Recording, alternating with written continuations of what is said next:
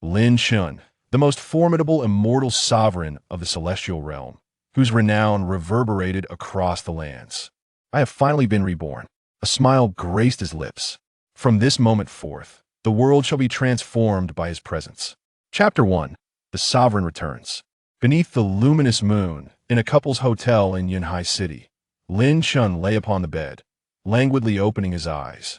Upon gazing at his tender, frail hands, a frown creased Lin Chen's brow. What is this? Lin Chen, the strongest immortal sovereign of the celestial realm, the foremost among those beneath the immortal emperor, had cultivated the Tai Xian Jing, endowing him with combat prowess rivaling that of an immortal emperor. Yet, due to the constraints of the Tai Xian Jing, after ascending to the rank of immortal sovereign, Lin Chen discovered to his dismay that his cultivation could advance no further. In other words, he would never attain the status of immortal emperor. At that time, the three immortal emperors had already set their sights upon him. As the saying goes, fame begets envy. Lin Chen was hailed as invincible among his peers, and should he ascend to immortal emperor, what authority would remain for the three immortal emperors? Lin Chen understood well that the three immortal emperors would undoubtedly take action against him thus. Why not strike first? Consequently, he orchestrated an elaborate scheme, grand enough to sway the entirety of the cosmos. For this grand design, he dedicated a staggering 8,000 years. Now, Lin Chen had succeeded. Three immortal emperors await your fate. In this lifetime, let us see who shall stand triumphant. Recalling the scenes from years past when the three great immortal emperors launched a surprise attack, Lin Chen clenched his fists, his eyes shimmering with an icy glint, as if the very temperature around him had plummeted. Suddenly, Lin Chen furrowed his brow, for he perceived the sound of a breath. Was it a woman's voice? Rising to a seated position and following the sound, he beheld a stunning beauty, her attire disheveled. In that fleeting moment, recollections flooded Lin Chen's mind. Simultaneously, a blaze of fury ignited within his gaze, for he realized this was a trappa scheme directed at him, and the Lin Corporation. The enchanting woman before him was named Xia Chuxue, possessing a profound background and immense influence. In a previous life, Lin Chen and Xia Chuxue were ensnared in a plot involving drugs, resulting in their loss of consciousness. Consequently, that fateful night, the two of them, while Lin Chen found momentary solace, the Lin Corporation faced utter ruin. Xia Chuxue, the eldest daughter of the Xia family, was not someone a mere Lin Chen could manipulate. Thus, the Lin Corporation, founded by Lin Zhongxiao, Lin Chen's father, crumbled overnight, teetering on the brink of collapse. Unable to bear the weight of such devastation, Lin Zhongxiao took his own life by jumping from a building 3 days later. As for Lin Chen, he suffered grievous injuries, having both his arms and legs broken, reduced to a life of begging for survival. However, fortune smiled upon him in his darkest hour. Just as he contemplated ending his own life, he transcended to the realm of cultivation. It was through his ruthless and unyielding spirit that he ascended to become the renowned and formidable supreme immortal, the foremost figure beneath the three great immortal emperors. As the early summer snow grew bolder in her actions. In my previous life, I claimed you, and your family brought about my ruin. In this life, I am determined to see who can bring my family to destruction, even if I take you. Lin Chen's gaze turned icy as he reached out to extinguish the light. In the blink of an eye, it was midnight. Despite the beauty slumbering beside him, Lin Chen's expression remained indifferent. He sat motionless, his eyes fixated on the door, as if he were awaiting something. At last it has arrived. Suddenly, Lin Chen narrowed his eyes. At that moment, a soft click echoed, and the hotel room door creaked open, revealing a diminutive man who stealthily entered. The man, holding a camera, began snapping photographs frantically upon entry. However, just as he reveled in his photographic triumph, a dispassionate voice pierced his ear. "Are you finished shooting?" "I am done." The small man chuckled. Yet in the next instant, his laughter was silenced, for a hand had gripped his throat, lifting him off the ground. In that fleeting moment, the man found himself gasping for breath. He could only feel the hand around his neck, as strong as an ox, threatening to extinguish his life in less than a minute. "You were sent by the Qin group, were you not?" The dispassionate voice resonated once more in his ear, and only then did the man discern the identity of his interlocutor. He was a young man in his 20s, clad in casual attire, possessing a strikingly handsome appearance. However, the indifference and aloofness etched on his face belied his tender age. How could a lad so young exhibit such coldness? I shall inquire once more. Was it the Qin group that sent you? A chilling wind swept through, striking the frail figure, causing him to shudder with fear, his skin erupting in goosebumps. It was the 18th floor, after all. His words were unmistakably a threat directed at Lin Chen. Moreover, I am a trusted confidant of the Qin group, even your father, Lin Zhongxi. Ao would not dare to show me such disrespect. You, a mere boy not yet fully grown, presumed to challenge me. Yet, before he could finish his sentence, Lin Chen shook his head. I intended to grant you a swifter demise. Suddenly, he released his grip with a powerful punch, a bang. The frail man's body flew through the air like a bullet, vanishing into the distant wilderness in the blink of an eye. He did not even emit a single cry of anguish before meeting his end. Another fragment of my precious Tai Xian energy wasted. Lin Chen dusted off his hands with a sigh. Having returned to his youth with his cultivation lost, although remnants of Tai Xian energy lingered within him, they were alarmingly SCA. NT and irretrievable, each unit spent diminished his reserves. He mused silently. Then, shaking off his thoughts, he turned to the figure behind him. Xia Chukshiho had awakened, seated on the bed, her face a portrait of terror. You witnessed everything? Lin Chen inquired in a calm tone. Xia Chukshiho nodded slightly, but then suddenly shook her head fervently, exclaiming, I saw nothing. I truly saw nothing. It was evident that she feared Lin Chen might resort to extreme measures to silence her. Chapter 2. This is your fortune. I saw nothing. I truly saw nothing, Xia Chukshiho insisted, shaking her head vigorously, her face a mask of terror.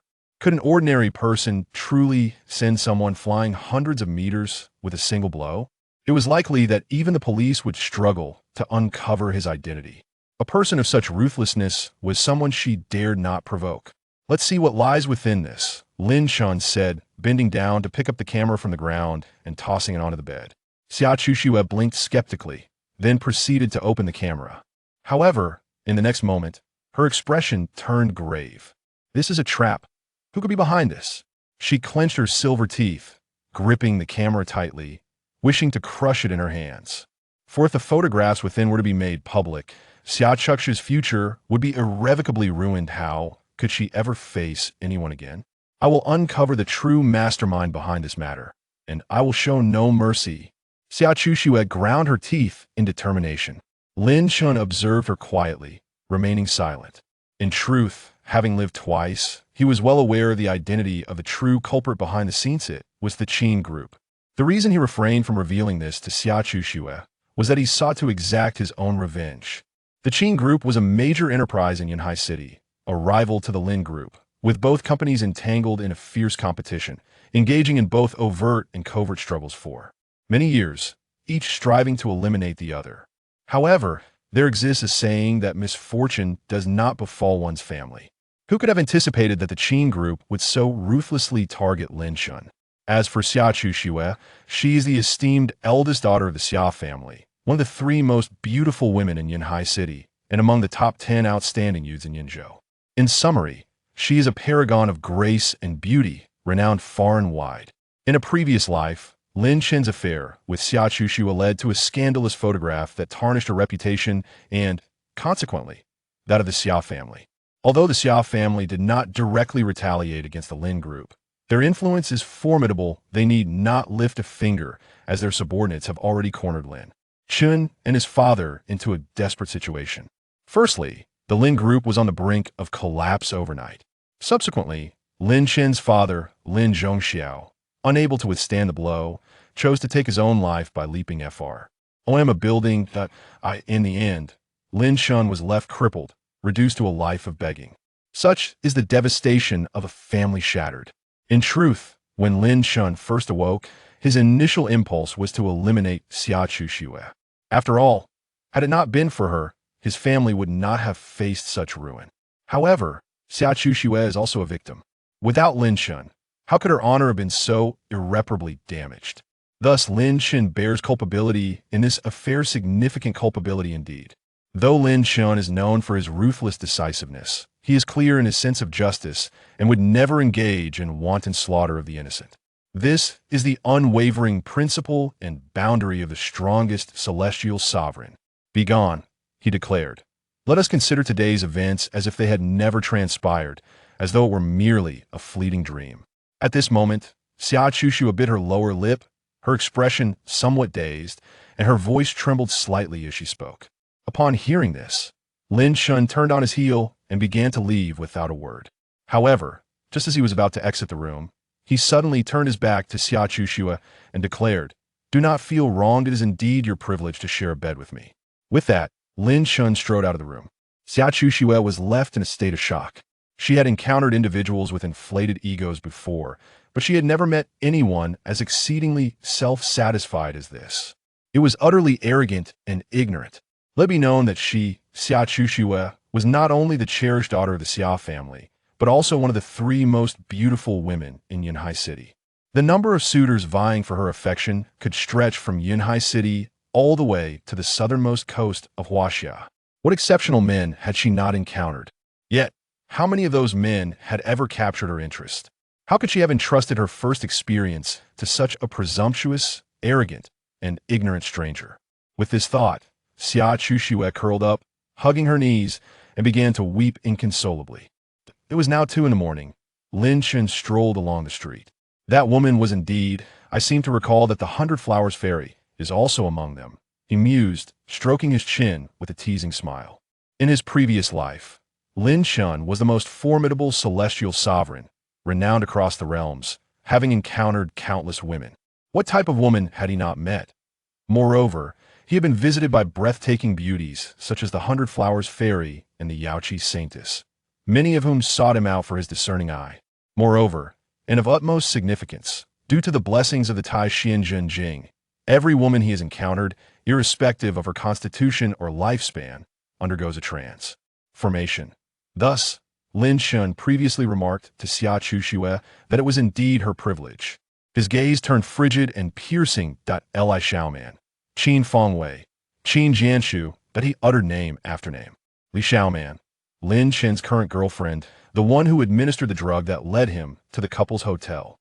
Qin Fengwei, the scion of the Qin family conglomerate, the very individual with whom Li Xiaoman was unfaithful a year prior, orchestrating the trap against Lin Chen. Qin Jianshu, the chairman of the Qin group and father of Qin Fengwei, the true mastermind behind this sinister scheme. Lin Chen vowed not to spare any of these 3 individuals. Soon, I shall repay the torment and anguish you inflicted upon me 100-fold.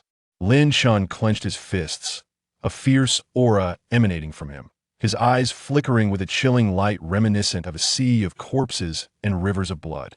Under the influence of his murderous intent, the spiritual energy before Lin Chen seemed to tremble in fear, hastily retreating. Yet, as the spiritual energy fled, Lin Chen astutely discerned an anomaly. In that instant, Lin Chen turned his gaze towards the small grove on his left. Something of value. Lin Chen's eyes sparkled with excitement, and without a moment's hesitation, he strode into the grove. Venturing deeper into the woods, Lin Chen arrived at an open clearing. The reason it is described as desolate here is due to the sparse flora and fauna, as if the earth itself has been deprived of essential nutrients, rendering it incapable of nurturing their growth. Yet, in Lin Chen's eyes, a brilliant glimmer sparkled as he broke into a grin, exclaiming, "I never imagined that the present earth could still yield such remarkable treasures truly. Fortune favors me." Before his words had completely faded, Lin Chen stamped his right foot down. Boom! A resounding thud echoed. Dust and debris flew. The ground beneath Lin Chen's feet was instantly transformed into a massive crater. Crack! A fissure as thick as a fist emerged from the point where Lin Chen's right foot struck, extending 2 to 3 meters before finally coming to rest. From within the crevice, a red fruit, caked in earth, was propelled into the air, landing securely in Lin Chen's grasp. It resembled a sweet potato. However, as Lin Chen gazed at the soil-clad red fruit in his hand, He chuckled. Indeed, this is a congenital spiritual fruit. No wonder the surrounding flora is so sparse it all makes sense. With its presence, all the nutrients are monopolized, leaving none for the flowers and trees. As he quietly murmured to himself, Lin Chen weighed the congenital spiritual fruit in his hand, deep in contemplation. Although this spiritual fruit is not yet fully ripe, it should suffice to assist me in my awakening. Lin Chen stroked his chin in thought. Awakening is the first realm of cultivation, the most fundamental threshold on the path of immortality. The term awakening, as its name implies, signifies not only a physical awakening, but also a spiritual one. The physical awakening encompasses the enhancement of attributes such as speed, strength, endurance, and agility. The awakening of the soul signifies the enlightenment of one's perceptive abilities, comprehension, memory, and other soulful attributes. The journey of awakening is akin to a metamorphosis. However, for an ordinary individual, it is not merely a matter of possessing a single innate spiritual fruit. Even with 10 such fruits, awakening may remain elusive. Yet, Lin Chen does not belong to the realm of the ordinary, for he possesses the Tai Xian Jing. The distinction is as stark as that between a fine automobile and a dilapidated vehicle. Both may consume 100 units of fuel, yet the former can traverse 200 kilometers, while the latter, plagued by inefficiency and leaks, may barely manage 100. The Tai Xian Jing stands as one of the most exceptional vehicles in existence. Without hesitation, Lin Chen peeled the skin of the spiritual fruit and swallowed the flesh in a single motion. Since fate has granted him this opportunity, he would not allow it to slip away. However, the sheer magnitude of the energy contained within the innate spiritual fruit was overwhelming. In the very next moment after consumption, Lin Chen was engulfed in excruciating pain, every nerve and cell in his body screaming as if they were being torn asunder. Yet, despite such torment, Lin Chen's resolve remained unshaken. He exhaled a deep breath, a fierce glint in his eyes as he proclaimed, "I have traversed mountains of blades and seas. Of flames, what is this mere pain to me?" Chapter 3, Revenge. Begin the following day at dawn. As the first rays of sunlight filtered through the leaves, they scattered delicately across Lin Chen's face. After half a night's slumber, Lin Chen's eyes finally fluttered open. 2 radiant beams erupted from his gaze. Dazzling, captivating, who would dare to meet his stare? After a long pause, his eyes gradually returned to their usual state. Then, in a remarkable display, his body rose with an exaggerated arc. It is worth noting that Lin Chen had been seated cross-legged on the ground, and yet, astonishingly, he stood upright without any assistance or exertion, showcasing the extraordinary nature of his movement. Indeed, he had awakened. Standing tall, reveling in the power coursing through his body, Lin Chen smiled with satisfaction. Indeed, he had reached the realm of awakening. However, at that moment, a sudden wrinkle of his nose indicated something amiss. A foul stench assailed his senses. What? Is it coming from me? Lin Chen gazed down in confusion, only to discover that his garments were inexplicably marred with dark stains, the odor almost unbearable. It appeared that the impurities within him had been purged by a significant degree. The intensity of the stench correlates directly to the extent of bodily refinement. The more pungent, the cleaner the body becomes through the process of tempering. Lin Chen, an old hand at this, could easily discern the level of cleansing and refining his body had undergone with a mere whiff. Beyond the woods lay a relatively clear river. Without hesitation, Lin Chen leaped into the water. Meanwhile, at another entrance of the small grove, a man, clad in black and in his early 30s, sauntered in leisurely. From a distance, he appeared unremarkable. However, upon closer inspection, one would notice that his heels were elevated as he walked. Strangely, he made no sound as he tread upon the withered leaves beneath him. Undoubtedly, he was a master of his craft. As he gradually ventured deeper into the woods, his expression remained utterly indifferent, as if nothing in this world could perturb him. Yet, when his gaze fell upon a fissure in the earth, his composure shattered. "Where is the innate spiritual fruit?" he exclaimed in shock, his calmness evaporating. He quickly retrieved his phone and dialed urgently. "Master, something terrible has happened. The innate spiritual fruit. The innate spiritual fruit." His panic rendered him nearly tongue-tied. What has happened to the innate spiritual fruit? Came a woman's voice from the other end, tinged with urgency. After all, she had awaited the spiritual fruit for a full 8 years. With only 2 or 3 months left until its ripening, it was imperative that nothing went awry at this critical juncture. The innate spiritual fruit is missing. The man in black lamented, his face ashen. And then what? Speak. The woman's voice turned icy, 1,000 times colder than before. Even through the phone, the man could sense her murderous intent, which sent chills down his spine. Moreover, it seemed that the thief had been practicing here, for all the surrounding flora and fauna were withering away. The man in black, his expression mournful, conveyed the dire situation. The woman fell silent. The man in black assumed she was about to perish. However, at that moment, the woman suddenly bellowed, "Preposterous! Arrogant! Brazen! You dare to steal my belongings and cultivate in my territory? You are utterly blind to the consequences, devoid of any sense of law." She was in a fit of rage. Yet, upon hearing her words, the man in black retorted, "Master, this is public territory, not our domain. What I desire is rightfully mine. This man is doomed. Not even Jesus can save him, I assure you. As long as he is not the legendary war god of the Southwest Military Region, Shen Tianlong, what do I have to fear?" The woman continued her tirade. What if that man is even more formidable than Shen Tianlong? The man in black timidly inquired. "Impossible. Absolutely impossible. There is no such figure in Yunzhou." The woman shouted. The man in black attempted to speak further. "Master." Yet, before he could utter another syllable, the woman erupted in a hysterical scream. "Silence! Silence! Silence!" Lin Chen emerged from the river, drenched. The pollution was so severe. He remembered a decade ago when this river's water was drinkable, and now, it was not even suitable for bathing. Lin Chen shook his head and sighed. Yet, he understood that this was the law of development. One cannot have both fish and bear's paws. Is there truly such a thing as a perfect outcome in this world? To seek progress comes at the expense of the environment. Once the environment recovers to a certain degree, the spiritual essence of heaven and earth will rejuvenate. This is a pattern that few nations and planets can escape. The saying holds true.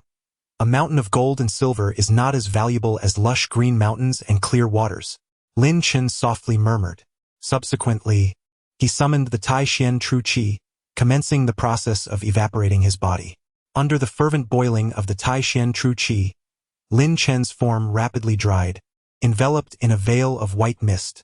However, should the individuals from the cosmos become aware of this scene, they would undoubtedly cough up blood on the spot. How precious is the Tai Xian Tru Qi? This fellow Lin Chen is audaciously using it to evaporate his own body. What utter extravagance! At that moment, a figure approached Lin Chen, clad in black attire, bearing a countenance that resembled a bereaved soul. Suddenly, he seemed to sense something amiss, halting his steps, lifting his gaze to fixate on Lin Chen. A martial artist? He pondered in doubt. Yet, he soon chuckled self-deprecatingly. How foolish of me. How could there possibly be such a young martial artist in this world? I must be too flustered. My mind is in disarray. He shook his head and brushed past Lin Chen, who also shook his head in response. With merely a tenth of awakening, one is vulnerable to defeat. Lin Chen, now fully awakened, possessed greatly enhanced perception, instantly discerning the black-clad man's strength as insignificant as that of an ant. At that moment, Lin Chen's phone rang. He retrieved it to find the screen flashing 2 prominent characters. Wife. Indeed, the caller was none other than his current girlfriend, Li Xiaoman. Initially, Lin Chen contemplated ending the call, disregarding this woman. However, with a flicker of inspiration, a smirk appeared on his lips as a scheme took shape in his mind. Why not set a trap? Lin Chen relished the art of strategizing, just as he had willingly expended 8,888 years to orchestrate a grand design, reversing the tides of time to reclaim his life anew.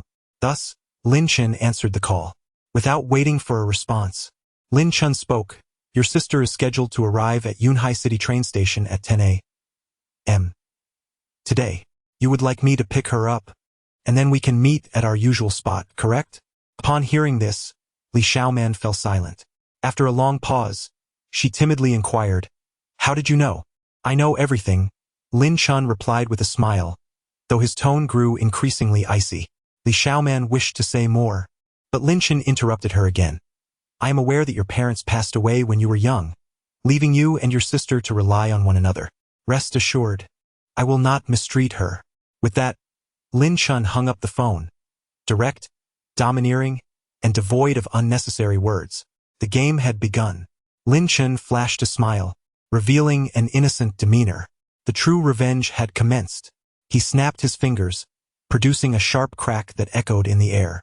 Chapter 4. We can never have an outcome. Li Xiaoman's sister, named Li Juqi, was a strikingly beautiful woman.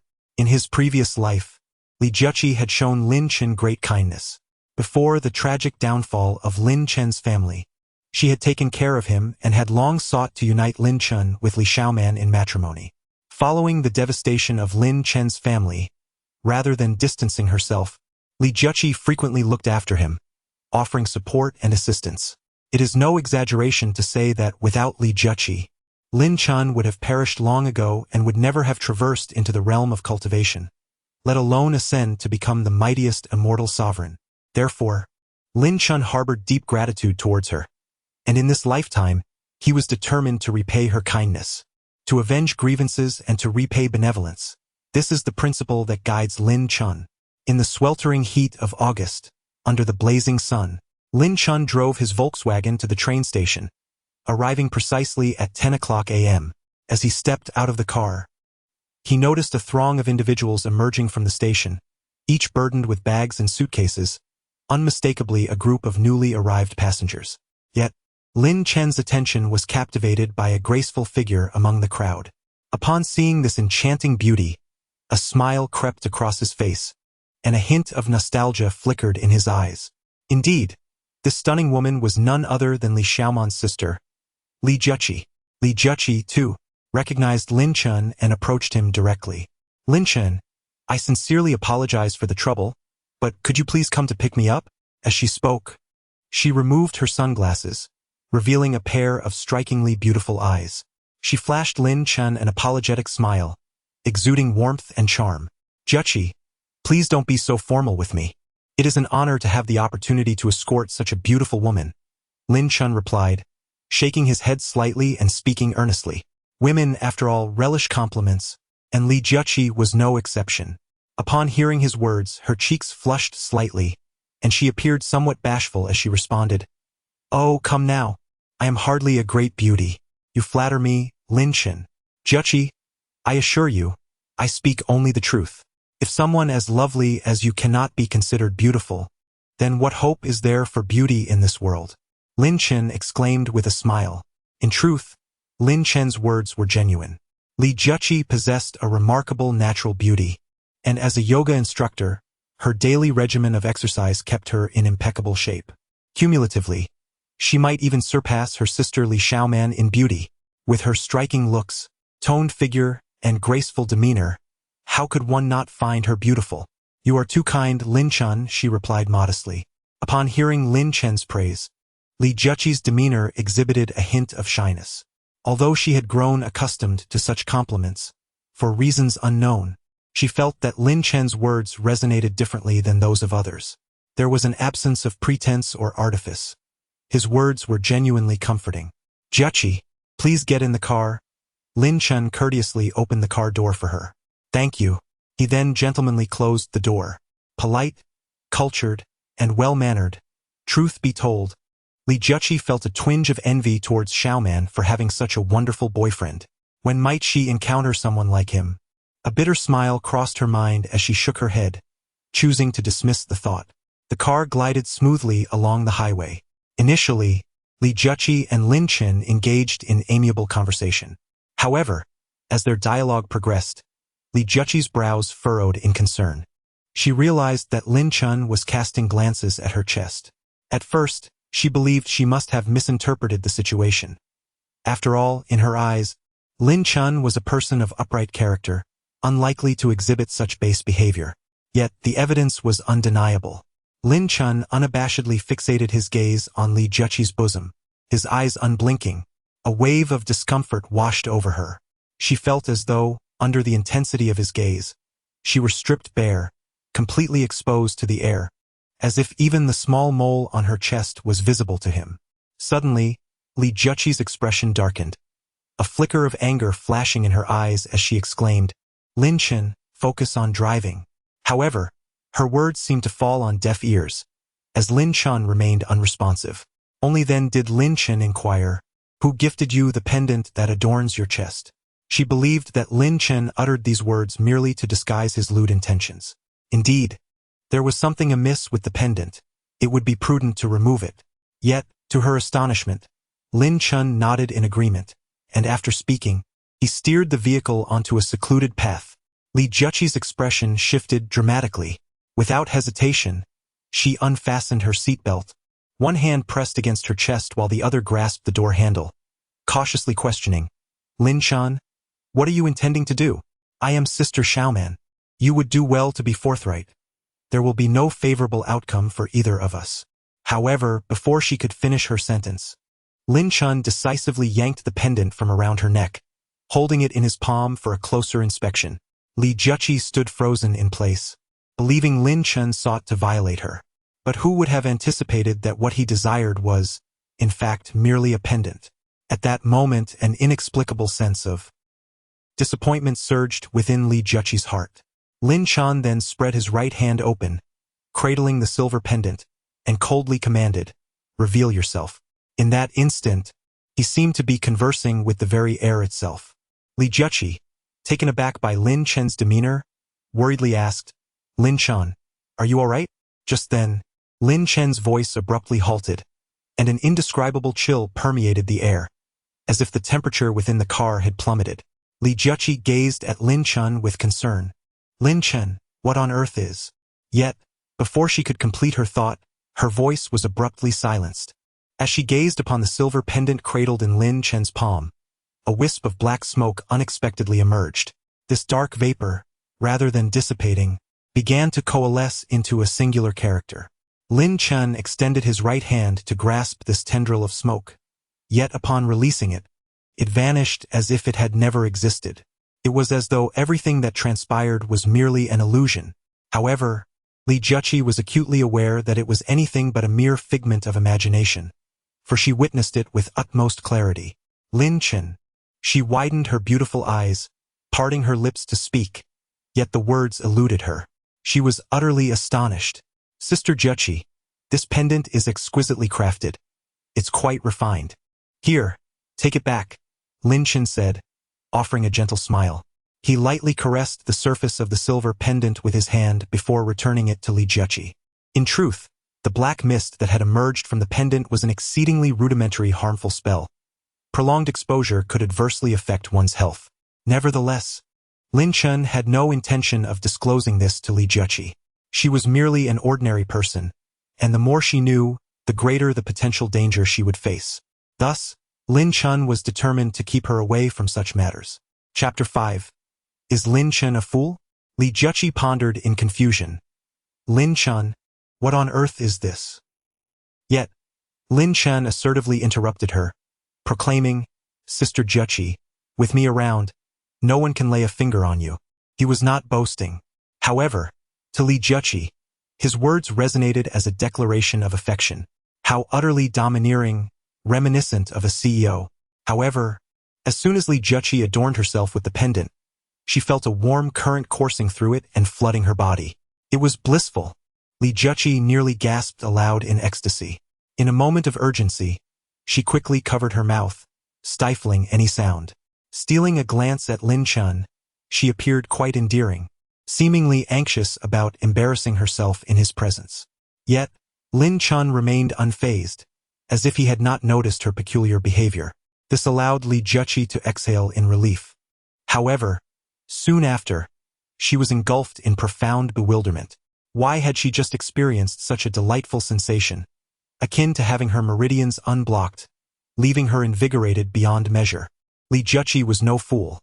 She could discern that this was undoubtedly the handiwork of Lin Chen. With a scrutinizing gaze, she regarded him.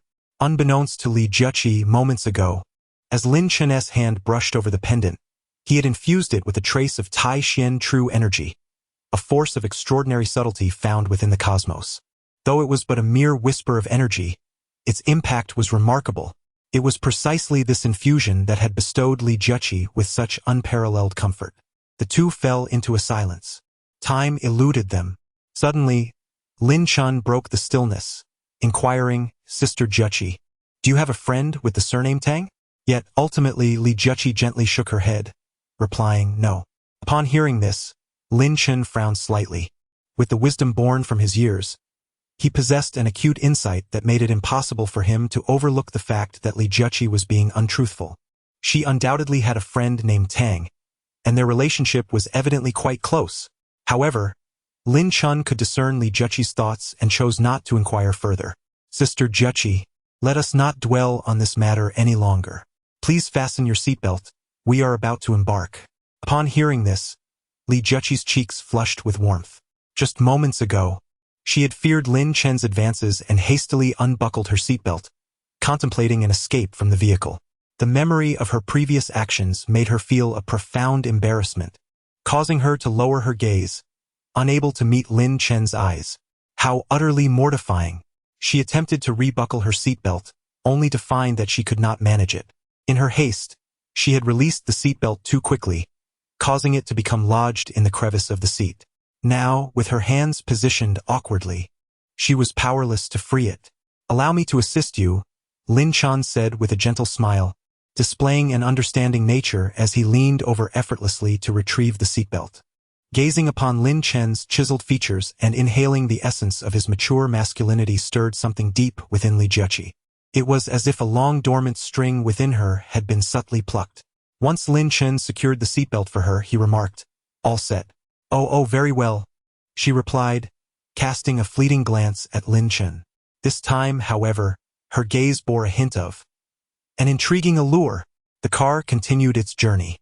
"Sister Jueqi, regardless of what transpires shortly, please do not become upset," Lin Chen suddenly stated. "Why is that?" Li Jueqi inquired, puzzled. "The secrets of the universe must remain undisclosed," Lin Chen replied with a mysterious smile, speaking in a leisurely manner. Li Jueqi, with a raised eyebrow and unable to suppress her curiosity, inquired, "Lin Chen, it's been several months since we last met, and I can't help but feel that you have become quite mysterious, as if you have transformed into a different person. Moreover, where did you acquire these remarkable skills?" After the recent events, Li Jueqi was certain that Lin Chen was no ordinary individual. Is it true or not? She pondered, skepticism lingering in her mind. Upon hearing her words, Lin Chen's lips curled into a subtle smile, a hint of playful teasing emerging in his heart as he replied, "Rest assured, Jueqi, I will always utilize my abilities to protect you." Li Jueqi, taken aback by his response, felt her cheeks flush with warmth. She lowered her gaze, nervously fiddling with the hem of her dress, and stammered, "Lin Chen, although I am Xiaoman's sister, you needn't be so kind to me." "Xiaoman?" Lin Chen scoffed with disdain. "Li Xiaoman? What significance does she hold?" His commitment to protecting her was a gesture of gratitude, not a favor owed to that insufferable girl. What a foolish girl, he thought, shaking his head inwardly as he regarded Li Jueqi. In the heart of Yunhai City, at the bustling Star-Lord CAF, a place where both Lin Chen and Li Xiaoman had shared their first date, the ambience was vibrant and inviting. A luxurious Ferrari parked conspicuously at the CAF's entrance, drawing attention. Inside the car sat a striking couple, a man and a woman, both notably eye-catching. The man, clad in a sharp suit, possessed an attractive visage, standing tall at approximately 1.8 meters, making him stand out amidst the crowd. The woman donned an elegant long gown, her delicate face reminiscent of a melon seed and her lips akin to cherries, her figure exquisitely graceful. She linked her arm with that of the man beside her, exuding an aura of gentle dependence. The luxurious sports car, accompanied by the striking couple, undoubtedly made them the center of attention. The woman reveled in the envious glances cast upon her, a triumphant smile gracing her lips as she inquired, "Feng Wei, what do you plan to say when we meet my sister later?" How else could I respond but with the truth?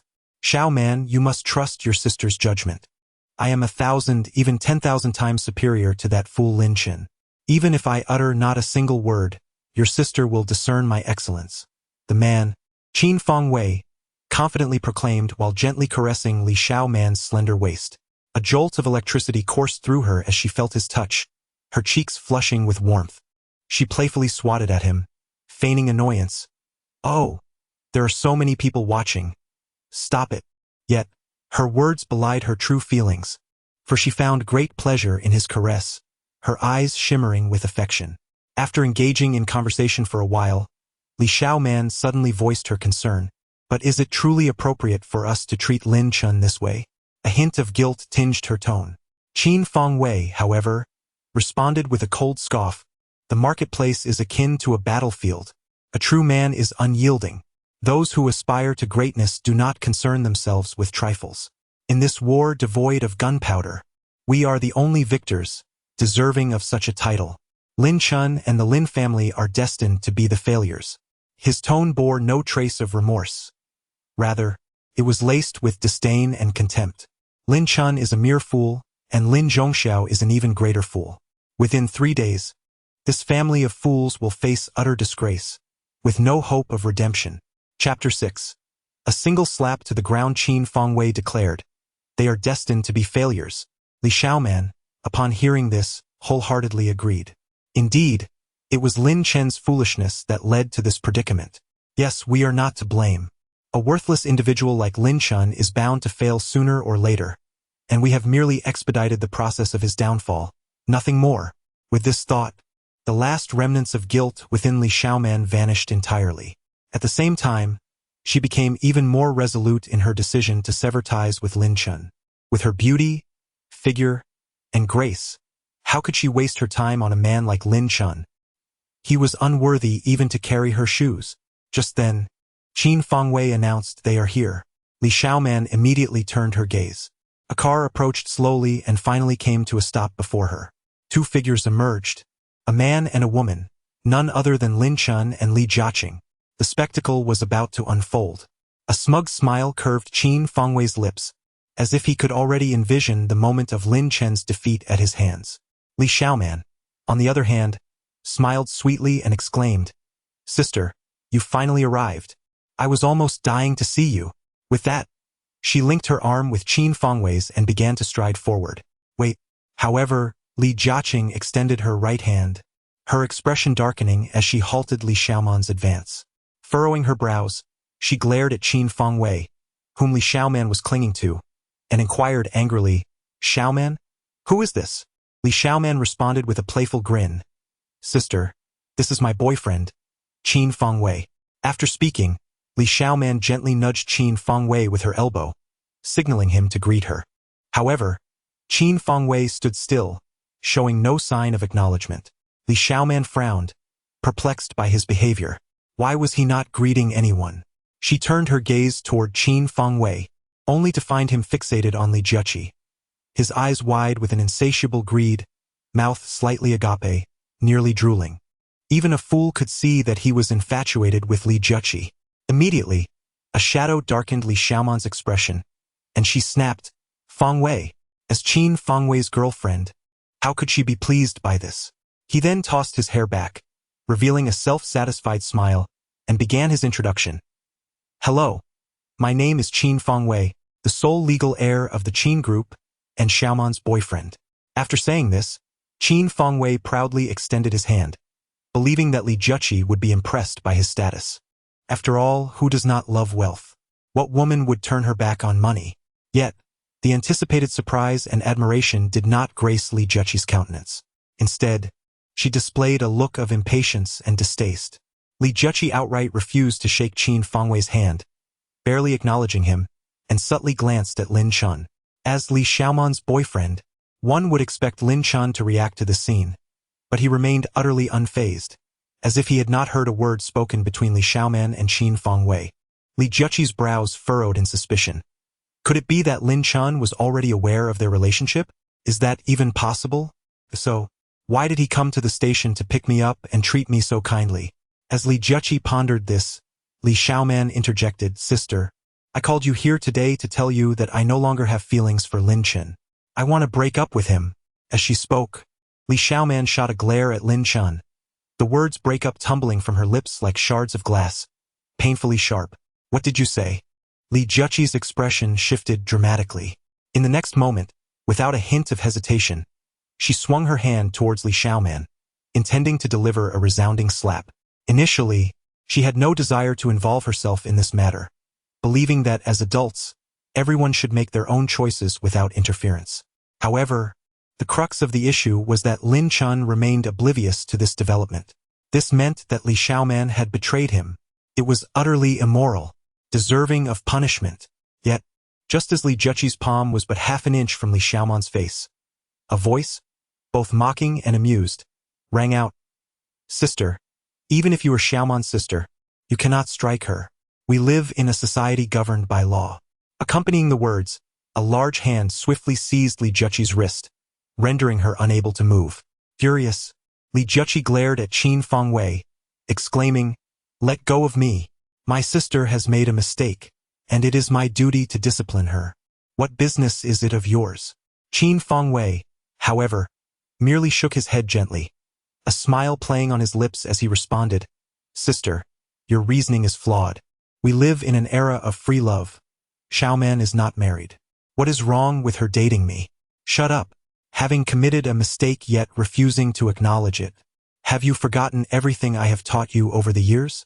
Li Juqi gritted her teeth, yearning to raise her hand, but as a petite girl, how could she possibly match the strength of Qin Fengwei? Observing Li Juqi's helpless demeanor, Li Xiaoman smirked with satisfaction.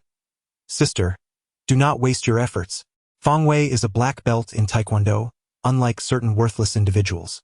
While speaking, Li Xiaoman unabashedly cast a glance at Lin Chen. Ah, how she has grown up. Her wings hardened, now incapable of being reprimanded. Li Juqi bit her silver teeth, ultimately managing a bitter smile, resigned to self-mockery. Qin Fengwei, I will count to 3.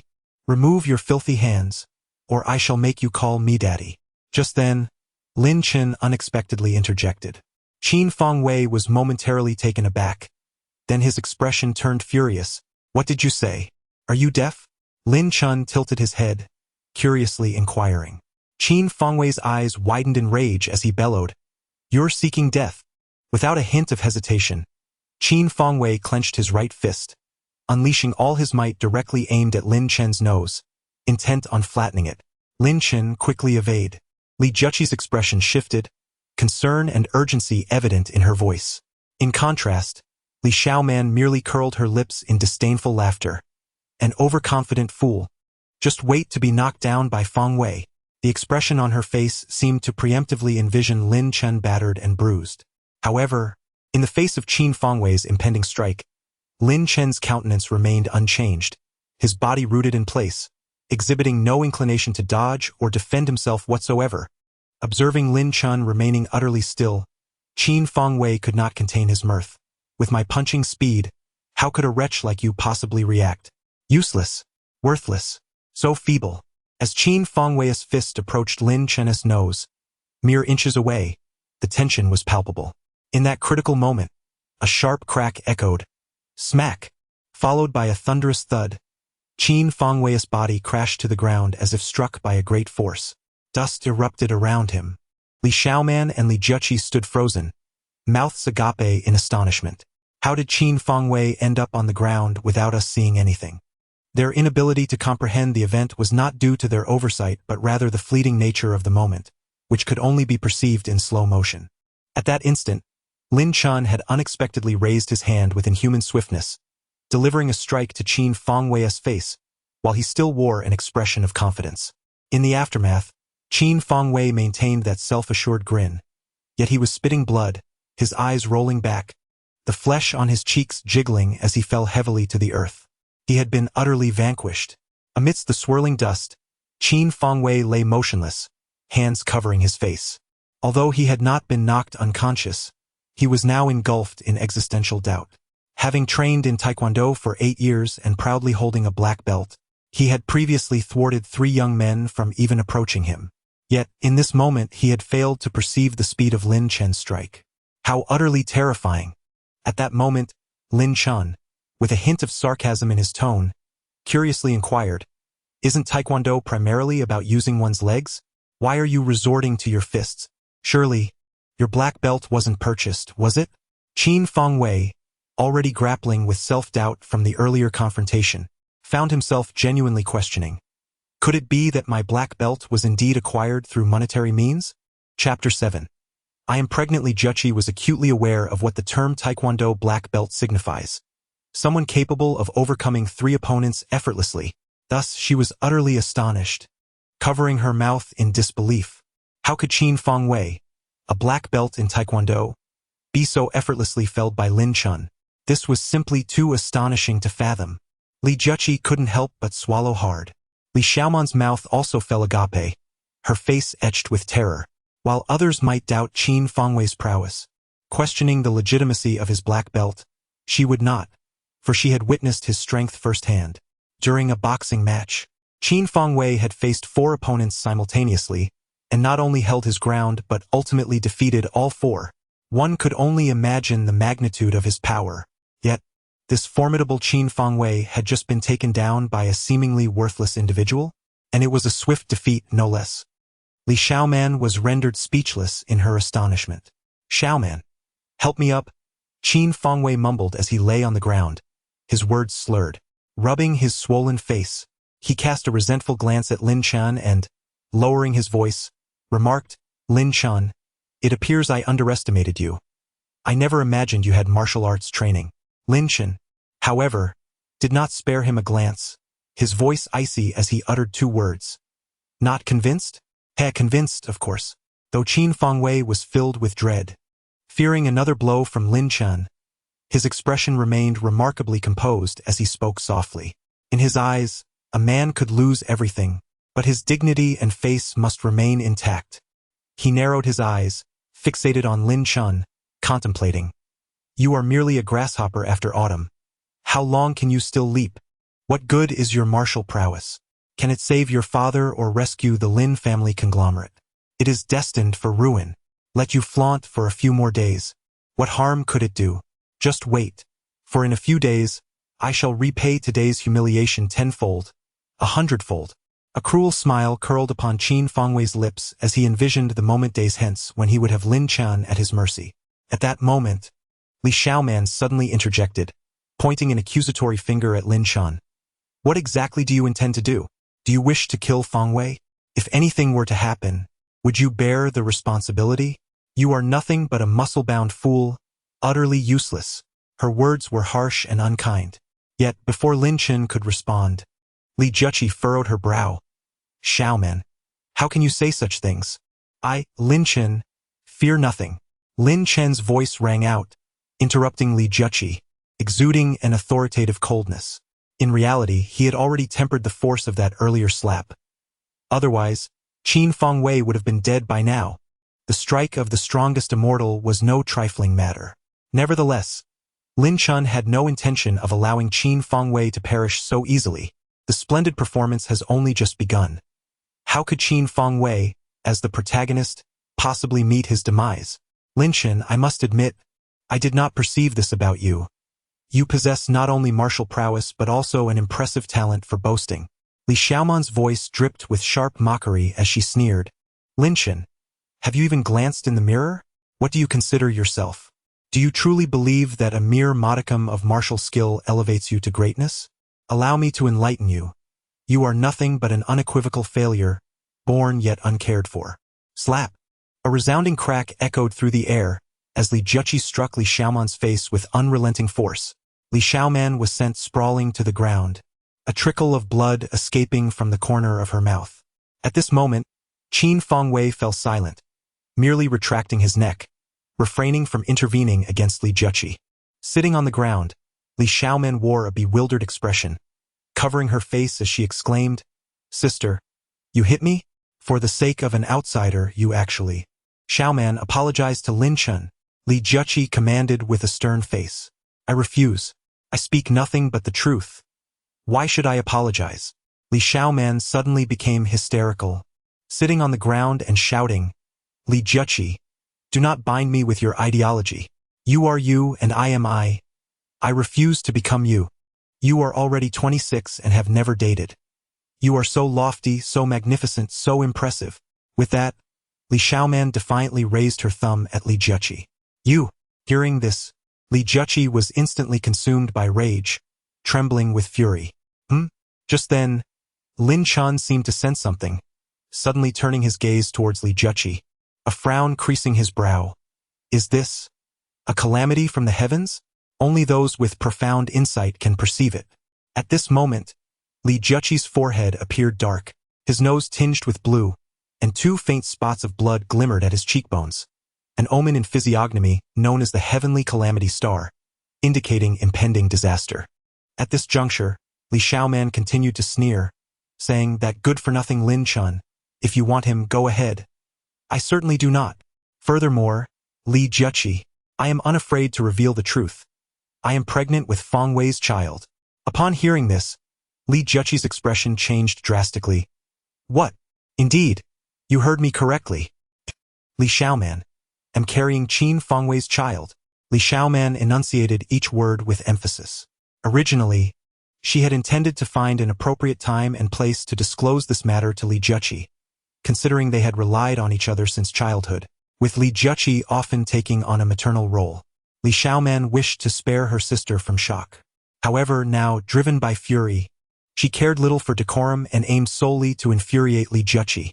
Li Juqi stammered, trembling as she pointed a finger at Li Xiaoman, her teeth clenched, unable to articulate her rage.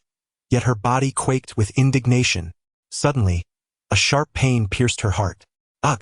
Li Juqi gasped, her eyes rolling back, both hands clutching her chest as her body fell rigidly toward the ground. Li Xiaoman was momentarily stunned, blinking in disbelief. Just as Li Juqi was about to collapse, Lin Chen extended his arm, encircling her waist and instinctively cradling her delicate form. Yet, at this moment, Li Juqi was already unconscious, her face pale and devoid of color. Even her breathing almost ceased. Sister, what is wrong with you? Li Xiaoman swiftly rose to her feet, her voice laced with concern. Although she had intended to infuriate Li Juqi moments before, that had been a mere impulse. Li Juqi had raised her since childhood, sacrificing the opportunity to attend a prestigious university to provide for their family. Even with her carefree demeanor, Li Xiaoman could not bear to witness any misfortune befalling her sister. Upon seeing Li Juqi unconscious, panic enveloped her, and she cried out frantically, "Call 120, quickly, call 120. Her voice, sharp and resonant, attracted the attention of many around her. Qin Feng Wei, equally flustered, was unaccustomed to such turmoil, having been raised in comfort. It was only upon hearing Li Xiaoman's urgent plea that he hastily retrieved his phone to dial for help. In stark contrast, Lin Chen remained unfazed, his expression unchanged. Not only did he exhibit no signs of distress, but he also gently supported Li Juqi's waist, observing her pallid face with a quiet shake of his head. So it's merely an acute heart condition, he mused to himself, relieved that it was not a greater catastrophe. Lin Chen, you must lay my sister down. Her heart is struggling to supply blood. She needs to be flat. Holding her like this could endanger her life. Li Xiaoman deduced the gravity of Li Juqi's condition and urgently addressed Lin Chen. However, Lin Chen paid her no heed, seemingly indifferent to her words. He inhaled deeply, raising his right hand, and with a sudden flick of his index and middle fingers, an ethereal force began to emanate from their tips. Without a hint of hesitation, Lin Chen extended his 2 fingers and began to strike Li Juqi's body. With each blow, a muffled thud echoed, causing Li Juqi's delicate form to tremble in response, illustrating the formidable strength behind Lin Chen's strikes. Witnessing this scene, Li Xiaoman's expression changed drastically as she urgently shouted, "Lin Chen, what the hell are you doing? Stop!" However, Lin Chen disregarded her completely, treating her as if she were invisible, and continued his relentless assault on Li Juqi's body. In an instant, Li Xiaoman's anger reached its peak. She seized a brick from the ground and hurled it towards Lin Chen's head, simultaneously cursing, "You worthless scoundrel! I command you to cease this at once." Chapter 8. Lin Chen is my backup. Just as the brick was about to descend upon Lin Chen's head, a moment of tension hung in the air. At that critical juncture, a fair hand suddenly grasped Li Xiaoman's wrist. Miss, this gentleman is saving your sister. Do not be ungrateful, a clear and cold female voice interjected, laced with a note of warning. Li Xiaoman was momentarily taken aback. Following that, Li Juqi's breathing gradually steadied, and the pallor of her face began to regain its color, signaling her recovery. Li Xiaoman stood frozen in place, astonished. Is it really that simple? This is unbelievable. Not only was Li Xiaoman taken aback, but even Li Juqi herself blinked in confusion, feeling utterly bewildered. What just happened? It feels as if I just traversed the threshold of death. And why am I now in Lin Chen's embrace? Sir, just now I observed your technique. Might you be a descendant of the Enmu family? At that moment, a cool and clear feminine voice resonated once more. Lin Chen continued to embrace Li Juqi, turning his gaze toward the source of the voice. The speaker was an exceptionally beautiful woman, approximately 25 years of age, clad in a light blue floral dress, exuding an air of grace. However, her complexion was strikingly pale, and her form exceedingly slender, evoking an unsettling beauty. It must be some ailment. No wonder her complexion is so ashen. Lin Chen's eyes flickered, instantly discerning the woman's affliction. Miss, you must be mistaken. He is not a scion of the Enmu family. His surname is Lin, and he is my former boyfriend. Lin? How could that be? The beautiful woman furrowed her delicate brows in confusion. His methods of saving lives are evidently derived from the Enmu family. Are you jesting? This waste of space is capable of saving anyone? Li Xiaoman laughed derisively. I assure you, he is my ex-boyfriend and lacks even a medical license. How could he possibly save lives? Li Xiaoman's laughter was filled with mockery. The beautiful woman narrowed her brows further, casting a piercing glare at Li Xiaoman as she whispered coldly, Then how do you suppose your sister recovered? Moreover, I warn you, the descendants of the Enmu family must not be insulted. Should you utter another reckless word, do not blame me for my lack of civility. Though her voice was soft, her tone was as chilling as frost, sending shivers down one's spine. Li Xiaoman took a step back, unable to suppress a gulp. Clearly, she was intimidated by the beautiful woman, yet, unable to swallow her indignation, she could only mutter insults under her breath. Mad woman, foolish woman, wretched woman, I, Li Xiaoman, refuse to stoop to your level. The beautiful woman dismissively ignored Li Xiaoman and instead turned her attention to Lin Chen, a smile gracing her exquisite features as she extended her hand and said, Hello, Mr. Lin. My name is Su Mengyao, and it is a pleasure to meet you. How pleased. Lin Chen blurted out, his mouth twitching. Ah, Su Mengyao was momentarily taken aback. This is not following the script. May I inquire how you prefer to be addressed? Sir? After a brief cough to mask her embarrassment, she continued, Lin Chen. Su Mengyao remarked, as the ancient saying goes, saving a life is worth more than building a 7-story pagoda. This young lady just suffered a heart attack. Had it not been for Mr. Lin's presence, the consequences would have been dire. However, I do have a question in my mind. Are you, Mr. Lin, a descendant of the Duanmu family? Lin Chen shook his head. No, not so. Su Mengyao regarded him with a mixture of skepticism and curiosity, her beautiful eyes fixed on Lin Chen. Under her piercing gaze, Lin Chen remained as calm as a still pond, betraying not a hint of disturbance.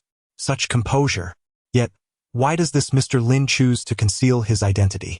Mr. Lin, may I have your contact information? Su Mengyao then turned to Lin Chen, gently inquiring. However, before he could respond, Li Xiaoman interjected forcefully, furrowing her brow as she asked, Who are you, and what do you want his contact information for? Miss, if I heard correctly, you are currently Mr. Lin's ex-girlfriend, aren't you? Su Mengyao inquired coolly. So what? Li Xiaoman fixed her gaze on Su Mengyao, her eyes filled with hostility. My dear, you are merely Mr. Lin's ex-girlfriend, not his current partner. I demand Mr. Lin's contact information. What business is it of yours? Su Mengyao inquired, maintaining her composure. Li Xiaoman found herself at a loss for words, silenced by the retort. Although Li Xiaoman was undoubtedly beautiful, she paled in comparison to Su Mengyao in both appearance and demeanor. Particularly striking was Su Mengyao's ethereal charm, which outshone Li Xiaoman by a considerable margin. In truth, when standing together, Li Xiaoman felt utterly overshadowed. Here is my business card. At that moment, Lin Chen presented a card to Su Mengyao, inscribed with his contact details. Thank you, Mr. Lin. Su Mengyao accepted the card with a radiant expression. However, this scene incited fury and dissatisfaction in Li Xiaoman, who crossed her arms in irritation. Lin Chen can only be my backup, she thought. He is destined to remain my fallback, and I shall not permit any other woman to encroach upon my territory, especially one as striking as her. Yet, at that juncture, Su Mengyao inquired, Mr. Lin, may I know when you might be available? However, before she could finish her sentence, Lin Chen dismissively waved his hand, interrupting her. There's nothing. Do not contact me. If there is a matter, then even more so, do not reach out. Upon hearing this, Su Mengyao was rendered speechless, her lips parting in surprise, uncertain of how to respond. Lin Chen's demeanor was rather aloof, for he discerned Su Mengyao's intentions. She sought his assistance in curing her ailment. She had fallen victim to a peculiar illness, one that conventional Eastern and Western medical practices could not alleviate. Consequently, she had been in pursuit of ancient medical families, for only those with a long-standing heritage possessed the capability to heal her affliction. The family she referred to, the Duanmu clan, was indeed a venerable lineage of medical practitioners. Having just employed his spiritual energy to save Li Jiaqing's life, Lin Chen unwittingly gave Su Mengyao the impression that he was a descendant of the Duanmu family, which prompted her desire to obtain his contact information. This woman approached him with ulterior motives, thus his cool demeanor was warranted. Noticing Lin Chen's indifference, Su Mengyao's eyes gleamed as she produced a golden card, stating, Mr. Lin, there will be a grand medical exchange conference in Yunhai City next month. This is an admission membership card. A medical master such as yourself must attend and offer your guidance. With a charming smile, she extended the golden card towards Lin Chen. However, before he could accept it, Qin Fangwei, standing nearby, interjected in astonishment, Is the medical exchange conference you mentioned the 18th medical conference of Yunzhou? Indeed, Su Mengyao replied, nodding slightly, not allowing Qin Fangwei to finish his sentence. This revelation was astonishing. Qin Fangwei's eyes widened in disbelief. The scale of the medical exchange conference was immense, and it was rumored that even high-ranking officials would be in attendance. His father, Qin Jianshu, was determined to enter the medical exchange conference, investing countless resources and time, yet in the end, he achieved nothing, not even a bronze membership card. However, the card before him appeared to be a golden membership card? Surely, I cannot be dreaming. It is known that only individuals of the highest caliber, such as the director of the first hospital of Yunhai City, possess a golden membership card. Miss, I must caution you that Lin Chen is merely an undergraduate student without a medical license. Is it not rather hasty to grant him this membership card? Qin Fangwei's expression darkened, his tone laced with envy. I do not require instructions from others, Su Mengyao replied, shaking her head. Her voice, though gentle, carried an undeniable authority. Externally delicate and soft, yet internally resolute and commanding. This personality was appealing to Lin Chen, who smirked. Very well, I shall accept this membership card. Subsequently, Lin Chen accepted the golden membership card. Witnessing this, Qin Fangwei's eyes were suddenly filled with intense jealousy and resentment. Why, I Qin Fangwei am the protagonist, the prodigy, the center of attention. What is Lin Chen, this useless individual? Why should he bask in the glory that rightfully belongs to me? I refuse to accept this. Chapter 9. Threatening Lin Chen with his father as the crowd watched Su Mengyao depart. Sister Juchi, how do you feel now? I am fine, thank you. Li Jiaqing's cheeks were flushed as she hurriedly stood up from Lin Chen's embrace, her hands nervously clutching the hem of her dress, seemingly feeling a bit bashful. Just then, Li Xiaoman let out a soft huff, expressing her dissatisfaction. Sister, if it weren't for that jinx, Lin Chen, how could you possibly have a sudden heart condition? It's all his fault. Silence, Li Jiaqing snapped coldly. Sensing her sister's agitation, Li Xiaoman shrank back, hesitant to speak further. Lin Chen raised an eyebrow, utterly perplexed by Li Xiaoman's reasoning. Blame me? If it weren't for your pregnancy, would Jiaqing have been so distressed as to suffer a heart attack? This woman must be out of her mind. Sighing deeply, Li Jiaqing reflected on her desire for Li Xiaoman to find a genuine, dependable man, one who may lack wealth or power, yet treats her well. But who would have thought that Li Xiaoman would not only disregard her advice but also be pregnant? Sister, please sit down and rest for a moment. The ambulance will arrive shortly. We need to go to the hospital for a checkup. Li Xiaoman instinctively linked arms with Li Jiaqing, intending to help her sit down. However, at that moment, Lin Chen interjected. Jiaqing is no longer in serious condition. Oh? Not in serious condition. Did you save her? Li Xiaoman retorted with a scoff, refusing to acknowledge Lin Chen, her disdain evident. Enough, Lin Chen. Don't think that just because you found a background actor you truly qualify as a doctor.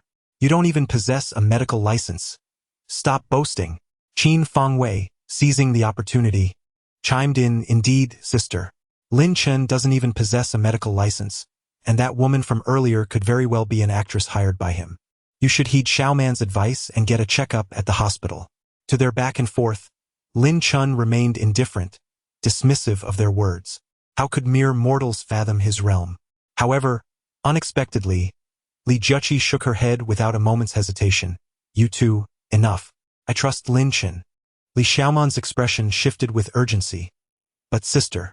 Just then, the sharp wail of an ambulance pierced the air from afar. The sound grew closer, and soon, an ambulance flashing blue lights pulled up before the crowd.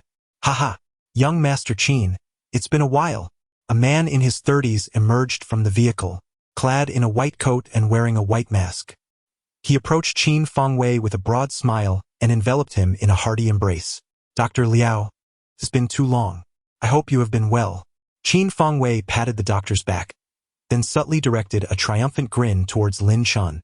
Well, Lin Chen, open your eyes wide and behold. This is my network. Even within the hospital I have friends. What do you have to compare with me? You're nothing but trash. All right. Young Master Qin, time waits for no one. Where is the patient? Dr. Liao inquired, releasing Qin Fengwei and surveying the surroundings. Is her, my girlfriend's sister. Qin Fengwei pointed at Li Jiaqi. Ah! Upon hearing this, Dr. Liao's mouth slightly parted in disbelief. Just moments ago, he had scanned the surroundings in search of patients, yet his gaze had completely overlooked Li Jiaqi. In his eyes, this beautiful woman exhibited not a single symptom of a sudden heart attack. Dr. Liao, please allow me to explain. Noticing Dr. Liao's astonishment, Qin Fengwei leaned closer to her ear and whispered a few words. Oh, I see, Doctor. Liao nodded in understanding, her expression transforming into one of realization. Then, she cast a disdainful glance at Lin Chen, her eyes filled with contempt and scorn. Lin Chen narrowed his eyes slightly. Although he had not heard what Qin Fengwei had said, or rather, he had chosen not to listen, he was acutely aware that whatever it was certainly not flattering. Otherwise, how could Dr. Liao possess such a look? Dr. Liao, while this sister may not be gravely ill, it is still prudent for her to visit the hospital. Qin Fengwei again leaned into Dr. Liao's ear and spoke softly. That seems reasonable. Dr. Liao nodded slightly, appearing to concur. Subsequently, with a wave of her hand, 5 or 6 nurses approached Li Jiaqi, assisting her onto the ambulance. Li Jiaqi found himself momentarily bewildered by the multitude around him, unable to respond until the ambulance doors swung shut, at which point he was still at a loss for words. Meanwhile, Li Xiaoman settled into the luxurious sports car of Qin Fengwei, and the two approached Lin Chen. With an air of arrogance, Li Xiaoman declared, Lin Chen, Fengwei is throwing me a birthday party at Haitian KTV tomorrow night. Will you be attending? Yet, Lin Chen appeared oblivious to her presence, treating her as though she were merely a figment of the air, turning away without a word. He paid her no mind whatsoever. Li Xiaoman's brows furrowed in confusion. For reasons unknown, from the very first moment she laid eyes on Lin Chen today, she sensed an unmistakable shift in him. His demeanor, actions, and expressions were strikingly different, almost as if he were an entirely different person. I left him and even became pregnant with another's child.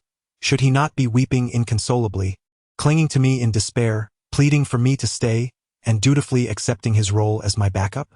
Yet, his calmness bewildered her. He seemed utterly unconcerned. You are merely my backup, Lin Chen. Remember, it was I who ended things. Watching Lin Chen's retreating figure, Li Xiaoman shouted in frustration. However, this time, Lin Chen disregarded her completely. "Oh, fine," came his indifferent reply, as he continued walking away, his back turned to her. Li Xiaoman felt a surge of indignation rise within her. "Oh, fine? Oh, fine. What exactly do you, Lin Chen, take me, Li Xiaoman, for? You are merely my backup." Li Xiaoman wished to speak further, yet Qin Fengwei suddenly cast a sharp glare at her, displeasure evident in his voice as he said, "Enough, enough. You two seem to have an endless conversation, don't you?" Following this, both individuals started their cars, trailing behind the ambulance. Lin Chen chose not to accompany them to the hospital. He observed that Li Juqi appeared quite well, her features radiant and auspicious, suggesting in physiognomy that she would not encounter misfortune in the near future. Thus, there was no need for Lin Chen to remain by her side. However, he found himself intrigued by Li Xiaoman, pondering what thoughts occupied her mind daily. Despite being with Qin Fengwei's child, how could she still have the audacity to invite him to her birthday party? Surely, this woman must possess some eccentricity. The ambulance moved steadily along the road. "Miss Li, human nature is intricate. One must remain vigilant." Dr. Liao, seated across from Li Juqi, cleared his throat and remarked, "That young man named Lin, despite his ignorance, had the audacity to declare you suffered a sudden heart attack. I've encountered many who possess a grandiose self-image with little substance."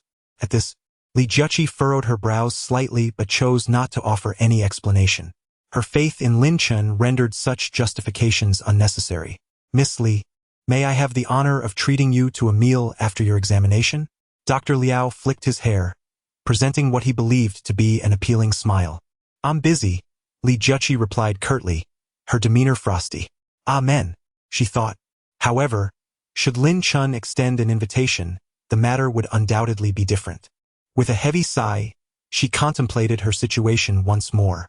She understood that this time, the relationship between Li Xiaoman and Lin Chen was irrevocably over, utterly finished. What was she to do now? Although she felt profound disappointment towards Li Xiaoman, she could not simply abandon her younger sister. Thus, she pressed her brows together, lost in deep thought. An hour later, Lin Chen discovered a place rich in spiritual energy. In the outskirts, amidst verdant hills, the feng shui was harmonious, the vegetation lush, and the environment tranquil. With no one around, Lin Chen immediately settled into a cross-legged position and began his cultivation. Having just entered the awakening realm, his strength was still unsteady, so he aimed to solidify his power to prevent any instability from hindering his future development. Time during cultivation always seemed to pass swiftly. In the blink of an eye, a day and night had elapsed. By the following evening, Lin Chen finally opened his eyes. He exhaled a breath of white vapor, infused with warmth, dissipating into the air. At last, he had achieved stability. Clenching his fists, a satisfied smile graced his face. Indeed, his strength was now firmly established in the awakening realm. He opened his phone, only to find over 20 missed calls and a single unread message. Lin Chen opened the message, and in the next instant, his brow furrowed, his expression darkening ominously. Boom! A surge of murderous intent erupted, piercing through the air. The message read, "This afternoon at 6 o'clock, bring the innate spiritual fruit to Haitan KTV, room 518. If you do not come, I shall take his life." Attached to the text was a photograph of a man, Lin Chen's father, Lin Zhongxiao. Chapter 10. Lin Chen's humiliation today. Lin Chen is destined to face disgrace. The Haotian KTV is one of the most opulent entertainment venues in Yunhai City. Is mere wealth sufficient to gain entry into Haotian KTV? Certainly not. There are countless affluent individuals, and a notable figure once remarked, "On the winds of fortune, even pigs can soar." 20 years ago, engaging in real estate, even the dim-witted could amass fortunes in the millions and dominate the local wealth scene. Yet, do these individuals believe they can simply waltz into Haotian KTV? Such notions are sheer folly. To gain access to Haotian KTV, two prerequisites must be met: wealth and influence. A year prior, a tycoon with a fortune of 30 million sought entry into Haotian entertainment, only to be unceremoniously ejected. This disgruntled tycoon, fueled by indignation, rallied over 200 individuals and laid siege to the first floor of Haotian KTV. At that moment, He reveled in his audacity and boasted with pride. However, less than a week later, this tycoon faced bankruptcy. Moreover, he vanished without a trace, leaving no clue to his whereabouts. No one knows where he went.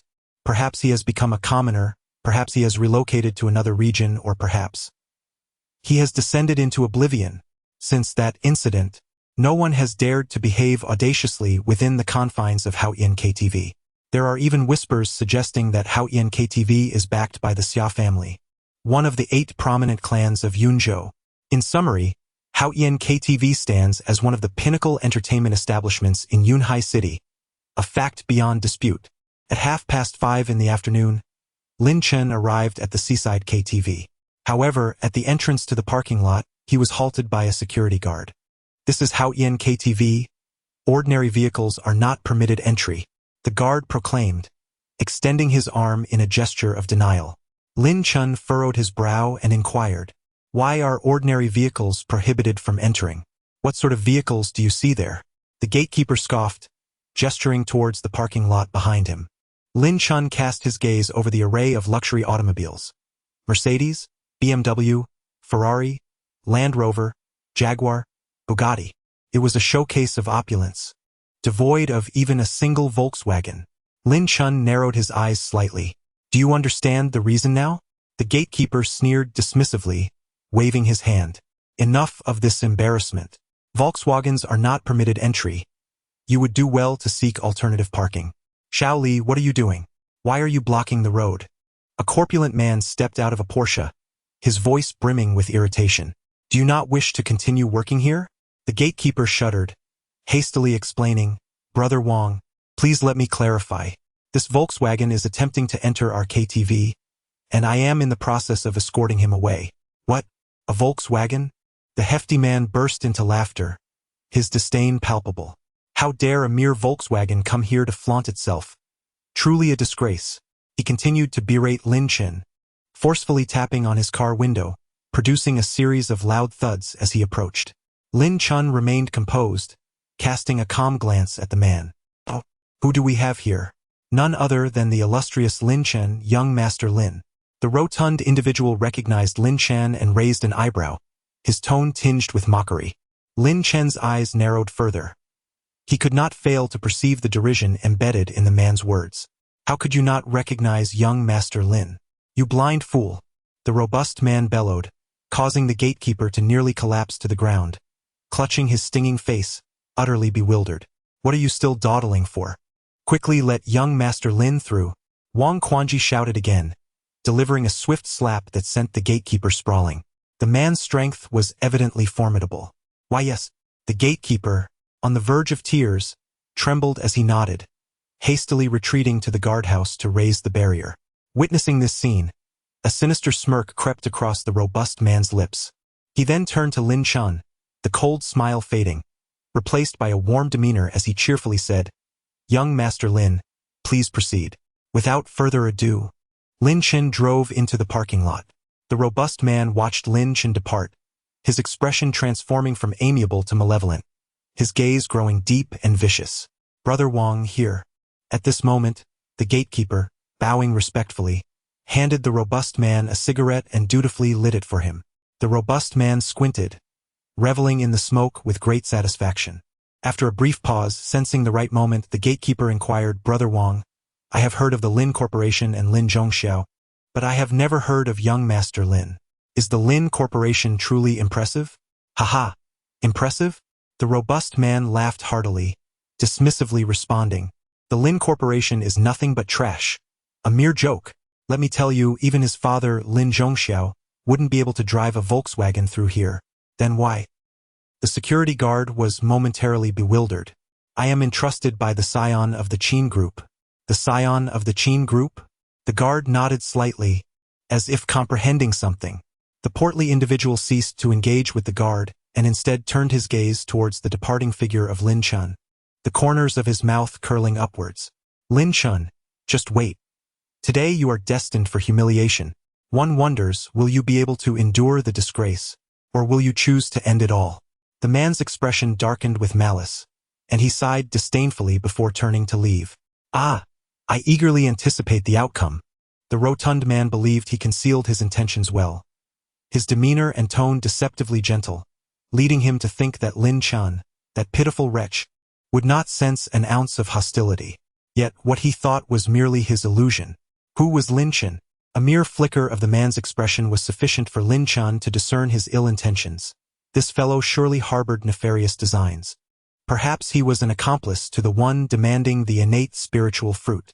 Nevertheless, Lin Chen remained unperturbed. Life and death were trivial to him. Should one refuse to yield, then confront it head-on. The mightiest immortal sovereign fears nothing.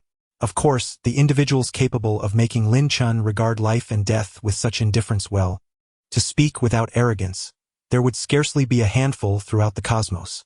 Upon halting his vehicle, Lin Chen entered the Hai Tian KTV. The establishment was indeed opulent. Gold, silver, jewels, and diamonds merely served as ornamental embellishments within its lavish confines. It would not be an exaggeration to assert that even those who had witnessed the grandest spectacles would be awestruck upon their first visit. However, Lin Chen felt not a trace of astonishment. Instead, a hint of disdain flickered in his gaze. Although the Haitian KTV exuded opulence, in his eyes, it was nothing more than a paltry display. Who was Lin Chen? In the past, a formidable woman had endeavored to curry favor with him, purchasing an entire planet with a mere strand of his hair, subsequently dedicating countless hours to transform it into a resplendent palace. Yet, Lin Chen remained unimpressed, let alone by the modest KTV before him. "Good evening, sir. May I inquire if you have a reservation? Do you possess an invitation?" Upon entering the KTV, a young female attendant approached with a smile, her demeanor the product of meticulous training, yet still exuding a sense of comfort without a trace of discomfort. "Room 518. What?" Lin Chen's words left the attendant momentarily agape, her expression one of disbelief. This evening, a reservation had been made on the second floor for a birthday party in honor of someone's girlfriend, leading her to presume that this young gentleman must be headed there to partake in the festivities. However, she could scarcely fathom that this youthful figure, seemingly in his early 20s, intended to ascend to the fifth floor. It is essential to note that the Haitian KTV is stratified, with each floor denoting a distinct tier. The first floor is for the ordinary, the second for the affluent, the third for esteemed guests, the fourth for high-ranking VIPs, and the fifth for the elite VIPs. There are only 5 floors in total, and crucially, the fifth floor houses a mere 8 private rooms, each reserved for individuals whose mere presence could send ripples through the city of Yunhai. However, at this moment, this young man intends to ascend to the 5th floor? It is truly astonishing.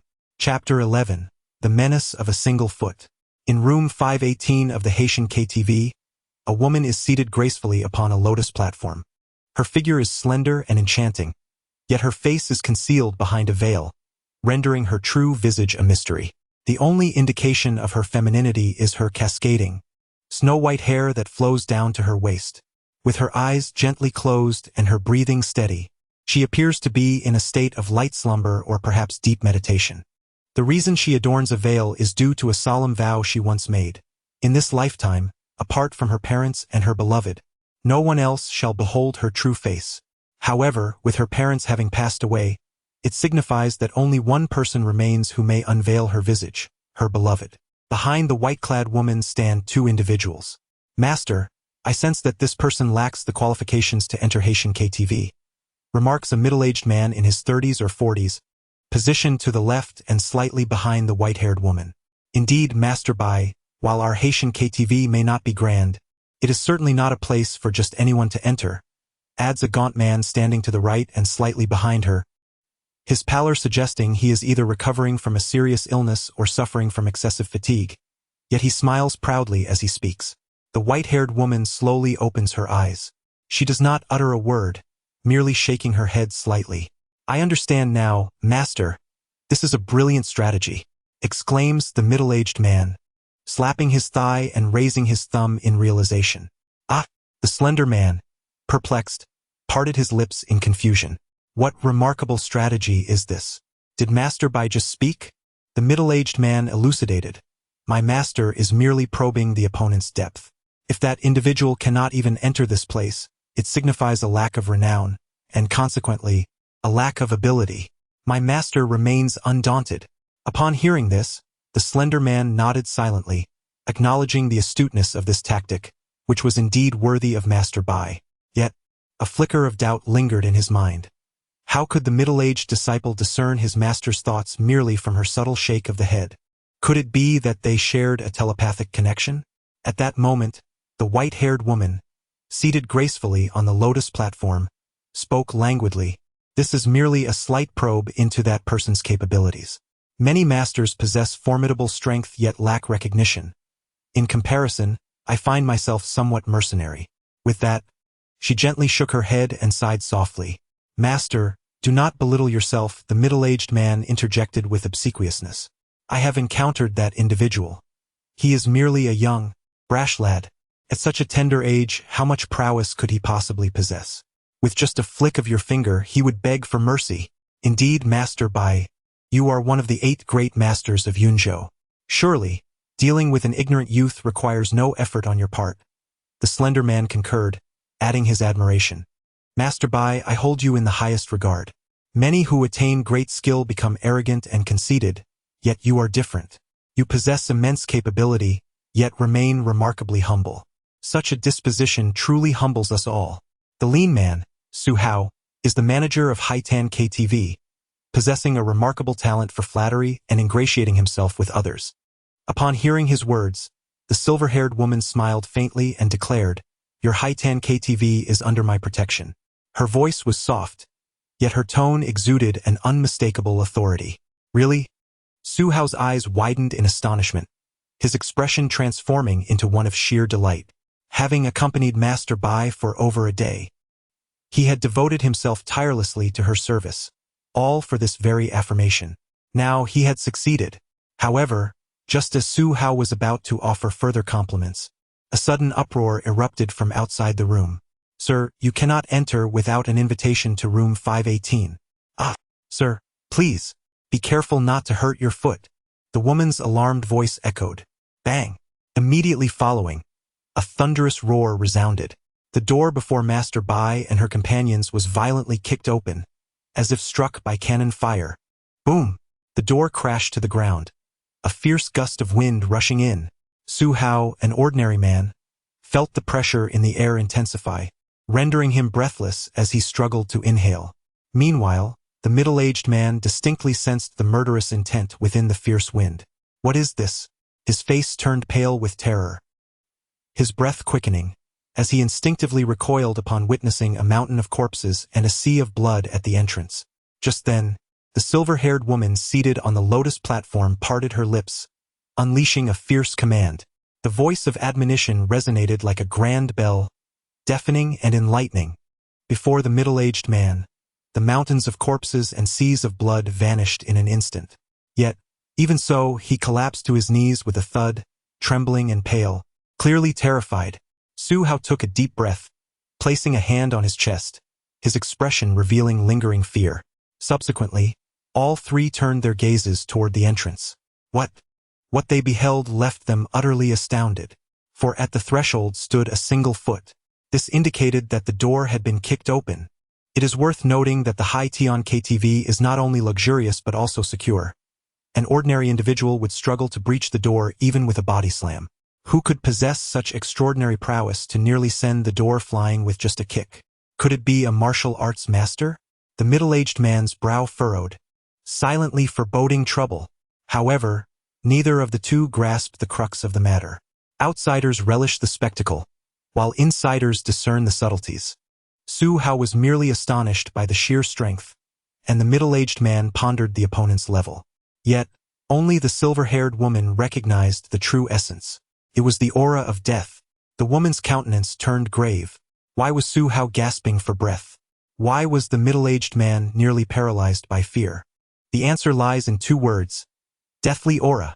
The lethal presence emanating from that single foot was so formidable that it hinted at the terrifying power of the individual, perhaps even more formidable than the renowned Shin Tianlong from the military district. In an instant, the silver-haired woman's spirits plummeted to the depths. Under the watchful gaze of the 3, a young man with medium-length hair, dressed in casual attire and resembling an ordinary student, sauntered in. However, upon entering, His gaze immediately landed on the silver-haired woman, and he declared coldly, 3 seconds, unveil your veil, or I shall leave you in pieces. His demeanor was ruthless and domineering. Before the mightiest of celestial sovereigns, no one could conceal their visage, not even the 3 great emperors. Chapter 12. Have you truly knelt?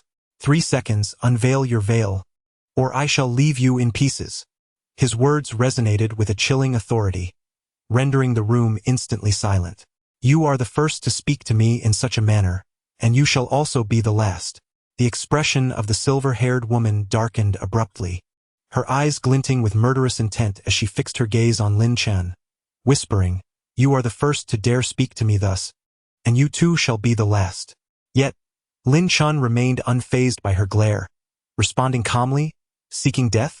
The silver-haired woman retorted with a sharp cry. Boom! Before her voice faded, a frigid aura erupted from her being, causing the temperature of the room to plummet dramatically. Su Hao shuddered involuntarily, gulping nervously as he stammered, Master Bai, perhaps I should take my leave.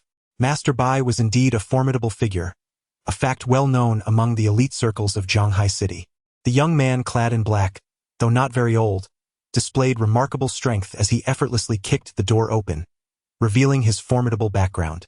It is often said that when celestial beings clash, it is the mortals who suffer.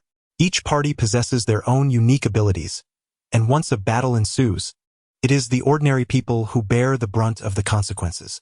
You may stand behind me. Today, with my presence, no one shall harm you.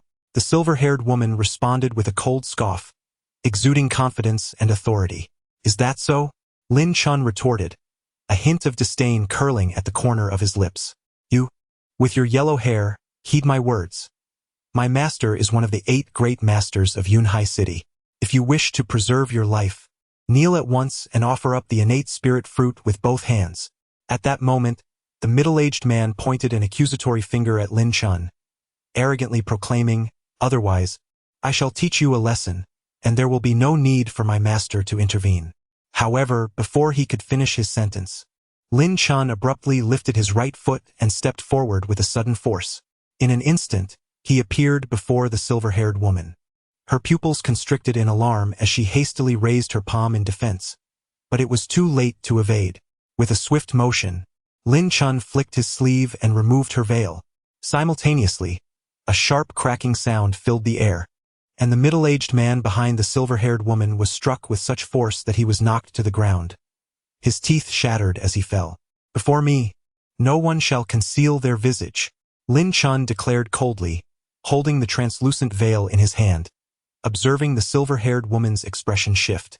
You seek death, she roared, her voice laced with fury. As the final word fell, an overwhelming chill surged forth from her being, sweeping through the air with a thunderous force. The frigid wind howled, causing the temperature within the room to plummet, and even the windows were adorned with a layer of white frost.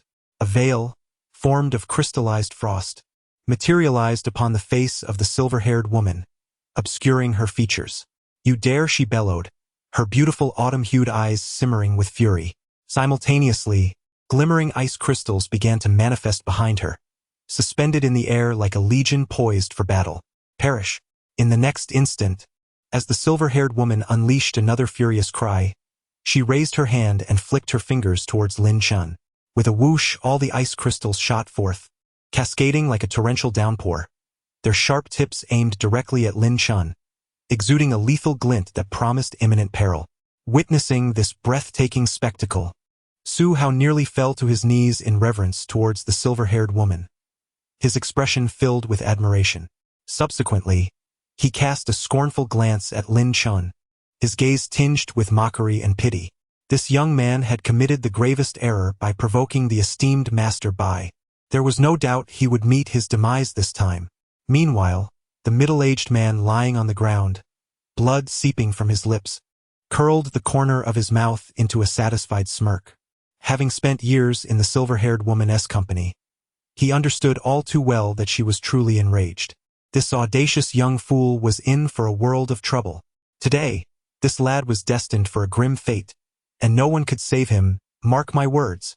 Yet, under the furious, disdainful, contemptuous, pitiful, and sorrowful gazes of the 3 Lin Chen stood steadfast, motionless, as if rendered senseless by fear, without a hint of defense or the intention to flee. However, at that moment, a smile gradually crept upon the corners of his lips. The white-haired woman shouted in anger, as all the ice crystals surged toward Lin Chen. Just then, he abruptly raised his hand and swept it with great force. A thunderous sound echoed as all the ice crystals vanished into thin air, not a single one remaining. What?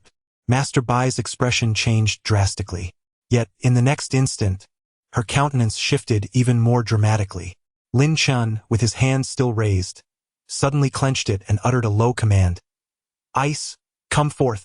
With a chilling gust, the temperature in the room plummeted below zero, and snowflakes began to materialize in the air.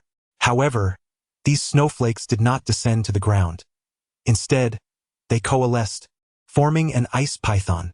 Hissing, the ice python coiled beneath Lin Chen, elevating his form. Its flickering tongue and crimson gaze surveyed the surroundings, instilling a sense of dread. With one hand behind his back, Lin Chen stood atop the head of the ice python, surrounded by howling winds and swirling snow, resembling a war deity, exuding a commanding aura that resonated in all directions. In the next moment, the ice python darted forward, swiftly reaching the white-haired woman. Its forked tongue was mere inches from her cheek, unleashing a blast of frigid air directly upon her face. Master Bai's complexion turned pale. Her body stiffened, paralyzed by fear, as she felt an overwhelming sense of suffocating doom. She believed that a mere movement of her body would lead to her immediate demise. At that moment, Lin Chen stood atop the head of the ice python, arms crossed, shaking his head with a soft sigh. How pitiful I am, having merely conjured a long worm. It seemed that he found it rather humiliating to have summoned nothing more than a serpent. Therefore, he raised his right hand and with a sharp snap of his fingers, the ice python disintegrated into a pile of powder, scattering onto the ground. Spare me, celestial being. Almost simultaneously, Master Bai fell to her knees with a thud, trembling in fear. She was not foolish. How could she not realize that she had provoked a being far beyond her capabilities? Hiss! Su Hao and the middle-aged man behind them, witnessing this scene, collapsed to the ground, gasping in disbelief, their eyes wide open. Who could have anticipated that the illustrious Master Bai, renowned throughout Yunzhou, would find herself defeated by a mere youth? Moreover, that she would prostrate herself before him?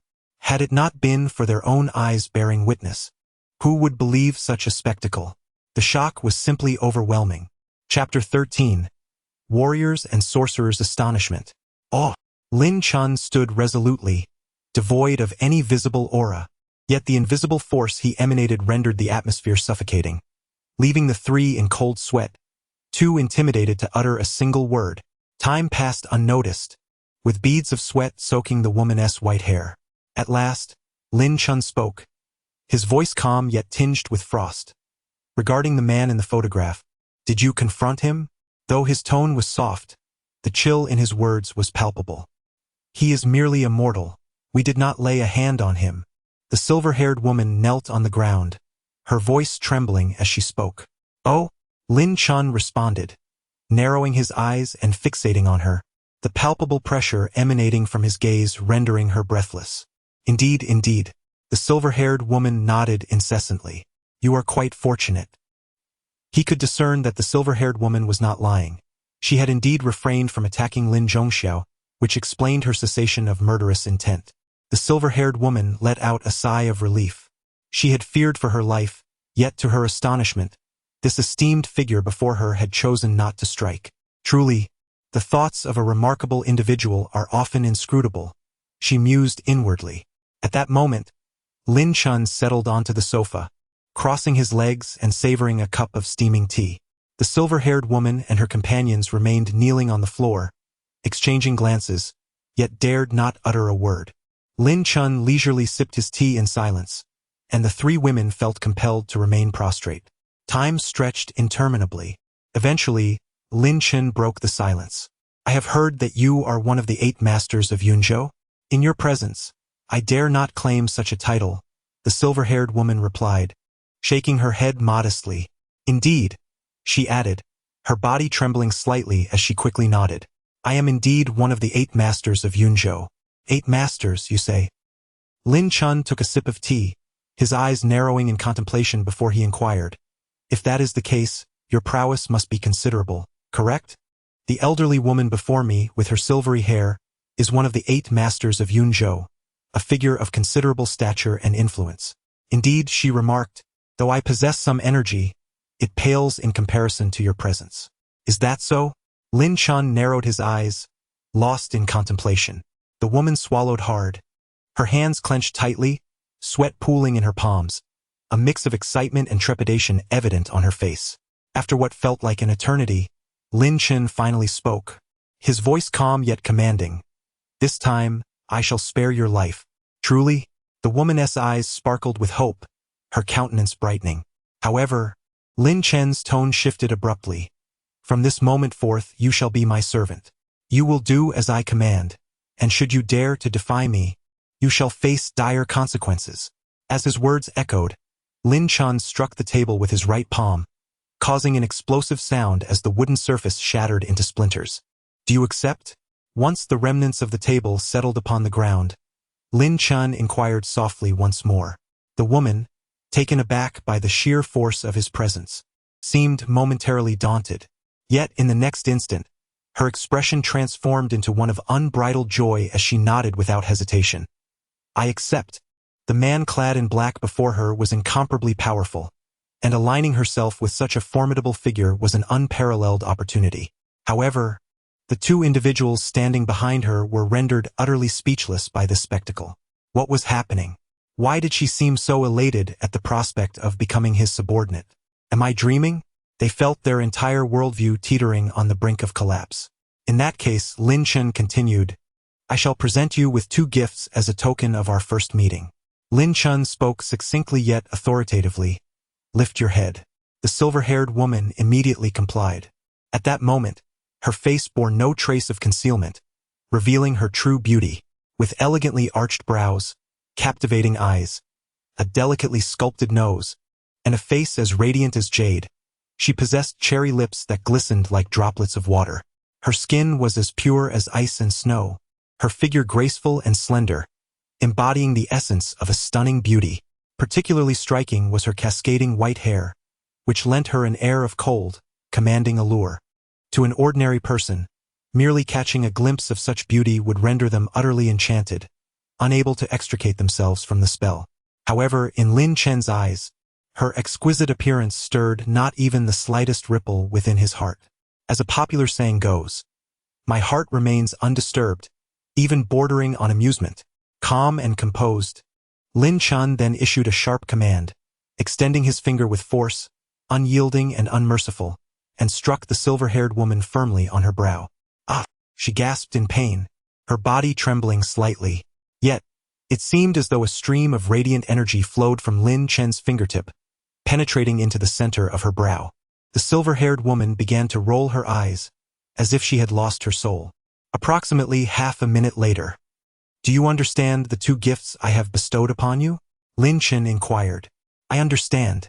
The silver-haired woman replied with a slight nod, accompanied by a bittersweet smile. The gifts Lin Chen had presented elicited a complex mix of emotions within her. The first gift brought her joy. This is a supreme technique, exponentially more powerful than the one she is currently cultivating. The second item brought her sorrow, for it was a contract of servitude. From this moment forth, Lin Chen would be her master, and she would be bound to comply unconditionally with his every command, even if it entailed engaging in that most intimate act. At this thought, Bai Rushua couldn't help but steal a glance at Lin Chen. Although he appeared youthful, he was strikingly handsome, particularly with his blend of strength and gentleness that could easily captivate any woman. Thankfully, his looks were quite appealing. Bai Rushua sighed in relief. With such formidable mastery of the arts, he must surely be of considerable age. This man must have employed some form of longevity technique, which explained his youthful appearance. She mused.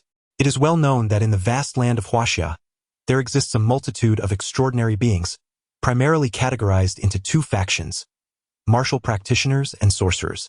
Martial practitioners, known as wuxiu, enter the path through physical prowess, initially indistinguishable from ordinary people, merely possessing slightly greater strength, swiftness, and endurance. In contrast, sorcerers, referred to as shushyo, enter the path through magical arts, inherently different from the common folk. They excel in the use of sorcery, capable of enhancing beauty and vitality, as well as executing lethal strikes from afar. For instance, Bai Rushua herself is a sorceress of the ice and snow element. Similarly, the individual bearing the surname Tang, who sought to harm Li Jiaqi, is likely another sorcerer as well. The martial practitioners stand in stark contrast to the sorcerers. The former embody the principle of accumulating strength over time. Prior to their enlightenment, martial practitioners are scarcely distinguishable from ordinary individuals, and when pitted against sorcerers, they are likely to face defeat. It is only after their initiation into the path that martial practitioners reveal their true might and formidable nature, encapsulated in the adage of latent strength. Bai Rushua had previously believed Lin Chen to be a formidable martial practitioner, as the sheer force he exhibited by kicking down the door was beyond the capabilities of a sorcerer. However, her doubts have now arisen, for Lin Chen has demonstrated an exceedingly powerful mastery of ice and snow sorcery. So, is he a martial practitioner or a sorcerer? Or perhaps he embodies the legendary figure of one who excels in both arts. Chapter 14. I shall curry favor without fail. Yet, regardless of whether this man is a martial practitioner or a sorcerer, such distinctions pale in importance. What truly matters is that he has likely entered the path. It is noteworthy that Bai Rushua, among the 8 masters of Yunzhou, has yet to attain this level despite her rank. She has waited a full 7 years, yearning to reach enlightenment through the innate spiritual fruit, only to have it snatched away at the crucial moment. One can only imagine the fury that must ignite within her. May I inquire about the age of the immortal? Subsequently, Bai Rushua voiced her greatest perplexity. While the technique of youthful preservation can maintain one's appearance, cannot obscure one's essence, yet, she perceives a vibrant, youthful vigor emanating from Lin Chen, a spirited intensity that suggests this elder truly appears as youthful as he seems. She was filled with confusion. I am 22 years old. How could that be? Upon hearing this, Bai Rushua chuckled, initially believing that Lin Chen was merely jesting. 22? Are you trying to fool me? It is worth noting that even the legendary war god of the military district, Shin Tianlong, only embarked on the path of martial arts at the age of 28. Surely, you cannot be more gifted than that war god. Can you? However, when Bai Rushua caught sight of Lin Chen's expression, her heart skipped a beat. He was not joking in the slightest. What he had just said was the unvarnished truth. In that moment, Bai Rushua swallowed hard, her mouth slightly agape in disbelief. Lin Chen, however, wasted no time on frivolities. He produced a piece of paper and stated calmly, "Procure these 9 materials for me." After speaking, he handed the note to Bai Rushua. Taking the note, she examined it closely. Yet, the next moment, her brows furrowed as she looked up at Lin Chen and inquired, "I have heard of the first 7 materials. Though they are not easily obtained, there are methods to acquire them. However, the last 2." At this point, a hint of difficulty crossed her delicate features. The final 2 materials were dragon scales and Qilin blood. These were legendary items. How could they possibly exist? Is that so? Lin Chen narrowed his eyes. In the current state of the earth, finding Qilin blood and dragon scales was indeed akin to climbing a mountain. After a moment of contemplation, he replied, "You only need to procure the initial few materials. As for the last 2, I have my own methods." "All right." Bai Rushua let out a sigh of relief, gently caressing her proud bosom. Thankfully, she had not been put in a difficult position. However, her curiosity soon got the better of her, and she asked, "May I inquire, esteemed immortal, what purpose do you have for collecting these 9 materials? Do not ask what should remain unasked." Lin Chen's voice rang out sharply, cold and commanding. Bai Rushua's face paled, and she trembled, hastily bowing her head and responding, "I shall never dare to do so again." Afterward, Lin Chen departed from the room. The troubles had been resolved, and he had inadvertently acquired a little sister, a rather fruitful outcome that left all in high spirits. With his hands tucked in his pockets, he whistled leisurely as he descended the stairs. Observing Lin Chen's retreating figure, Su Hao felt an urge to follow, eager to ingratiate himself with the young man. Yet, in the end, he refrained from acting, for he lacked the courage. Even the illustrious Bai Ruxue, renowned throughout Yunzhou, appeared pitifully subservient before this young man, afraid to utter more than a few words. How could he dare to approach? One misstep in the presence of such a formidable figure could cost him his life. Nevertheless, Su Hao silently vowed within his heart, "Such an existence may not be one to befriend, but I shall never become an enemy. I, Su Hao, must forge a bond with him at any cost." As Lin Chen aimed to leave Haitan KTV, a female voice suddenly rang out as he reached the second floor. "Oh, is that not Lin Chen? What brings you here?" Turning to the source of the voice, Lin Chen beheld a woman in her early 20s, whose appearance could only be rated a modest 6 out of 10. However, her heavy makeup lent her an air of allure. It was Chun Dujuan, a name Lin Chen recognized instantly. Chun Dujuan, possessing a boyfriend skilled in martial arts, exhibited a rather domineering personality and lacked moral integrity. She was also a close friend of Li Xiaoman, who had strayed with Qin Fangwei, for which Chan had often incited and encouraged her. Consequently, Lin Chen harbored no fondness for her, and indeed felt a tinge of aversion. "I have no interest," Lin Chen replied, shaking his head without a second thought. "Don't leave." Lin Chen, upon noticing his intent to depart, Qin Dujuan suddenly dashed forward, embracing him and raising her voice. "I know why you are here. Although Xiaoman didn't invite you, you like her, so you followed her here in secret. Am I right? Now that you are here, why not stay and celebrate with us?" Lin Chen frowned slightly. At that moment, the door of a nearby room swung open, and several burly men emerged. The leader, a muscular man with a bare torso showcasing his chiseled chest and 8-pack abs, towered over Lin Chen. He approached Lin Chen, looking down upon him, and said, "You are Lin Chen, correct? Brother Fangwei has sent for you. Please come in and sing a song. Let us proceed." His tone was entirely commanding, for in his eyes, Lin Chen appeared frail and weak, surely an easy target, someone of little consequence. Lin Chen, your fate is sealed. Soon you shall comprehend the true essence of humiliation." Upon witnessing this scene, Chun Duwan's lips curled into a slight smirk, revealing a trace of schadenfreude as she mused internally. To their astonishment, Lin Chen boldly strode towards the nearby room. Not only was he smiling, but he was also so audacious. Both the muscular man and Chun Duwan were momentarily taken aback, only to subsequently erupt into mocking laughter. "This fellow is utterly foolish. He is on the verge of disgrace yet remains blissfully unaware, still managing to smile? Truly, he is a quintessential lowlife. Lin Chen, today is destined to be the most unforgettable day of your life." As Lin Chen entered the room, the muscular man and Chun Duwan exchanged another gleeful glance, as if they could already envision Lin Chen's public humiliation. In contrast to their malicious delight, Lin Chen's thoughts were far less complex. He harbored but one notion.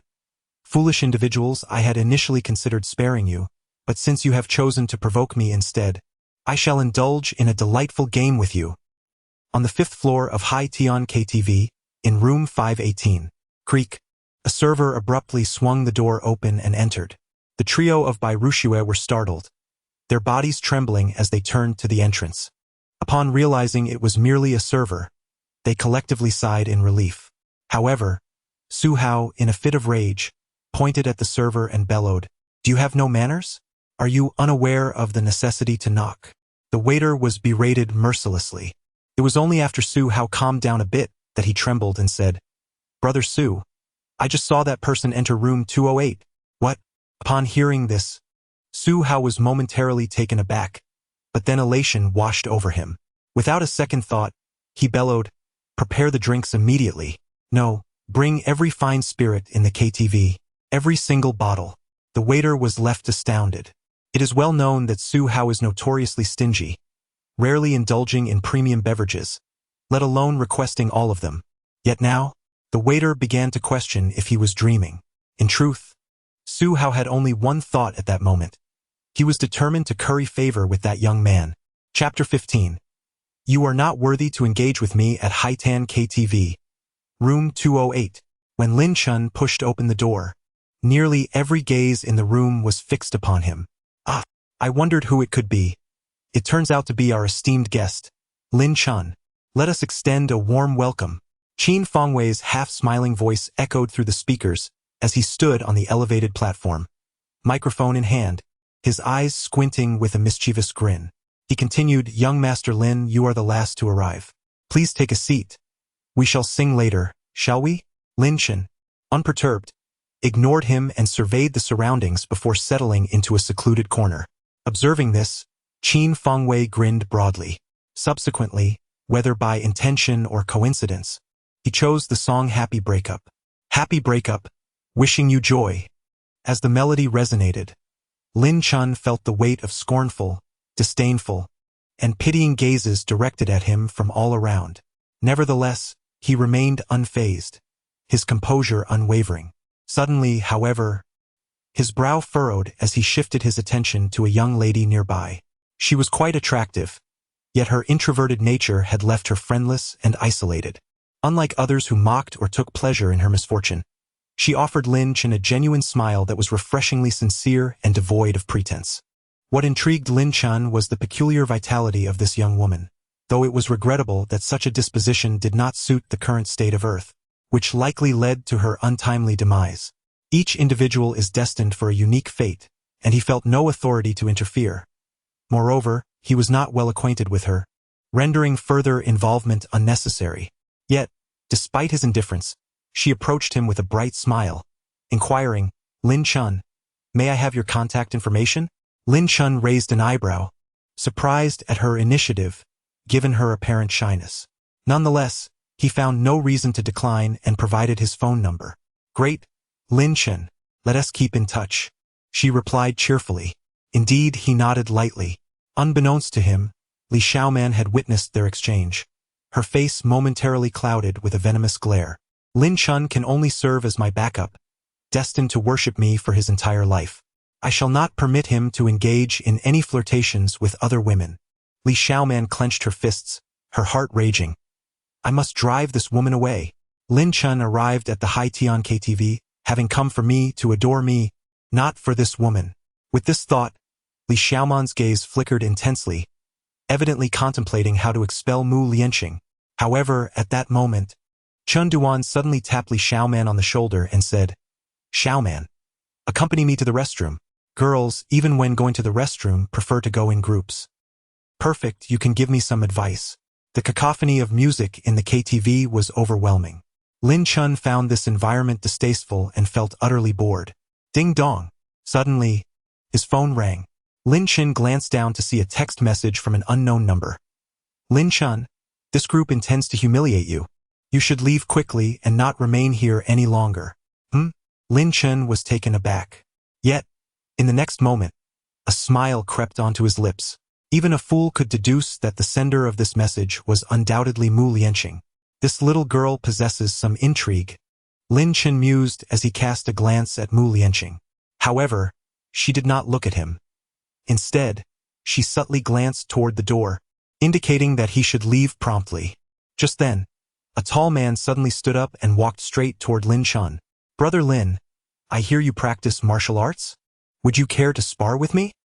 He approached Lin Chen, arms crossed, gazing down from his elevated position with an air of arrogance. "Isn't this the young martial arts champion of Yunhai City, Zhou Jian? What brings him here? Are you not aware? Zhou Jian is a close brother of Qin Fengwei, who harbors disdain for Lin Chen, thus sending Zhou Jian to confront him. Heh, do you understand now? No wonder Zhou Jian's girlfriend just took Xiaoman away. She intended to shield her from witnessing Lin Chen being thoroughly humiliated. The mere thought is indeed heart-wrenching." As the crowd observed this scene, murmurs filled the air, their gazes towards Lin Chen saturated with contempt and pity. "Lin Chen, have you given it any thought?" Zhou Jian inquired, his smile widening, basking in his self-satisfaction. Zhou Jian's brows furrowed. "I'm speaking to you. Are you deaf?" he demanded, his displeasure apparent. "You are unworthy to engage with me," Lin Chen replied coolly. "What did you say?" Zhou Jian, enraged, retorted, "Dare to repeat that? Are you deaf? I said you are unworthy to engage with me," Lin Chen reiterated, his impatience growing. "What?" The onlookers gasped in astonishment at Lin Chen's audacity. Such words were unprecedented. It is well known that Zhou Jian is the young martial arts champion of Yunhai City, capable of taking on 3 opponents effortlessly. Lin Chen, even if you are boasting, that is beyond reason. How foolish. Throughout my life, I have held the utmost disdain for those who boast without merit, possessing little skill yet exuding great arrogance. To everyone's astonishment, Lin Chen, who appeared to be a refined gentleman, turned out to be quite the opposite. Sighing, they realized they had misjudged him and decided it would be prudent to keep their distance. After all, one becomes like the company one keeps. The crowd shook their heads in disdain towards Lin Chen. At that moment, Qin Fengwei descended from the stage, microphone in hand, smilingly proclaiming, "Ha ha." As expected of Xiaoman's ex-boyfriend, his words are indeed bold. How about this? I shall act as the host, and you two can prioritize friendship while keeping it civil. What do you think? Lin Chen remained unfazed, for he deemed Zhou Jian unworthy of engaging him in a confrontation. However, his indifference was interpreted by the crowd as fear and cowardice. Qin Fengwei continued to incite the crowd. Friendship first. Let us keep it civil. Shall we? A resounding chorus of agreement echoed among the onlookers, all eager for the spectacle of Lin Chen being humiliated. Zhou Jian smirked, pointing at Lin Chen, and taunted, "Now kneel and call me grandfather 3 times, and I might consider sparing you." Upon hearing this, Lin Chen's brow furrowed. To kneel and beg for mercy? Not even the 3 great celestial emperors possessed such authority. It seemed these mere mortals were blissfully ignorant of the concept of mortality. Thus, Lin Chen resolved to educate them. Rising to his feet, he thought, they have taken the bait. Witnessing this, Qin Fengwei's lips curled into a sinister smile, a chilling arc forming at the corners of his mouth. Are you not skilled in martial arts? Are you not formidable? Soon, you shall realize that in the presence of my senior brother, before absolute strength, you are nothing more than a humble ant. Just then, the door swung open abruptly, and Li Xiaoman rushed in, gasping for breath and crying out in distress. No, it's terrible. Duwan has been assaulted. Chapter 16. What are you? Brother Hai, I truly have a boyfriend now. Kindly spare me. Chun Duwan exclaimed, her face pale and trembling with fear. Beside her sat a portly man, likely in his 40s, smoking a cigar and adorned with a gold chain, exuding an air of authority. Upon hearing Chun Duwan's words, the man known as Brother Hai smirked coldly. And what of it? I have a particular fondness for women who are already taken. Brother Hai, you. Chun Duwan's complexion turned ashen, yet she feigned courage, suppressing her terror as she declared, My boyfriend is the youth martial arts champion of Yunhai City, Zhou Jian. He knows many people. However, before Chun Duwan could finish her sentence, the man struck her with a resounding slap. The sharp crack echoed through the room, her tears spilling forth as a vivid crimson imprint appeared on her fair cheek. Are you threatening me? Brother Hai bellowed, his eyes wide with fury. Do not think that even Zhou Jian, that little brat, or his father would intimidate me. Should you dare to threaten me again, I shall sever your hand. Sever it. Sever it. The cohort behind Hai Gu echoed in unison, their voices resonating with a fervent intensity. Chun Duwan, merely a student, had never encountered such a scene. Upon hearing those words, she was overwhelmed with fear and burst into tears. Suddenly, a series of forceful knocks reverberated from outside the door, accompanied by an enraged shout. Open the door. Let me in. No matter who you are, if you dare to harm my girlfriend today, you shall meet your demise. Upon hearing this, Chun Duwan's eyes lit up with hope. However, Hai Gu frowned, a flicker of displeasure crossing his countenance as he gestured toward the door, commanding, Let him in. His followers promptly advanced to open the door.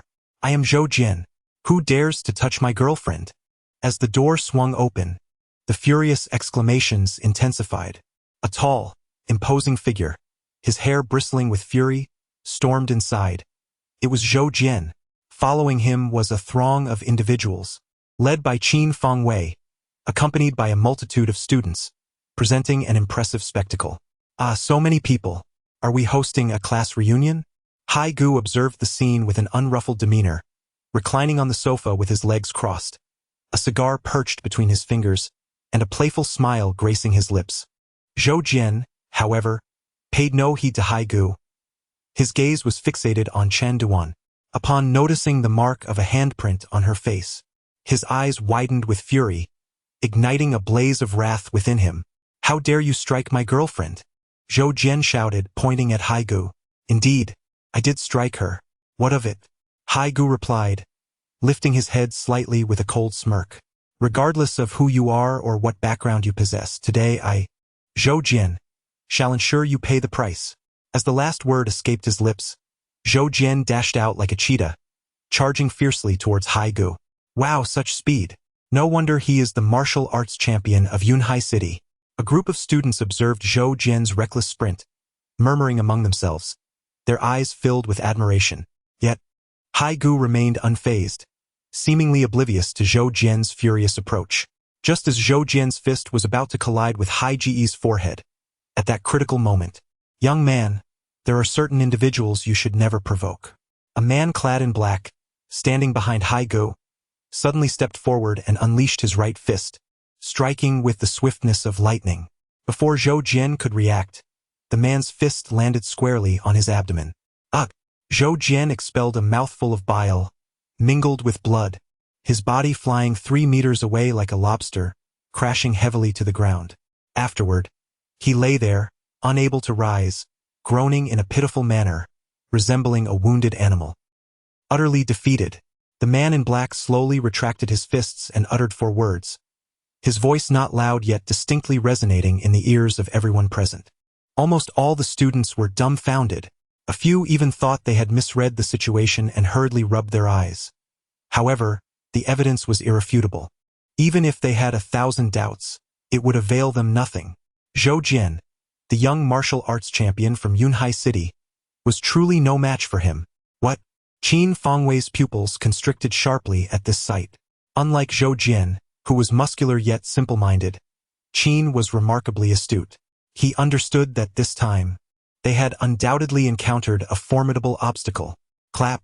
All the students turned their gazes toward Brother Hai.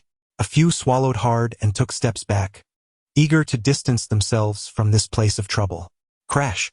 But the door was abruptly slammed shut. At that moment, Brother Hai stood up, a smile gracing his face as he addressed the students. "Classmates, this is not a school. It is not a place where you can come and go as you please. Therefore, today you shall not leave." Upon hearing this, the students panicked, descending into chaos. Brother Hai continued, "Let me offer you a chance. If any one of you can defeat my brother here," he gestured toward the man in black, "I shall allow you to leave. But mark my words, otherwise, each of you shall be required to leave behind a hand today." Upon the utterance of these words, chaos ensued among the assembly. "Hello, Brother Hai." At last, Qin Fengwei took a step forward and addressed Brother Hai. "My name is Qin Fengwei, and my father is." However, before Qin Fengwei could finish his sentence, Brother Hai waved his hand dismissively and interrupted. "I know who your father is, the chairman of the Qin group, Qin Jianshu. And you are none other than Qin Fengwei, his son, correct?" Yes, that's right." Qin Fengwei's expression brightened, and he nodded eagerly. Since the other party was familiar with his father's name, he believed he would be granted some respect. "Ha ha ha, I, Qin Fengwei, am indeed the savior." Upon hearing this, the other students felt their taut nerves relax. Indeed, associating with the esteemed young Master Qin was the right choice. He was our greatest ally. Yet, under the hopeful gazes of the crowd, Brother Hai raised 3 fingers and declared, 3 seconds. "Get lost immediately. Out of respect for your father, I shall spare you, but you have only 3 seconds. 1. With that, Brother Hai lowered 1 finger and began to count down. "What?" Qin Fengwei exclaimed in shock, hastily pleading, "Brother Hai, they are my classmates. I hope you can show me some leniency." 2. However, Brother Hai remained indifferent, continuing his count. "Brother Hai." Qin Fengwei's brow furrowed in distress. 3. Bang! At last, Brother Hai released the final finger, and in an instant he shattered the wine bottle in his grasp. With a resounding crash, the liquid mixed with shards of glass scattered across the floor, prompting several students to scream in fright. Chapter 17. The Reckoning Bang. The explosion of the bottle startled Qin Fengwei. Yet, in the next moment, his expression darkened slightly as he squinted and inquired, "Brother Hai, is there nothing left to discuss?" No sooner had Qin Fangwei spoken than the two bodyguards behind him stepped forward, positioning themselves at his flanks. It was evident that Qin Fangwei intended to take a hard stance. However, Brother Hai merely scoffed derisively at the scene before him. "What? Do you wish to confront me? Brother Hai, these individuals are under my escort. I am obligated to ensure their safe departure. If you cannot show leniency, then I will have no choice but to offend you." Qin Fangwei replied in a hushed tone. Upon hearing this, many in the crowd were moved to tears, perceiving Qin Fangwei as their savior. Yet, Brother Hai responded with a hearty laugh that pierced the air. After his laughter subsided, his expression turned steely cold as he declared, "Very well, since you are so loyal, I shall grant you this favor today." "Really?" Qin Fangwei's face brightened with hope, but Brother Hai coldly retorted, "Ha! Then you shall remain here with them and not depart." Just as Brother Hai finished speaking, the two bodyguards beside Qin Fangwei charged towards him like cannonballs, shouting, "Die, you fat pig!" In truth, his unwavering demeanor was not a testament to his loyalty, but rather a reflection of the two bodyguards at his side. As the personal protectors of Qin Jianshu, they enjoyed his utmost trust and possessed unparalleled strength. Qin Fangwei intended to teach Lin Chen a lesson, yet he harbored concerns that Zhou Jian might not be a match for Lin Chen. Hence, he had prudently prepared by bringing along these two formidable allies. However, Qin Fangwei could not have anticipated that these two, initially meant to confront Lin Chen, would now find themselves in this predicament. Nonetheless, it mattered little to him. As long as they could protect everyone, as long as they could cultivate an image of grandeur and inspire admiration, their roles were ultimately inconsequential.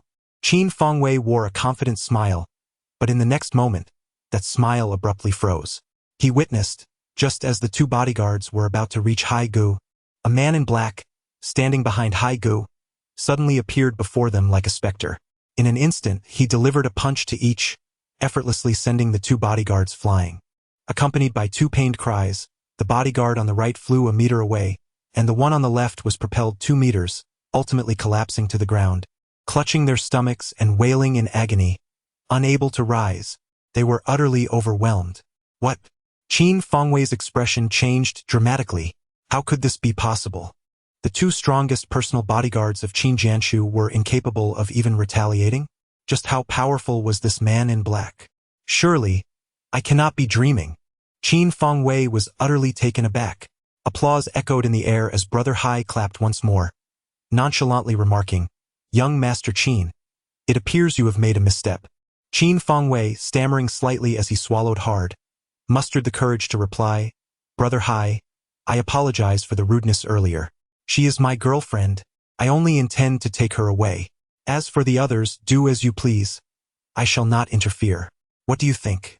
With that, Qin Fangwei bowed respectfully towards Brother Hai and then pointed at Li Xiaoman, inquiring with deference, "What? Qin Fangwei, how could you be like this? I truly misjudged you. If it weren't for you insisting I come along, I would never have found myself here. You are nothing but a petty man, a coward." Upon hearing Qin Fangwei's words, those who had previously gazed at him in admiration erupted into chaos, hurling accusations and insults. Yet, Qin Fangwei remained indifferent to their grievances, entirely unfazed. His sole intention at that moment was to lead Li Xiaoman away from this tumultuous place, for he realized he had entangled himself with someone far beyond his means to confront. Amidst the clamor, Brother Hai suddenly erupted with a barrage of curses directed at the crowd. "What are you all fussing about? You're making a racket. I never said he couldn't leave, so why the rush? If he wishes to depart, would that not reflect poorly on me?" Qin Fangwei's expression shifted slightly, and he furrowed his brow, questioning, "Brother Hai, what do you mean by that? Laozi had previously granted you an opportunity, which you failed to cherish." Brother Hai spoke impatiently, then added, however, "Rest assured, in light of your father's reputation, I shall spare your hand, but I will sever a finger." With that, he clapped his hands and resumed his seat, a smile gracing his lips. With a swift motion, his subordinates brandished their knives, creating a dazzling display of steel.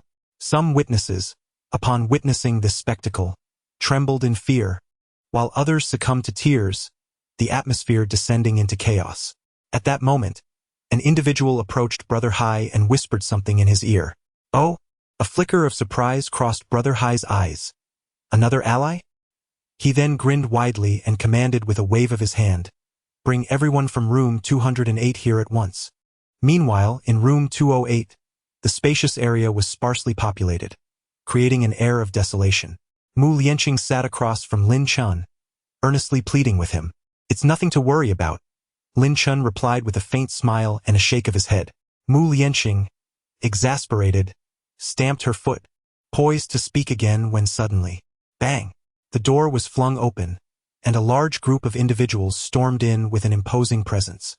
"You lot, come with us." Lin Chen surveyed the room, his brows furrowing in growing concern. As he observed the scene, he noticed the pale faces of the boys and the sobbing girls, clearly shaken by fear. Lin Chen narrowed his eyes, directing his gaze toward the arrogant figure of the overweight man ahead. So that was it. By reading Hai Ji's expression, Lin Chen could roughly deduce the unfolding events. It was undoubtedly due to the foolish antics of Qin Fangwei and Zhou Jian, who, in their attempts to show off, ended up being humiliated instead. At that moment, Hai Gu sat on the sofa, looking at Lin Chen and the others, clapping his hands as he spoke. "You little ones have quite an eye, but since you did not prevent them from coming here, you are complicit in their actions." Upon saying this, Hai Gu ceased his applause, contemplating for a moment before continuing. "I am not unreasonable. I shall grant you a chance. Work together, and each of you must sever one of their hands. Once completed, I will allow you to leave." "What? That is a crime. I refuse to partake in such actions." A boy, terrified, let out a high-pitched scream in protest. "Enough of your nonsense." Hai Ji's expression darkened as he impatiently shouted, "Will you do it or not? If you comply, I will let you go. If you refuse, do not blame me for the consequences." Chapter 18. You all attack together. Stop the nonsense. Will you actually do it or not? Many of the girls were in tears from fear. Although the boys were bolder, they too were pale and trembling. It was all Lin Chen's fault. Had it not been for his bad luck, they would not have found themselves in such a predicament, nor would they have encountered this situation. Li Xiaoman muttered irritably. As soon as her words escaped her lips, nearly everyone present cast accusatory glances at Lin Chen. Indeed, this fellow was nothing short of a harbinger of misfortune. They had lost their composure, believing whatever they were told, and thus concluded that Lin Chen must be the source of their ill luck. Upon hearing this, Lin Chen furrowed his brow, yet before he could speak, Mu Lianqing beside him expressed her discontent. "Li Xiaoman, how can you speak like that? Lin Chen is our friend. How dare you say such things about him? He was my ex-boyfriend, and I can say whatever I wish about him. Who do you think you are to tell me otherwise?" Li Xiaoman retorted dismissively, crossing her arms and scoffing coldly. In a battle of wits, not even 10 Mu Lianqings could rival a single Li Xiaoman, leaving Mu Lianqing's face flushed with anger, struggling to find words to counter the insult. "Oh, this is rather amusing." Hai Gu observed the scene with a smirk, turning to Mu Lianqing. "Little girl, I can hardly bear to watch this. Today, I offer you a chance. Go ahead and sever that woman's right hand. Consider it a release of pent-up frustration. What do you say?" As Hai Gu finished speaking, one of his lackeys handed a knife to Mu Lianqing.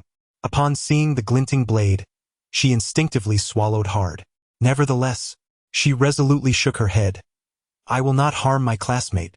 Are you refusing to show me respect?" Hai Ji's expression darkened. "I cannot harm my classmates." Although Mu Lianqing felt fear, her resolve remained unyielding.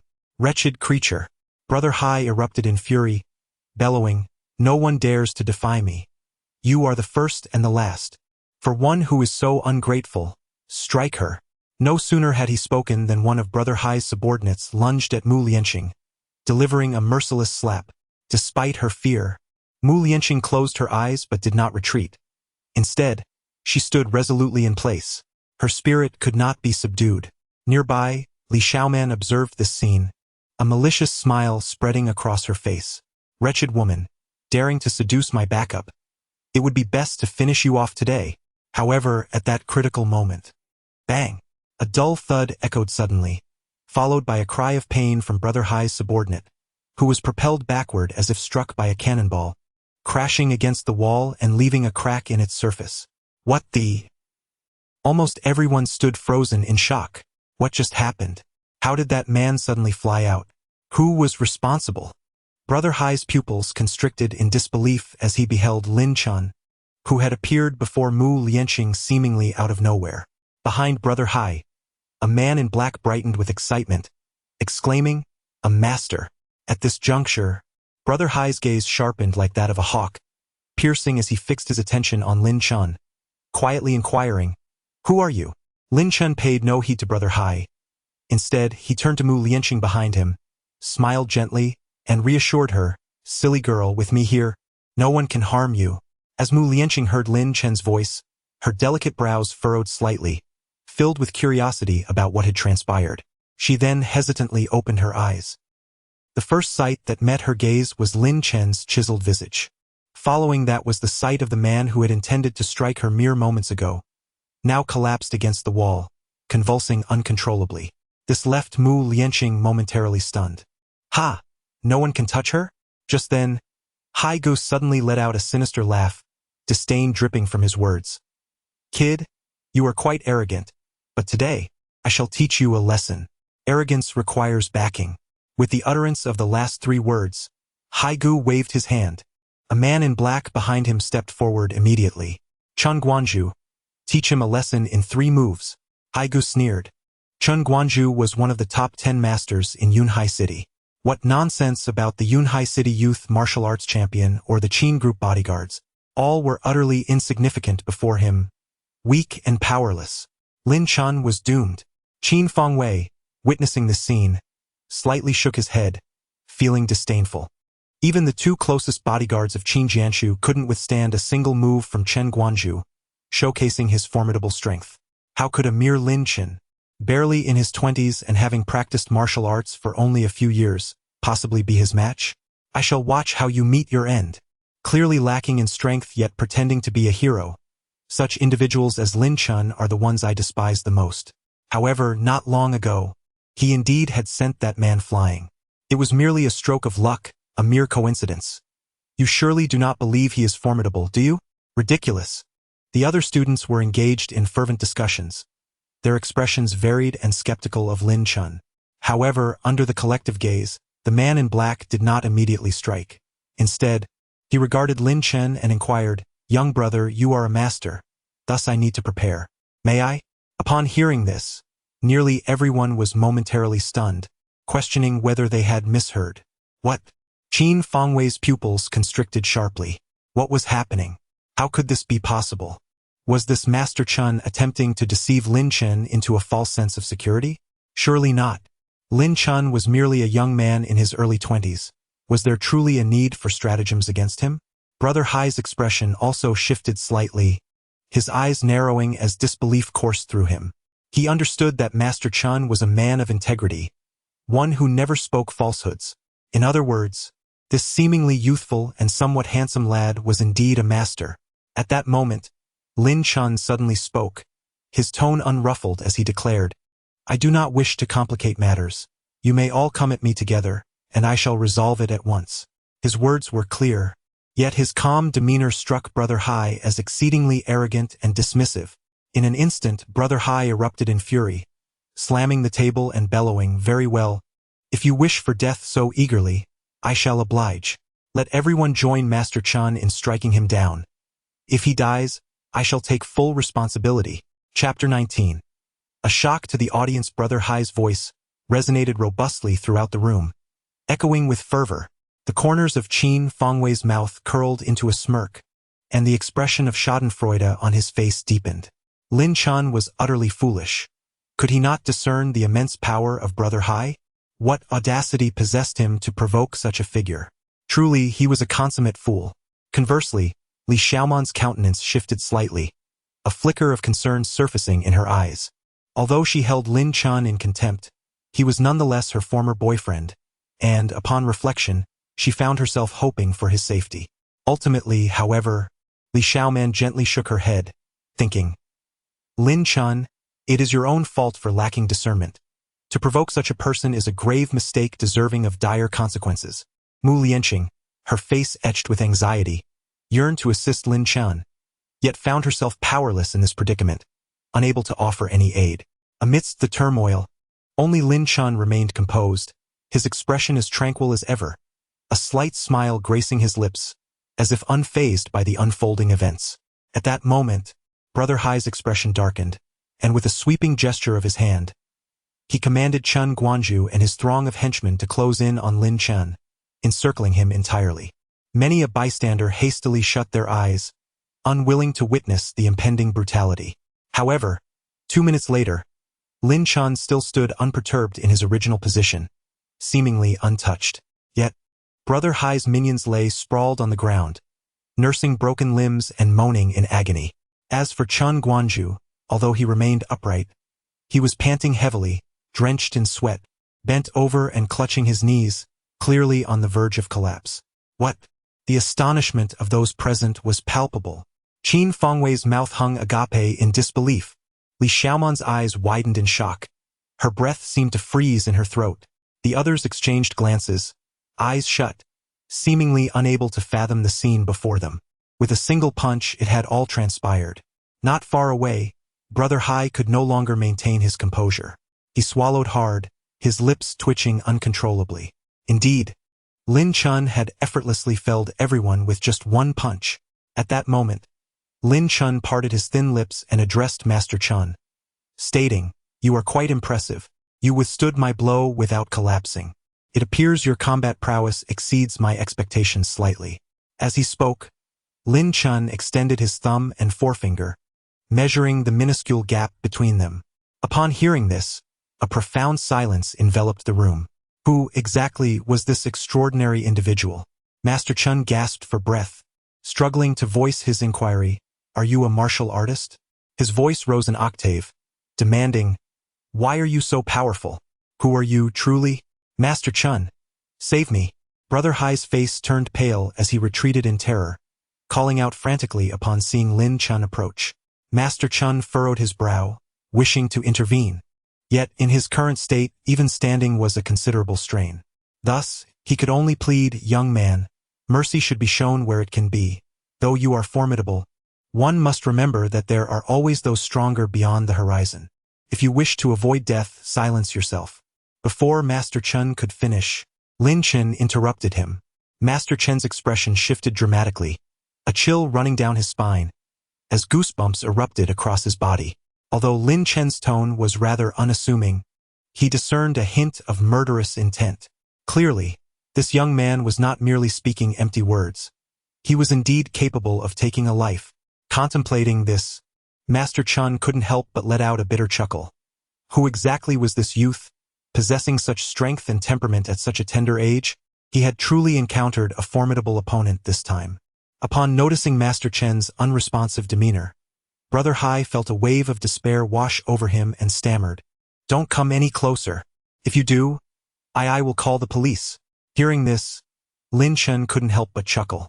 The mighty Brother Hai, the underground king of Yunhai City, who was usually fearless and imposing, was actually contemplating calling the authorities.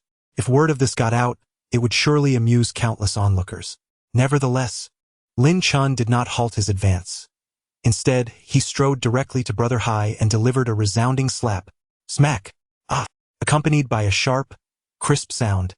Brother Hai let out a cry of anguish as he was sent sprawling onto the sofa.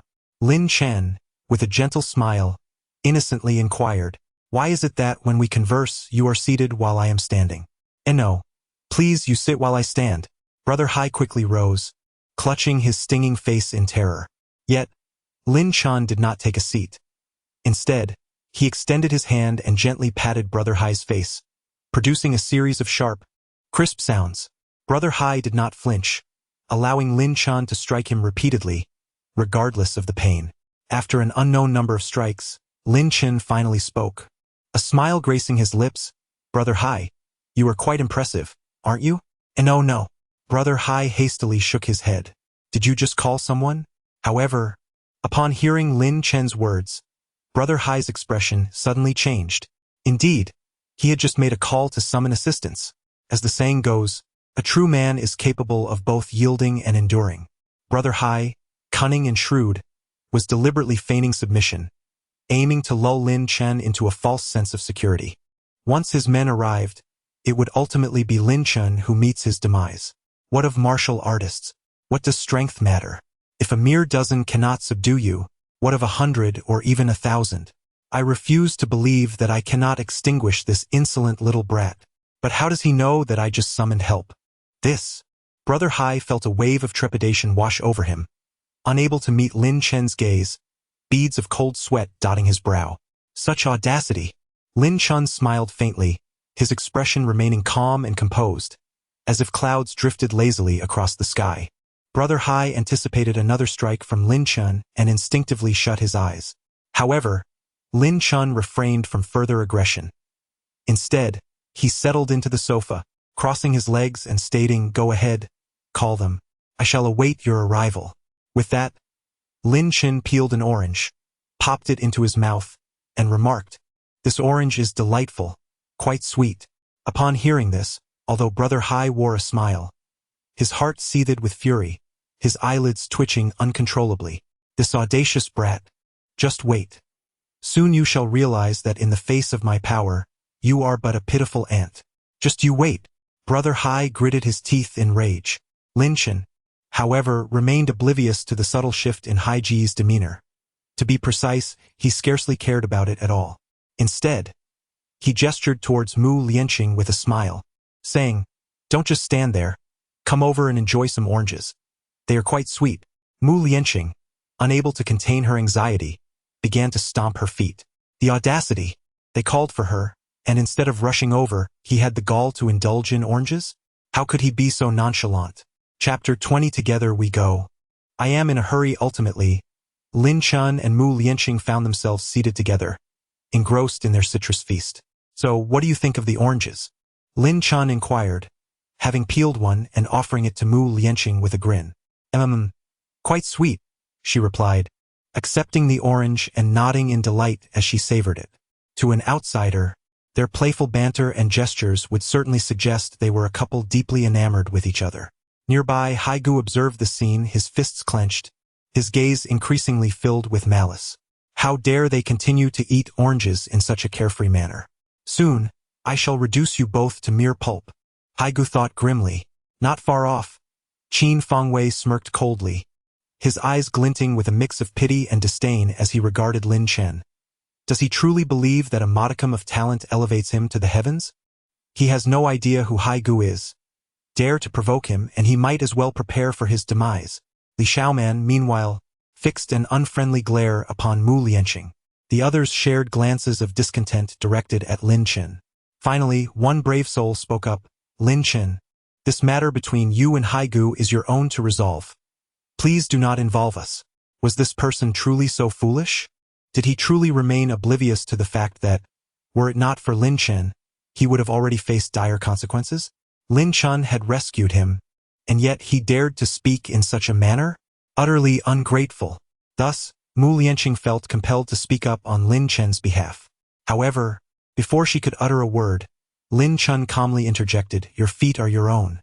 If you wish to leave, then by all means do so. Am I stopping you?" Upon hearing this, the man was instantly incensed, retorting, "What insolent tone is this? Who do you think you are to speak to me in such a way?" With that, he attempted to advance on Lin Chen in aggression. "Enough, enough. Do not stoop to the level of this wretched soul. Let us take our leave," one of his companions cautioned, grasping his arm. "Humph. Consider it a stroke of luck for him," the man huffed in response, before turning to lead a throng of students out of the room. However, as they approached the door, bang! With a sudden, thunderous sound, the door jolted violently before being forcefully kicked open. Immediately, a large group of individuals wielding machetes surged into the room, radiating an aura of menace. A collective gasp erupted from the students, who recoiled in fear, creating a chaotic scene. Who dares to disrespect Brother Hai? It seems they seek their own demise. The voice of outrage echoed through the air. Following the sound, a burly man with a scarred visage stormed in, brandishing an axe, his fierce gaze sweeping across the room, exuding an aura of lethal intent that sent chills down one's spine.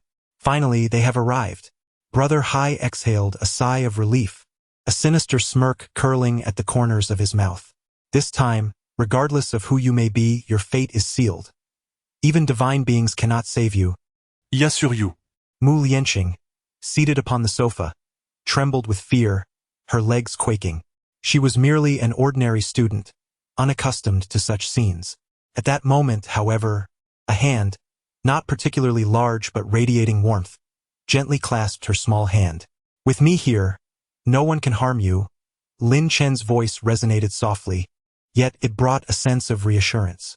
As his voice faded, Mu Lianqing felt an unexpected warmth coursing through her body, as if a comforting force flowed from Lin Chen's hand, dispelling her dread and panic entirely, vanished without a trace. She was enveloped in a wondrous sensation. At that moment, Brother Hai suddenly straightened his posture, hands clasped behind his back as he strode forward, ultimately confronting the scarred man. He grasped the axe. "How many have arrived?" he inquired, twirling the axe with an air of bravado. 118 have come. The others are en route, the scarred man replied. 118, you say? Brother Hai narrowed his eyes slightly before turning to Lin Chen, who was casually enjoying an orange. "Though not many, it is sufficient. Is that the skinny fellow?" the scarred man questioned, astonished as he regarded Lin Chen. "Indeed," Brother Hai affirmed. "Brother Hai, shall we deal with him?" the scarred man asked menacingly, making a gesture across his throat. "Not so fast." Brother Hai gently shook his head, then leered as he said, "That young lady beside him possesses exquisite beauty and grace. Bring her over to my room later." He chuckled knowingly. Scarface, Brother Hai's confidant, understood his intentions all too well and chuckled lewdly in response, nodding eagerly. Brother Hai cast a glance at Lin Chen and continued, "That beggar just slapped me 12 times, so you shall strike him 120 times. Remember, do not kill him. I still have use for him." Scarface gasped upon hearing this. 120 strikes, yet he must not perish? How cruel. Moreover, they intended to continue tormenting him afterward?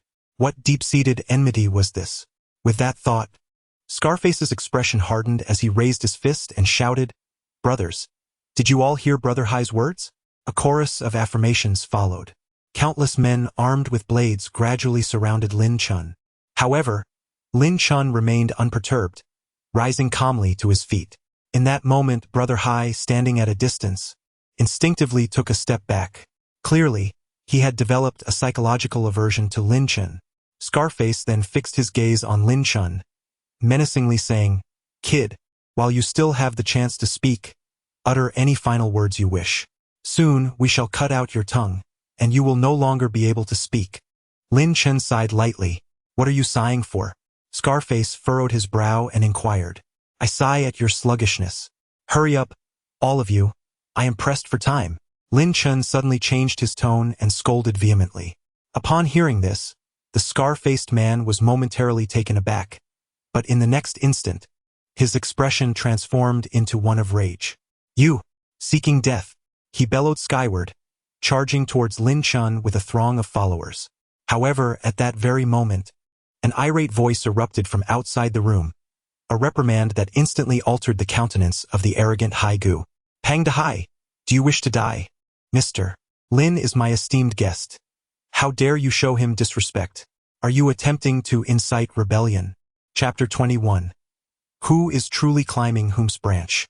The furious shout resonated with an undeniable authority, echoing from beyond the door. This proclamation caused the once imperious Hai Ji's face to pale dramatically. "Everyone, cease at once." Without a moment's hesitation, Hai Gu bellowed. Following his command, he turned to face the rear, where the crowd parted to reveal a slender man clad in a suit, striding forth from outside. His expression was dark, as if capable of dripping water.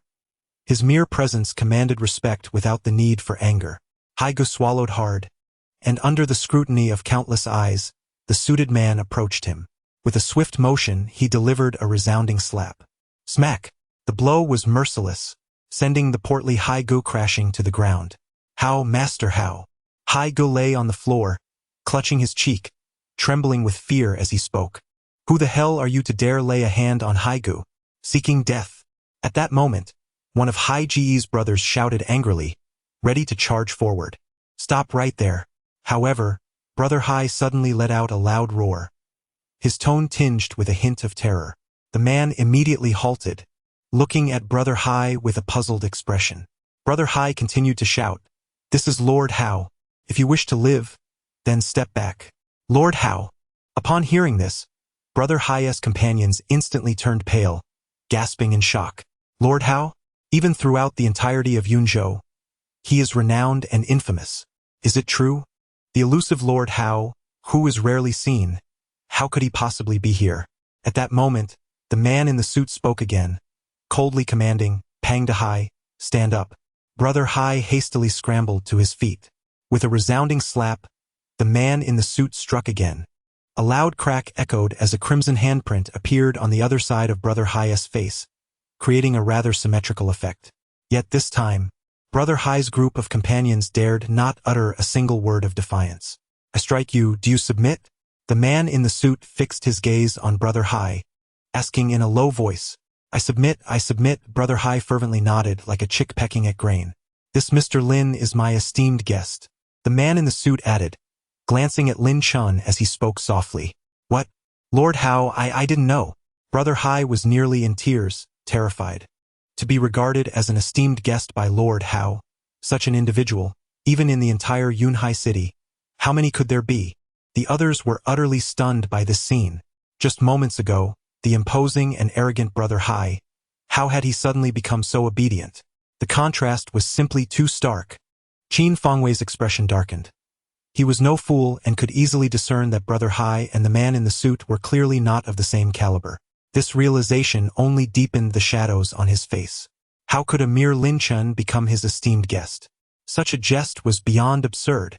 Yet, in the next moment, a smirk curled at the corners of Qin Fengwei's mouth, his demeanor shifting to one of disdain. He thought to himself, "Even if you have managed to ascend to a higher branch, what does it matter? Your family is on the brink of ruin. No divine intervention will save you then. Just await your demise." With this thought, the smile on Qin Fengwei's face grew more pronounced. At that moment, the man in the suit approached Lin Chen, bowing deeply before him in front of everyone. He spoke earnestly, "Mr. Lin, Pang Dahai has offended you. How would you like to deal with him?"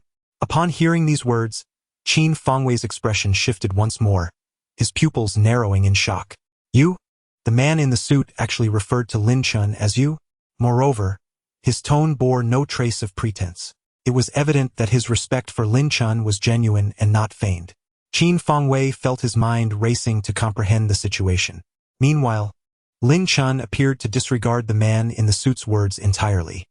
He ignored him and instead peeled an orange, offering the succulent strands to Mu Lianqing. The man in the suit, perceptive as he was, recognized Lin Chen's deliberate disregard but felt no displeasure. Instead, he coldly commanded, "Pang Dahai, kneel." Brother Hai trembled in fear and quickly dropped to his knees. "Pang Dahai, how many people did you bring today?" The man in the suit inquired. 118, came the reply. "Very well. Since there are 118 individuals here, each shall deliver a slap to you today," the man in the suit stated with a nonchalant demeanor. "Huh?" Upon hearing this, Hai Ji's mouth fell agape in astonishment. Not only Hai Gu, but his companions were equally astonished, their mouths agape enough to fit an egg. "Is my message unclear?" The man's gaze turned icy. Hai Gu shuddered, urgently shouting to his group of friends, "What are you all standing there for? Didn't you hear what Master Hao said? Come on, slap me, hit me with all your might." Though hesitant, the crowd discerned that Hai Gu was not jesting. Thus slap, slap, slap.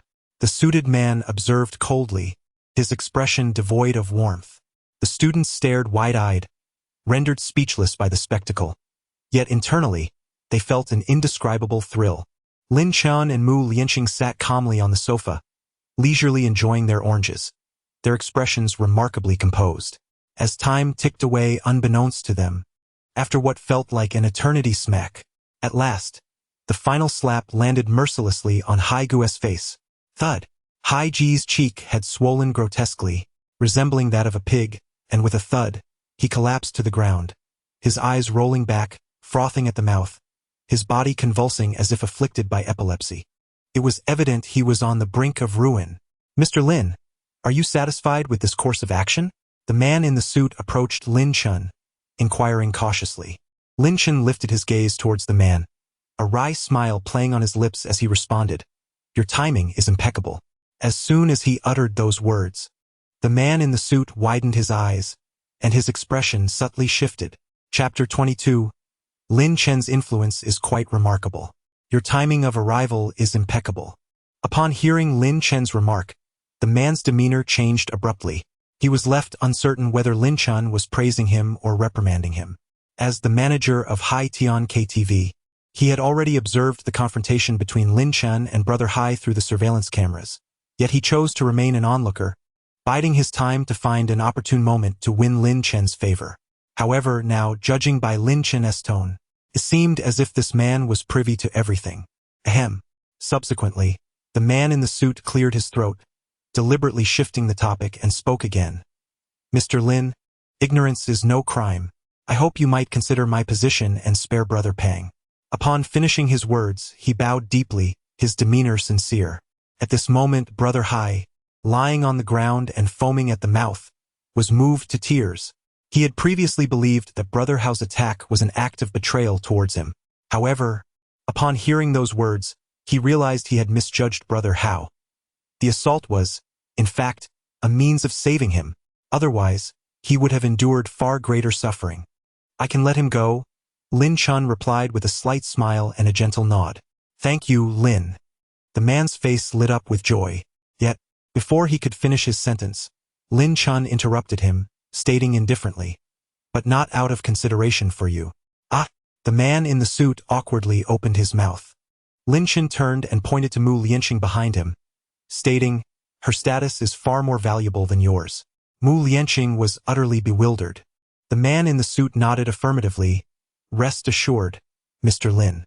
Having endured countless trials over the years, he could certainly discern the underlying message in Lin Chen's words, a warning to everyone present. Mu Lianqing was under his protection, and no one dared to lay a finger on her. Does Mr. Lin have any further instructions?" The man in the suit inquired after a brief pause.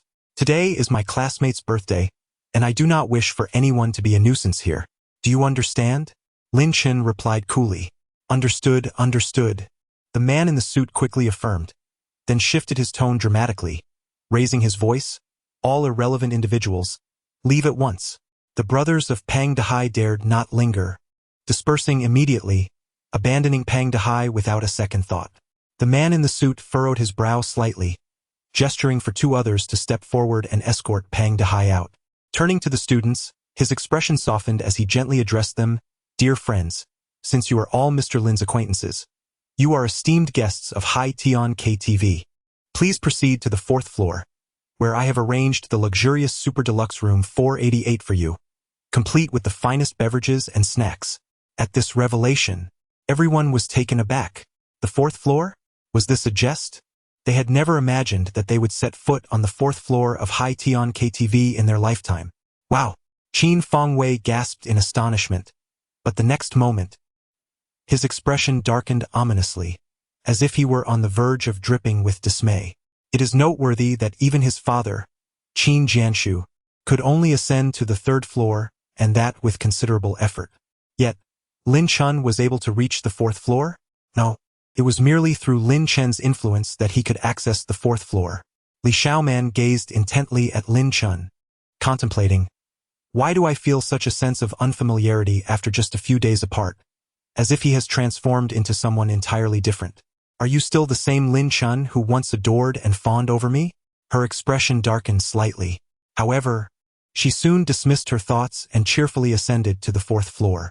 Being a woman of vanity, and today being her birthday, how could she possibly let this opportunity to enter a luxurious private room pass her by? Meanwhile, Qin Fangwei remained rooted in place, not following her. "Li Xiaoman, you are but a fickle weathercock, betraying the kindness I once showed you." In that moment, a fire of anger, jealousy, and resentment ignited within him. Unbeknownst to him, Lin Chen observed the shifts in Qin Fangwei's expression from a distance. A smirk played at the corners of Lin Chen's mouth, hinting at the unfolding drama. This game has only just begun. The real spectacle lies ahead.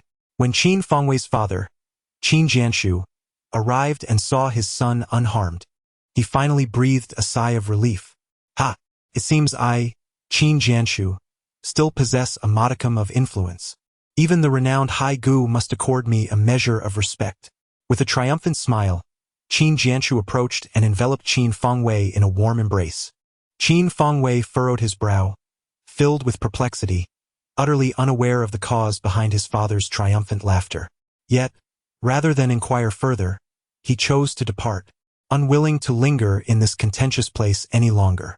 Standing atop the lofty building, Lin Chen gazed into the distance, fixating on the two cars that gradually receded from view, his eyes narrowing slightly as a glimmer of cold light flickered within their depths. Had he encountered Qin Jianshu moments prior, he could not have restrained himself from extinguishing him on the spot. With the grand scheme still unfolding and the enigmatic force behind the Qin family yet to reveal itself, now was not the opportune moment to take action. Lin Chen, are you not going up? At that moment, Mu Lianqing approached his side, inquiring softly. Go ahead. I shall not join you, he replied dismissively. Why not? Today is Li Xiaoman's birthday. Mu Lianqing probed further. However, before she could finish her sentence, Lin Chen set down his wine glass, slipped his hands into his pockets, and sauntered away with an air of nonchalance. So handsome. Watching Lin Chen's retreating figure, Mu Lianqing fell into a reverie, her heart racing uncontrollably. Yet, she remained deeply puzzled as to why Lin Chen chose not to ascend to the 4th floor to celebrate Li Xiaoman's birthday. Did he still harbor feelings for her? Too shy to extend his birthday wishes in person? Contemplating this, Mu Lianqing suddenly felt a surge of displeasure, pouting as she muttered to herself, what is so exceptional about Li Xiaoman? In terms of appearance and demeanor, I cannot possibly be inferior to her. In truth, Mu Lianqing was unaware that Lin Chen's reluctance to ascend to the 4th floor was not due to embarrassment, but rather a desire to avoid the repugnant visage of Li Xiaoman. Chapter 23. The uncultured Dr. The Night bestowed upon me dark eyes, yet I sought the light with them. The phone rang. Lin Chen retrieved his mobile device, his heart stirred upon seeing the caller's identity. His father, Lin Zhongxiao. Taking a deep breath, Lin Chen suppressed the tumult of emotions surging within him and answered, Dad? What's the matter? Chenner, what are you up to? The familiar voice resonated through the phone, instantly bringing tears to Lin Chen's eyes. In his previous life, although he had been the mightiest immortal sovereign, a millennium had passed on Earth, rendering him powerless to resurrect Lin Zhongxiao, a profound regret that had manifested as a haunting specter within him. Now, after a long separation, how could he not be overwhelmed upon hearing his father's voice again? Dad, I'm studying in the library. What are you busy with? Lin Chen inhaled deeply once more, striving to maintain a steady tone. I'm still at the company. Today, I finalized a significant contract, and I need to review it personally. Lin Zhongxiao replied with a hearty laugh, his voice tinged with unmistakable joy. Hearing this, Lin Chen offered a faint smile. Despite his father's lack of power and influence, he had built his current stature from nothing, a testament to his diligence and perseverance. Oh, by the way, your eldest aunt is unwell and is currently at Yunhai First Hospital. You should go visit her, Lin Zhongxiao suggested cautiously. Eldest aunt? Lin Chen furrowed his brow. His elder aunt, Lin Xiaoling, although the biological sister of Lin Zhongxiao, had always maintained a rather strained relationship with his family. In his previous life, after Lin Chen's family was shattered, Lin Xiaoling not only offered no assistance but also added insult to injury, even betraying him by siding with the Qin group. It is human nature to seek out the strong for support. Thus, Lin Xiaoling's actions, while regrettable, were not entirely surprising. Nevertheless, Lin Chen could not muster any fondness for her and felt no desire to see her. I understand that your aunt has not treated you well, but she is still your blood relative. Blood is thicker than water. You should visit her in the hospital, Lin Zhongxiao said, his demeanor earnest. All right, Dad, I will go, Lin Chen replied, acknowledging his father's wishes. Since Lin Zhongxiao had said so, he had no intention of refusing. Don't forget to bring her a few gifts, Lin Zhongxiao reminded him once more. After a brief silence, Lin Chen suddenly spoke up. Dad, in a few days I will come to see you. Lin Zhongxiao was somewhat taken aback and then inquired with concern. Didn't we just see each other the day before yesterday? Chenner, are you facing any troubles? No troubles. Just missing you, Lin Chen replied with a smile. Very well, if you wish to come, then do so. Just be careful while driving. And remember to visit your aunt and bring her some supplements. Lin Zhongxiao reiterated his advice. After hanging up the phone, Lin Chen raised his gaze to the night sky, looking up at a 45-degree angle. It is precisely due to his posture that the tears in his eyes did not flow, but rather gradually congealed into a desiccated state. Father, in this lifetime, I shall not allow anyone to harm you. Lin Chen clenched his fists, the friction of his skin producing a creaking sound. Aunt. Subsequently, Lin Chen turned, squinting as he gazed towards the east.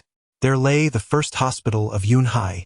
In truth, the relationship between Lin Zhongxiao and Lin Shaoling was far from cordial. One might even assert it was exceedingly poor.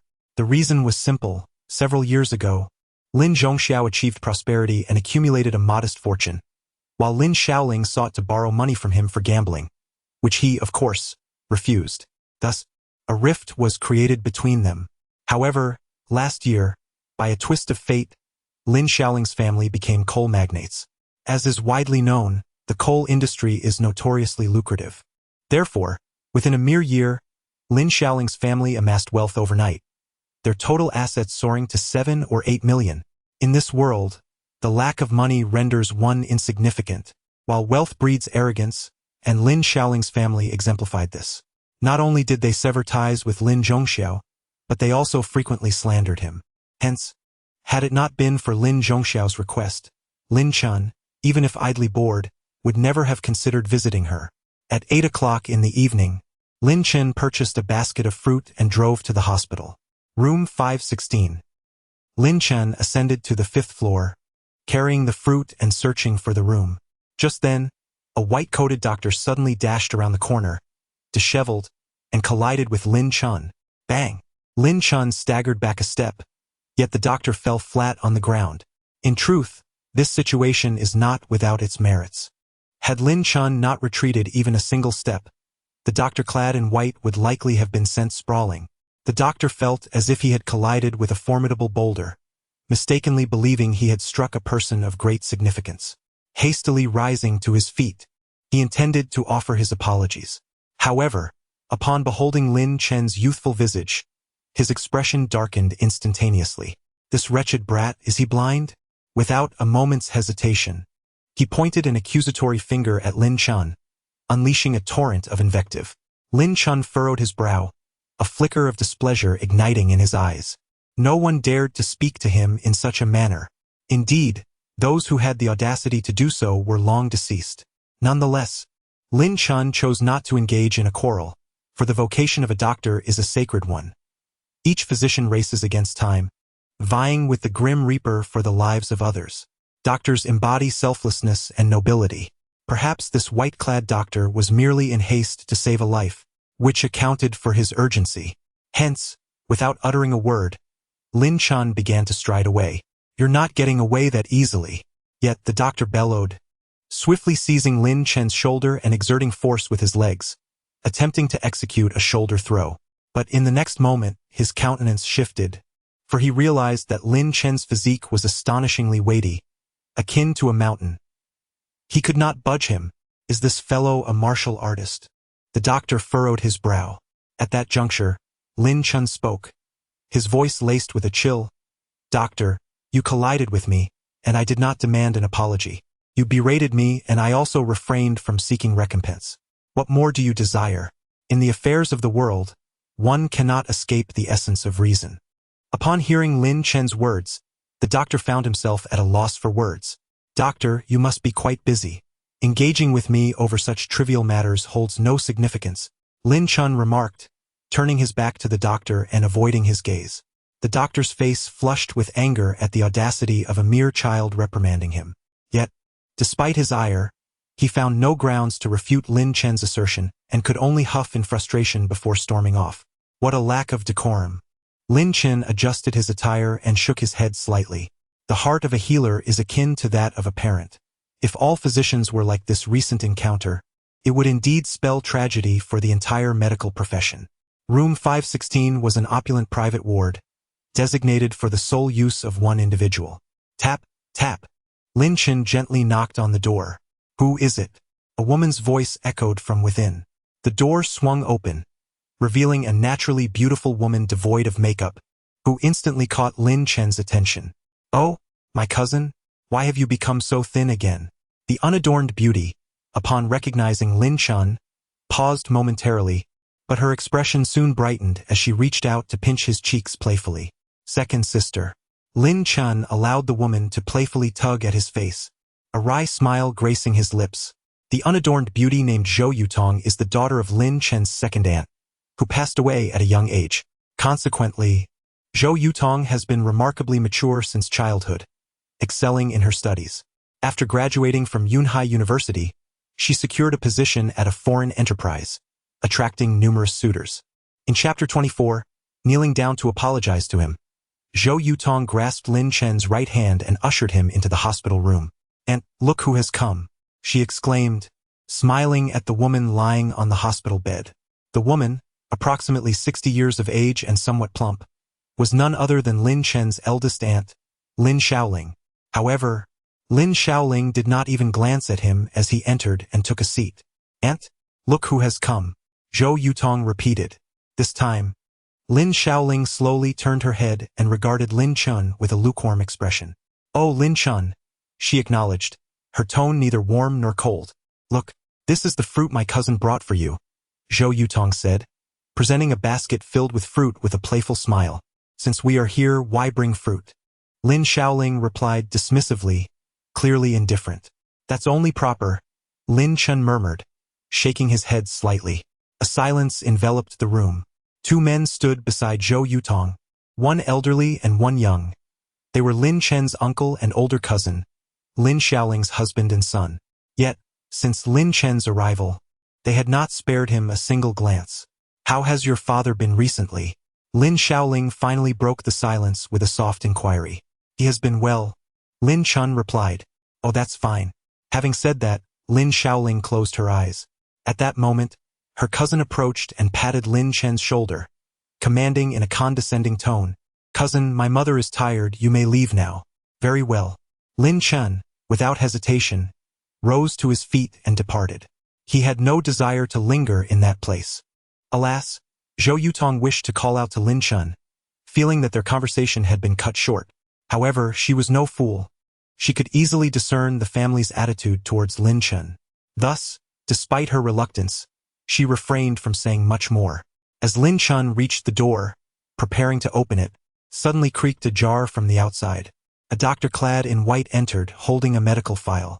While reviewing the document, he inquired, "You must be the patient's family members." Indeed, the cousin was the first to respond, giving a slight nod. "Very well, please step outside. I have matters to discuss with you." However, at that juncture, the doctor halted abruptly, his tone shifting sharply as he exclaimed, "What are you doing here?" He pointed at Lin Chen, furrowing his brow as he asked, "Are you also a family member of the patient?" "Dr. Zhang, he is my aunt's nephew. Is there something wrong?" Zhou Yutong stepped forward to inquire. "Ah, so you two are related to the patient. That makes things simpler." The white-coated doctor smirked coldly. Lin Chen's brow furrowed slightly. "This patient, I shall not treat any longer." The doctor in white suddenly shouted loudly, slamming the medical record onto the floor with a resounding thud. This unexpected scene left everyone present in stunned silence. "Lin Chen, have you offended Dr. Zhang?" Uncle's face darkened immediately as he fixed his gaze upon Lin Chen, questioning him in a hushed tone. Lin Chen quickly apologized to Dr. Zhang. "He is the finest orthopedic surgeon in this hospital," elder cousin added, irritation evident in his voice. With that, Dr. Zhang turned to leave. Elder cousin hurriedly rushed forward, grasping Dr. Zhang's arm, pleading, "Dr. Zhang, we do not know this individual, nor did we invite him. He took it upon himself to come to see my mother. Please, doctor, show leniency and do not stoop to the level of such rubbish." Yet Dr. Zhang merely sneered coldly, "Indeed, he is rubbish, and precisely because of that, I refuse to treat the relatives of rubbish." Dr. Zhang was resolute in his departure. Lin Chen, kneel and apologize to Dr. Zhang, commanded Lin Shaoling, who had remained silent on the hospital bed until now. Upon hearing this, the expressions of the crowd varied. A faint smirk appeared at the corner of Dr. Zhang's mouth, his pride unabashed. Elder cousin and uncle stared at Lin Chen with disapproval, their gazes filled with reproach, urging him to kneel. Cousin Zhou Yutong's countenance shifted slightly as she cast a concerned glance at Lin Chen, contemplating whether to speak. However, before Zhou Yutong could voice her thoughts, Lin Chen calmly stated, "What is he to me? Does he deserve an apology?" His words, though softly spoken, carried an undeniable tone of arrogance. "Excellent. Splendid. Truly splendid." Dr. Zhang, upon hearing this, was immediately consumed by rage, exclaiming "Good!"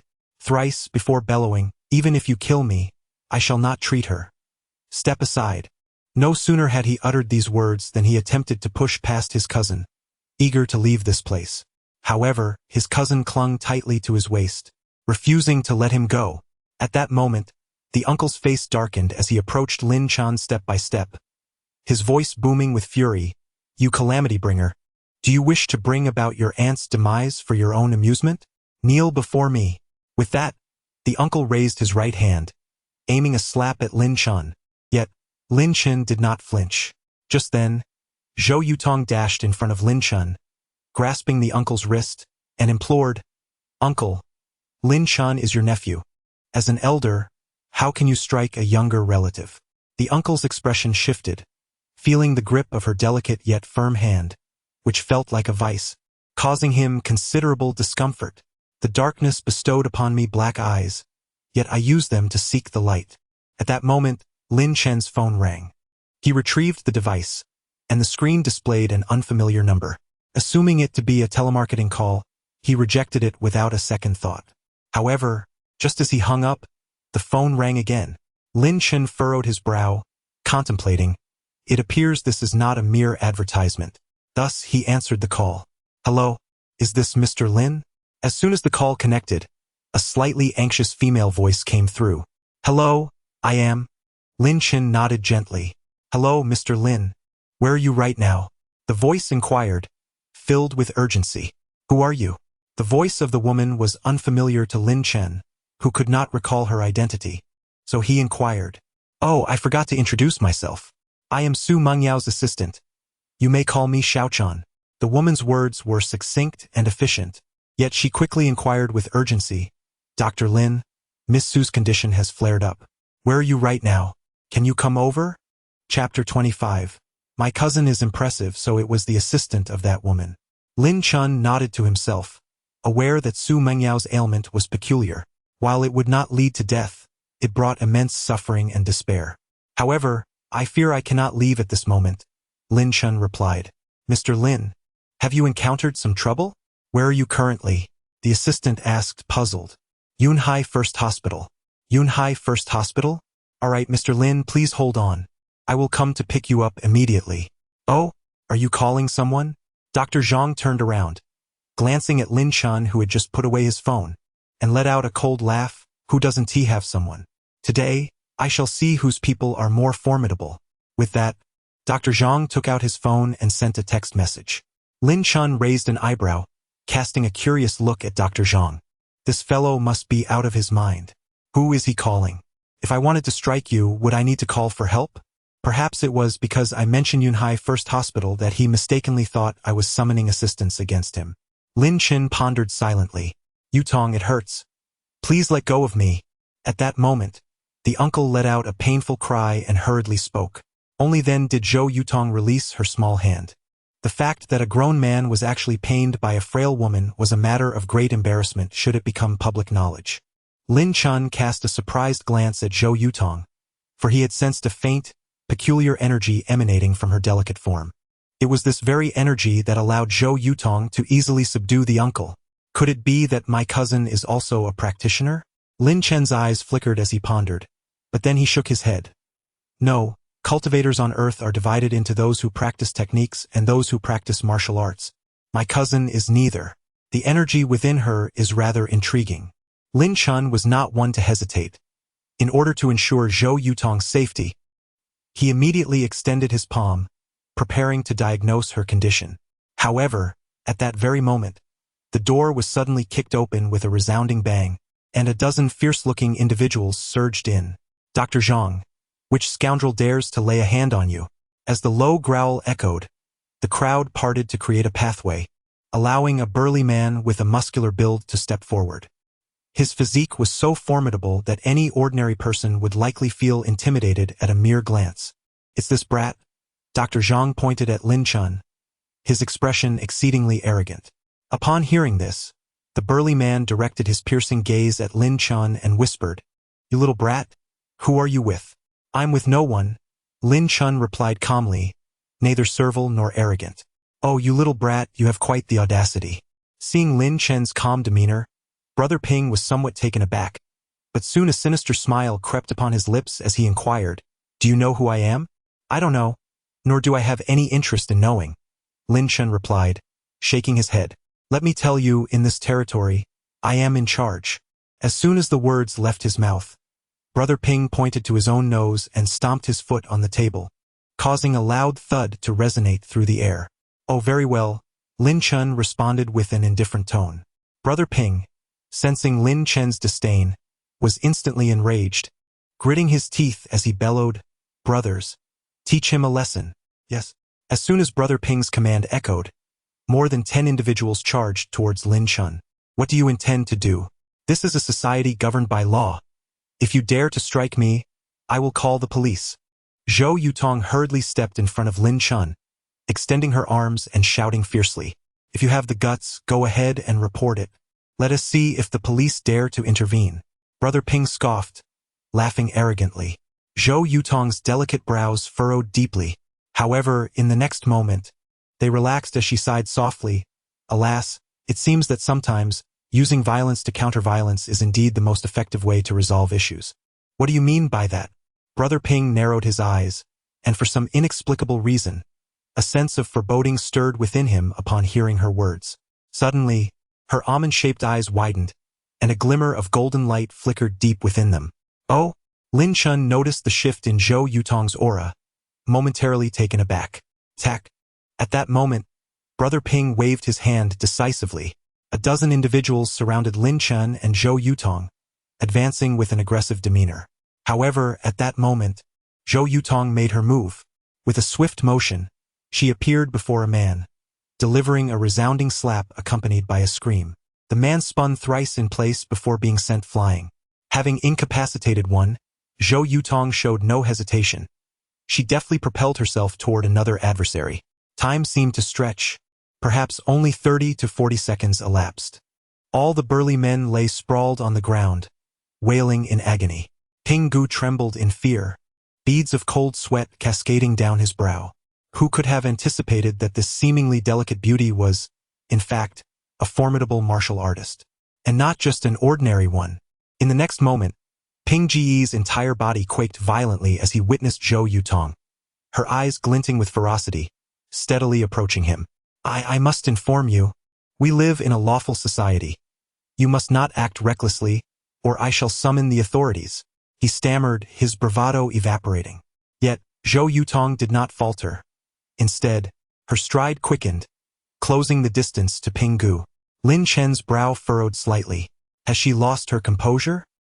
His acute perception discerned that Zhou Yutong appeared to be engulfed in a fervor, perhaps spiraling out of control. "Cousin, this is a hospital. You must not act impulsively." At that moment, the elder cousin approached Zhou Yutong, intent on restraining her. However, with a mere wave of her arm, Zhou Yutong sent her cousin flying. He landed on the ground with a thud, his eyes wide with terror. How could such a petite girl possess such strength? "Zhou Yutong, stop!" Lin Shaoling, lying on the hospital bed, suddenly shouted, attempting to sound authoritative. Yet, Zhou Yutong merely cast a glance her way, causing her to cower and promptly seal her lips, no longer daring to utter another word. For in Zhou Yutong's gaze, she perceived a glint of murderous intent. Zhou Yutong smirked disdainfully, her smile exceedingly sinister, before turning away and continuing her advance towards Ping Gu. Ping Gu swallowed hard, feeling as though he was not confronting a beautiful young woman, but rather a bloodthirsty beast. Just when he contemplated fleeing, Lin Chen appeared before Zhou Yutong seemingly out of nowhere. Without uttering a word, Zhou Yutong raised her hand, aiming to slap Lin Chen away just as she had done to her cousin. However, Lin Chen effortlessly grasped her delicate wrist. "Cousin, how about I treat you to some fox meat tonight?" Lin Chen remarked with a semblance of a smile. As soon as the words left his lips, Zhou Yutong's expression turned icy, a flash of murderous rage flickering in her eyes. "You seek death," Zhou Yutong hissed, ready to unleash her fury. Yet, at that moment, Lin Chen tightened his grip slightly. Boom! A torrent of overwhelming power surged into Zhou Yutong's body like an unstoppable flood. Zhou Yutong's expression changed dramatically. However, before she could react, the brilliance in her eyes was forcibly suppressed, and the turbulent energy within her gradually stabilized. "What is happening to me?" Zhou Yutong gazed at Lin Chen, her expression somewhat dazed. Yet, in the next moment, as if recalling something, she widened her eyes in shock and exclaimed, "Cousin, how could you?" "Cousin, let us first resolve the trouble before us." Lin Chen interjected with a smile. "Very well." Zhou Yutong lightly nodded, her gaze turning icy as she turned to confront Pinggu. However, the once terrified Pinggu now appeared arrogant again. Upon seeing Zhou Yutong, he showed no signs of fear, instead puffing out his chest and lifting his chin. "Do not be so arrogant. Let me tell you, my older brother is already downstairs. If you know what's good for you, kneel down and apologize at once, or else I slap." Before he could finish his threat, Lin Chen delivered a sharp slap to his face without hesitation. With a crisp sound, Pinggu spun 3 times in place before being sent flying. Zhou Yutong looked at Lin Chen in astonishment. "Who dares to touch my brother?" Suddenly, a thunderous roar echoed from the end of the corridor. Pinggu crashed against the wall, spitting out a broken tooth. Despite the intense pain radiating from his face, he laughed maniacally. "You are all doomed. My brother is here, and none of you will escape." Lin Chen remained composed, and although Zhou Yutong furrowed her brows, there was not a trace of fear in her eyes. However, cousin became instantly irate.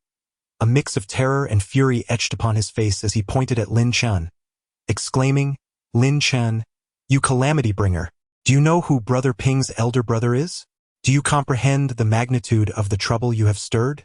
Uncle lowered his voice, commanding Lin Chen, "This mess is of your own making. Swiftly call your father. We will not intervene, nor should you drag us into this predicament. Such is the essence of familial bonds. Ha ha ha, your words are futile. Today, none of you shall escape."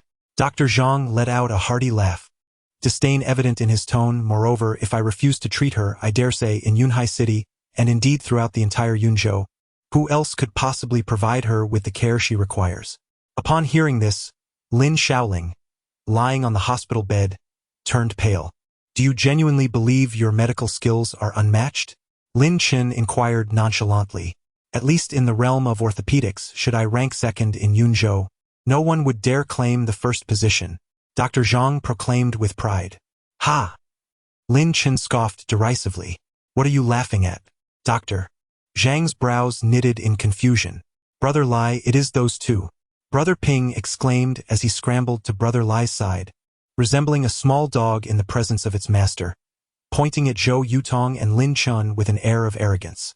Brother Lai stood at an imposing height of 1.80 meters, his muscular build accentuated by a prominent scar on his neck, lending him a fearsome appearance.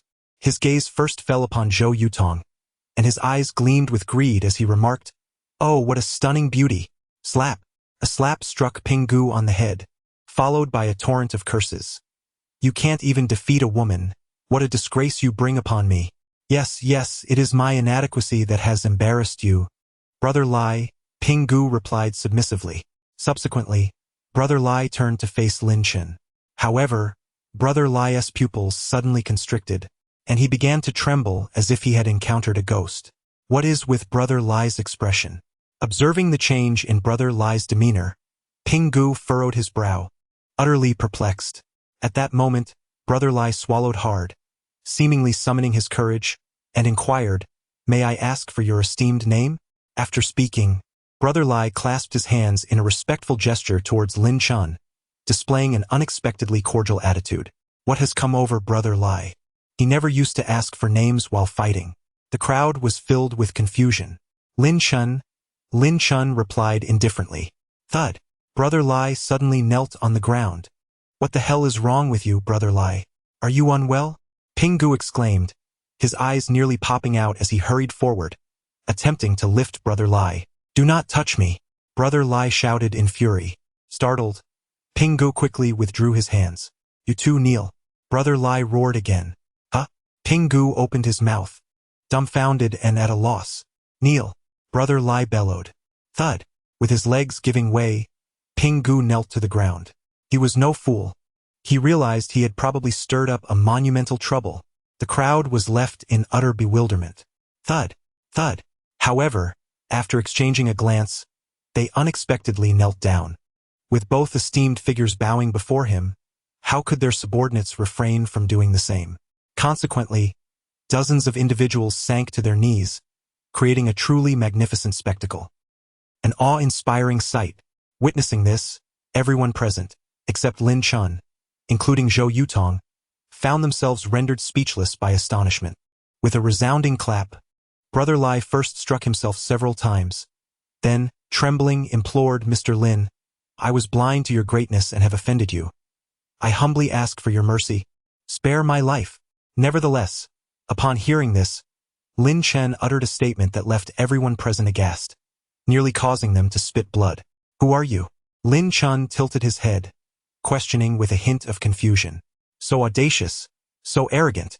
He offered not the slightest concession.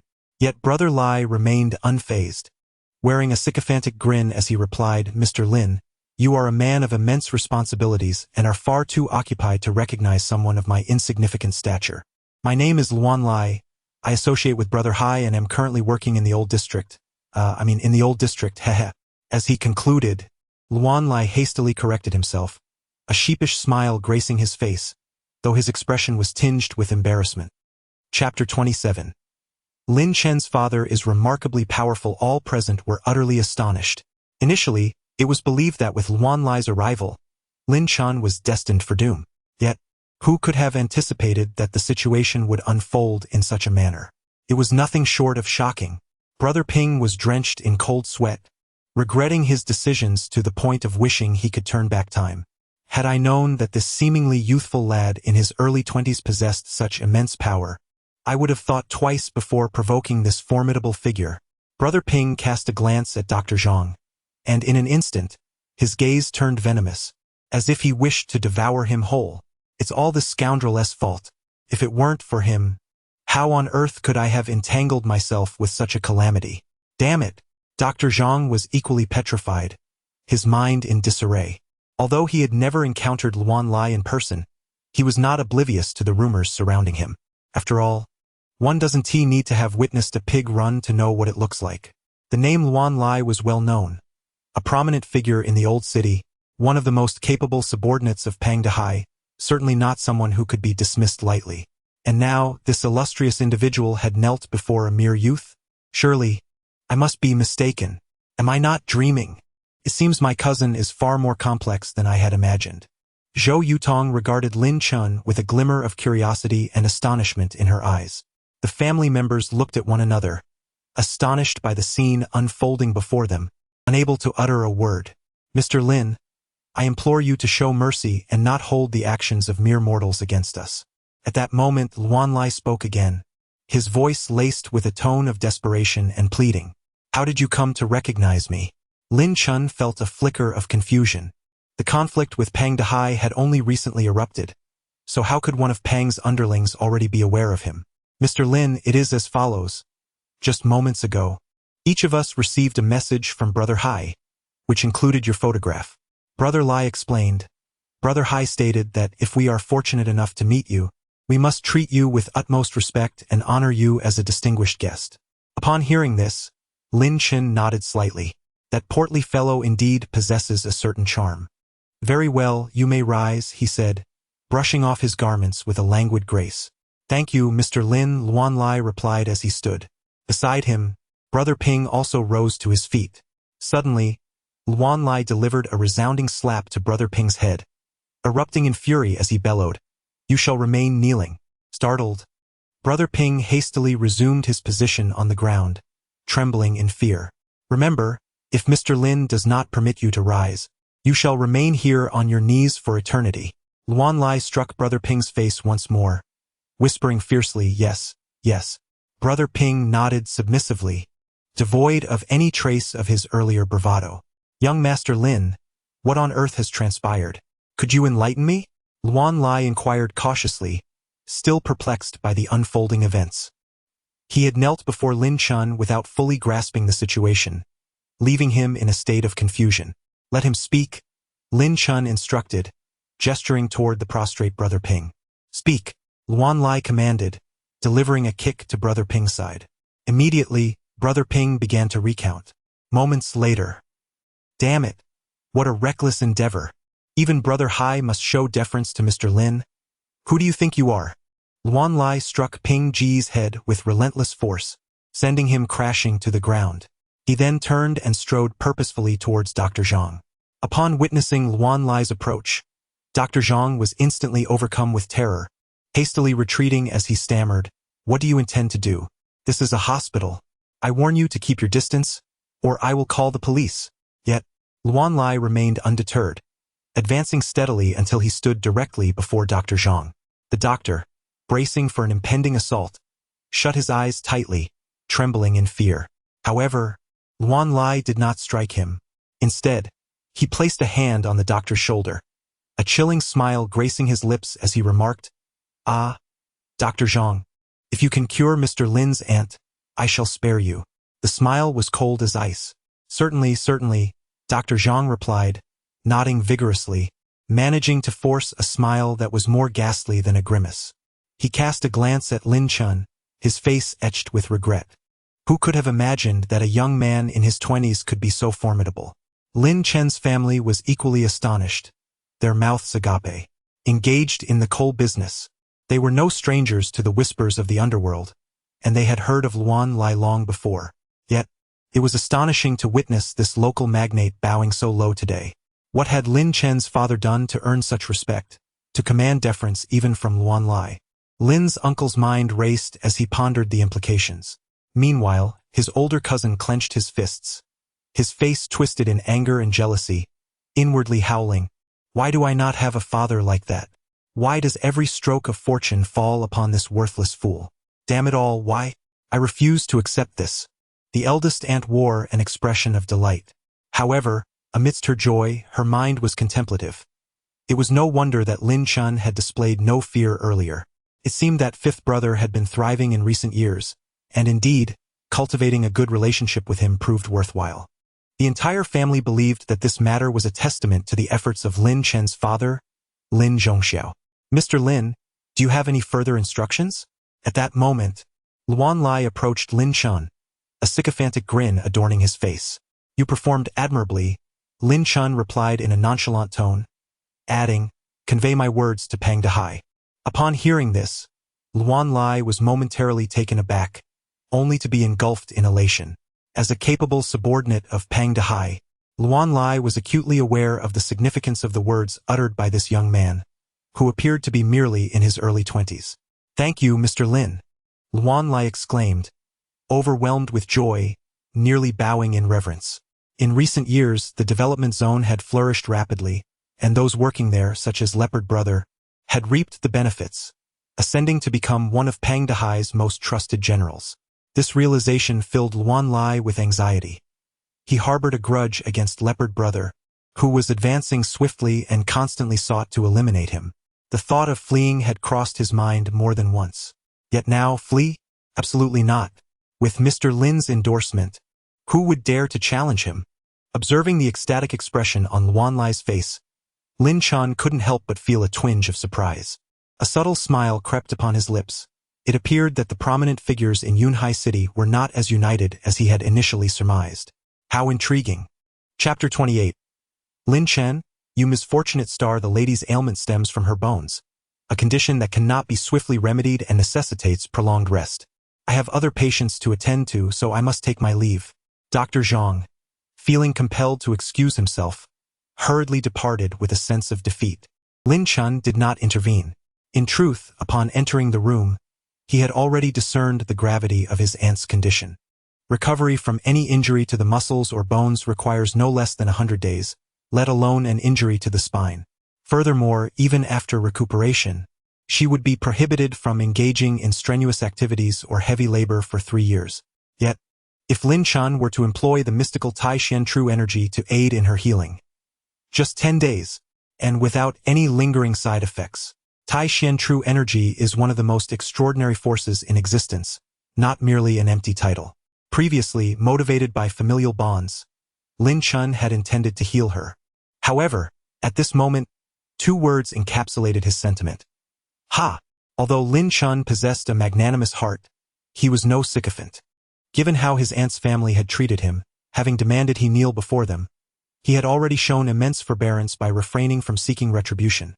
Thus, his benevolence had reached its limits. How could he possibly extend his healing hand to her? As the most formidable celestial sovereign, renowned and feared, even the 3 great celestial emperors would not dare to insult him to his face, let alone compel him to kneel. Mr. Lin, how shall we proceed? At this juncture, Luan Lai gestured towards the kneeling Pinggu and inquired. Decide for yourself. Lin Chen replied with an air of indifference. Very well, Luan Lai nodded gently, signaling for the attendants to escort Pinggu away. He then further inquired, Mr. Lin, do you have any additional instructions? Why would I issue commands when it was not I who summoned you? Lin Chen asked, a subtle smile gracing his lips. Indeed, indeed. Luan Lai scratched his head, offering a sheepish smile. Does Mr. Lin have any matters to attend to? If not, I shall take my leave. Observing that Lin Chen remained silent, Luan Lai cautiously inquired.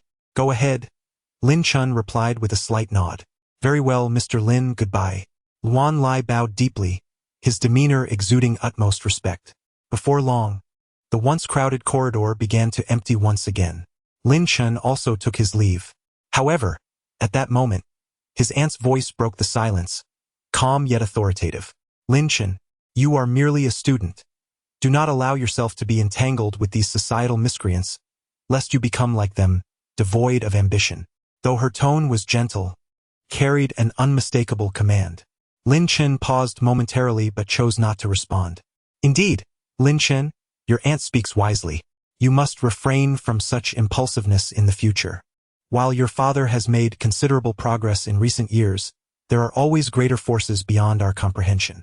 This Liao Gu is not a significant figure, but should you encounter true powerhouses like Hai Gu or Tian Gu, it would lead to considerable trouble, his uncle added, nodding in agreement.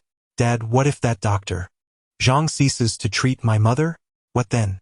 His older cousin asked, concern etched on his face. Turning to Lin Chen, his expression darkened as he reproached, Lin Chen, this is all your fault. If Dr. Zhang refuses to treat my mother, I will hold you solely responsible. Just as Zhou Yutong was about to speak in Lin Chen's defense, a slender woman clad in professional attire, her stiletto heels clicking assertively against the floor, suddenly rushed in. Upon seeing Lin Chen, her eyes brightened instantly. Mr. Lin, I have finally found you. Who are you? Lin Chen inquired. Mr. Lin, I am Miss Su's assistant. My name is Li Jingxian. The graceful woman took a breath and handed Lin Chen a business card. As Lin Chen accepted it, he noticed a subtle fragrance emanating from the card, not a perfume, but rather the delicate scent of Li Jingxian herself. Mr. Lin, I heard you were in trouble, so I hurried over. I know some people at this hospital who could be of assistance to you, Li Jingxian stated. No need, Lin Chen replied, shaking his head. The matter has already been resolved. Suddenly, the door was kicked open with a loud bang. Dr. Zhang entered with a dark expression. You little brat, you're quite capable. I, Zhang Li, have never endured such humiliation in my life. Let me tell you, I will never treat her, even if it means my death. If you have the ability, go ahead and kill me. He entered, pointing at Lin Chen and cursing vehemently. Lin Chen frowned slightly. Lin Chen, you are nothing but a jinx. Just look at the mess you've created. His cousin berated him angrily. His uncle also spoke in a hushed tone. Lin Chen quickly apologized to Dr. Zhang. Your father is merely a businessman, not someone from the underworld. Brother Lai may show you some respect, but he will not be coerced into doing your bidding, nor will he threaten Dr. Zhang on your behalf. Your aunt's health is of utmost importance. You need to recognize the priorities. Lin Chen apologized to Dr. Zhang. His aunt lying in the hospital bed commanded impatiently. Dr. Zhang wore a smug expression, a triumphant smile on his face. So, in the end, it is I who has emerged victorious, isn't it? If you wish for me to treat her, then you must apologize to me promptly. Lin Chen chuckled, though his smile bore a hint of frost. Taking liberties, showing no respect. He is no saint. How could he remain unperturbed? Yet, before Lin Chen could unleash his ire, Li Jingxian interjected, her delicate brows knitted in concern. Doctor, seeking personal revenge is a grave transgression in this hospital. I am the one in charge here, and which of your eyes perceived my actions as vindictive? Dr. Zhang puffed out his chest, his disdain palpable. Upon hearing this, Li Jingxian's brows furrowed even tighter as she quietly declared, I intend to file a complaint against you. Oh, a complaint against me? Dr. Zhang laughed, an expression of utter contempt on his face. Here is my professional license. Feel free to lodge your complaint. He produced his license and tossed it to Li Jingxian, still smiling. Upon witnessing this, Li Jingxian's fury ignited. How arrogant, how presumptuous, how utterly disrespectful. Did he truly believe this hospital belonged to him? In truth, Dr. Zhang's audacity stemmed from the fact that the vice president of this hospital was his uncle-in-law. With such backing, what could he possibly fear? In this esteemed Yunhai First Hospital, Zhang Li was law. No one could challenge his authority. Unfortunately for him, this time, he had miscalculated. Chapter 29. We are both doomed. Li Jingxian was incensed. She had never encountered such arrogance in her life. Without a moment's hesitation, she pulled out her phone to make a call. However, at that very moment, her cousin approached her and said, Miss, perhaps you should reconsider. Dr. Zhang's uncle is the vice president of this hospital. Your complaint would be futile. As the conversation unfolded, Cousin Debiakin inhaled deeply the enchanting fragrance emanating from Li Jingxian, licking his lips with unabashed greed. Upon hearing his words, Dr. Zhang puffed out his chest, his demeanor radiating immense pride. Indeed, the vice president is my brother-in-law. Who here dares to challenge my authority? Li Jingxian blinked slightly, appearing somewhat bewildered. Observing her expression, Dr. Zhang assumed she was intimidated, which only fueled his arrogance further. However, the anticipated fear and hesitation did not manifest on Li Jingxian's countenance. Instead, she calmly uttered a single syllable, oh. Her tone was remarkably flat, tinged with a hint of disdain. Dr. Zhang's brow furrowed, his displeasure evident as he prepared to retort. Yet, before he could speak, Li Jingxian had already made a phone call, activating the speakerphone. This young lady, with such striking beauty, are you an actress or a model? Oh, I see. You must be a decoy sent by Lin Chen. No wonder you perform so convincingly. Cousin Debiakin stroked his chin, his voice laden with contempt for Lin Chen. What a disgraceful display, resorting to such tactics to appear impressive. Lin Chen apologized to Dr. Zhang. I shall not ask a third time. Lying on the hospital bed, Lin Shaoling spoke with palpable impatience. Witnessing the attitude of Lin Shaoling's family towards Lin Chen, Li Jingxian couldn't help but feel a moment of surprise, contemplating the implications. Meanwhile, Dr. Zhang remained dismissive, arms crossed, a confident smile adorning his face. Under his scrutinizing gaze, the call connected. Who is this? Came a cold voice from the phone. Hello, Secretary Qian, this is Li Jingxian, assistant to Miss Su Mengyao. I am seeking Director Gong. Li Jingxian spoke softly, revealing that she was Miss Su's assistant. Very well, I shall connect you to Director Gong. The previously cold voice instantly transformed into one of enthusiasm and warmth. Director Gong? Dr. Zhang furrowed his brow sharply. As a physician in this establishment, he encountered that name almost daily, for Director Gong was the head of Yunhai First Hospital. Could it be a case of sharing a name? Indeed, it had to be. How could a mere girl with golden locks possibly know Director Gong? Dr. Zhang's apprehension dissipated, replaced by a gaze towards Li Jingxian that brimmed with pride and disdain. I shall observe what tricks you, a mere girl, can conjure. Yes, it is room 516. I hope you can address the matter, Li Jingxian stated. Her tone, though a request, resonated unmistakably as a command. With that, she hung up the phone. What? Is the call concluded? Or has the performance come to an end? Dr. Zhang asked with a dismissive smile. The elder members of the family observed the scene, shaking their heads slightly, their eyes filled with contempt. Young lady, one must be sincere in life. Boasting is futile. Here I stand, perfectly well. Suddenly, a sharp ringtone pierced the air. Dr. Zhang's expression shifted slightly.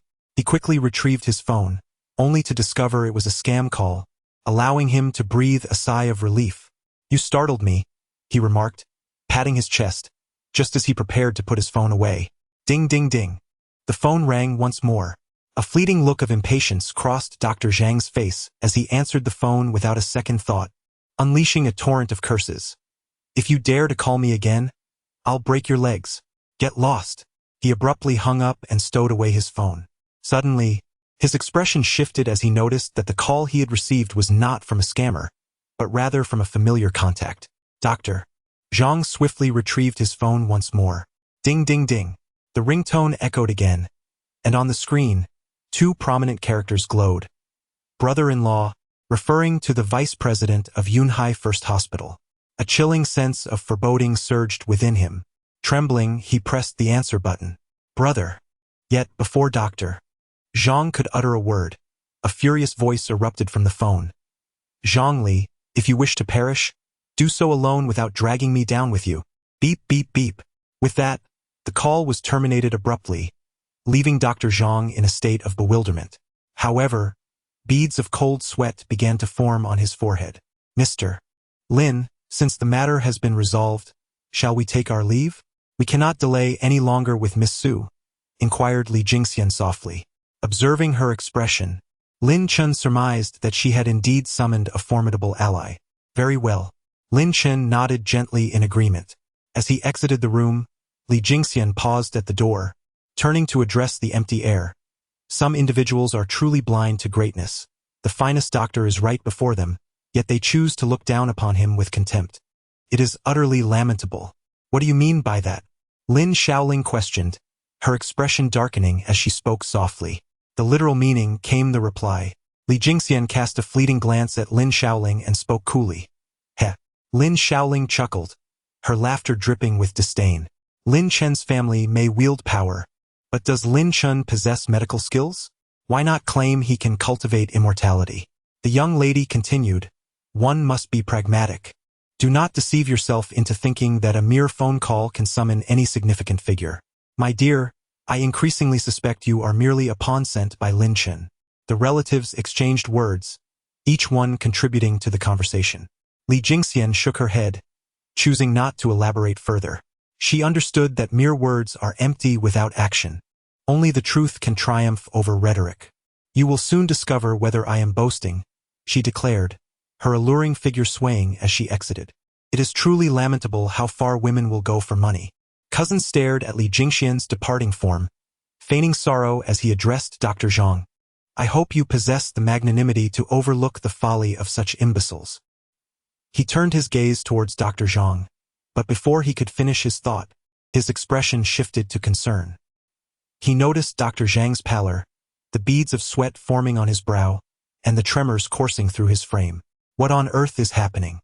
Cousin thought to inquire, but suddenly, with a resounding crash, the door was violently kicked open. A stout figure burst into the room, and to the astonishment of all present, the intruder delivered a kick that sent Dr. Zhang hurtling through the air. The blow was merciless, and the pain was palpable. Zhongli, you scoundrel, you have brought ruin upon me. The man was like an ant on a hot pan, frantic and agitated, pointing at Dr. Zhang on the ground and cursing vehemently. Now we can only hope that the esteemed elder possesses a magnanimous spirit and does not stoop to our level, or else we shall both be doomed. Chapter 30. Lin Chen's remarkable skills at the Shengshi Grand Hotel.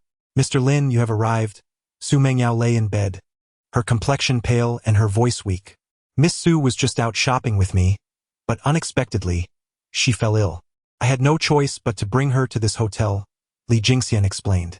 Lin Chen remained silent, instead taking a seat on the edge of the bed and extending his right hand to feel Su Mengyao's pulse. He closed his eyes. The room was enveloped in an eerie silence. Li Jingxian did not dare to breathe, fearful of disturbing Lin Chen. Time passed, though the duration was unknown. Lin Chen slowly opened his eyes. "Mr. Lin, how is she?" Li Jingxian inquired with concern. Truth be told, she harbored doubts about Lin Chen's abilities, yet Miss Su was insistent on hiring him, leaving her uncertain of this young man's capabilities. "Her condition cannot be delayed any longer," Lin Chen stated. Li Jingxian was momentarily taken aback, but then her face brightened with joy. If Lin Chen spoke thus, it meant that Su Mengyao still had a chance for recovery. However, this realization filled her with disbelief. Nearly all physicians had been at a loss regarding Su Mengyao's ailment. Yet this young man seemed to possess a solution. "Mr. Lin, can you truly cure Miss Su?" Li Jingxian asked tentatively. With a thought, a thread of spiritual energy surged forth, coursing through his fingers and into Su Mengyao's body. Su Mengyao was initially engulfed in pain. Even the act of breathing became arduous. However, upon receiving a trace of Lin Chen's spiritual energy, she felt as if she were bathed in a gentle spring breeze, and the sensation of pain swiftly diminished. The frown that had tightly knitted her brows gradually relaxed, replaced by a wave of comfort and ease that enveloped her body. Su Mengyao was astonished. Yet, before she could inquire further, Lin Chen's hand gently brushed over her eyes. "Sleep now," he murmured. His touch seemed imbued with a magical quality. To her surprise, Su Mengyao closed her eyes and drifted into slumber. Lin Chen rose from his seat. "Is this sufficient?" Li Jingxian, standing nearby, gazed in disbelief, her mouth agape.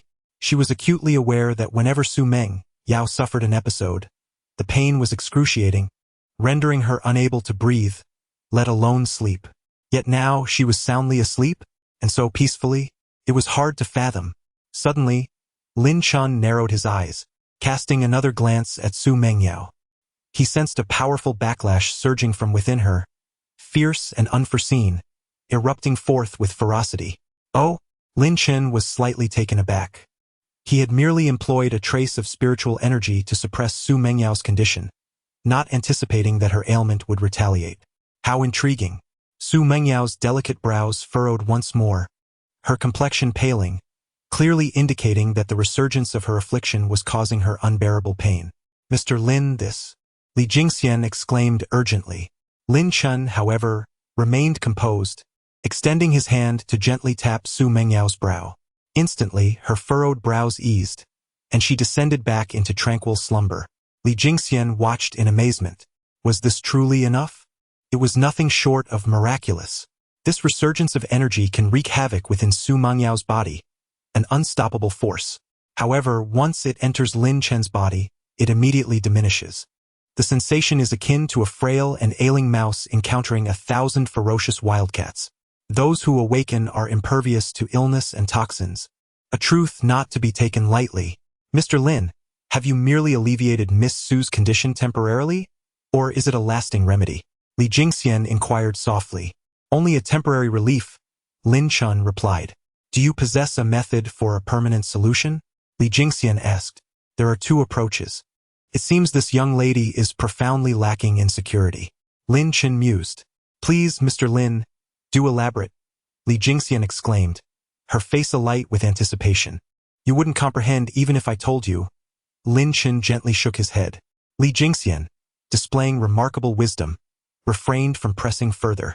Having spent years by Su Mengyao's side as her personal assistant, her emotional intelligence surpassed that of ordinary individuals.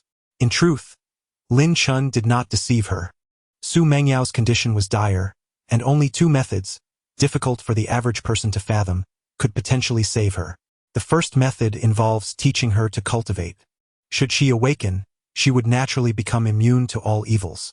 Yet, this method holds little promise, as the earth has not undergone significant transformation and spiritual energy has yet to revive. It is likely that Su Mengyao has not awakened and has already succumbed to her illness. The second method entails a transfer of her affliction to another individual. In other words, her illness would be shifted to someone else. However, this approach is labor-intensive and carries a high risk of leaving lasting repercussions. In his previous life, Lin Chen had known someone with extraordinary medical prowess, renowned throughout the cosmos, known as the Medicine Sovereign. Later, that woman became his wife. Subsequently, Yazun found himself under the strict governance of his spouse, establishing 3 unyielding rules. He would never accept female disciples, he would never form friendships with women, and he would never treat maternal figures. How tragic! You may take her hand. Lin Chen, dismissing further contemplation, turned his gaze toward Li Jingxian and spoke. Li Jingxian was momentarily taken aback. It was only then that she noticed, despite Su Mengyao being sound asleep, her small hand clung tightly to Lin Chen's, a clear indication of her profound insecurity. Li Jingxian could not help but feel a pang of sorrow. "Mr. Lin, allow me to take over." She hurriedly stepped forward, replacing Lin Chen and grasping Su Mengyao's delicate hand. "Mr. Lin, what shall we do when Miss Su awakens?" Li Jingxian inquired once more. "Within 10 days. Her illness will not recur," Lin Chen replied indifferently. He then cast a glance at Su Mengyao's unparalleled beauty, adding, "When she awakens, inform her that there are currently 2 methods to cure her ailment. One requires immense effort and perseverance on her part. The other may result in lingering side effects. Let her contemplate her options." "Understood. I shall convey Mr. Lin's words to Miss Su precisely as you have stated." Li Jingxian nodded gently. As Lin Chen prepared to leave, Li Jingxian said softly, "Mr. Lin, please take care. Miss Su should not be left alone. I shall refrain from seeing you off." "My apologies. No need for concern," Lin Chen replied nonchalantly. As he reached the doorway, he suddenly halted. Should her illness flare up again and prove unmanageable, one may apply acupuncture with a force of 3 parts at the Shinting point and 7 parts at the Renning point to preserve her life. Having spoken, Lin Chen opened the door and departed with elegance. Yet, Li Jingxian remained rooted to the spot, bewildered. The Tianjing acupoint, the Renning acupoint, were these not 2 of the most lethal pressure points? Surely, I must have misheard. Needling these 2 points would result in immediate demise. Chapter 31. The little demoness. The following morning, Lin Chen sat cross-legged on his bed, leisurely opening his eyes. With a deep breath, he exhaled a cloud of white, turbid air that dissipated into the atmosphere. He lowered his gaze to his hands, then slightly clenched them, letting out a soft sigh as he murmured, "After a night of cultivation, I have only achieved such a meager advancement. Truly, the earth in its current state is not conducive to cultivation. I wonder how preparations are faring for little Bai." Lin Chen narrowed his eyes, recalling Master Bai. Suddenly, his phone rang. Upon glancing at the screen displaying several prominent characters, a smile crept onto Lin Chen's lips. "Speak of the devil and he shall appear." "Mr. Lin?" A faint voice came through the line. "Speak." Lin Chen replied succinctly, devoid of any superfluous words. "Mr. Lin, I have located the Ziwei Spirit Jade among the items you requested. Would you like to come and take a look?" Bai Rushue inquired tentatively. "Address?" Lin Chen stated plainly. "Old Town. Antique Street." Antique Street is one of the liveliest locales in Yunhai City. Here, no one can predict what the next moment may bring. Some have struck fortune by purchasing an artifact worth over 10,000 with merely 100, while others have squandered 1,000 on worthless scrap metal. Here, it seems that luck is the pivotal factor determining everything. Lin Chen arrived in his vehicle. As the sun began to rise, the antique street was bustling with activity, filled with a continuous flow of people. Upon alighting from his car and gazing into the distance, he found no trace of Bai Rushue. He intended to call her, but at that moment, a scene unfolding nearby captured his attention. A girl, no older than 15 or 16, approached a stall accompanied by a group of burly men, exuding an intimidating presence. The girl slammed her hands on the stall and imperiously shouted, "Do you dare deceive me? Are you seeking death? Sister, when have I ever deceived you?" The stall owner, a man in his 40s, stammered in fear, swallowing hard as he spoke. "Look at your items." The girl slammed a jade pendant onto the table, placing her hands on her hips, and arrogantly declared, "This is obviously a machine-carved counterfeit. Yet you claim it to be a Song Dynasty jade pendant. Are you courting death?" "Sister, I never said this was a Song Dynasty pendant. I warned you yesterday that its authenticity was uncertain. Payment was voluntary, and I made no coercions." The stall owner was on the verge of tears, trembling as he spoke. However, before he could finish, the girl interrupted him. "I don't care. Someone, smash his stall to pieces." "Yes." The burly bodyguards behind the girl responded in unison and stepped forward. "Ah, This is all I have. If you destroy it, what will happen to my children? What about my wife who lies in a hospital bed? The stall owner was now desperate, tears streaming down his face. Humph! I care not. For scoundrels like you, I shall strike down one upon sight, and two shall meet my double wrath. The young girl proudly clasped her waist, exuding an air of confidence. The onlookers around her merely shook their heads, clearly feeling powerless in the face of her notorious obstinacy. After all, the little sorceress was infamous for her unreasonable behavior. Who among them dared to provoke such a tempestuous spirit? Those who fell under her gaze could only resign themselves to misfortune. Yet, at that very moment, a voice, both unassuming and resonant, suddenly echoed from a short distance away. Young lady, do your family members know of your unreasonable antics? The girl turned sharply, her piercing gaze directed toward the left rear. There stood a handsome young man clad in a black tracksuit, arms crossed behind his back, his expression calm. What did you just say? The girl inquired, her face stern. Are you deaf? Can you not hear? Lin Chen replied with a hint of a smile. Upon hearing this, the girl laughed. Cripple him. Suddenly, a sharp command rang out. Yes. Several burly bodyguards in black emerged, their demeanor menacing as they advanced toward Lin Chen, fists raised. This young man is truly unfortunate. To provoke the little sorceress, does he not value his life? In truth, the lad had done nothing wrong. Alas, those who act with valor often meet an early demise. As the crowd witnessed this scene, they shook their heads in lament, pitying Lin Chen. However, his expression remained unchanged. Noticing the imposing bodyguards approaching, he merely squinted slightly and extended 5 fingers, stating, 5 seconds. Oh, quite self-aware, aren't we? A bodyguard clad in black scoffed, seemingly aware that in 5 seconds, we would be kneeling beside him, applying pressure to his acupoint. Another bodyguard in black disdainfully remarked, let us see you try. Lin Chen shrugged. 5 seconds later, Lin Chen crouched on the ground, pressing the acupoint of one of the black-clad bodyguards, while the others lay unconscious, sprawled upon the ground, utterly unresponsive. Silence enveloped the scene, as nearly all present were left astounded. A single punch? Oh no, merely a fingertip. This young man in black effortlessly subdued these brawny bodyguards with just one finger. Quite terrifying, wouldn't you agree? The young girl, witnessing this spectacle, was rendered speechless in shock. Yet, the next moment, a spark of excitement illuminated her delicate features.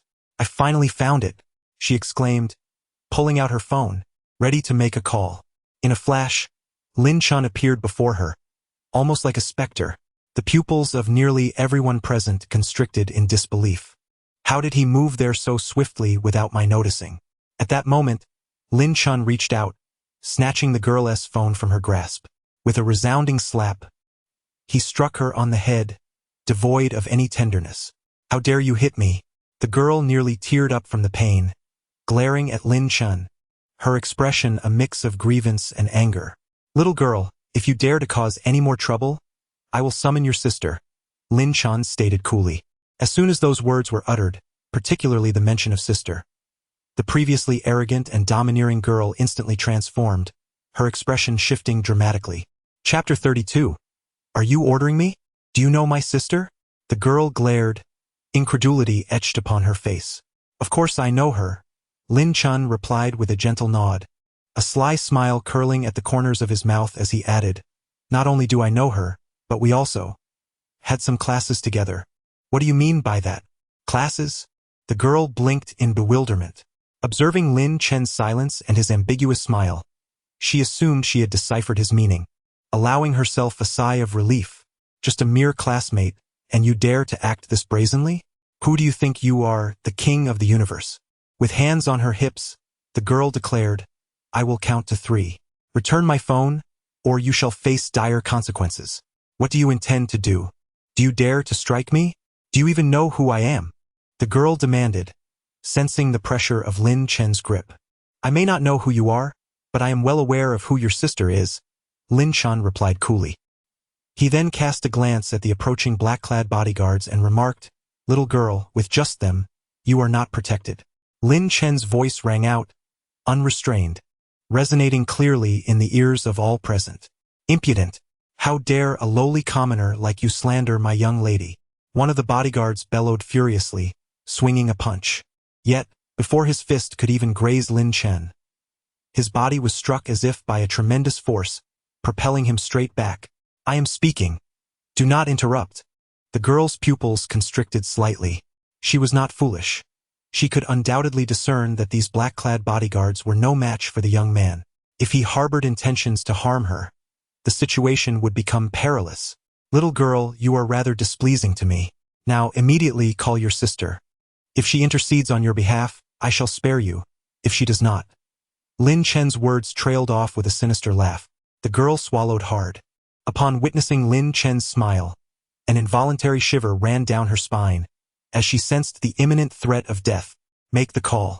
At that moment, Lin Chen presented his phone before her. Terrified, the girl dared not oppose him and hastily dialed her sister. The surrounding bodyguards stood frozen, none daring to make a move. They had all witnessed Lin Chen's prowess. Their own lives depended on the girl's safety, so they remained utterly still. The call connected, and a voice as gentle as flowing water emerged. Cho Shui, what is it? The girl gasped and burst into tears, her voice laced with deep sorrow. Why are you crying? Speak to me, what has happened? The voice on the other end became increasingly anxious. Sister, I am being bullied. The girl choked out. Who? Although it was merely a single word, the tone was ominously dark, laced with a palpable threat. With tears brimming in her eyes, the girl cast a glance at Lin Chen. Yet, the cunning and satisfaction lurking deep within her gaze were unmistakable. The wicked often cry foul first, allowing her to establish a preconceived notion. This little girl, despite her youth, possesses a cunning mind. Lin Chen, with his vast experiences, discerned the girl's intentions with a single glance, yet he merely smiled faintly, dismissively. She was clad in black, tall and imposing. I am Lin Chen. Before the girl could finish her statement, Lin Chen spoke indifferently, his tone laced with a hint of coldness. The moment those 4 words escaped his lips, silence enveloped the other end of the line. Surely, his sister was contemplating how to deal with this young man. Humph, daring to provoke me, I shall ensure you regret it. A smirk curled at the corners of the girl's mouth, revealing a chilling and playful grin. Cho Shui is still young and naive. I hope you won't stoop to her level, came a voice as gentle as flowing water. Haha, Lin Chen, have you heard? My sister intends to handle you, and it would be a simple task. The girl laughed heartily, brimming with pride. However, in the next moment her laughter ceased. Yes, I indeed heard. Lin Chen replied with a smirk, nodding slightly. But sister, why? The girl's eyes widened in disbelief as she questioned.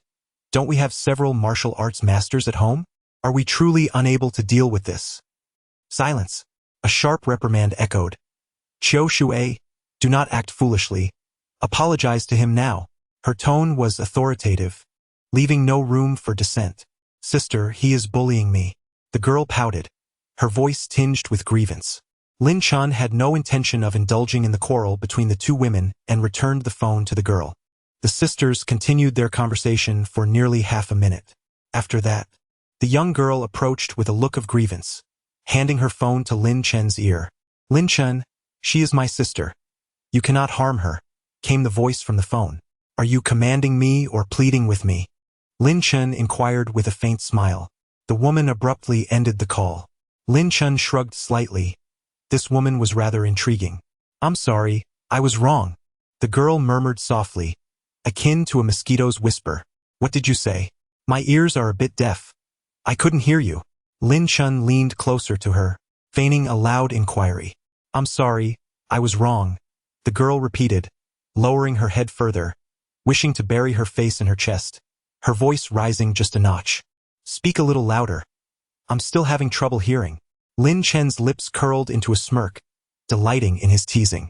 You scoundrel, I shall bite you to death. The girl, infuriated, gritted her teeth and opened her mouth to bite Lin Chen's ear fiercely. Humph! Let us depart.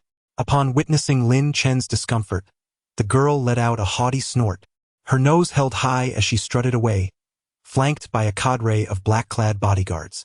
Lin Chen made no attempt to stop her. After all, it was quite an accomplishment to see this arrogant little imp relent.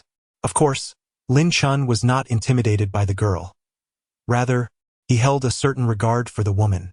After all, she was the first woman in his rebirth and, to date, the only one. With that, Lin Chen turned away. Turning to the man behind him, he smiled and said, "Boss, my sister lacks understanding and has offended you. I hope you, being a person of great stature, can overlook her transgressions." Upon hearing these words, the stall owner was taken aback, his mouth agape in disbelief. Did I mishear? Am I dreaming? After an uncertain duration, the stall owner finally regained his composure, hurriedly shaking his head and waving his hands. "I dare not. I would never presume to hold a grudge against Miss Xia." This statement seemed somewhat off. The stall owner sensed the awkwardness and quickly added, "What I meant to say is that I would never dare to contest with her." Still, felt amiss. The stall owner appeared anxious and flustered. Lin Chen gently smiled and said, "How about this? I will purchase everything you have today. Name your price." Among the items at the stall, there was something quite valuable that he wished to acquire. Chapter 33. Is Lin Chen feigning understanding? Lin Chen's intention in buying all the items at the stall was not merely to apologize, but because among them was something truly remarkable. "Sir, this is rather excessive, isn't it?" The stall owner was utterly astonished by Lin Chen's declaration, overwhelmed with surprise. "To buy everything? Isn't that a bit extravagant? You have 30 items here, priced at 1,000 each, totaling 30,000. What do you say?" Lin Chen inquired directly. "What?" the stall owner exclaimed, his mouth agape in shock. "Sir, each item sells for only 888. You! Very well, it's a deal." Lin Chen smiled faintly, clapping his hands together, producing a crisp sound that echoed in the air. He then turned to face the crowd, speaking in a calm tone, "Bai Rushue, give him 30,000 and pack all these items for him." The crowd was momentarily taken aback. Who was this young man addressing? Surely, he could not be speaking to me. I certainly do not possess 30,000. However, as the onlookers exchanged bewildered glances, a woman dressed in white and wearing a hat slowly emerged from the throng. Just a glance at her graceful silhouette revealed that she was an unparalleled beauty. Indeed, this woman was none other than Bai Rushue, one of the 8 masters of Yunzhou. Yet at this moment, a bittersweet smile graced her exquisite face, for she felt as if Lin Chen had regarded her as an automatic teller machine. At this juncture, Lin Chen had already turned his back to the gazes of the crowd and was striding away. Bai Rushue watched his retreating figure, letting out a soft sigh, her expression tinged with confusion. He was undeniably powerful, but was following him truly right or wrong? The conflict between Lin Chen and Xia Qiushui, amidst this antique street, could only be deemed a rather ordinary farce, thus failing to attract significant attention. This, in turn, provided Lin Chen with a sense of relief, for even he was reluctant to be scrutinized at every moment. With his hands buried in his pockets, Lin Chen whistled nonchalantly as he ambled down the street. He mused to himself that he needed to devise a way to earn some money. His proud nature prevented him from seeking assistance, let alone relying on the wealth of others. At that moment, a scene not far away captured his attention. 3 or 4 individuals were crouched on the ground, each holding a few stones of moderate size, their expressions varying. "Oh, are they engaging in stone gambling?" Lin Chen narrowed his eyes. Indeed, what lay before him was a spectacle known as stone gambling. The stones involved bore little external distinction, with prices closely comparable. However, some stones were merely ordinary, devoid of any treasure, while others concealed precious gems within, worth their weight in gold. A few years ago, a wealthy individual amassed a fortune through this very practice, later venturing into real estate, achieving remarkable success. This method certainly presents an intriguing opportunity for profit. A subtle smile graced Lin Chen's lips as he stepped forward toward the nearby stone gambling stall. "Young man, considering your tender years, I didn't expect you to have an interest in this." The stall owner, a middle-aged man in his 40s, greeted Lin Chen with a cheerful smile as he approached. Onlookers enjoy the spectacle, while connoisseurs discern the subtleties. "Surely, this young fellow is merely here for amusement, so I hope you won't take advantage of him." An elderly man with white hair chimed in from a short distance, rubbing the stone in his hands while offering a kind-hearted warning. He then extended his palm, gently caressing each stone on the stall. Observing this, the elderly man shook his head slightly, harboring a hint of disdain. Is this how one gambles with stones? The average person might take ages to discern the quality of a stone. Yet this young man merely touches and walks away? Truly, he is here just to partake in the spectacle, he mused silently. The stall owner observed the scene with a slight shake of his head, choosing to remain silent. Youngsters often enjoy posturing, attempting to project an air of understanding and sophistication, which is not entirely unjustifiable. How much for this stone?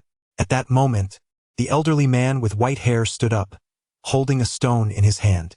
Oh, Li Lao, have you taken a fancy to this stone? The stall owner inquired with a beaming smile.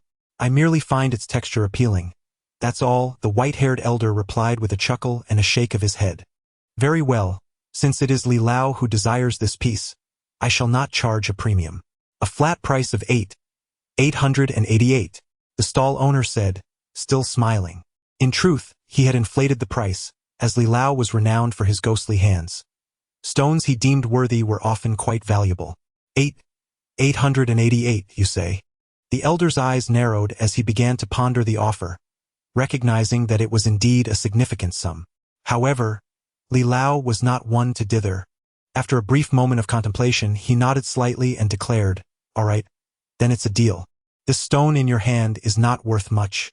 The elder had yet to finish his statement when a youthful voice suddenly interrupted him. Li Lao furrowed his brow, casting a dubious glance towards Lin Chen. Lin Chen chose not to elaborate further. His intervention was merely a gesture of reciprocity, as Li Lao had earlier offered him a word of caution. However, the stall owner was displeased, for Lin Chen's actions had indeed delayed his business. With a stern expression, he remarked, young man, being overly eager to teach others is not a commendable trait. Pretending to understand what you do not is even more egregious. Do not spout nonsense and mislead others. Old Li also interjected, since you claim that this stone in my possession is worthless, which stone here do you deem the most valuable? Although this stone was not small in size, it was surprisingly light. Logically, such stones should be hollow and devoid of anything within. Thus, the stall owner scoffed derisively, questioning, are you quite certain, young lad? Old Li raised an eyebrow, somewhat taken aback. He had initially believed that Lin Chen possessed some knowledge of stone gambling techniques, but he could hardly fathom that Lin Chen would choose this utterly worthless stone. The folly of feigning knowledge when one is ignorant. Ah, the youth of today. Old Li silently shook his head, a quiet lament echoing in his heart. I gift this to you, Lin Chen declared, tossing the stone into Old Li's hands. Old Li caught it, momentarily at a loss for words, unsure of how to respond. After all, this stone was undoubtedly of no value. The stall owner let out a cold laugh, fixing his gaze on Lin Chen as he extended a finger and stated, the price of my stone is calculated by weight. This one is worth approximately 4,000. How about this? I shall not charge you the full amount, but only 1,000. He was convinced that the stone Lin Chen had chosen was absolutely worthless. In other words, he was certain of his profit from this 1,000. As Lin Chen remained silent, Old Li suddenly burst into hearty laughter, patting his chest and exclaiming, indeed, it is just as it should be for the youth. The newborn calf fears not the tiger, unafraid of the uncertain path ahead or the consequences that follow. Young brother, I have faith in you, and I shall cover the cost of this 1,000 yuan. Upon hearing this, the stall owner couldn't help but smirk, disdain swirling within him. If this stone reveals a treasure, then I shall eat my own words right here. Chapter 34. The unruly stall owner. Then I shall proceed to cut this stone before all present. The stall owner glanced at Lin Chen, a smile plastered across his face.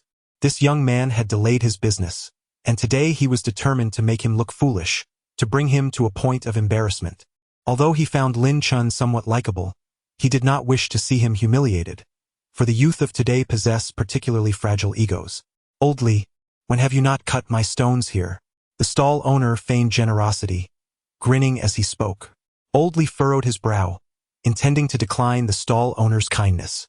However, before he could voice his refusal, Lin Chen interjected, let us cut it here. Old Li's expression shifted abruptly, and he quickly interjected, young brother, you absolutely must not. Old Li, the young man has already agreed. Please do not refuse me, The stall owner chuckled, extending his hand toward Oldly. Well, very well. Oldly sighed softly, relinquishing the stone into the stall owner's hands. Indeed, the audacity of the inexperienced is astonishing. I have examined this stone. It is merely a hollow piece of waste rock. What treasures could it possibly conceal? This young man must surely be a pawn sent by the proprietor, intent on swindling the unsuspecting. Clueless and pretentious, such youth is nothing but a liability. How could they ever achieve greatness? The crowd cast disdainful and scornful glances toward Lin Chen. The stall owner's lips curled into a self-assured smile. Without hesitation, he employed his rudimentary tools to brutally cleave the stone, showing no mercy. It is important to recognize that when gambling with stones, one typically exercises utmost caution. A miscalculated cut could obliterate any treasures hidden within. As the stone was sliced halfway, its color remained unchanged, just a worthless rock, devoid of any value. With the outcome seemingly predetermined, what further purpose was there in watching? Yet, at that moment, the sound of the cutting machine abruptly ceased. A collective gasp echoed through the air. The stall owner's expression shifted dramatically as he looked down, as if confronted by a specter, his breath quickening in sheer astonishment. What has happened? The crowd sensed something amiss and moved closer to investigate. Lingbai stone. The stall owner's exclamation pierced the silence. At the utterance of those 3 words, nearly every face in the vicinity underwent a subtle transformation. Not far away, Oldly's eyes widened in disbelief as he questioned, Lingbai stone? How could this be possible? He hurriedly approached, his eyes widening in astonishment and delight upon seeing the verdant hue within the stone. Could it truly be spirit jade? Impossible. It must be a counterfeit. How could there possibly be spirit jade within this rock? The stall owner gritted his teeth, his expression turning fierce, and he resolutely sliced the stone open. He was determined not to give up without fully revealing its contents. Yet, the next moment, despair washed over his face, for the evidence was irrefutable. This young man's fortune was extraordinary. He had indeed unearthed spirit jade. The value of this piece was conservatively estimated at 30,000. Alas, the owner had been too hasty in his cutting, compromising the quality of the spirit jade, likely diminishing its worth by several thousand. A chorus of murmurs erupted among the crowd, their gazes towards Lin Chen brimming with envy and jealousy. Who would have thought this young man would strike gold?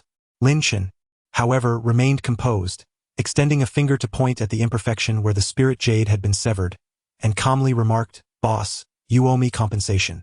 What? The stall owner's mouth fell open in defeat. This flaw was indeed his doing. Would he be forced to pay 3 or 4,000? Suddenly, a spark ignited in the owner's eyes, and he swiftly retracted the stone, declaring, "I will no longer sell this stone." At this pronouncement, discontent rippled through the crowd. Not selling? Wasn't that sheer unreasonableness? Utterly despicable. I shall never purchase from him again. The crowd erupted in indignation. However, in the face of widespread condemnation, the stall owner remained unfazed, exuding an air of arrogance as he coldly remarked, "This is my stone. I shall sell it or not as I please. Your opinions are of no consequence."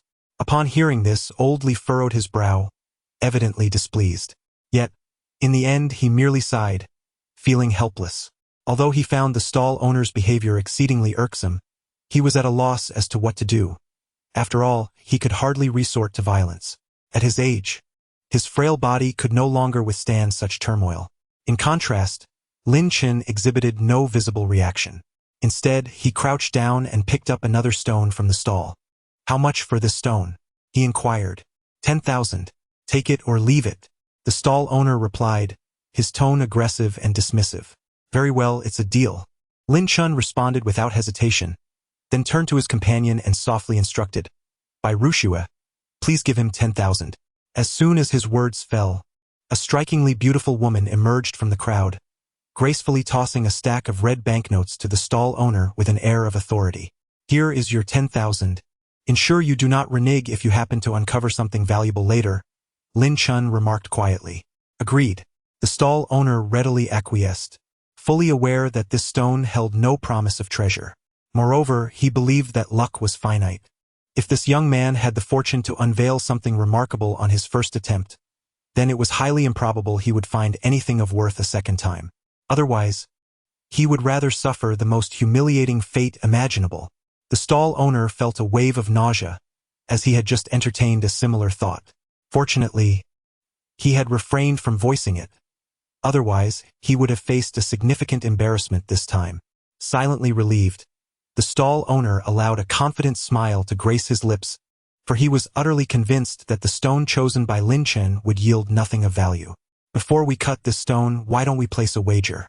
he proposed, placing the stone atop the machine, his eyes glinting with mischief. "What kind of bet?" Lin Chen inquired, curiosity piqued. The stall owner replied, "If the value of this stone exceeds 10,000 yuan, you win. If it does not, then I claim victory." "What's the stake?" Lin Chen asked bluntly. With a smirk, the stall owner pronounced two emphatic words. "Eat shit." He glared at Lin Chen, vowing internally to exact revenge for the damage this impudent brat had inflicted on his business, reputation, and pride. Today he would settle the score. Chapter 35. "Do you wish to die? Your taste is rather unique," Lin Chen quipped with a smile. "So, are you bold enough to take this bet?" the stall owner asked confidently. "No backing out, right?" Lin Chen probed. "Indeed, no backing out," the stall owner affirmed with a nod of self-assuredness. "And what if you do back out?" Lin Chen pressed. "If I back out, it will cost me 100,000 yuan, the stall owner replied. The stall owner chuckled and said, "If you have a change of heart, you owe me 100,000. If I have a change of heart, I will owe you the same amount. What if you cannot come up with such a sum?" Lin Chen teased. "If one cannot produce that amount, then one must work for me, or rather work for the other party, until the sum of 100,000 is earned," replied the stall owner. Upon hearing this, Lin Chen smiled and remarked, "You certainly are meticulous in your calculations. So, are you bold enough to engage in this wager with me?" The stall owner puffed out his chest and asked with pride. "Let me ponder that," Lin Chen said, stroking his chin in contemplation. "Young man, do not acquiesce to him. He is nothing but a cunning merchant, scheming against you," urged the crowd. "Indeed, lad, think of your own interests. You must not agree to his proposal," they insisted. However, Oldly approached Lin Chen and quietly inquired, "Young man, how confident are you?" "Not more, not less," Lin Chen replied with a mysterious smile. Oldly furrowed his brow, thinking merely 50% confidence. Yet, after a moment's consideration, he gritted his teeth and declared, "Young man, I too find this proprietor distasteful. Feel free to bet with him. If you happen to lose, I shall cover that 100,000 for you." Lin Chen, taken aback, cast a surprised glance at Oldly, contemplating. "It seems this elder does not grasp my intent. What I meant was, not more, not less, but precisely 100% confidence. Thus I shall accept this wager. These individuals shall serve as witnesses. Should I lose, there shall be no room for regret." Subsequently, Lin Chen offered a faint smile and gently nodded in agreement. "Very well. Whoever reneges shall be deemed a little pup." The stall owner readily acquiesced, a smug curve gracing his lips, as if to proclaim, "Boy, your fate is sealed this time." Half a minute later, the stone was cleaved open, and the stall owner was rendered speechless. A collective gasp arose from the onlookers. To their astonishment, it was blood agate. Old Li's eyes sparkled with excitement as he exclaimed, "This stone is worth at least 80,000, if not more." The stall owner's face was a canvas of disbelief, his hands trembling uncontrollably. Having been in the trade for nearly 2 decades, he had only encountered such precious stones thrice before, and today marked the 4th occasion. He yearned to claim the blood agate as his own. Only a fool would disregard such a treasure. However, at that moment, a youthful hand suddenly snatched away the blood agate. "Ladies and gentlemen, did you all capture our wager on your phones?" Lin Chen inquired loudly, brandishing the blood agate. "Indeed," the crowd echoed in unison. Lin Chen's lips curled into a smirk as he turned to the stall owner, raising an eyebrow and asking, "Well, boss, are you going to eat it?" The stall owner's face turned a shade of green. The crowd erupted in a chant. "Eat, eat, eat." Taking a deep breath to quell his rising anger, the stall owner let out a cold laugh and retorted, "Humph. Even if it's recorded, what of it? I refuse to concede. What can you possibly do?" If you have the audacity, go ahead and sue me. Oh, and I forgot to mention, our wager is not protected by law. Ha ha ha. In the end, the stall owner burst into laughter, overwhelmed with arrogance. How shameless! How could this person be so despicable? I truly wish to strike him. The onlookers were filled with righteous indignation. Alas, old Li sighed deeply, astonished that this proprietor could be so unprincipled, so audacious. Lin Chen, seemingly contemplative, inquired, so, you neither intend to eat nor compensate me with 100,000 yuan? What then? The stall owner puffed out his chest, exuding arrogance. Lin Chen sighed softly. I initially had no desire to resort to violence. The stall owner laughed heartily, dismissively stating, ha ha, what, do you wish to strike me? Let me enlighten you. We live in a society governed by law. If you dare to lay a finger on me, it will not merely be a matter of 100 or 200,000. Lin Chen ignored the stall owner and turned to glance at the silver-haired beauty behind him. Yes. Bai Ruxue understood and lightly nodded, approaching the stall owner. The stall owner, with a lewd smile, remarked, oh, little lady, you're quite charming. What do you intend to do? Do you wish to serve me? Upon hearing this, a palpable killing intent flashed in Bai Ruxue's beautiful eyes. She swiftly extended her hand, striking the stall owner's shoulder with lightning speed. The stall owner continued to smile, lecherously saying, little lady, do you want to? However, before he could finish his sentence, his expression changed dramatically, and his entire body began to tremble uncontrollably. Bai Ruxue leaned close to the stall owner's ear, lowering her voice as she intoned, a bet must be honored, and debts must be repaid. This is an undeniable truth. Now, I have but one question for you. At this juncture, her tone turned icily chilling. Do you wish to die? The stall owner nearly lost control of his bladder in fright. His face was etched with sheer terror, yearning to flee, yet he found himself paralyzed, unable to move an inch. I shall grant you 1 minute to ponder. With that, Bai Ruxue slowly withdrew her hand. Thud! The stall owner swayed and fell to his knees, trembling uncontrollably as he clutched his arms. The onlookers were utterly astonished. What was happening? Was this a performance? She merely placed her hand upon his shoulder and uttered a few words, and he collapsed? He appeared as if he were on the brink of freezing to death. Such theatrics. A minute later. Have you reached a decision?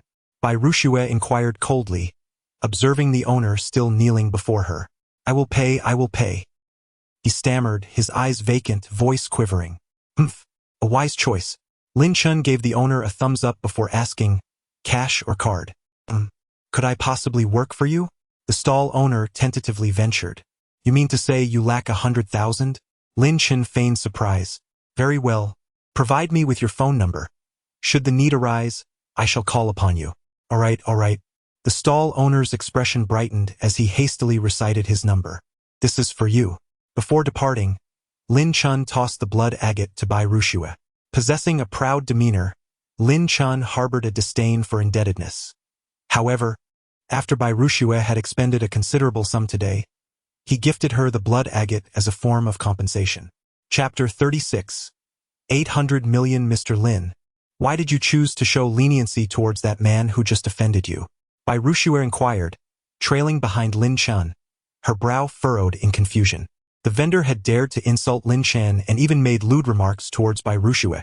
Truth be told, she had concocted 100 ways to torment the vendor, yet, to her astonishment, Lin Chen had chosen to spare him. This left her perplexed. He still serves a purpose, Lin Chen replied succinctly. Bai Ruxue, however, furrowed her brow in contemplation, silently questioning the utility of such a petty individual. With a wry smile, she shook her head inwardly, acknowledging that Lin Chen's intentions were beyond her comprehension. It was perhaps best not to overanalyze the thoughts of someone so extraordinary. Unbeknownst to her, Lin Chen had spared the vendor because he sought a genuine opportunity for gambling stones. The vendor's offerings were merely trifles, with the highest value not exceeding 100,000. Although Lin Chen was in need of funds, he was not inclined to pursue such insignificant earnings. If he were to profit, it must be substantial. True stone gambling involved sums in the millions, which was precisely what Lin Chen desired. With this thought settled, Lin Chen reined in his musings and turned to Bai Ruxue, asking, "Have we secured the ZY Spirit Stone?" "Not yet, but a deposit has been made." "Good." Lin Chen nodded gently. "Once the matter is accomplished, I shall not treat you unjustly." Bai Rushua's face lit up with joy. "Thank you, Mr. Lin." The Jade Market, one of the largest bazaars on the antique street, attracts nearly all merchants dealing in jade, be they legal or illegal, following proper channels or otherwise. Indeed, the majority of exquisite jade found here originates from illicit means, procured through tomb raiding, smuggling, or other clandestine methods. The coveted Jiwei Lingyu that Lin Chen seeks is no exception, having been acquired through such dubious means. Lin Chen and Bai Rushue made their way to a secluded corner of the market. However, even from a distance, Bai Rushue's delicate brows furrowed. "Mr. Lin, there may be some trouble," she whispered. Lin Chen's expression remained unchanged as he calmly uttered a single word. Bai Rushue raised her elegant hand, pointing ahead. "I am uncertain of that person's intentions." Lin Chen directed his gaze forward, where a stall was situated. Behind it stood the stall owner, modestly dressed yet possessing deep, shrewd eyes. In front of the stall stood a short-haired woman clad in tight-fitting attire, accentuating her youthful figure. "Boss, this piece of jade has already been secured with a deposit. I cannot sell it to you," the stall owner lamented. "How much did they pay?" "I will offer double the amount." "Please sell it to me," the short-haired woman replied, her brow creased in displeasure. "Boss, that would be against the rules," the owner responded. The stall owner wore a troubled expression, stating, "In our line of business, integrity is paramount. The previous owner has already paid a deposit. I truly cannot sell it to you." The short-haired woman's face darkened as she fixed her gaze upon the owner, threateningly declaring, "Do not think for a moment that I am unaware of your intentions. You merely wish to incite a bidding war between us to reap greater profits. However, I shall be frank, no one has ever dared to contend with me for anything. Should that occur, you will find yourself with neither treasure nor profit, and you may well regret your decision." Upon hearing this, the stall owner's expression shifted dramatically. He could discern that this short-haired woman was no ordinary individual. She likely possessed considerable influence. Just as the stall owner hesitated, contemplating acquiescence, a sudden brightness illuminated his demeanor. The previous owner had arrived. Pointing into the distance, he exclaimed joyfully, The short-haired woman furrowed her brow and turned to look.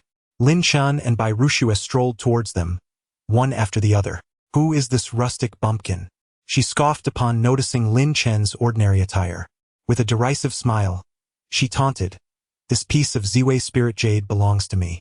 No matter your offer, I shall bid double the amount." She raised 2 fingers, her tone dripping with arrogance and disdain, as if she regarded Lin Chen with utter contempt.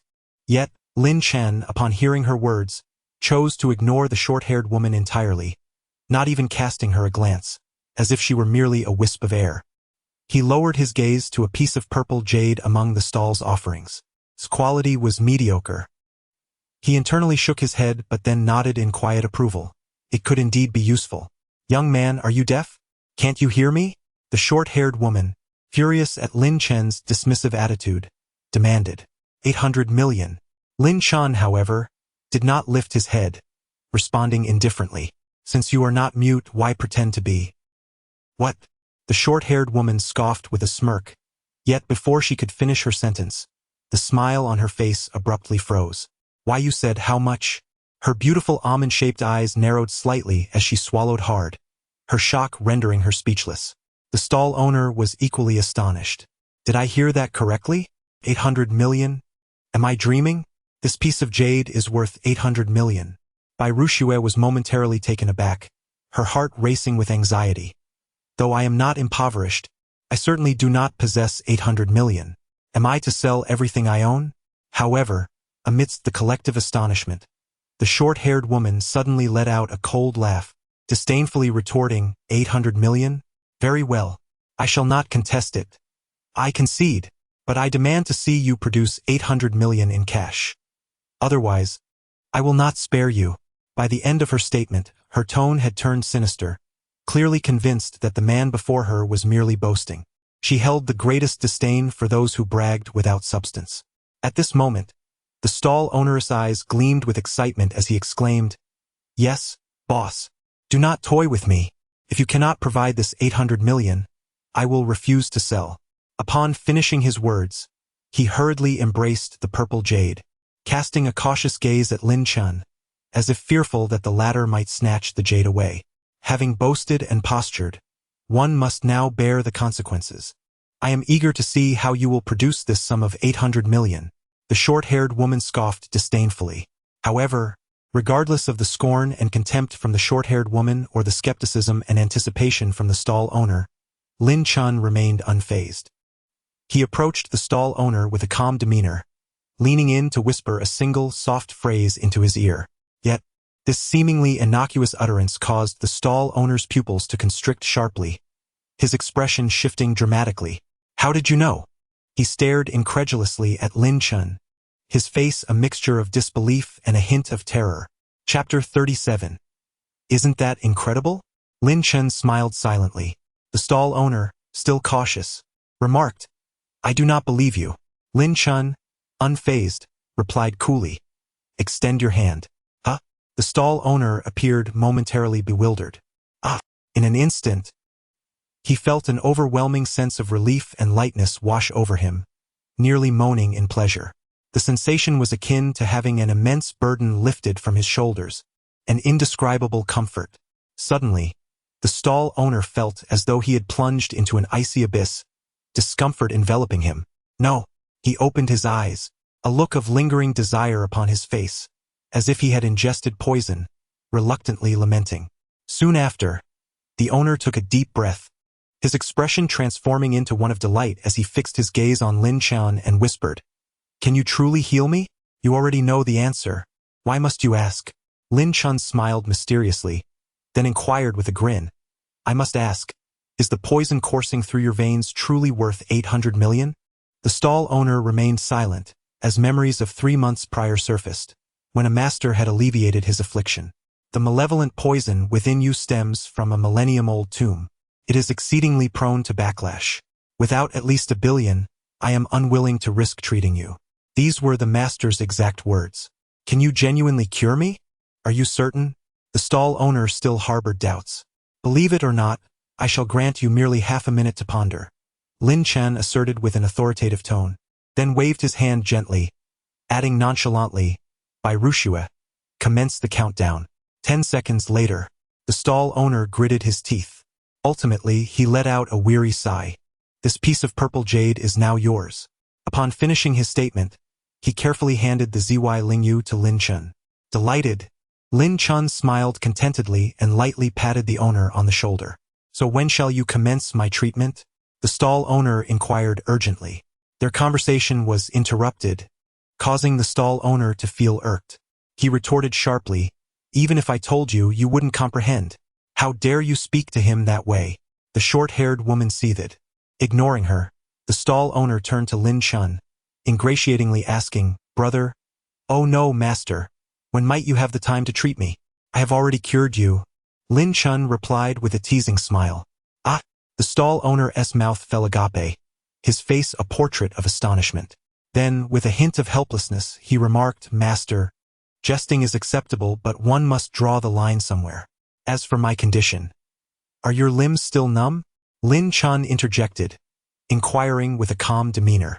The stall owner moved his limbs and was momentarily taken aback, staring blankly as he replied, No longer numb. Is your head still dizzy? Lin Chen continued to probe.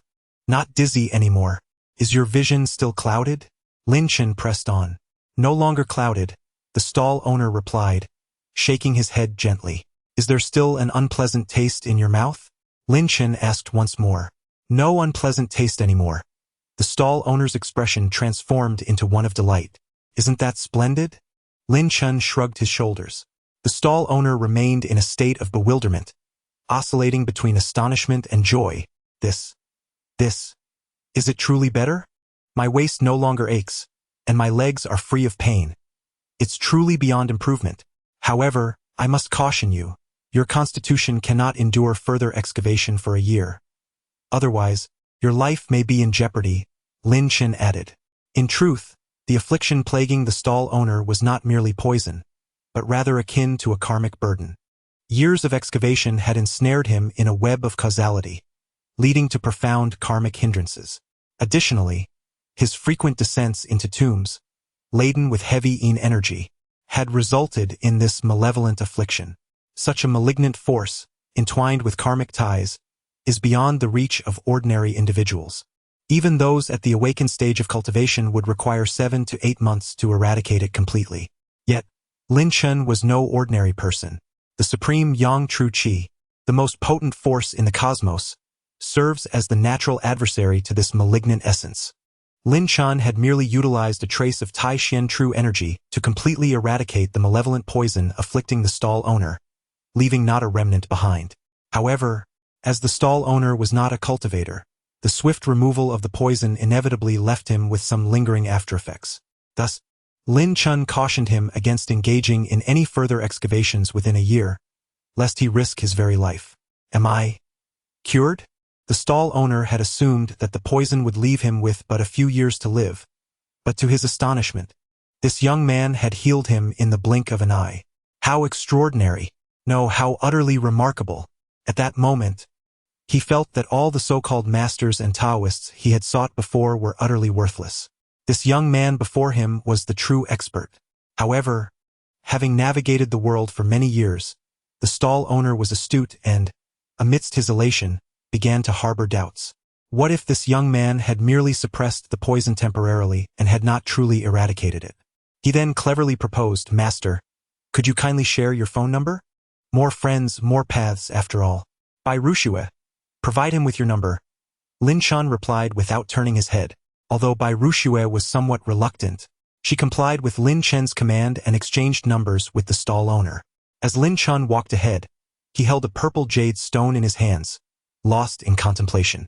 Notably, while the surface of the stone was purple, its inner layers revealed a soft blue, and the innermost layer was a verdant hue. Among the jade stones on Earth, perhaps only the Ziwei Spirit Jade was both affordable and capable of withstanding my Taishan true energy. Lin Chen mused inwardly. Bai Rushue followed closely behind him, maintaining a decorous silence. "You have performed admirably this time," Lin Chen remarked, gathering his thoughts before inquiring, "Have you located the other items?" "I have news of 2 items," she replied. Then mustering her courage, she curiously asked, "But Mr. Lin, could you enlighten me as to the purpose of your search for these items?" Lin Chen, this time, chose not to withhold information.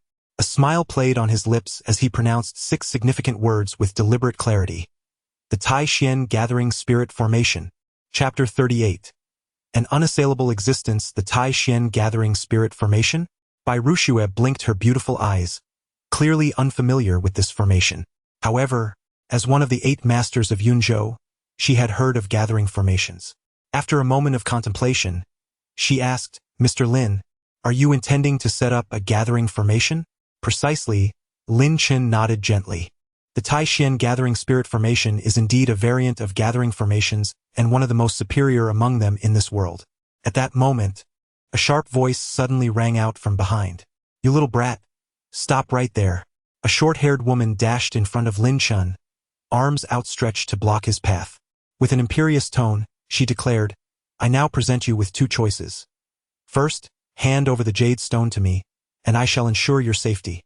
Second, I choose the second option." Lin Chen interrupted the short-haired woman with a smile. "You!" The short-haired woman was momentarily taken aback, then erupted in fury, hands on her hips, exclaiming, "I haven't even mentioned my second option yet."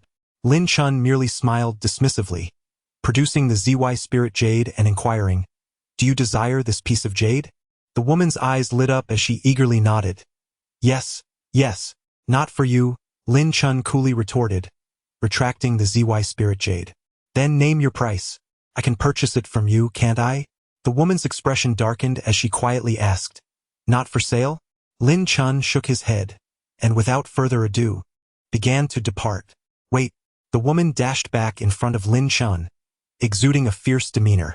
"Is there something else?" Lin Chen inquired, slightly annoyed, his brow furrowing. "Just wait. My brother will be here shortly," she declared with a haughty snort. "Your brother?" Lin Chen raised an eyebrow, perplexed. "Who is he? Do I know him? Why should I wait for him?" The woman smirked slyly, You may not know him now, but soon you shall. Oh, Lin Chen arched an eyebrow, but upon observing the woman's expression, he discerned her intentions. He chuckled teasingly, intrigued. Ah, so you intend to rob me? And what of it? The woman retorted, hands on her waist, radiating arrogance. If you have the guts, stand right there and don't leave until my brother arrives. Lin Chen scrutinized the woman closely, noting not only her charm but also her endearing cheekiness when she played the rogue. However, Lin Chen was not one to indulge in the fragility of others. Mr. Lin, shall I intervene? At that moment, Bai Rushue approached Lin Chen, mimicking a throat-cutting gesture and whispering into his ear. No need, Lin Chen replied, gently shaking his head with a wicked smile. You are a master. Why stoop to the level of a mere girl? This young lady, having relied on her modest background, has strayed from the right path. For now, let us indulge her whims. Upon hearing this, Bai Rushue was momentarily taken aback, but soon comprehended Lin Chen's intentions, her heart swelling with respect. Mr. Lin seeks to guide this girl back to righteousness. Such earnestness is beyond my reach. I am enlightened. What are you two murmuring about? Lin Chen gently nodded in agreement, acknowledging her earlier statement. Then, he shifted the conversation, inquiring, by the way, what is your name? I am Zhou Ru, proclaimed the short-haired woman, puffing out her chest with pride. My brother is none other than the illustrious. Haha, my brother is here. Before Zhou Ru could finish her sentence, a sudden shriek erupted, and she became overwhelmingly excited. A throng of people surged from around the street corner, exuding a menacing aura. Yet, the leader of this formidable group was a man entirely bound in bandages, requiring assistance to walk, a stark contrast to the ferocity of his entourage. I shall grant you one more chance. Hand over the jade immediately, or you shall meet your demise. Zhou Ru's demeanor shifted to one of brazen arrogance as she shouted defiantly. Lin Chen, however, paid her no mind. A commanding voice resonated from a distance. As long as I am here, who dares to bully my sister? The tone was both authoritative and familiar. Lin Chen raised an eyebrow. This voice belonged to, brother, you finally arrived. Someone is bullying me. Zhou Ru rushed to Zhou Jian's side, shaking his arm incessantly while pouting. Rest assured, dear sister, within the bounds of Yunhai City, there is no one whom your brother cannot confront. Despite being bandaged and somewhat hindered in movement, Zhou Jian still affectionately ruffled Zhou Ru's hair, exuding an overwhelming presence, his words dripping with dominance, like a fierce tiger delicately sniffing a rose. Zhou Ru gazed at him with admiration. Yet, unbeknownst to her, as Zhou Jian spoke, his thoughts drifted to a certain individual, a young man. Had it not been for him, Zhou Jian's injuries would not merely consist of being wrapped in bandages. This young man was an entity he could never hope to contend with in his lifetime. However, Zhou Jian felt a flicker of optimism, believing fortune would not be so cruel as to have him encounter that young man so soon again. Thus, he spoke with such bravado. Yet, there exists a law in this world known as Murphy's Law. The more one wishes to avoid an occurrence, the more likely it is to transpire. The more one desires to elude a person, the more inevitable their encounter becomes. I shall see which fool dares to bully my sister. Zhou Jian sneered, slowly lifting his gaze to look ahead. Brother, it is this blind fool. You must teach him a lesson, Zhou Ru exclaimed, pointing at Lin Chen. However, as Zhou Ru finished speaking, her brows furrowed suddenly, for she noticed that Zhou Jian's complexion had turned ashen, and his entire body was trembling. Brother, what is the matter? Zhou Ru turned to Zhou Jian, her voice laced with concern. Zhou Jian immediately grasped Zhou Ru's hand and turned to leave, exclaiming, We must go. Brother, what is happening? Zhou Ru asked, utterly bewildered. Why should we leave? There are 30 of us. Are we truly afraid of just the two of them? Silence. Move swiftly, Zhou Jian barked, attempting to forcibly drag Zhou Ru away. If you wish to depart, you may do so. I will not budge. Unless you provide a proper explanation, I shall remain here. Zhou Ru declared defiantly, squatting on the ground, impervious to any attempts to move her. You damn! Zhou Jian nearly uttered an expletive, but recalling that Zhou Ru was his younger sister, he refrained. Gritting his teeth, he prepared to summon a few individuals to assist in dragging Zhou Ru away. At that moment, A youthful voice unexpectedly resonated from behind, calm and unruffled. Yet, it was this very calmness that caused Zhou Jian's visage to pale and his body to tremble uncontrollably. You come and go as you please, Zhou Jian. Do you not find it a tad dismissive of you to disregard my presence? Chapter 39. The mysterious copperplate. You come and go as you please. Do you not find it rather dismissive of you to disregard my presence? The youthful voice, tinged with a hint of mockery, echoed throughout the expanse. Though soft, it was strikingly clear, reaching the ears of everyone present. Zhou Jian's face transformed in horror, his body shaking violently. Brother, what is wrong? Zhou Ru inquired. Sensing Zhou Jian's unusual demeanor, her brow furrowed in confusion. Zhou Jian, however, chose to ignore Zhou Ru, instead turning to the youth behind him, forcing a faint smile as he stammered, Lin, Brother Lin. Brother Lin? Zhou Ru's eyes widened in disbelief as she exclaimed, What are you doing, brother? We have 30 people here. Why on earth are you addressing him as brother? The individuals behind Zhou Jian echoed her sentiments. Indeed, Zhou Go, who is this fellow? Why do you call him brother? He should be calling you grandfather. Zhou Jian's complexion grew increasingly pallid. Zhou Jian, it appears your injuries are still insufficiently grave, Lin Chen remarked, a smirk playing on his lips. Brother Lin, please consider me inconsequential. Just let me go. Zhou Jian's face resembled that of a ghost. His voice tinged with a hint of desperation as he pleaded. Brother, what are you doing? Have you lost your mind? How have you become so foolish? Zhou Ru retorted sharply. With so many of us here, do you truly fear we cannot handle him? What a joke. At this point, Zhou Ru's tone escalated dramatically as she pointed at Lin Chen, shouting, Brothers, this is the audacious fool who dares to bully me. What should we do about him? Beat him. Take him down. How dare he bully my goddess? He must be tired of living. A throng of individuals stood behind Zhou Jian, all vociferously glaring at Lin Chen, eager for confrontation. For an ordinary person witnessing such a scene, fear would likely consume them. After all, this was a formidable assembly of 30 individuals. Even a mere finger from each could prove fatal. The atmosphere gradually grew tense. Just as a large crowd was poised to take action, suddenly, Zhou Jian bellowed, Shut the hell up! The crowd fell silent in astonishment. What was happening? Why were they being silenced? However, as the eldest brother, Zhou Jian's words commanded immediate obedience. In the blink of an eye, the surroundings became hushed. Yet, a whisper of conversation lingered. Brother Zhou, ever the strategist, must have devised a method to torment this brat. Indeed, this young man was doomed. Even the deities could not save him. How dare he provoke my goddess? Just wait and see how I render him unable to live or die. The crowd, eager and restless, awaited Zhou Jian's command. Yet, disappointment was inevitable. Brother Lin, I have a treasure here. If I give it to you, will you spare me? With bated breath, the crowd listened as Zhou Jian finally spoke, his voice trembling with urgency.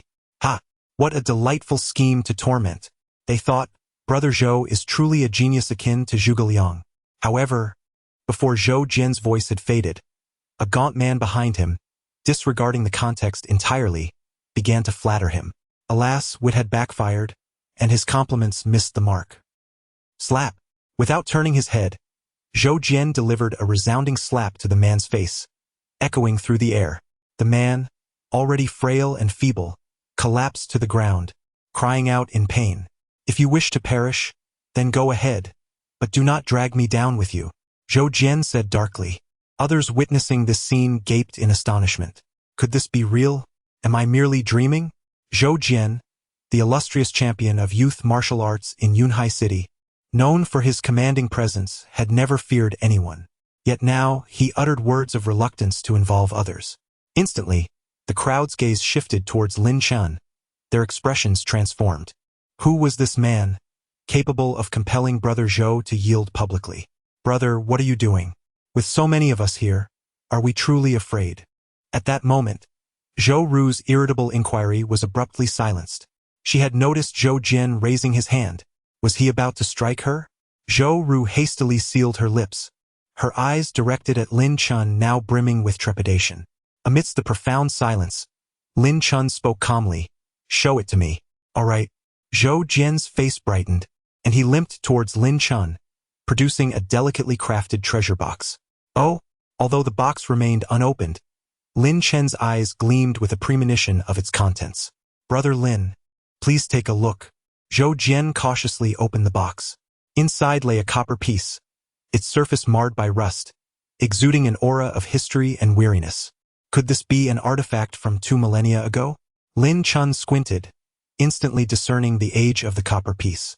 Brother Lin, this is an item our martial arts school stumbled upon. It is neither copper, nor iron, nor gold or silver, but rather a peculiar metal. We placed it in a furnace heated to several thousand degrees Celsius, and it did not melt, leading us to speculate that it is indeed not an ordinary object. Zhou Jian elucidated, in that case, why not hand it over to the museum?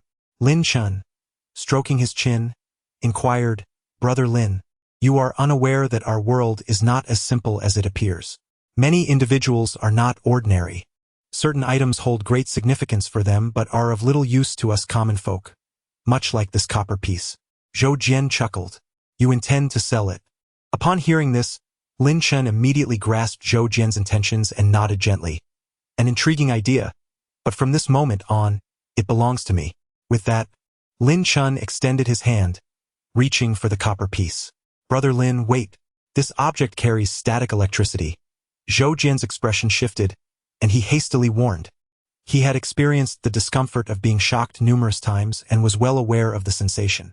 However, before Zhou Jian could finish his sentence, Lin Chen had already grasped the copper piece and extracted it effortlessly. What? No static electricity? Zhou Jian stood frozen, utterly bewildered. Having developed a psychological aversion to the copper piece, he always ensured to touch the wall or ground beforehand to dissipate any static before handling it. He could hardly fathom that Lin Chen had not encountered any static at all. This is biased. Please leave, Lin Chen stated calmly as he tucked the copper piece away. Zhou Jian's face lit up with joy, and he bowed in gratitude. Thank you, Brother Lin. Chapter 40. Intimidation, brothers? Grab your weapons. Today, we must take down this brat at all costs. Zhou Ru commanded with authority. Very well. I am eager to see what this young man is truly capable of. The crowd behind Zhou Jian was filled with fervor and excitement. Yet Zhou Jian's expression changed dramatically. He felt an overwhelming urge to strike Zhou Ru. This woman was utterly inept, consistently turning success into failure. Just as the crowd prepared to take action, Lin Chen appeared, wielding an iron rod, gripping its ends firmly. To everyone's astonishment, he bent the rod effortlessly before their eyes. Zhou Ru's complexion shifted alarmingly, and the crowd behind Zhou Jian widened their eyes in disbelief. The iron rod, as thick as an arm, was actually bent. This young man possessed extraordinary strength. A single punch from him could prove fatal or leave one severely injured. Consequently, a significant portion of the crowd hesitated. Yet Zhou Ru remained defiant, declaring, no matter how strong he is, 30 of us can overpower him. Brothers, we cannot show fear. Suddenly, a sharp, explosive sound interrupted her words. Zhou Ru was left speechless, her shock palpable as she witnessed Lin Chen snap the iron rod in two. Indeed, it had been broken by Lin Chen. A sharp intake of breath escaped Zhou Ru as her lips trembled, silencing her completely. The crowd behind Zhou Jian also gulped nervously, feeling a chill down their spines, their legs trembling in fear. The fact that the iron rod could be broken indicated a strength capable of inflicting lethal harm. The crowd gasped again in astonishment. It was clear that this rod was no mere prop, but a genuine iron bar. Zhou Ru's lips trembled as she spoke in terror. Brother, let us leave. Zhou Jian, equally pale with fear, glanced at Lin Chen, only to find his expression unchanged, serene and indifferent, revealing no trace of emotion. Brother Lin, then we shall take our leave, Zhou Jian tentatively inquired. Feel free to depart. Why ask me? I never compelled you to stay here. It was entirely your choice. Lin Chen unexpectedly replied, shrugging innocently, his demeanor disarmingly benign. Zhou Jian was taken aback. Then his face lit up with joy. Thank you, Brother Lin. Thank you. After expressing his gratitude, he hurriedly led the others away. However, at that moment, Lin Chen suddenly called out, wait a moment. Upon hearing this, the 30 individuals jolted in alarm. Zhou Jian stiffly turned his neck, forcing a smile as he asked, "Brother Lin, is there something else?" Lin Chen waved the rusted copper piece before Zhou Jian, saying, "In the future, should you come across such items, do bring them to me. I shall offer you a satisfactory price." Zhou Jian finally breathed a sigh of relief. The expressions of the others also softened. They had feared that this formidable figure had changed his mind, which had truly been terrifying. Understood. Understood. Zhou Jian nodded vigorously, speaking with delight. Lin Chen watched as the group departed. Bai Ruxue, cradling the Zy Lingyu, approached Lin Chen and inquired, "Mr. Lin, what exactly is that copper piece? They dared to confront you, yet you chose to let them go because of it?" "I comprehend." However, although Bai Ruxue was puzzled by Lin Chen's remarks, she nodded slightly. Lin Chen continued, "My heart is not so small. They merely opposed me, and I am not so easily angered. I shall gently persuade them towards kindness." However, at this juncture, Lin Chen's tone suddenly turned icy, evoking a chill even in Bai Ruxue. "But if they dare to cross my bottom line, then, regardless of their strength or background, I shall make them pay dearly." Bai Ruxue involuntarily took a step back, for the atmosphere around Lin Chen was overwhelmingly frigid. She cast another glance at him, secretly pondering. Is he a practitioner of sorcery or martial arts?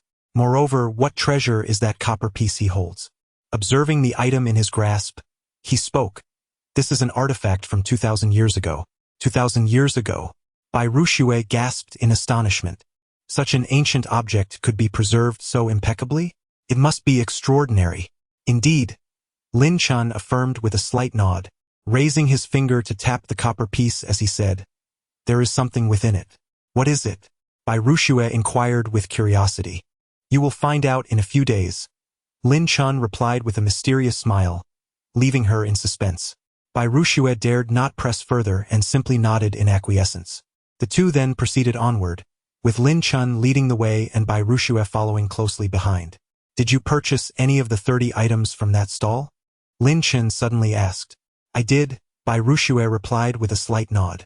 "Retrieve that maple leaf-shaped craft," Lin Chen instructed. Although Bai Ruxue felt puzzled, she did not inquire further and handed him the handmade item. Lin Chen cradled it in his palm, effortlessly shattering it before grinding it between his fingers. Witnessing this scene, Bai Ruxue furrowed her brows slightly. What on earth is Mr. Lin doing? At that moment, Lin Chen suddenly pivoted, swiftly extending his finger to touch the center of Bai Ruxue's brow. She stood frozen in place, a look of bewilderment on her face as she touched her brow. However, in the next instant, her expression transformed into one of sheer delight. She felt the spiritual energy within her dantian surging exponentially. More importantly, Bai Ruxue sensed a mysterious force circulating throughout her body, executing a grand cycle. With each revolution, this extraordinary energy significantly enhanced her physical constitution. Soon, she perceived that her physical prowess had at least doubled compared to before. How astonishing! Chapter 41. Bai Ruxue enters the path boom. Just as she approached this threshold, Bai Ruxue's aura ceased to ascend. Before awakening, reaching the peak of a mortal's capabilities is quite commendable. Lin Chen discerned Bai Ruxue's current strength and nodded lightly, satisfied. Entering the path? Lin Chen blinked, seemingly perplexed. "Indeed, I have now entered the path," Bai Ruxue exclaimed joyfully. "Is the peak of a mortal truly the threshold for entering the path?" Lin Chen stroked his chin, deep in thought. Awakening is the first and foremost threshold in the pursuit of immortality, a pivotal juncture that defines one's journey. Prior to awakening, regardless of strength, one remains merely immortal. Presently, Bai Ruxue stands at the precipice of awakening, merely a step away from transcending her mortal limitations, thus reaching the pinnacle of humanity. However, Lin Chen was taken aback. Was the pinnacle of humanity truly synonymous with entering the Tao? It seemed rather feeble. He inquired about her current standing among the 8 masters of Yunzhou, stroking his chin thoughtfully. As the conversation progressed, Bai Ruxue's tone grew increasingly animated. Previously, she had devoted 7 or 8 years in pursuit of a primordial spiritual fruit, all in hopes of using it to enter the Tao. Though the likelihood of success after consuming the fruit was a mere 40%, she remained resolute in her determination to try, willing to endure any sacrifice for even that slim chance. Yet she had never dared to imagine, indeed, she had never even contemplated, that she could achieve Tao entry in the blink of an eye without enduring any suffering or torment. It felt as though she were caught in a dream, yet the truth spoke for itself. She was not dreaming. She had genuinely entered the Tao. Bai Ruxue, brimming with exhilaration, looked at Lin Chen with an expression that seemed to shift in nuance. The man, not only youthful but also extraordinarily gifted, and more importantly, strikingly handsome, evokes a certain fascination. Yet, Lin Chen remains unfazed, standing in place, stroking his chin, softly murmuring. At the pinnacle of mortals, one can contend for the top 3 among the 8 masters of Yunzhou. Upon this thought, a subtle smile graces Lin Chen's lips as he muses. Then, as one who has thoroughly awakened, or rather firmly established his awakening, where might I rank among the 8 masters of Yunzhou? You may rise. He then turns his gaze to Bai Ruxue. Yes, Bai Ruxue gently nods, rising from the ground. Just as she intends to express her gratitude further, Lin Chen gestures for her to cease. There is no need for thanks. That snow leaf was purchased with your own means. You have utilized your own resources to aid your path to enlightenment. What is there to thank me for? Snow leaf? Is it a means of cultivation? Bai Ruxue's beautiful eyes blink in surprise. Evidently, she has never encountered the term snow leaf before. Lin Chen offers no explanation, merely smiling gently as he turns to depart, tacitly acknowledging her curiosity. Help me find a location abundant in spiritual energy. A youthful voice echoes from ahead. Understood. Bai Ruxue nods, her gaze lingering on Lin Chen's graceful and commanding figure, her eyes seemingly lost in thought. Regaining her composure, Bai Ruxue clenches her fists, the surging power within her akin to a roaring tide, filling her with joy. Following him is undoubtedly a wise choice. It is only at this moment that Bai Ruxue becomes utterly convinced of Lin Chen. As night descends, dark clouds obscure the moonlight, enveloping the world in profound darkness. Lin Chen was immersed in his meditative practice, seated cross-legged with his hands clasped before his abdomen. With each inhalation and exhalation, it was as if the sounds of thunder and wind reverberated around him, exuding an impressive aura. Suddenly, with a resounding crash, the glass window shattered, and a lithe figure clad in black swiftly entered, as agile as a leopard. In his hand, he brandished a short dagger, aimed directly at Lin Chen's head. Remarkably, Lin Chen appeared completely oblivious, his body remaining utterly still. The sharp blade was a mere half-inch from his throat when it abruptly halted. A somewhat unrefined voice broke the tension, demanding, "Kid, where's the Ziwei spirit jade? Hand it over now."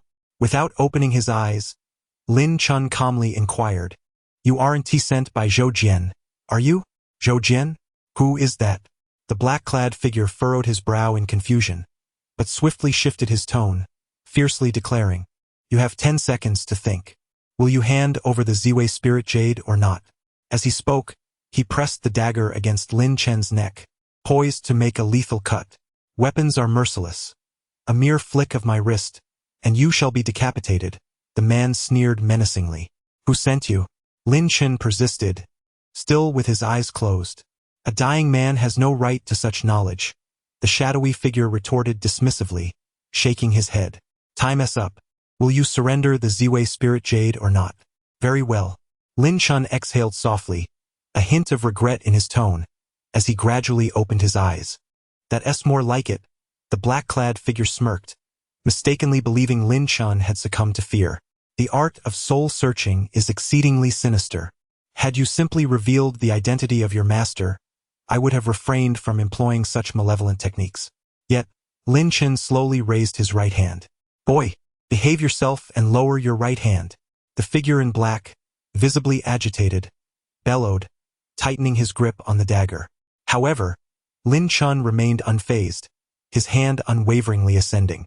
"Curse it. If you seek death, then I shall oblige." The man in black, in a fit of rage, slashed wildly with the dagger. Yet, at that moment, his expression shifted dramatically. Years spent in the wild, befriending tigers and wolves, had honed his instincts to a razor's edge, and now, they screamed that death was imminent. Realizing the peril, he hastily attempted to sidestep and flee. But before he could move, a hand seized his throat, and to his utter astonishment, this youthful hand lifted him effortlessly off the ground. Chapter 42. The Black Widow. What do you intend to do? Upon seeing the seemingly innocuous face before him, the man in black was struck with terror, akin to confronting a demon. What are you doing? Lin Chen replied with a cold smirk. You invade my home without permission. What do you think I am doing? You attempt to steal from me while brandishing a knife at my throat, and you dare to ask what I am doing? Although Lin Chen's voice was soft, the underlying menace was unmistakable.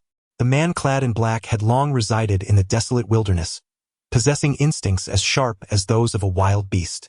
Thus, when he sensed Lin Chen's murderous intent, a chill ran down his spine, raising the hairs on his body. I warn you, do not provoke me. We are not mere commoners you can toy with. He forced down his fear and lowered his voice in warning. In response to such a rudimentary threat, Lin Chen merely smiled faintly and inquired, You are not of Huaxia, are you? As he spoke, Lin Chen removed the mask from the man's face, revealing that of a foreigner. Indeed, he was not of Huaxia, Lin Chen mused quietly. At that moment, the black-clad man's gaze suddenly turned icy as he bellowed, Die! With that utterance, a sharp dagger sprang forth from the tip of his foot, and he swiftly raised his right leg, aiming a thrust at Lin Chen's abdomen. Yet, Lin Chen remained unfazed, letting out a light sigh, as if lamenting, I had intended to grant you a chance. As he spoke, Lin Chen's aura shifted dramatically, his visage adopting a cold, even sinister gleam. Soul search, he articulated with deliberate clarity. Before the last syllable faded, a dark radiance flickered from his fingertips, and with a chilling gaze, he pressed his fingers against the man's crown.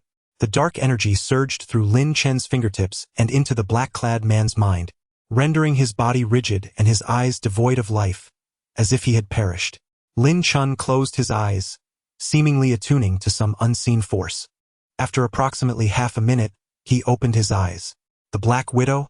He stroked his chin, a contemplative expression gracing his features. The assailant, clad in black, hailed from a clandestine organization known as the Black Widow, which operated with a rigid hierarchy.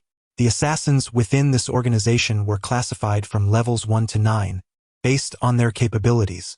This particular individual was merely a second-tier assassin, not particularly formidable. A few days prior, while meandering about, he stumbled upon the purple star spirit jade and recognized its exceptional nature. Driven by ambition, he sought to seize it and present it to his superior as a testament to his prowess. However, he was unaware that Lin Chen had already purchased the jade before he could act. Frustrated by Lin Chen's interference, he resolved to ambush him and reclaim the treasure. As a meticulous assassin, he had conducted a brief investigation into Lin Chen, concluding that although he was somewhat extraordinary, he was ultimately just a wealthy individual without even a bodyguard, insignificant in his eyes. Little did he know that Lin Chen had no need for a protector. For what purpose would a bodyguard serve?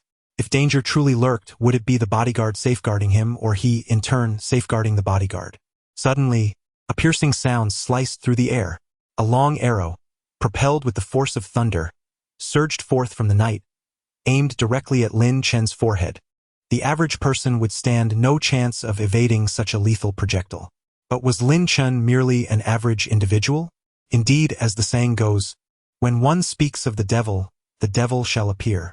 With a slight smirk at the corner of his mouth, Lin Chen slowly extended his right hand as the long arrow shot towards him, effortlessly pinching it between his index and middle fingers. With a flick of his fingers, he released it. Swiftly, Lin Chen approached the window, casting a glance in the direction from which the arrow had flown. The room he occupied was a gift from Bai Rushue, who understood his preference for a place rich in spiritual energy and tranquility. Thus, she had chosen this location, devoid of nearby residents, with construction of high-rise buildings long halted and lush vegetation surrounding the house, providing ample spiritual energy. Opposite him stood an abandoned high-rise, a vantage point from which the arrow had been fired, indicating that the archer was presently atop that building. Lin Chen discarded the black-clad man onto the ground and turned to leave. Even an awakened cultivator, once subjected to soul-searching techniques, would require at least 10 days to half a month of recuperation before awakening. If even a cultivator faced such dire consequences, the fate of an ordinary person subjected to the same technique would undoubtedly be far worse. At best, they would suffer mental impairment, spiraling into madness. At worst, they would sustain irreversible neurological damage, becoming a mere shell of their former self, devoid of any hope for revival. Therefore, even if the man in black still drew breath, he posed no further threat. Moments later, before Lin Chen lay an unconscious foreign man with yellow hair. Though he was alive, the prospect of awakening anytime soon seemed bleak. How utterly fragile. Lin Chen's lips twitched slightly. It was he who had just attempted to pierce Lin Chen's skull. Were it not for Lin Chen's formidable strength, he would surely have perished beneath that arrow. Truly foolish. He had initially intended to engage in a game of cat and mouse with you, but little did he anticipate. A second-tier assassin, yet so easily dispatched, even inferior to Bai Rushua's disciple. Utterly pathetic. Lin Chen shook his head in disappointment. He crouched down, extending his hand and placing his fingertips on the yellow-haired man's crown, and with a flicker of thought, he invoked the soul-searching technique once more. However, this time, Lin Chen quickly opened his eyes. He had uncovered no useful information. A wicked smile crept across Lin Chen's face. He dismissed the thought without further contemplation, for he cared not for any black widows or white widows. He knew that anyone who provoked him or crossed his boundaries would not be spared, regardless of gender. Chapter 43. Beware of being left unmarried nonetheless. This crossbow is quite remarkable. Lin Chen lowered his gaze, fixating on the silver crossbow clutched in the unconscious man's hands. Despite his current state, the man held onto it tightly, revealing that this weapon was undoubtedly his most cherished possession. Lin Chen seized the weapon but refrained from taking the bolts, for he wished to modify it slightly, ensuring that in the future, it could only be activated through the use of spiritual energy, rendering it incapable of harming ordinary individuals. After all, this contraption possesses considerable power, and should it fall into the hands of malevolent individuals, it could spell disaster for society as a whole. Half an hour later, bathed in the luminous moonlight, Lin Chen whistled carefreely as he strolled out of the building. At that moment, a sharp and urgent siren pierced the air as a police car swiftly approached and halted before Lin Chen. Greetings. I am an officer from the Laoqing district of Yunhai City. A slender policeman in his 30s rolled down the window and presented his badge for Lin Chen to see, speaking with a resonant authority. Hello, officer. Lin Chen bowed slightly in respect. To be candid, he held a deep admiration for the police. They are the servants of the people, often facing perilous situations, yet they never waver in their resolve, driven solely by the noble belief of serving the public. Thus, even with Lin Chen's typically indifferent demeanor, he greeted the officer with warmth. You are not much younger than I am. There is no need to call me officer. The slender policeman replied with a smile, before inquiring, however, we received a report of a malicious assault occurring here. Did you witness anything? I did not see anything, Lin Chen responded, shaking his head. I see. The officer scrutinized Lin Chen with a hint of suspicion. Nevertheless, observing Lin Chen's demeanor, which radiated kindness rather than malice, he stated, very well, young man, you may leave. However, this area is rather desolate and not a safe place. Please ensure your safety. Thank you. Lin Chen expressed his gratitude and turned to depart. Wait. Suddenly, a sharp voice called out, prompting Lin Chen to halt and turn his head back. Suddenly, the passenger door of the police car swung open, revealing a strikingly beautiful female officer who stepped out. Despite her stunning appearance, her gaze was piercing as she fixed her eyes on the silver crossbow in Lin Chen's hand, demanding, Comrade, what do you have there? Oh, it's merely a toy crossbow. Lin Chen began to explain, but before he could finish, the officer abruptly barked an order while gripping her baton tightly. Lin Chen was taken aback, yet he promptly discarded the crossbow, letting it fall to the ground. Kick it over, the female officer instructed quietly. Lin Chen complied, sending the crossbow to her feet. What are you doing, Xiaosu? A slender male officer emerged, his expression filled with confusion. This is a deadly weapon, Xie Yuqing declared emphatically, brandishing her baton in an aggressive stance before picking up the silver crossbow. It is merely a toy crossbow, Lin Chen interjected. However, Xia Yuqing remained unconvinced. As she examined the silver bow, she realized it was indeed an ordinary toy crossbow, lacking any lethal capabilities. It merely sported a coat of silver dye, giving it a flashy appearance. Xia Yuqing felt a twinge of embarrassment, as it seemed she had wrongfully accused an innocent person. Unbeknownst to her, Lin Chen had previously modified the crossbow. Had he not done so, it would have remained a dangerous and prohibited item, placing him in a precarious situation. It is indeed just a toy crossbow, Xia Yuqing conceded, returning it to Lin Chen. She cleared her throat to mask her discomfort and said, "Am I free to go now?" "Yes, you may leave," the slender officer replied, covering his face. "What now?" Lin Chen furrowed his brow, clearly displaying signs of impatience. How could such a beautiful police officer be so bothersome? In the dead of night, lurking about with a toy crossbow, she questioned, "What exactly do you intend to do? What are your motives?" Xia Yuqing gazed at Lin Chen, interrogating him as if he were a criminal.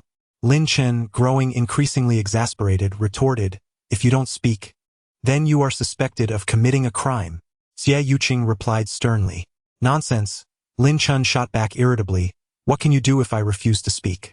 You're young and attractive, but with such a fierce demeanor, you'll likely remain unmarried for life." 10 minutes later. Inside the police car. "Officer, my home is just over there. I merely stepped out for a stroll. Please, let me go," Lin Chen pleaded from the back seat, his expression one of desperation. However, Xia Yuqing remained unmoved, sitting in the passenger seat with her arms crossed, her countenance as frigid as frost. The slender officer glanced at Lin Chen in the rearview mirror, feeling sympathy for him. Why did he have to provoke the fierce police flower of their precinct? Did he not realize that while anything could be said about Xia Yuqing, one must never imply she would remain unmarried? Indeed, he was unaware. The slender officer chuckled softly to himself. "Little Sue, truth be told, this guy isn't really suspicious. Perhaps we should just let him go." Silence. Xia Yuqing's sharp reprimand cut through the air, exuding formidable authority. The slender officer merely shrugged, choosing not to press the matter further. Although he was the captain, he was acutely aware that Xia Yuqing was not only prone to violent outbursts but also possessed an influential background. Therefore, when Xia Yuqing erupted in anger, he dared not intervene.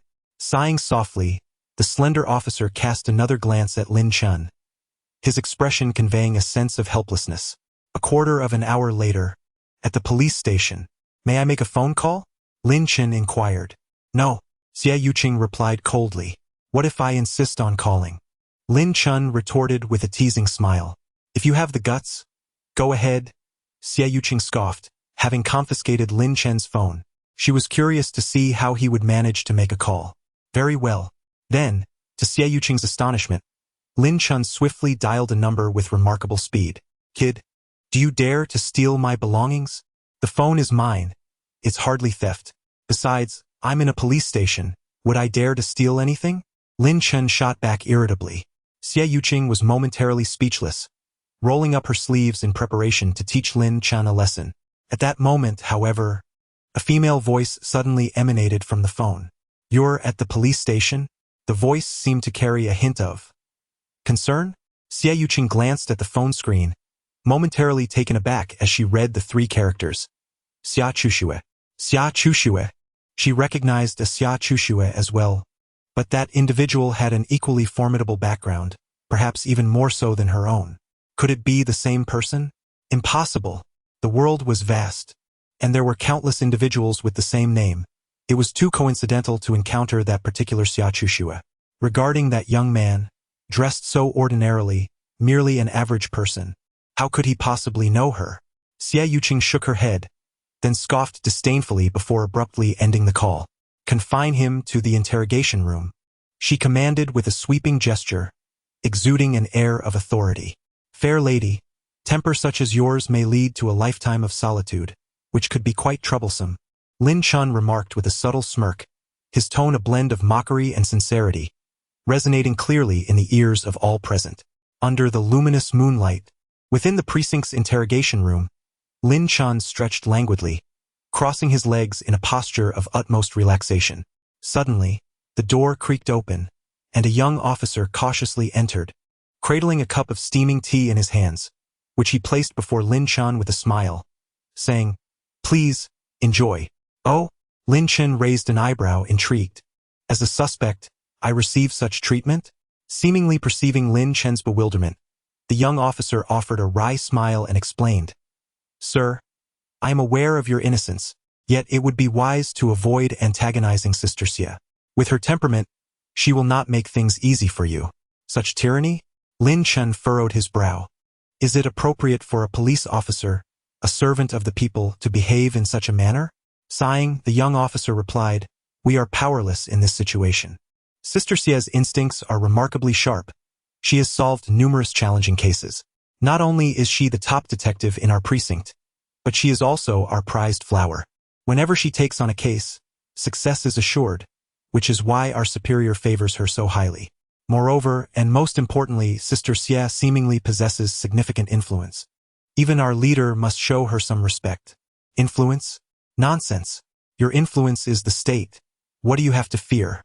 Her selfish actions, maligning the innocent, will inevitably lead to grave trouble. You cannot continue to indulge her like this." Lin Chen sipped his hot tea, speaking with irritation. Clap. The young officer's expression changed dramatically. Creak. The door swung open, revealing a graceful figure, Xie Yuqing. The young officer trembled in fear, stammering, "Sister Xie." Xie Yuqing ignored him, her beautiful yet fiercely aggressive eyes fixed on Lin Chen as she coldly remarked, "What you just said was quite impressive. Thank you for the compliment, but I prefer to keep a low profile." Lin Chen replied with a charming smile. Xie Yuqing took a seat opposite Lin Chen, her tone frosty. "Young man, you are quite adept at hiding your intentions." "What are you talking about? I don't understand," Lin Chen said, shaking his head in confusion. "Speak up. What did you burn? Confess willingly to receive leniency. Resist harshly to face severe consequences," Xie Yuqing declared, slamming a stack of photographs onto the table with authority. The images depicted black ashes, evidently formed from something recently incinerated. "I said I burned a body. Do you believe me?" Lin Chen quipped, a smirk playing on his lips. "Still refusing to tell the truth, are you?" Xie Yuqing's expression darkened. All right, let me be honest with you. I merely burned a stack of newspapers," Lin Chen hastily responded. "Pray tell, what purpose do you have in burning newspapers?" Xie Yuqing exclaimed, slamming her hand on the table with a resounding thud, her authority unmistakable. "To roast game, of course." Upon hearing Lin Chen's vivid description, the young police officer beside them couldn't help but swallow hard, his face betraying an unmistakable envy. "How outrageous! Rabbits are so adorable. Why would you even consider eating them?" Xie Yuqing slammed the table once more, rising abruptly, her voice laced with fury. "Though you are a police officer, I shall indulge in whatever I desire. It is none of your concern," Lin Chen replied nonchalantly. "Humph, so you choose to be obstinate?" Xie Yuqing retorted, her icy demeanor unwavering. "Tell me, do you possess a hunting license? While wild rabbits may not be protected species, hunting them requires a permit." "And then what?" Lin Chen inquired, not lifting his gaze. "And then?" She chuckled derisively. "I shall detain you and impose a fine," Xie Yuqing declared with a cold smile. "How do you know I lack a hunting license?" Lin Chen countered. "Do you have one? Then show it to me," Xie Yuqing asserted, her stance resolute and unyielding. Lin Chen found himself at a loss for words. "If you can produce it, I shall let you go.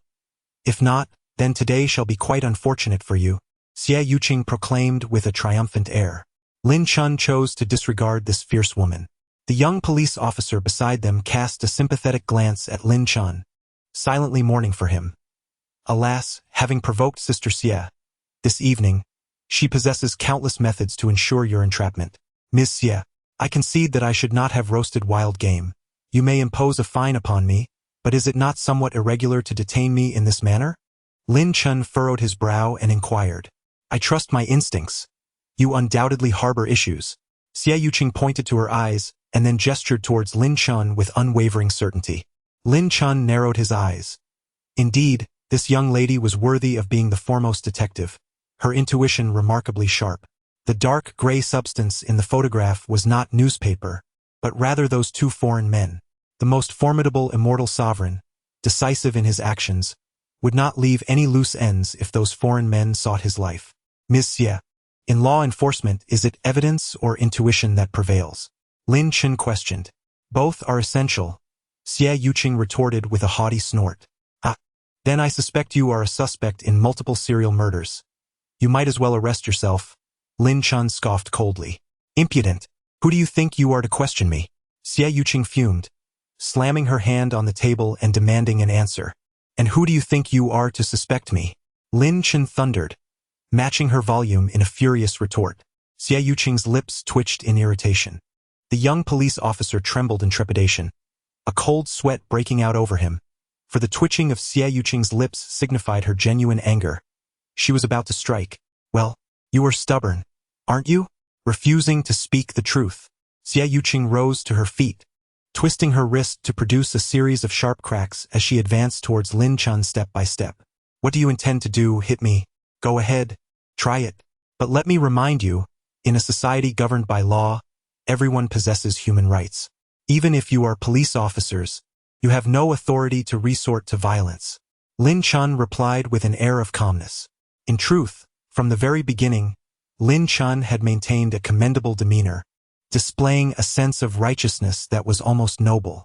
Had he not wished to remain, he could have easily fled. Who could have stopped him? Recognizing the police as esteemed servants of the people, Lin Chen refrained from escaping and chose not to engage in a petty dispute with this beautiful officer. However, had anyone else provoked him in such a manner, Lin Chen would have resorted to violence long ago. Of course, if Xie Yuqing dared to overstep her bounds further, he would not hesitate to teach her a lesson, perhaps even delivering a spanking on behalf of her parents. Chapter 45. No wonder she doesn't like you. Xie Yuqing twisted her wrist, producing a series of crackling sounds as she approached Lin Chen with a sinister grin. The young officer, who had initially stood beside Lin Chen, quickly retreated upon witnessing this spectacle. He had previously witnessed Xie Yuqing in action, and the memory of that formidable scene left him with no doubt that the title of violent police flower was well earned. Lin Chen remained unfazed. Just then, the door swung open abruptly, and a slender officer entered, his expression grave, as if burdened by some troubling matter. Upon seeing Xie Yuqing's menacing smile, his countenance darkened further, and he whispered, "Xiao Xie, what are you doing?" "I have done nothing," Xie Yuqing said, letting her hands fall and innocently shrugging her shoulders. "Enough. I know you well. Do not create more trouble for me. Someone is vouching for him. Let him go," the lean officer said curtly. After speaking, he took the keys and approached Lin Chen, intending to release the restraints binding his wrists. Xie Yuqing, however, objected vehemently. "No way. What is it, Comrade Xie?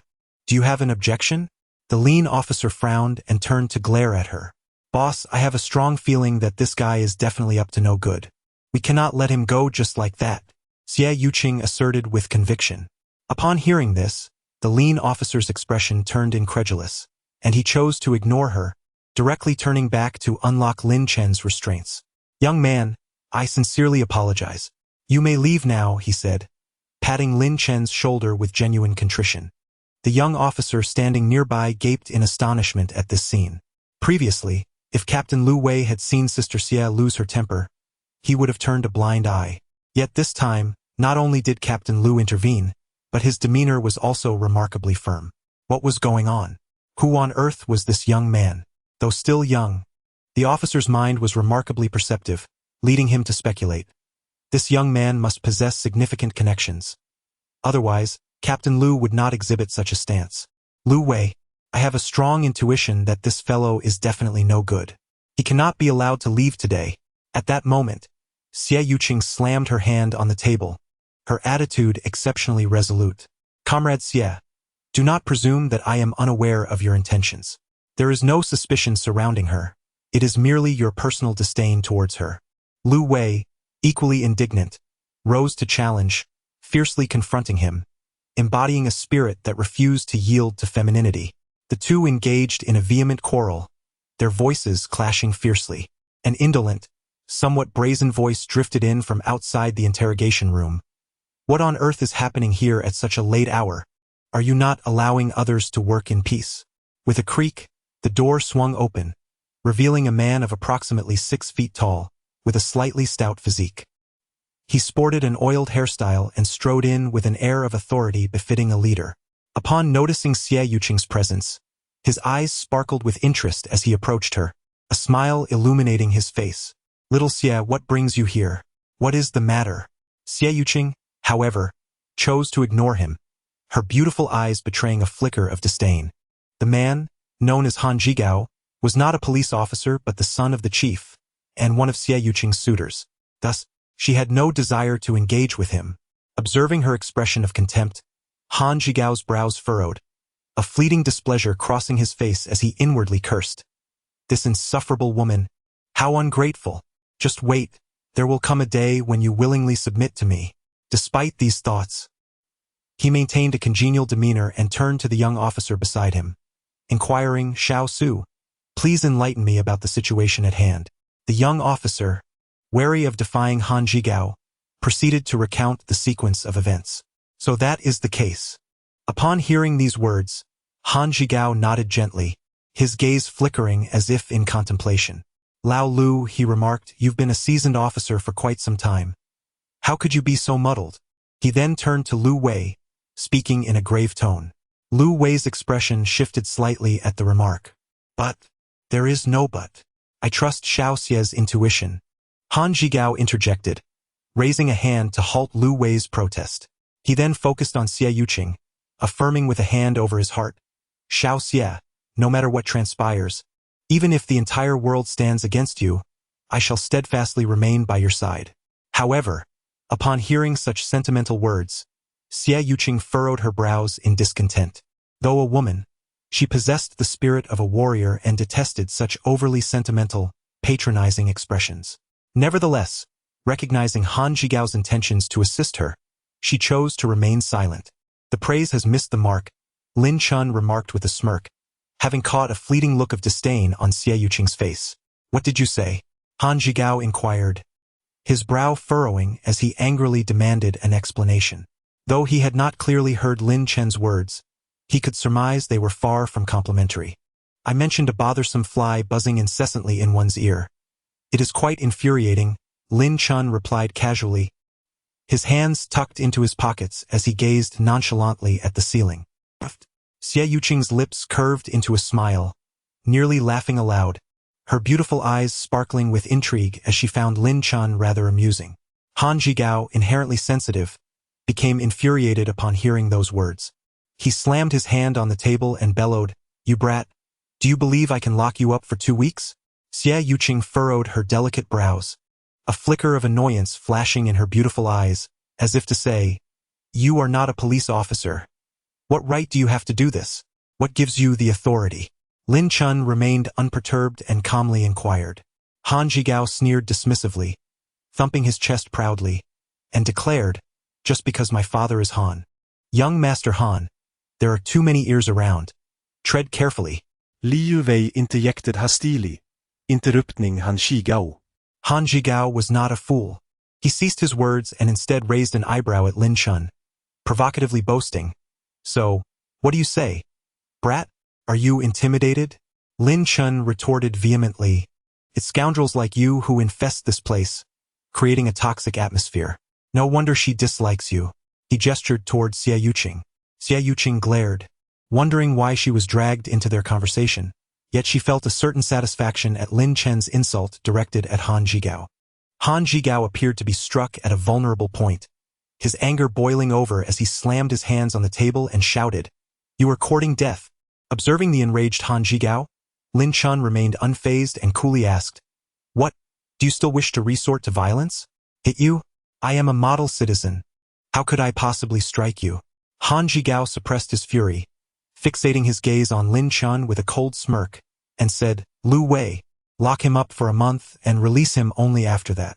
Lu Wei's expression shifted dramatically as he hurriedly interjected, "Young Master Han, this is absolutely unacceptable.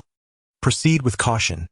Should anything go awry, I shall take full responsibility." Han Jigao slammed his hand on the table, interrupting Lu Wei's words. He snorted with disdain, his demeanor exuding arrogance and fearlessness. Chapter 46. Lin Chen is unworthy of her should anything go awry. I shall take full responsibility, Han Zhigao proclaimed emphatically, thumping the table. Lin Chen inquired, Are you certain you can bear that responsibility? There is nothing I cannot handle, Han Zhigao replied with a confident smile. Just then, the door to the interrogation room swung open, and a cold, feminine voice pierced through the air. Are you truly certain you can bear that responsibility? The voice carried a hint of disdain and mockery. Han Zhigao furrowed his brows and impatiently retorted, As I just stated, there is nothing I cannot handle. However, before he could finish his sentence, a thunderous roar erupted from behind him. Unfilial son! A rotund figure charged in like a leopard, kicking Han Zhigao with tremendous force. Bang! Han Zhigao was sent sprawling against the wall, groaning on the ground. He muttered curses under his breath. Damn it! Who dares to strike me? Unfilial son! Slap! Han Zhigao's head was violently turned 90 degrees, his mind buzzing from the impact. A surge of inexplicable fury welled up within him. In his life, aside from his father, no one else had the right to strike him. Yet, in the next moment, just as Han Zhigao was about to unleash his anger, his expression suddenly changed. The voice sounded so familiar. Was it my father's voice?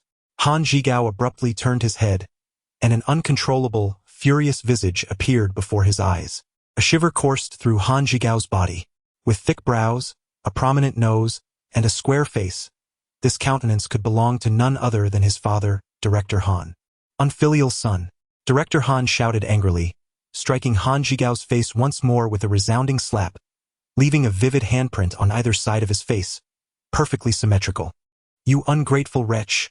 I shall settle the score with you later, Director Han scolded, pointing a finger at Han Zhigao's nose. Han Zhigao trembled once more. Director Han rose swiftly and approached Lin Chen, grasping his hands earnestly. Mr. Lin, my son has been poorly disciplined and has caused you distress. I sincerely apologize. A father's failure to educate his child is indeed his fault. On behalf of my ignorant and disrespectful son, I extend my heartfelt apologies. Lin Chen could discern the sincerity in Director Han's demeanor, devoid of any pretense. In truth, within the entire police station, aside from the somewhat willful and capricious beauty, Xie Yuqing, the rest of the officers were commendable, embodying the qualities of dedicated public servants. However, Director Han's son, a ne'er-do-well with no occupation, posed potential trouble not only for Director Han but for the entire police department as well. Mr. Lin, what do you intend to do? At that moment, a woman clad in black attire and wearing glasses approached, asking softly, Who are you? Lin Chen inquired, as he did not recognize her. I am Miss Xia's professional assistant, Nkiki. And Cuckoo extended her small hand and shook hands with Lin Chen. Mr. Lin, I shall certainly discipline him well, and I hope you. Director Han seemed somewhat hesitant to express himself. Lin Chen patted Director Han's shoulder and said, Director Han, I have faith that under your guidance, your son will surely reform. Upon hearing this, Director Han's face brightened, and he immediately bowed deeply, expressing his gratitude. Thank you, Mr. Lin. How could he not discern that Lin Chen's words implied he would not pursue the matter further? Yet, Lin Chen suddenly uttered these two words. Yet what? Director Han was taken aback, his expression changing, and his breath seemed to momentarily halt. It concerns your policewoman. Lin Chen cast a knowing glance at Xie Yuqing. Xiao Xie, come here and apologize to Mr. Lin. Director Han furrowed his brow and softly commanded. Xie Yuqing was infuriated and was about to retort, but Lin Chen spoke first, saying no need for an apology. However, I find this young lady's investigative methods rather unique. While they are commendable, one must be mindful of moderation. Mr. Lin speaks wisely. Director Han nodded in agreement, his expression one of approval. Xie Yuqing, however, scoffed, stating, I do not require your guidance on how to conduct myself. Xiao Xie. Director Han's brow furrowed deeper, his demeanor displeased. Ignoring Director Han entirely, Xie Yuqing pointed at Lin Chen, enunciating each word. Lin Chen, I have set my sights on you. Lin Chen, unbothered, flashed a mischievous smile and teased, Just don't fall for me. Xie Yuqing's face flushed crimson. Sitting on the ground, Han Jigao's eyes gleamed with a flicker of jealousy as he witnessed the scene before him. Why does this man receive such acclaim?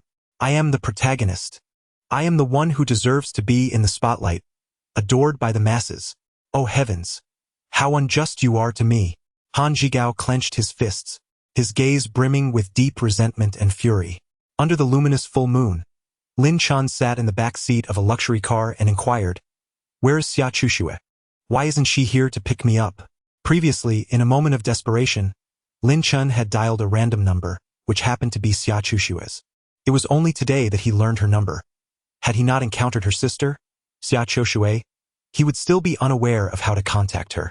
"Miss Xia is currently occupied with work and cannot come," and Kiki replied coldly as she drove.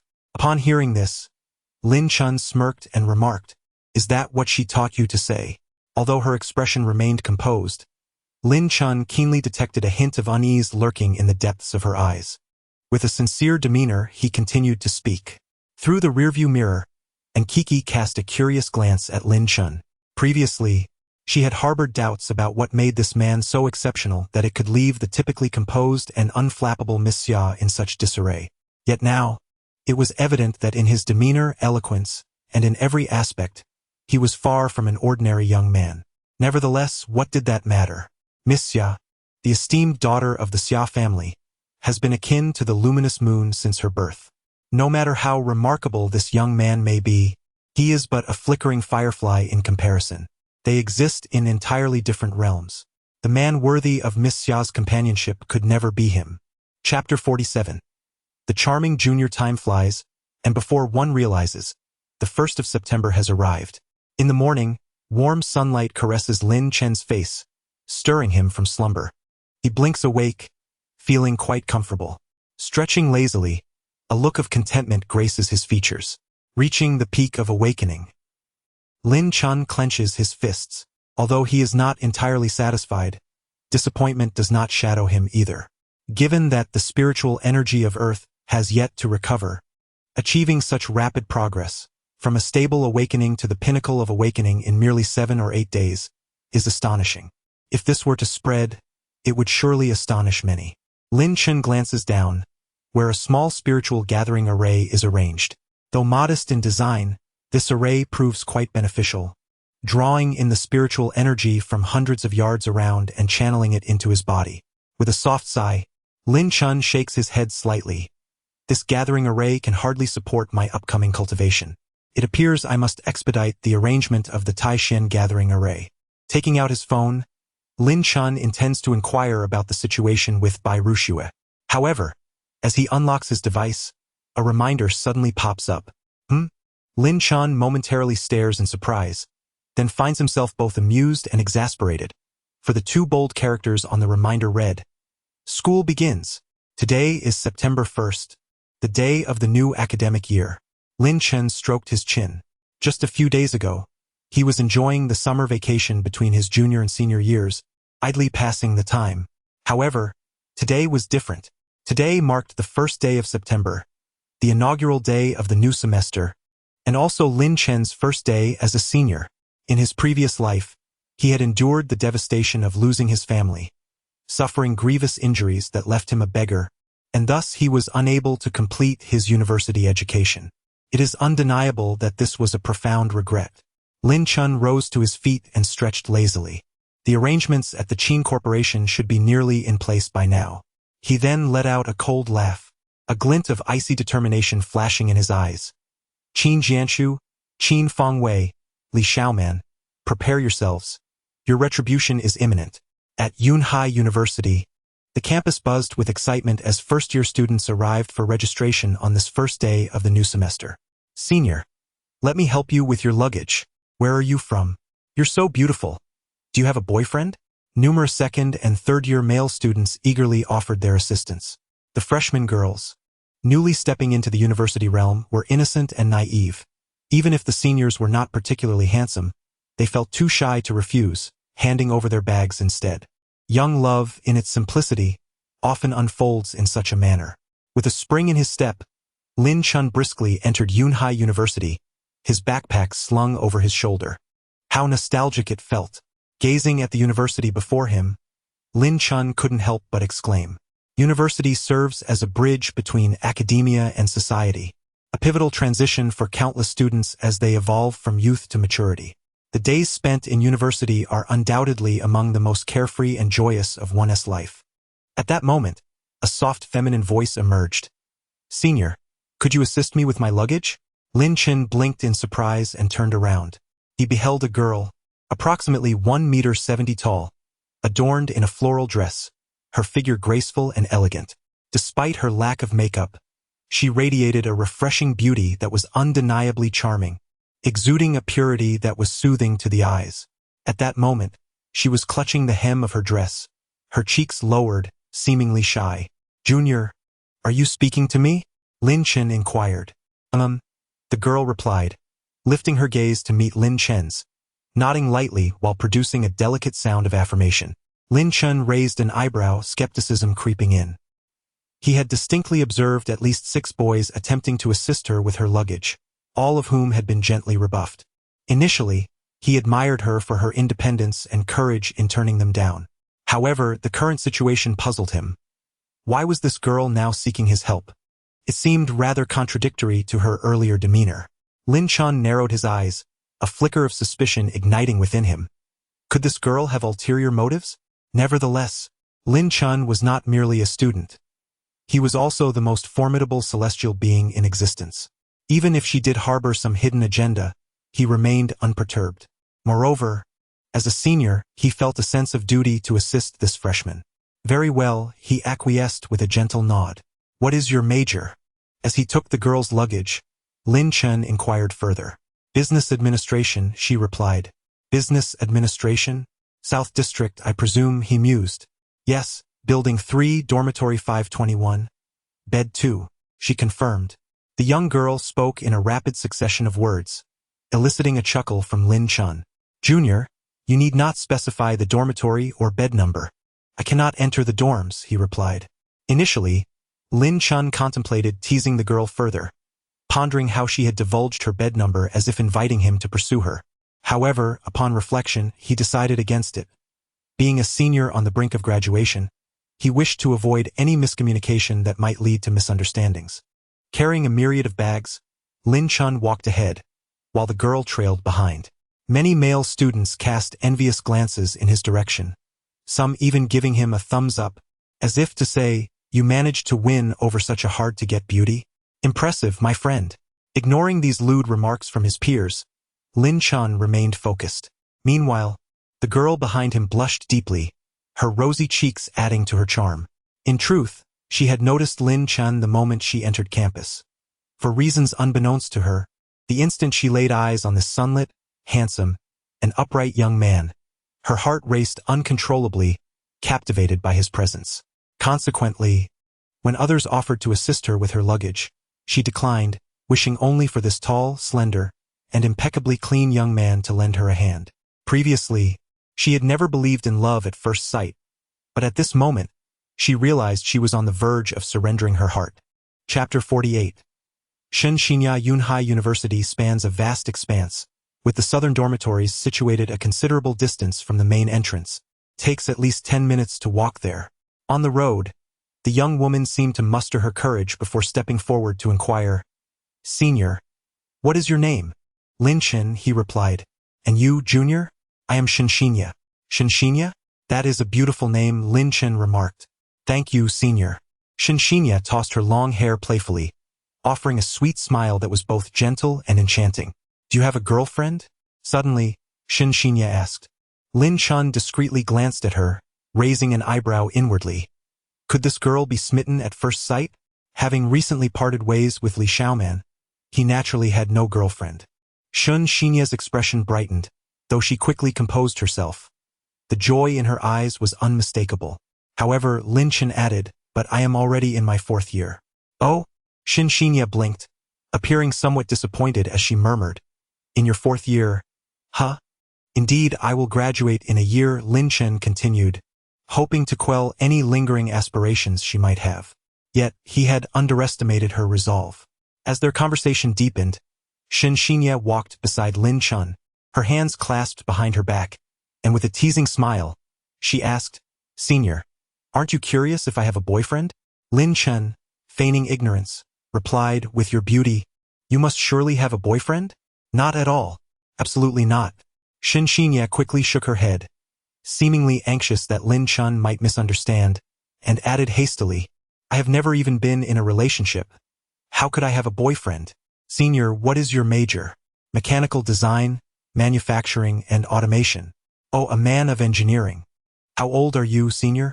I am 21 years old, 22 in traditional age. Quite an old man. You are quite the joker, senior. At only 21, how can you be considered old? I am 20 myself. Senior, what is your phone number? Do you use WeChat or QQ? Senior. Senior. Little sister, we have arrived. Shenxinya asked incessantly, and at last, Lin Chen brought her to the entrance of the South District Dormitory Building Number 3. Senior, with all this luggage, won't you help me carry it up? Shenxinya asked with a pitiful expression. Lin Chen, with a resigned gesture, replied, this is a girls' dormitory. I cannot enter. That's all right. I'll just inform the dormitory supervisor. Please wait for me. Don't leave. With that, Shenxinya hurried into the dormitory. Lin Chen, witnessing this, could only smile wryly and shake his head. He had initially thought Shenxinya was rather introverted and would not take the initiative to speak. The reality proved him wrong. She was indeed a quirky little girl. Yet, upon reflection, if Shenxinya were truly shy, how could she have asked Lin Chen for help with her luggage? Nonetheless, entering the girls' dormitory was off-limits for him. It was time to part ways, simply passing acquaintances. Lin Chen shook his head and prepared to leave. At that moment, Shenxinya joyfully dashed out like a gust of wind, beaming as she exclaimed, Senior, the dormitory matron said my luggage is too much and has granted you permission to enter. Lin Chen blinked in astonishment. The dormitory matron of the South District was notoriously stern. During his sophomore year, he had once attempted to assist a junior with her luggage, but despite his pleas, she had remained resolutely unyielding, refusing him entry. Why was it different now? Indeed, regardless of age or gender, no one could resist the charms of a girl's playful demeanor, especially when it came from one as lovely as Shenxinya. Lin Chen chuckled inwardly, deducing that she must have employed her feminine wiles. Senior, shall we go? Shenxinya stood at the door, grinning mischievously and gesturing for him to enter. Lin Chen regarded her with a mixture of amusement and exasperation. Shenxinya resided on the 5th floor of dormitory 521. With each flight of stairs they ascended, she glanced back at Lin Chen with a hint of anxiety, for her luggage weighed over 100 pounds. To her surprise, however, Lin Chen remained composed, showing no signs of fatigue even by the time they reached the 5th floor. One would expect that even an empty-handed ascent to such heights would leave one breathless, yet he appeared utterly unfazed. Was his physical constitution exceptionally robust? Senior, how do you possess such stamina? Do you frequent the gym? Shenxinya inquired with curiosity. She had long heard that university students, aside from their proficiency in English, were increasingly lacking in physical fitness.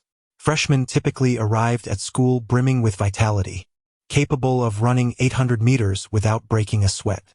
However, as a senior, one might find it hard to believe that even a mere 100 meters would pose a challenge, let alone 800.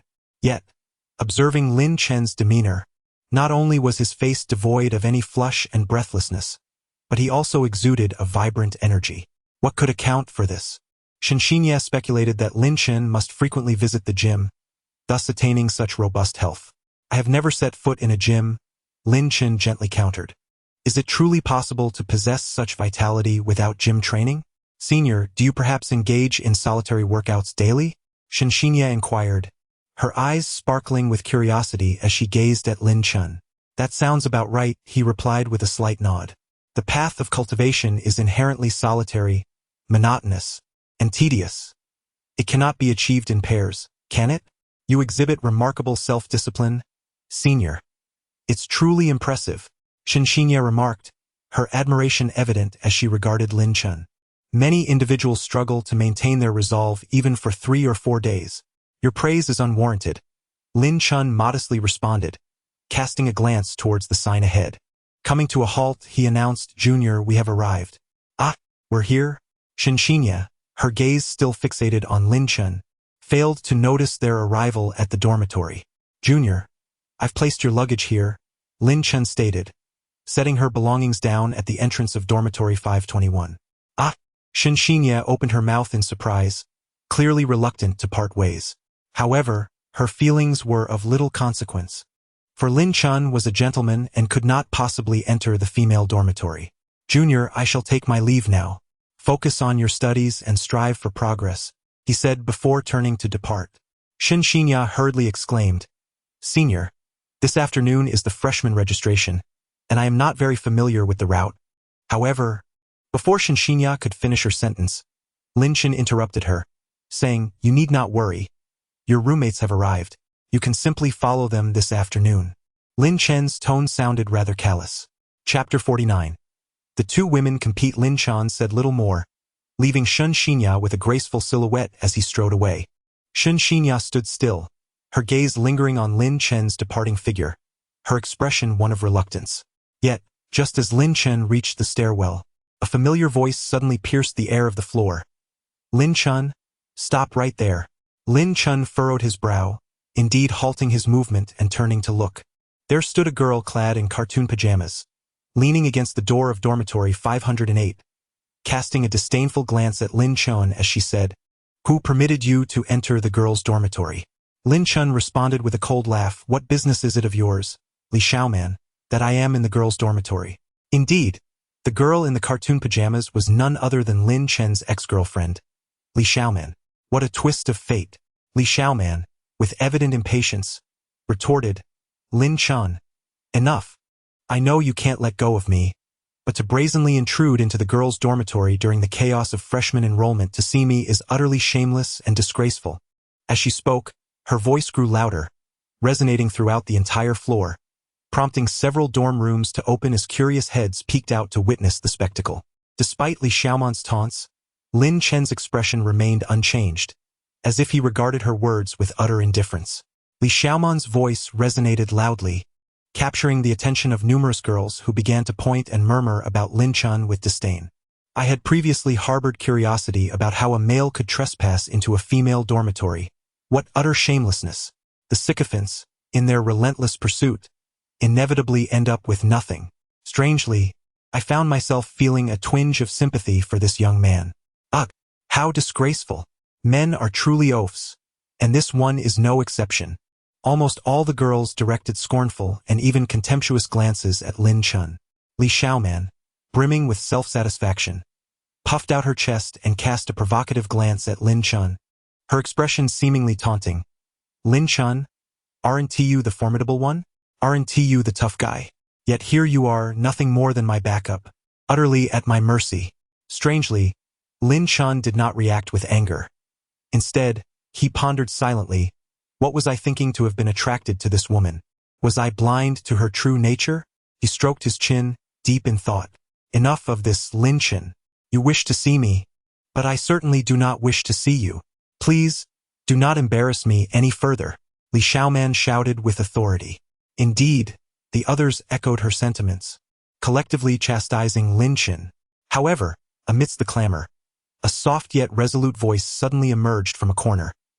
"Senior Lin Chen is here to deliver my luggage, not to see you." What? Li Xiaoman's brows furrowed in surprise as she turned toward the source of the voice, where she beheld the delicate and gentle visage of Shinxinya. "Who are you?" Li Xiaoman inquired, her expression darkening. Despite feeling intimidated by Li Xiaoman's aggressive demeanor, Shinxinya remained composed and replied, "I am a freshman majoring in business administration. My name is Shinxinya.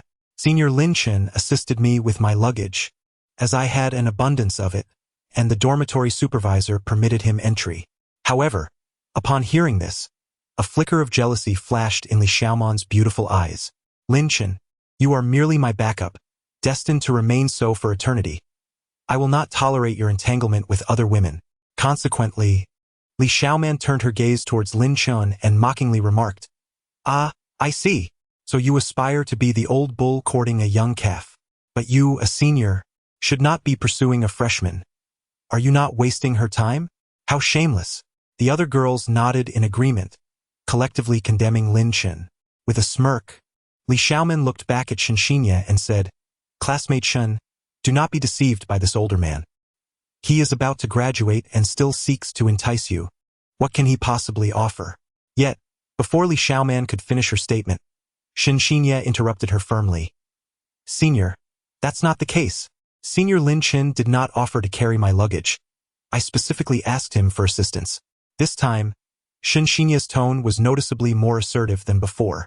She was no fool and could clearly see that this beautiful senior was deliberately targeting Lin Chen. However, Shen Xinyi remained indifferent to any grievances between Li Xiaoman and Lin Chen. Her sole concern was unwaveringly supporting Lin Chen.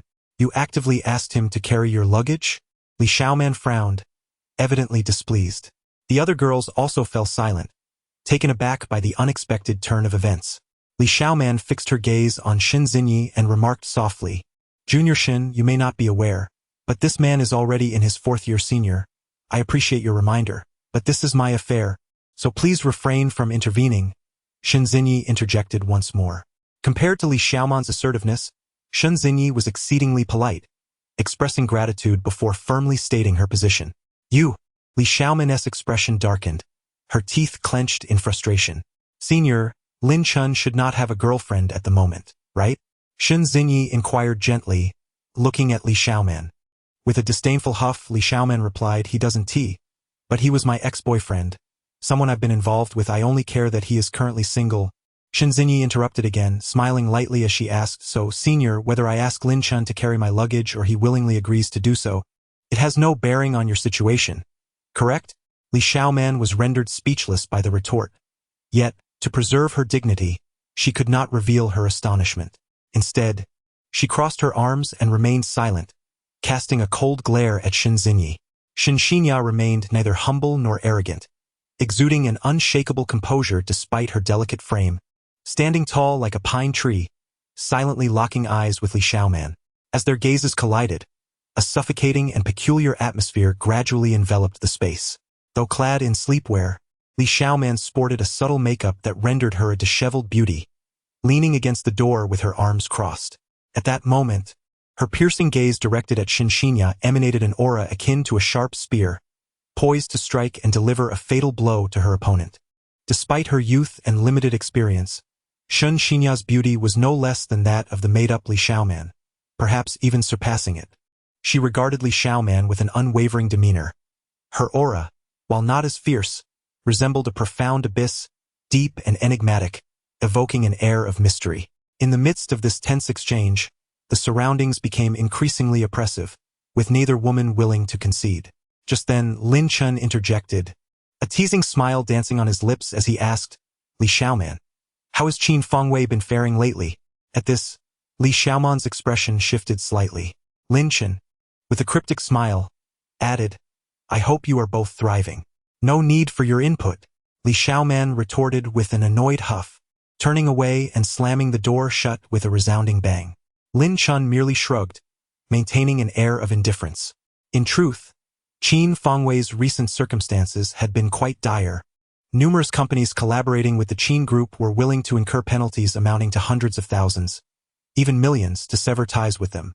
This predicament has plunged the Qin Group into turmoil, causing the entire organization to experience financial instability and widespread anxiety among its members. Fortune does not arrive in pairs, nor does calamity come alone. Significant changes in relevant policies have struck the Qin Group head-on. Had it not been for the deep-rooted heritage of the Qin Group, it would have been overwhelmed by these challenges long ago. More crucially, the employees within the Qin Group have begun to depart en masse, united in their decision to leave. Even with salary increases, they refuse to remain. With external policy pressures and internal employee turnover working in concert, the once sturdy foundations of the Qin Group now teeter on the brink of collapse. As the scion of the Qin Group, Qin Fengwei finds himself in dire straits alongside the company. If this were not the case, Lin Chen would never have encountered her in the female dormitory building. Observing the closed door of Li Xiaoman's dormitory, Lin Chen's lips curved into a cold, discerning smile. "Do not rush. The best is yet to come. It appears that Su Chuxue is close to uncovering some clues." Lin Chen stroked his chin, murmuring to himself, "Bai Ruxue must be nearly ready. It seems I have acted before the Xia family." Senior, I am truly sorry. At that moment, a soft voice reached his ears. Following the sound, he beheld Shinshinia's expression of grievance and guilt. Lin Chen smiled and inquired, "What are you apologizing for? If I hadn't asked you to come up, you wouldn't have." Shinshinia mumbled, her gaze cast downward as she fidgeted with the hem of her skirt. "The woman seems to have some issues. It's best not to concern ourselves with her." Lin Chen extended his hand, gently stroking Shinshinia's head, offering soft words of comfort.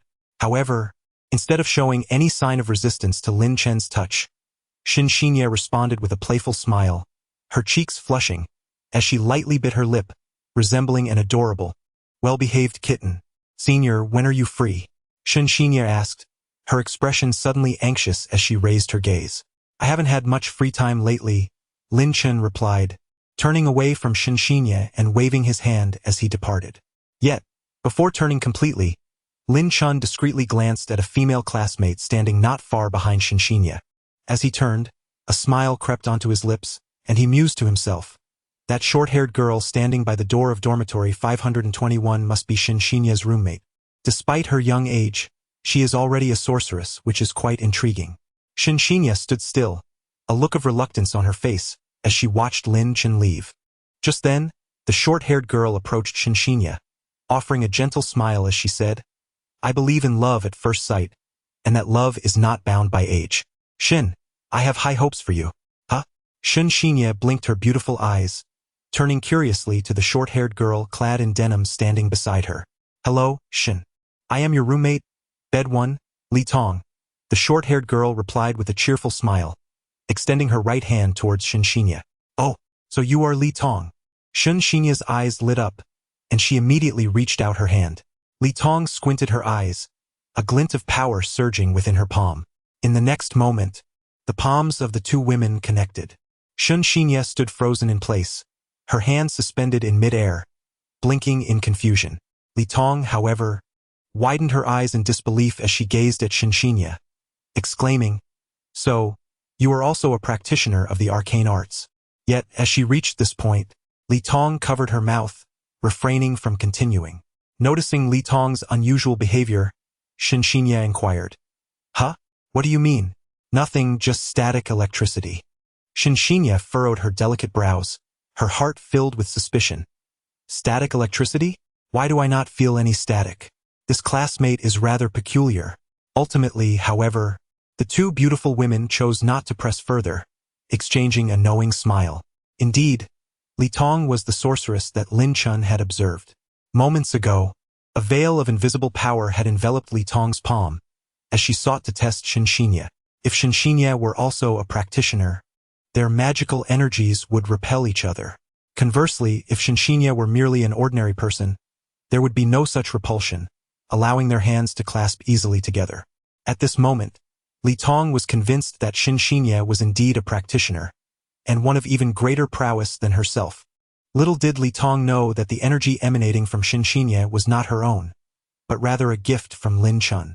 When Lin Chen had gently ruffled Shinshinia's hair, it appeared as a gesture of comfort. Yet it was in truth a bestowal of this subtle power, intended to protect her. Endowed with this formidable power, Shinshinia is now impervious to all evils, toxins, and ailments. How could a mere novice sorcerer like Li Tong dare to challenge her? Lin Chen, nonchalantly rummaging through his pockets, strolled along University Road. Suddenly, he felt a slight stir in his brow, as if he had sensed something amiss. Coming to a halt, he stroked his chin and mused. As expected, that woman intends to test Shinshinia. Lin Chen did not dwell on it for long. After all, Shinshinia bore a trace of his power. He was confident that the petite girl would be unable to harm her. If he lacked even this modest assurance, then his title as the mightiest immortal sovereign would be rendered meaningless. Lin Chen was pursuing a degree in mechanical design, manufacturing, and automation at Zhanghai University, a field dominated by male students.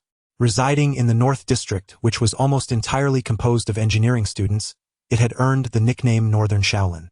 Upon returning to the North District, Lin Chen encountered several familiar faces. After exchanging greetings, a wave of nostalgia washed over him. In his previous life, following the tragic demise of his family, He had lost touch with these classmates. Yet, upon becoming the strongest immortal sovereign and returning to Earth, he discovered that all of them had since passed away. Time had flown by, and after so many years, how could Lin Chen not feel a pang of sentimentality upon this reunion? Chapter 51. A brother in distress upon arriving at the dormitory building. Lin Chen was about to ascend the stairs when he suddenly furrowed his brow. He had faintly heard a very familiar voice. More alarmingly, this voice was currently crying out in anguish. Lin Chen's expression suddenly turned cold. Without a moment's hesitation, he turned and strode towards the small grove opposite the dormitory building. It was September, and the weather was stifling. The small grove was lush and dense, the thick foliage shielding the sunlight, creating a pleasantly cool atmosphere. However, deep within the grove, a heinous incident was transpiring. Damn scoundrel! Chen Feng is my woman. Keep your distance from her. Do you hear me? A burly man shouted, pointing at a boy lying on the ground. Li Xiaoshu, if you dare to approach her again, I will break your legs. Li Xiaoshu lay on the ground, clutching his chest. Though each breath was labored, he defiantly replied, Yuan Chengli, you and Chen Feng have already broken up. What right do you have to meddle in my relationship with her? Damn it! It seems you prefer punishment over pleasantries. Yuan Chengli rolled up his sleeves, revealing his muscular arms. Before Li Xiaoshu could finish his sentence, he yanked him up from the ground and pointed a finger at his nose, berating him, Is there something wrong with all of you in the dormitory? Why do you all have such disgraceful behavior? That Lin Chen is despicable, but you are even more so. Have you looked in the mirror? With your appearance, do you think you deserve Chen Feng? Even if I have broken up with her, she will always be my ex-girlfriend. Whatever I say, she must comply. If I tell her to go to a hotel, she will obediently do so, Yuan Qingli shouted. Li Xiaoshu had already been beaten to a pulp, his body bruised, and his eyes barely open. The several young men behind Yuan Chengli changed their expressions upon witnessing the scene and hurriedly stepped forward to dissuade him. Big brother, calm down. It's not worth getting upset over such a despicable person. One urged. Another echoed, Indeed, brother, teach him a lesson first. If he truly insists on drinking the punishment instead of the toast, we shall retaliate with greater severity. Let this suffice for now.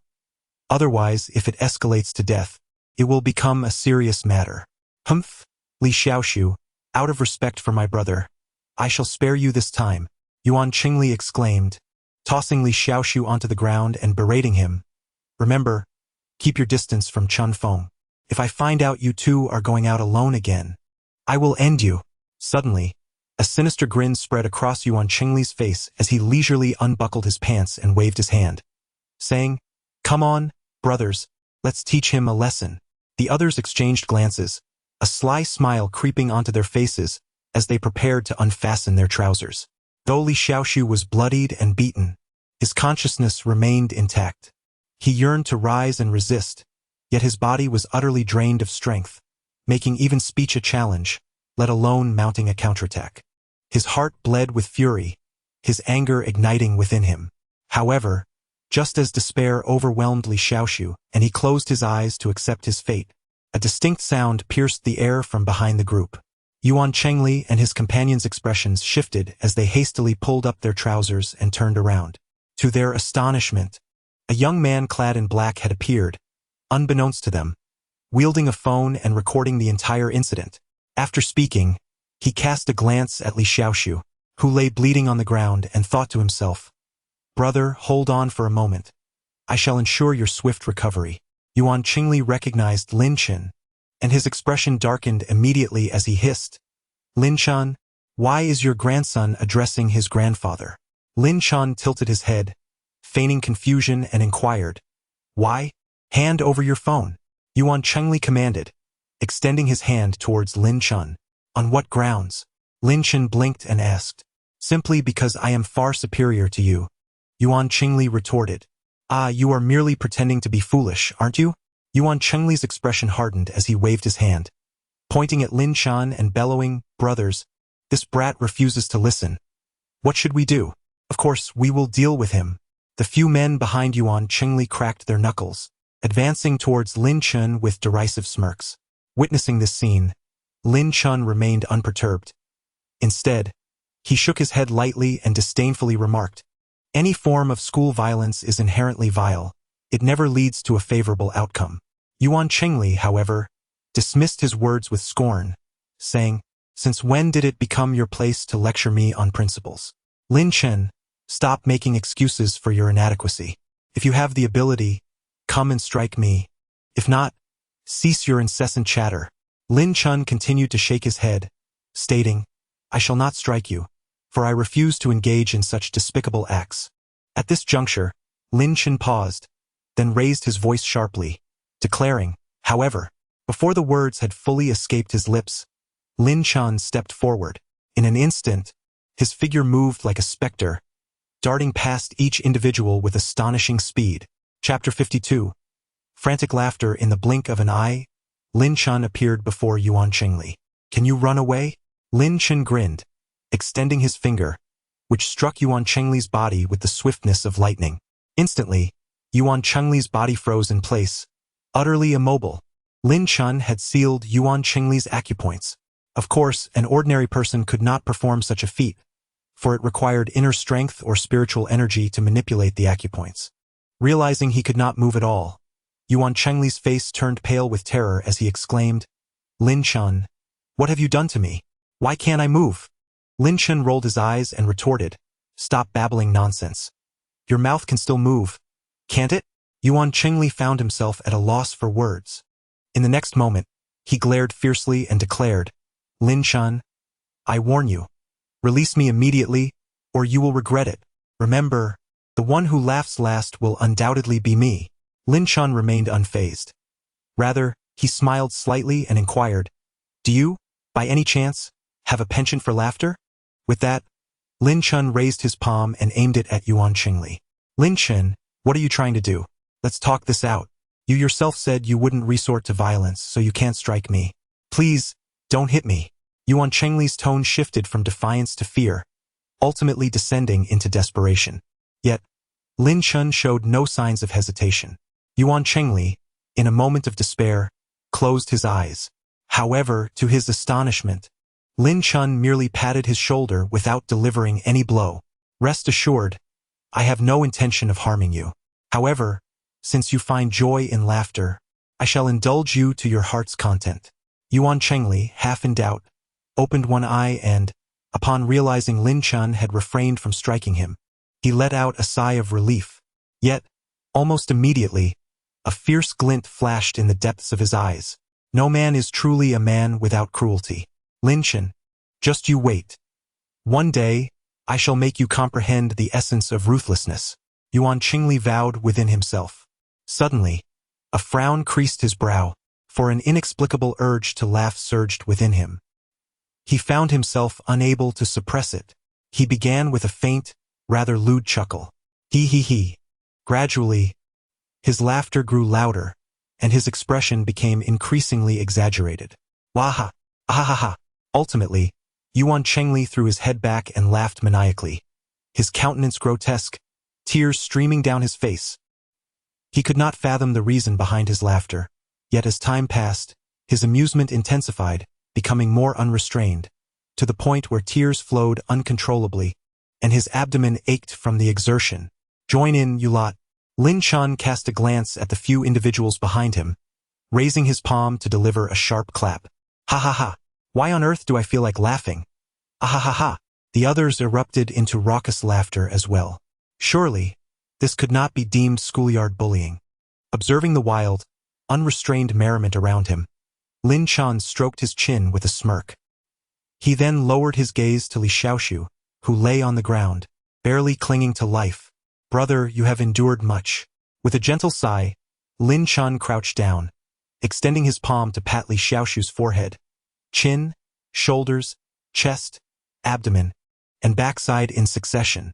Despite Li Xiaoshu being drenched in blood and utterly weakened, he suddenly felt a surge of strength coursing through him, his waist no longer aching, his legs no longer pained.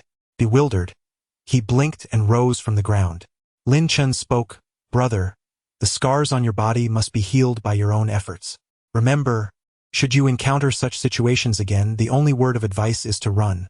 Run as far as you can." After saying this, Lin Chen extended his palm towards Li Xiaoxiu. Li Xiaoxiu, momentarily dazed, blinked in confusion. Yet, without a hint of hesitation, he reached out and grasped Lin Chen's hand, using it to stand up. Really? A spark of realization ignited in Li Xiaoxiu's eyes.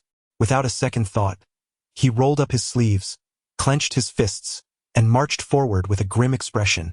Lin Chen narrowed his eyes slightly.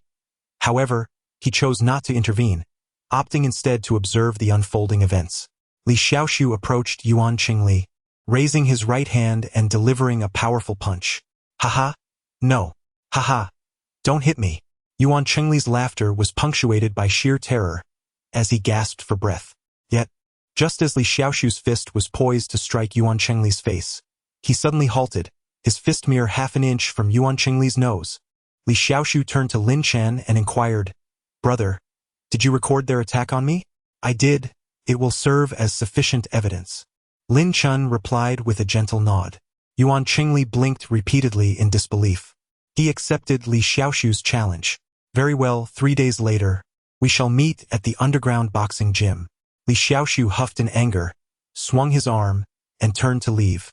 Lin Chen nodded slightly. Indeed, had Li Xiaoxiu truly struck Yuan Qingli just now, it would have been an act of opportunism. Even if he had knocked him down or even killed him, Li Xiaoxiu would not have felt a sense of vindication. However, now that Li Xiaoxiu has officially challenged Yuan Qingli, the two will face off in 3 days at the underground boxing venue. If, at that time, Li Xiaoxiu can fairly and squarely defeat Yuan Qingli, then that would truly represent a moment of pride. Chapter 53. The ruthless Lu Qianfan. Upon returning to the dormitory, Li Xiaoxiu glanced around curiously, fixating on Lin Chen, yet he remained silent. Lin Chen smiled wryly. "What's the matter?" Li Xiaoxiu inquired. "Brother, it's only been a summer vacation since we last met, yet you seem transformed." "Transformed how?" Lin Chen chuckled. "Transformed in every way." Li Xiaoxiu slapped his thigh, speaking with utmost seriousness. "Not only has your demeanor changed, but you seem like an entirely different person. I remember you couldn't fight at all. How have you become so formidable now?" "I haven't fought them," Lin Chen replied, shaking his head in exasperation. At that moment, Li Xiaoxiu resembled an inquisitive child, eager to learn. He studied traditional Chinese medicine with an elderly practitioner in the mountains during the summer. Lin Chen had already prepared his explanation, for traditional Chinese medicine is profound, and acupuncture can render a person completely immobile. "An old practitioner?" Li Xiaoxiu's eyes lit up, excitedly asking, "Which mountain? What kind of traditional medicine? I want to learn too." Lin Chen assessed Li Xiaoxiu with a glance. This individual is ill-suited for the path of cultivation. The earth has yet to undergo significant transformations, and the spiritual energy of heaven and earth remains consistently sparse and impoverished. It is no exaggeration to assert that, in contemporary times, those capable of cultivating are akin to a rare gem, a mere 1 in 10,000. Such individuals are exceedingly scarce. Even Mu Lianxing, whom I met a few days ago at Heishanshire KTV, is remarkably talented, yet she still falls short of the threshold for cultivation. After all, the pursuit of cultivation is not a trivial matter. Li Xiaoxiu ventured to inquire, "Is it Kunlun Mountain or Penglai Mountain?" However, scarcely had Li Xiaoxiu uttered these words when, suddenly, the dormitory door creaked open. A bespectacled young man with a crew cut stepped inside, exuding an air of refinement. "What have you been up to, old for?" Li Xiaoxiu immediately questioned. The newcomer was none other than Lu Qianfan, the academic prodigy known for his prowess in their class. Lu Qianfan glanced at Li Xiaoxiu, whose face bore the marks of a recent scuffle, and exhibited no surprise. Instead, he coldly inquired, "What happened to you?" "Oh, I slipped on a banana peel while walking, and this is the result." Li Xiaoxiu waved his hand dismissively, feigning nonchalance. Naturally, Lu Qianfan did not buy Li Xiaoxiu's fabrication. He turned to Lin Chen and asked, "What do you say, Lin Chen?" Li Xiaoxiu cast a pleading glance at Lin Chen, hoping he would refrain from revealing the truth. Otherwise, he would face considerable embarrassment. Lu Qianfan nodded slightly, so it was that little rascal Yuan Qingli. Before the words had fully escaped his lips, he produced a kitchen knife from beneath his pillow and strode purposefully toward the door. "Whoa, old for. Let us talk this over." What are you planning to do? Li Xiaoxiu exclaimed in shock, hastily rushing forward to grasp Lu Qianfan's arm. Alas, my dear fourth, I appreciate your good intentions, but this matter has already been resolved. Please, put down the knife. Though Li Xiaoxiu uttered these words, he felt a wave of gratitude within. He was acutely aware of Lu Qianfan's formidable prowess. Despite Lu's refined exterior as a scholarly elite, in a physical confrontation, even Tu Li Zioxis might not stand a chance against him. The ferocity embodied by Lu Qianfan could instill fear in anyone.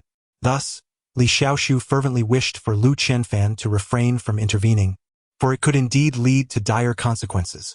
The third had already arranged to meet Yuan Qingli in 3 days for an open duel at the underground boxing arena, so it would be prudent to refrain from interference. At that moment, Lin Chen spoke up. Lu Qianfan narrowed his eyes slightly, a glimmer of contemplation flickering within. After a brief pause, he set down the kitchen knife and inquired of Li Xiaoxiu, "What are the odds? Do you wish to hear the truth or a fabrication?" "The truth." Lu Qianfan responded without hesitation. Li Xiaoxiu sheepishly smiled and held up 3 fingers. 30% chance? What sort of challenge is that? Lu Qianfan raised the knife once more, speechless. Lin Chen interjected, "Fourth, do you know why the third has clashed with Yuan Qingli? Because of Chun Feng." "Precisely." Lin Chen clapped his hands. "Love is selfless, to be felt but not articulated. Therefore, it matters not if the odds are merely 30%. Even if it were just a 10% chance, the third would still engage Yuan Qingli in an open confrontation." "Ah, truly, a keen observer, it is indeed Lin Chen." Li Xiaoxiu chuckled softly and gave Lin Chen a thumbs up. "Ah, love." Lu Qianfan tilted his head, a contemplative expression crossing his face. "Old for, you have never been in love or harbored feelings for any girl. Hence you cannot comprehend my perspective." Li Xiaoxiu clapped Lu Qianfan on the shoulder, shaking his head in disbelief. "So, you don't plan to marry?" Li Xiaoxiu's eyes widened with curiosity. "Why should one marry? Living alone is far more preferable, is it not?" Lu Qianfan inquired, perplexed. You're quite something," Li Xiaoxiu replied, momentarily speechless, and once again raised his thumb in admiration. On this matter, their views were starkly divergent, even entirely opposed. Li Xiaoxiu firmly believed that life without love is unthinkable. Love is magnificent and selfless, and he would not regret giving his life for it. Conversely, Lu Qianfan regarded love as utterly useless, proclaiming that romantic relationships and marriage merely squander time, energy, and emotions. Throughout their exchange, Lin Chen remained silent, merely smiling. As the youngest in their dormitory, Lu Qianfan was affectionately dubbed Old For, yet the tenacity and resilience he exhibited belied his youth. Otherwise, his academic performance would not consistently place him among the top ranks of his class. Indeed, it was this very disposition that cultivated Lu Qianfan's remarkably blunt demeanor, leading him to perceive romance as a mere waste of time and life, entirely devoid of value. Creak. At that moment, the door swung open once more, and a portly man clad in a white shirt strode in, savoring a pack of fries with great delight. I seemed to catch a glimpse of an amusing remark. The rotund figure swallowed a mouthful of fries and, with a lewd grin, proclaimed, "In this world, no one can escape the law of irresistible allure. Old For, do you believe it? Among the 4 of us, the one who marries last will undoubtedly not be you." The newcomer was none other than the dormitory leader, the eldest, heaviest, and most boastful Dawn. Lu Qianfan furrowed his brow and inquired, "If not me, then who? Who can predict what lies ahead?" Dawn shrugged his shoulders and revealed a cryptic smile, saying, "Old For, one day you shall experience the wonders of love, and when that time comes, I wager you will be utterly enchanted and hopelessly ensnared." Chapter 54. Not a girlfriend? Just as Dawn finished speaking, he caught sight of the battered and bruised Li Xiaoxiu, who startled him with an exclamation. "What happened to you, third brother?" "I was beaten by Yuan Qingli and his crew," came the response. "It turned out to be that wretched scoundrel. I have long had a distaste for him, and one day I shall teach him a lesson." Dawn replied with utmost seriousness. "Enough, boss, you are all talk. 10 of you couldn't take on even one of him," Li Xiaoxiu retorted with a roll of his eyes. "Heh! Be discreet, be discreet," Dawn replied, scratching his head with an awkward smile. Then, with astonishment, he added, "But you are quite impressive. Despite being beaten to this state, you still seem full of life." Upon hearing this, Lu Qianfan turned his head, casting a puzzled glance at Li Xiaoshu. He had been contemplating the same question. Given Li Xiaoshu's severe injuries, anyone else would have long succumbed to a hospital bed. Yet here he was, leaping about as if nothing had happened. "You ought to ask Lin Chen," Li Xiaoshu remarked, directing his gaze towards Lin Chen. Second brother? Both Li Ming and Lu Qianfan instinctively focused their attention on Lin Chen. "If Lin Chen hadn't arrived in time, I would have been in dire straits," Li Xiaoshu confessed, a hint of trepidation in his voice. "Yuan Qingli's companions are all skilled fighters. While I do engage in regular workouts, handling even one of them would be quite the challenge." Lu Qianfan inquired with astonishment, "Are you implying that Lin Chen defeated all of Yuan Qingli's men?" "Not exactly," Li Xiaoshu pondered. "How should I put it? Lin Chen merely struck their acupoints, and then they erupted into uncontrollable laughter." "Striking acupoints? Third brother, have you been reading too many martial arts novels?" Li Ming queried incredulously, touching Li Xiaoshu's forehead with concern. "But you're not feverish, so why the sudden nonsensical talk? Has your brain been damaged? Get lost. You're the one whose brain must be damaged," Li Xiaoshu retorted, delivering a playful punch to Li Ming. "I speak the truth. Lin Chen genuinely struck their acupoints. If you don't believe me, you can ask Lin Chen himself." Upon hearing this, both Li Ming and Lu Qianfan turned their attention to Lin Chen, who had already prepared his explanation. He spoke, "It wasn't exactly striking acupoints. During the summer vacation, I learned a bit of medical knowledge from an old traditional Chinese medicine practitioner. I have indeed heard of this, the art of acupuncture in traditional Chinese medicine, which, when applied to specific acupoints, can render a person immobile." Li Ming remarked while stroking his chin. "This seems plausible." Lu Qianfan nodded in agreement, then cast a sidelong glance at Li Xiaoshu, saying, "Acupoint striking? Do you think this is a martial arts novel? The falling petal divine sword palm, the orchid finger acupoint technique?" Li Xiaoshu smiled awkwardly. Li Ming turned his gaze to Lin Chen, grinning mischievously as he said, "Old too. You've been studying these things all summer. Surely you haven't neglected your campus bell, have you?" The campus belle he referred to was none other than Li Xiaoman, one of the top 10 beauties at Yunhai University. Lin Chen had successfully pursued Li Xiaoman, which only intensified the envy of Li Ming and Li Xiaoshu. "A girl?" Lin Chen blinked slightly. "Oh, a girl." Li Xiaoshu and Li Ming exclaimed in realization, exchanging knowing glances and sly smiles as they said, "Lin Chen, your girlfriend has come looking for you. Why aren't you rushing to see her?" However, a classmate from the neighboring dormitory shook his head, saying, "She is not Lin Chen's girlfriend." Not his girlfriend. Li Xiaoshu and Li Ming were initially taken aback, but soon they understood, exclaiming in unison, "Oh, so she isn't his girlfriend." Both wore expressions that conveyed, "I understand, but I want to say a word." Lin Chen helplessly tapped his forehead. With such amusing companions, his university years were certainly colorful. "Where is that girl?" The previously silent Lu Qianfan suddenly inquired. "She is waiting just outside the dormitory building," the student from the adjacent dormitory remarked. Lu Qianfan nodded slightly and, without further ado, made his way to the balcony. "Wait for me, old four. I want to see too." Li Xiaoshu and Li Ming hurriedly followed suit.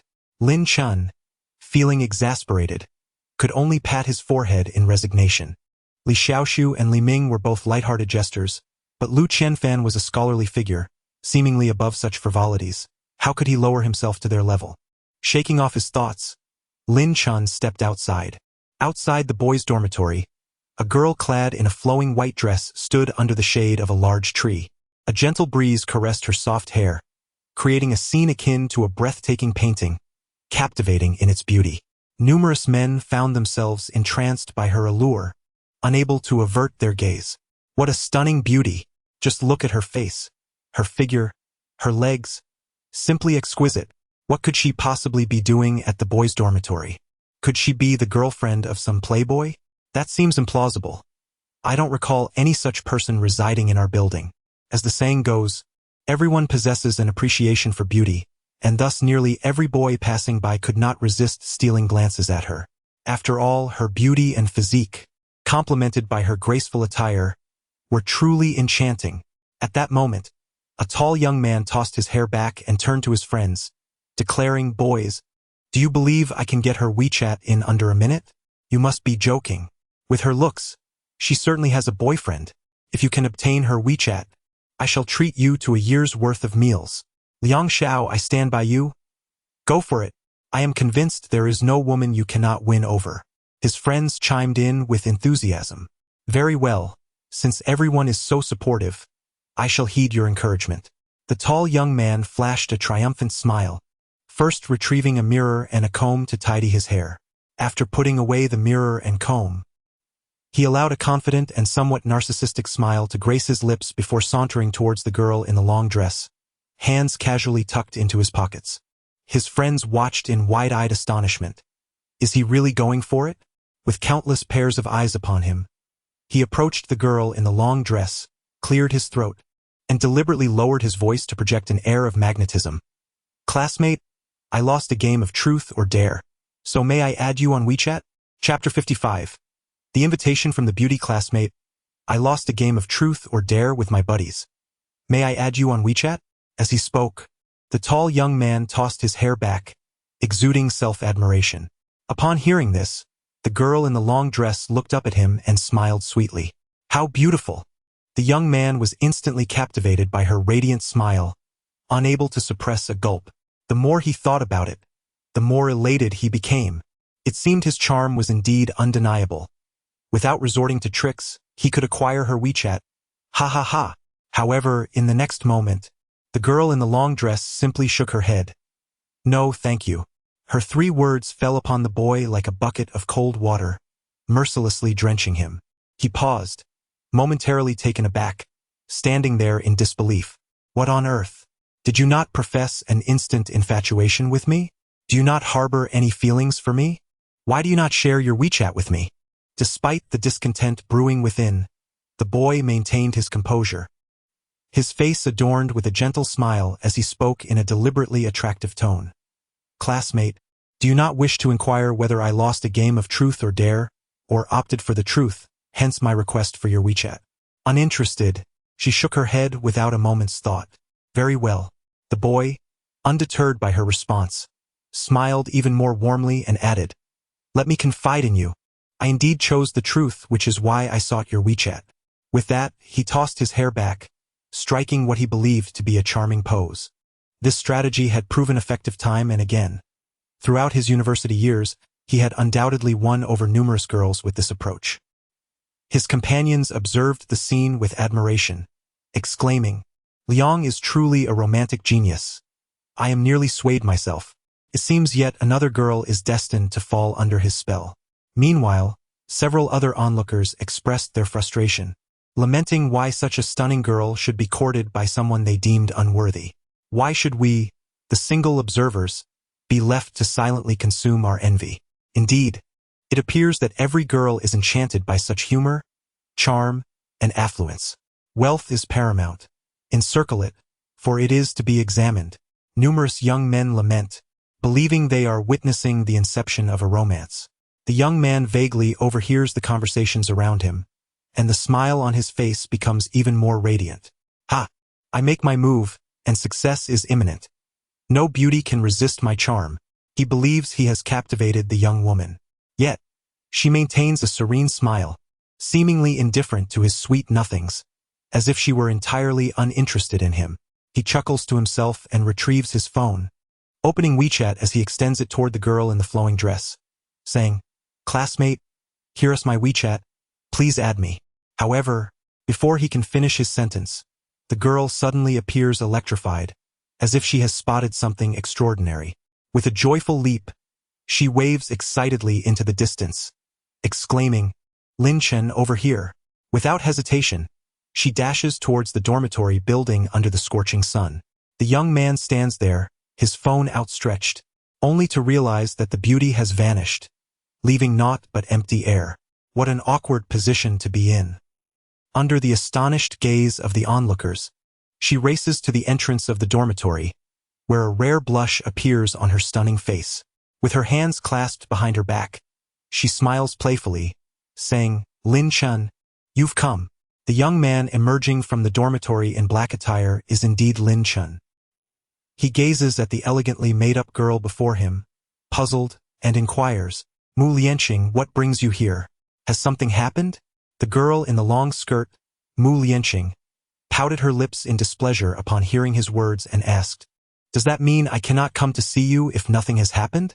Lin Chen chuckled and shook his head. It's not that you can't. Then isn't that settled? Mu Lianqing's expression brightened instantly, and with a playful smile, she inquired, Lin Chen, do you have time now? Lin Chen replied, Is there something you need? Mu Lianqing hesitated, fidgeting with the hem of her skirt, her demeanor somewhat bashful. After taking a deep breath, she seemed to muster her courage and produce 2 pristine movie tickets, handing one to Lin Chen. A new film just premiered at the cinema, and I would like you to accompany me to watch it. Lin Chen accepted the ticket, glancing at it to find it was a film centered around a youthful love story. To be honest, Lin Chen was not particularly fond of such films. He asked, Why don't you go with your roommate? Mu Lianqing's face paled. She lowered her head, gripping the skirt tightly, and meekly replied, Is it not permissible? Lin Chen stroked his chin in contemplation. Mu Lianqing feared that Lin Chen would decline her invitation. However, he said, It's not that you can't. A glimmer of hope sparked in her eyes as she lifted her head, her expression transforming from gloom to joy once more. The whims of a woman's mood can change as swiftly as the sky. Indeed, the ancients did not deceive me. Lin Chen mused inwardly. Yet, Lin Chen suddenly interjected. Yet what? Mu Lianqing's expression shifted in an instant, and she anxiously turned to Lin Chen, fearing he might refuse her once again. Yet, beneath the gaze of Mu Lianqing, filled with trepidation, Lin Chen extended his right hand to caress her flowing hair, smiling as he said, Next time you invite me to a movie, you mustn't pay for the tickets. It is utterly unreasonable for a girl to bear the expense when a boy and a girl go out together to watch a film. Mu Lianqing was momentarily taken aback, but soon a gentle smile graced her lips, her beautiful eyes shimmering with a brilliant light, akin to stars twinkling in the night sky, captivating and enchanting. Chapter 56. Truly terrified, Mu Lianqing gazed at Lin Chen, her enchanting eyes sparkling with an inexplicable charm. However, at that moment, an exceedingly displeased voice broke through the air. Who do you think you are? Do you have any manners? Do you even understand the concept of politeness?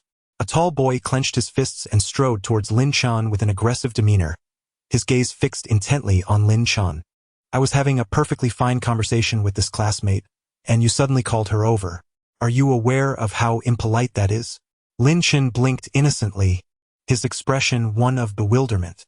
He had been publicly humiliated, becoming the object of ridicule for all present. Throughout his life, he had always been the center of attention, never once subjected to such mockery. He understood that the one who had embarrassed him was this girl in a long dress. However, he could not and would not direct his anger towards a lady. A man may lose many things, but never his grace. Thus, he could only unleash his ire upon Lin Chen at that moment. Observing the slender young man clad in black, who stood at a height not exceeding 1.80 meters, one could easily perceive him as a feeble opponent. The thought of easily overpowering him ignited a sense of bravado in the tall student, who promptly rolled up his sleeves and approached Lin Chen.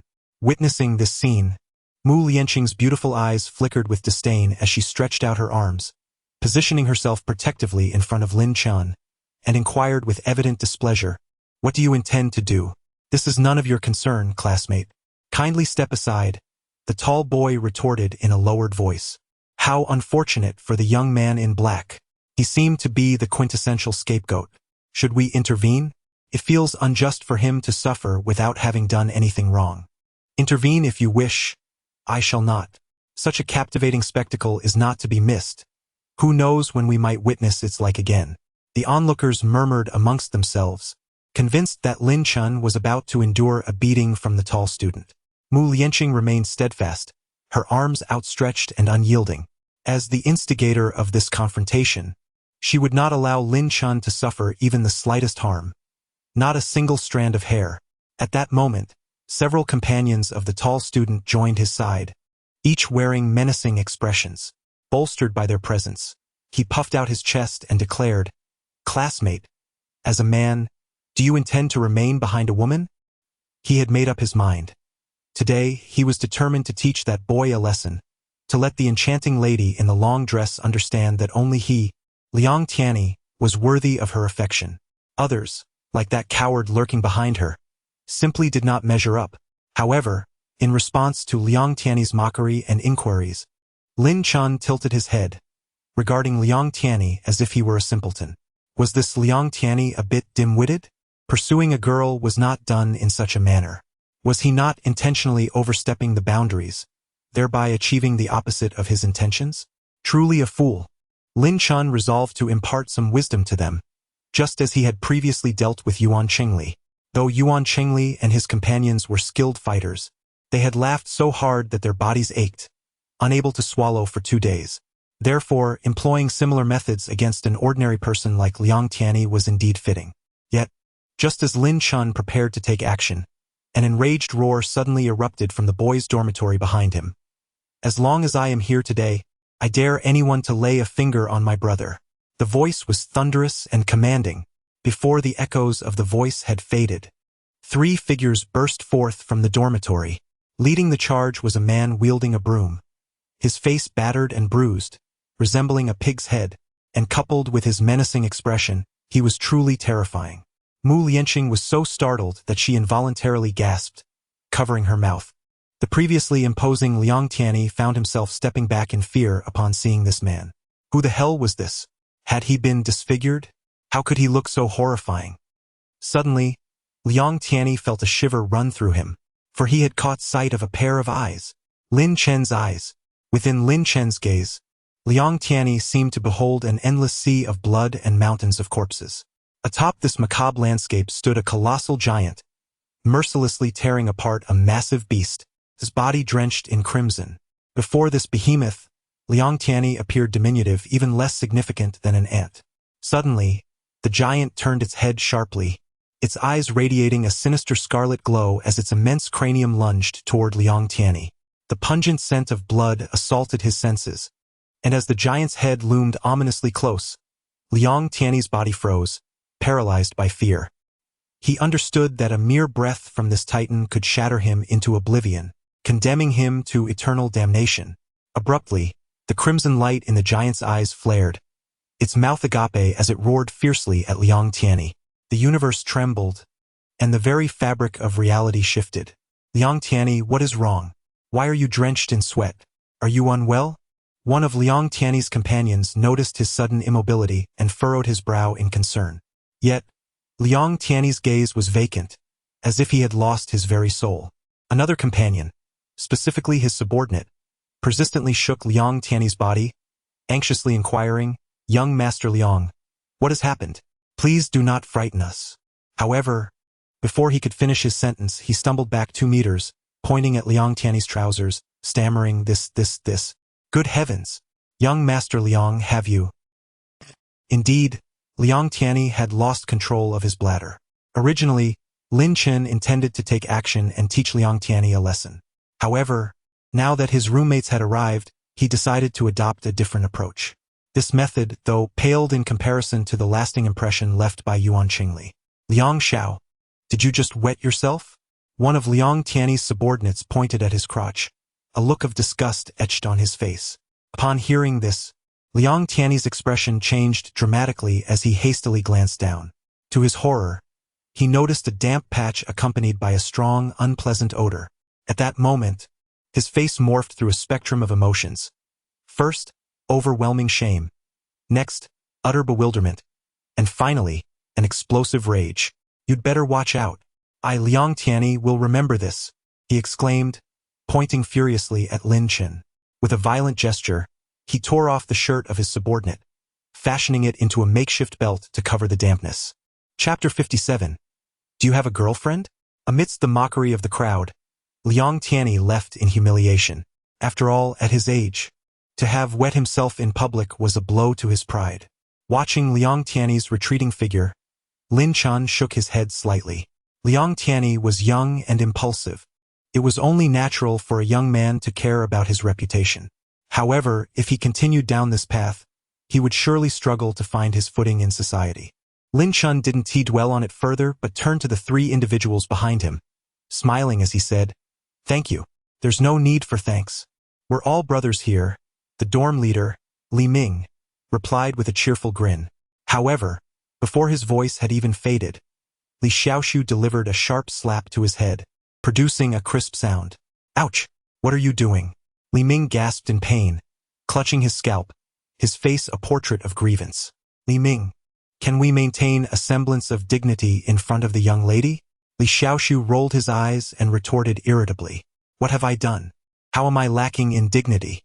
Li Ming responded, his expression one of innocent bewilderment. "Those individuals are not worth Lin Chen lifting a single finger. Not even one," Li Xiaoshu asserted, raising a finger with utmost seriousness. "Even if we hadn't intervened, Lin Chen could have handled it effortlessly. What is there to be thankful for?" He spoke as if it were an undeniable truth. Li Ming blinked, still somewhat befuddled, yet he nodded in agreement. Li Xiaoshu continued, "Lin Chen is exceptionally formidable in combat. Not only would he easily handle Liang Tianyi, but even if Liang Tianyi's father were to join him, the two of them together would scarcely warrant Lin Chen lifting 2 fingers. With that, Li Xiaoshu solemnly raised 2 fingers. At that moment, Mu Lianqing, standing before Lin Chen, turned around and softly said, "Thank you for your help just now."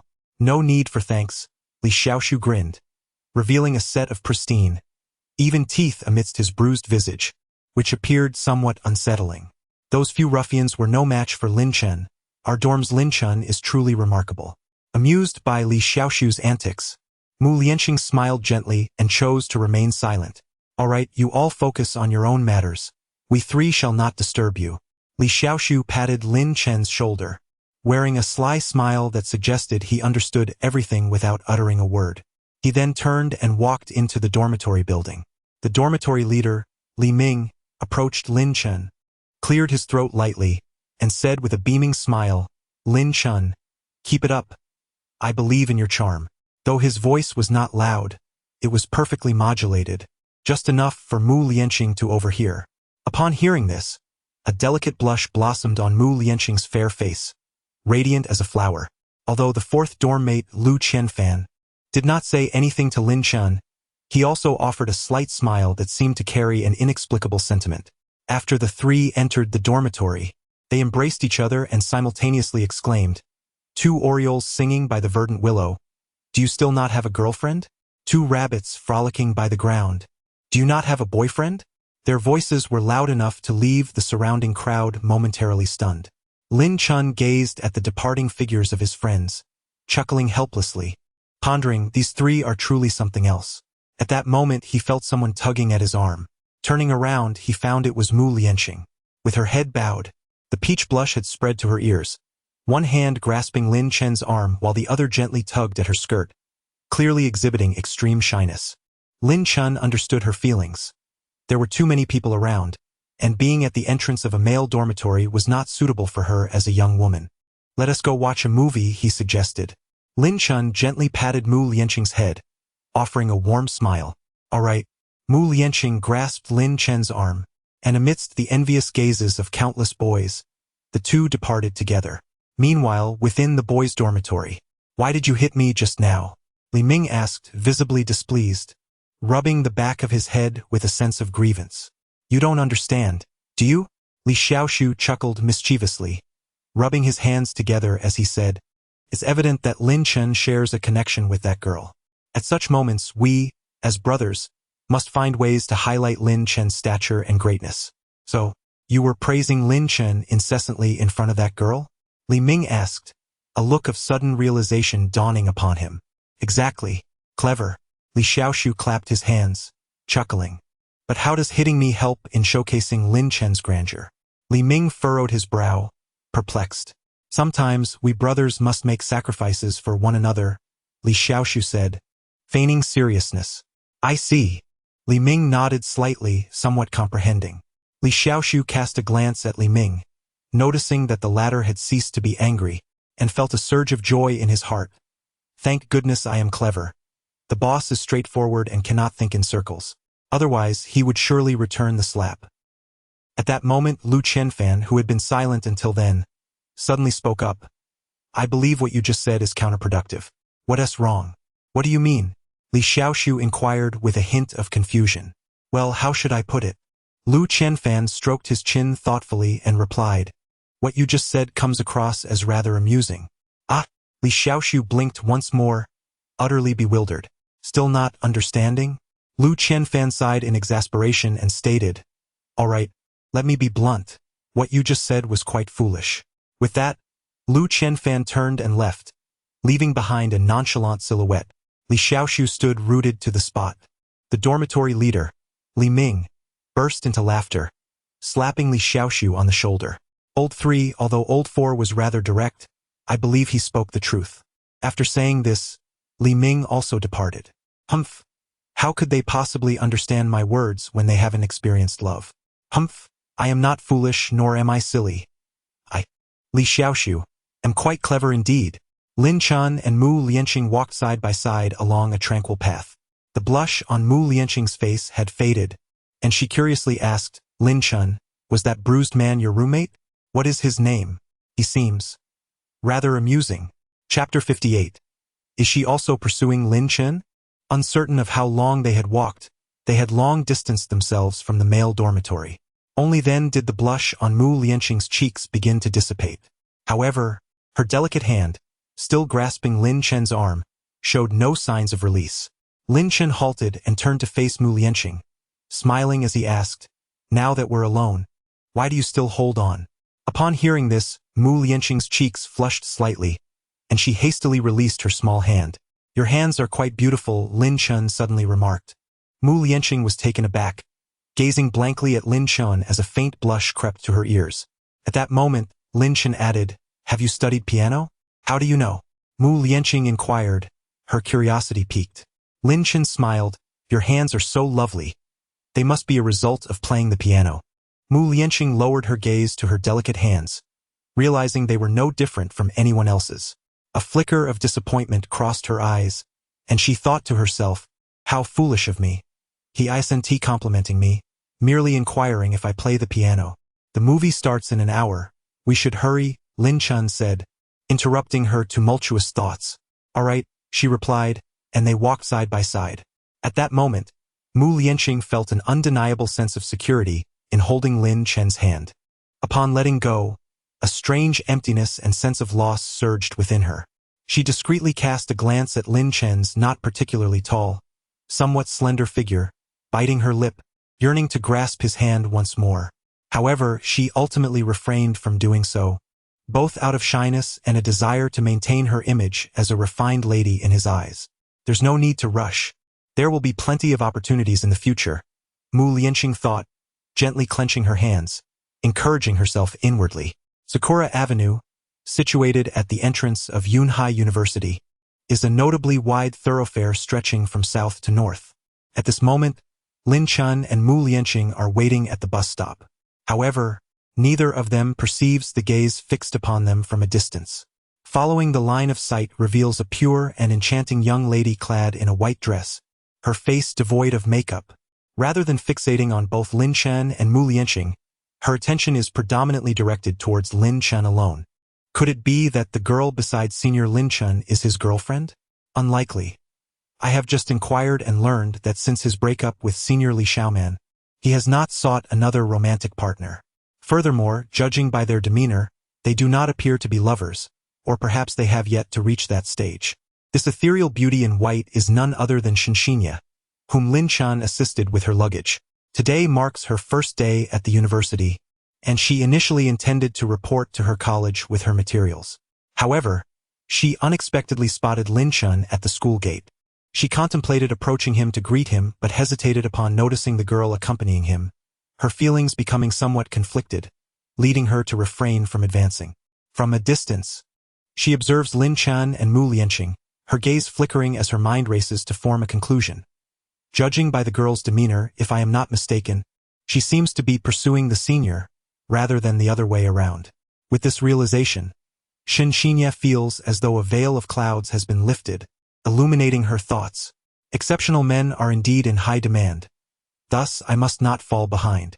Shinxinya smiled gently, took out her phone, opened WeChat, and found a contact with a cartoon pig avatar, noted as the man who invaded my heart. She sent a message, thinking to herself, I must not fall behind. Just then, a handsome and sunny boy approached her and cheerfully inquired, Shen, why are you still here? Aren't you going to check in? Chen, I'm just enjoying the scenery. I'll head there shortly, Shinxinya replied. Observing this interaction, she bit her lip, her expression tinged with an inexplicable emotion. Subsequently, she decided not to linger any longer and hurried towards the academy. The boy named Chen intended to continue the conversation but noticed that Shinxinya's mood seemed to have dimmed for some reason. Undeterred, he shook his head with a smile, secretly resolving, with Shun's beauty, she will undoubtedly become the new campus belle of Yunhai University. I am determined to win her heart within a month. It must be said that this young man was exceedingly optimistic, unaware that the girl he admired had already given her heart to another. On the bus, Lin Chen's phone vibrated. He glanced down and saw that someone had sent him a WeChat message. Who could it be? Mu Lianqing, seated beside him, asked curiously. I'm not sure. Lin Chen gently shook his head and opened WeChat. The sender was a girl, and the message read, Senior, this is Shinxinya. May I invite you to dinner next week? Mu Lianqing blinked and asked, Is she from our school? Yes, Lin Chen replied. Lin Chen nodded gently. She calls you senior. What year is she in, sophomore or junior? Mu Lianqing inquired. Freshman, he replied. Ah! Mu Lianqing gasped in disbelief, unable to restrain herself from exclaiming, Didn't the freshman just arrive today? Have you known her for a long time? Lin Chen shook his head lightly. No, I just met her today. Just met her today? Mu Lianqing furrowed her brows. Is she already inviting you to dinner? There was a hint of jealousy in her tone. However, as soon as Mu Lianqing uttered those words, she felt a twinge of regret. I am neither his sister nor his girlfriend. Why should I care, and why this tone? Lin Chen, unfazed by her tone, patiently explained, I helped her carry some luggage, which is why she invited me to dinner. I see. Mu Lianqing sighed in relief upon hearing this. On the first day of school, it was quite normal for a senior to assist a freshman with their luggage. Yet, something seemed amiss. Even if they exchanged contact information, shouldn't the boy take the initiative to reach out to the girl? Why had it turned into the girl actively seeking him out, or rather, inviting him? And it was just the first day of school. How could they already be so close? Mu Lianqing's brows knitted slightly. Could it be that this junior was a heartbreaker, thus her overt eagerness? Or perhaps the junior had taken a liking to Lin Chen, prompting her to ask him out in pursuit of him? However, just as Mu Lianqing pondered, a sudden commotion erupted on the bus. Chapter 59. A disabled person? Young man, I say, with your vigor and youth, why do you refuse to offer me your seat? A piercing voice reverberated throughout the bus. Following the sound, a middle-aged woman in her 40s was seen, pointing indignantly at the young man beside her. You young people truly lack any decency. Respecting the elderly and cherishing the young is a fundamental virtue. Stand up at once. I am tired and wish to sit down. Her voice boomed, unabashedly drawing the attention of every passenger on the bus. The young man, his face flushed with embarrassment from the woman's tirade, showed no intention of rising, as if burdened by an unspoken dilemma.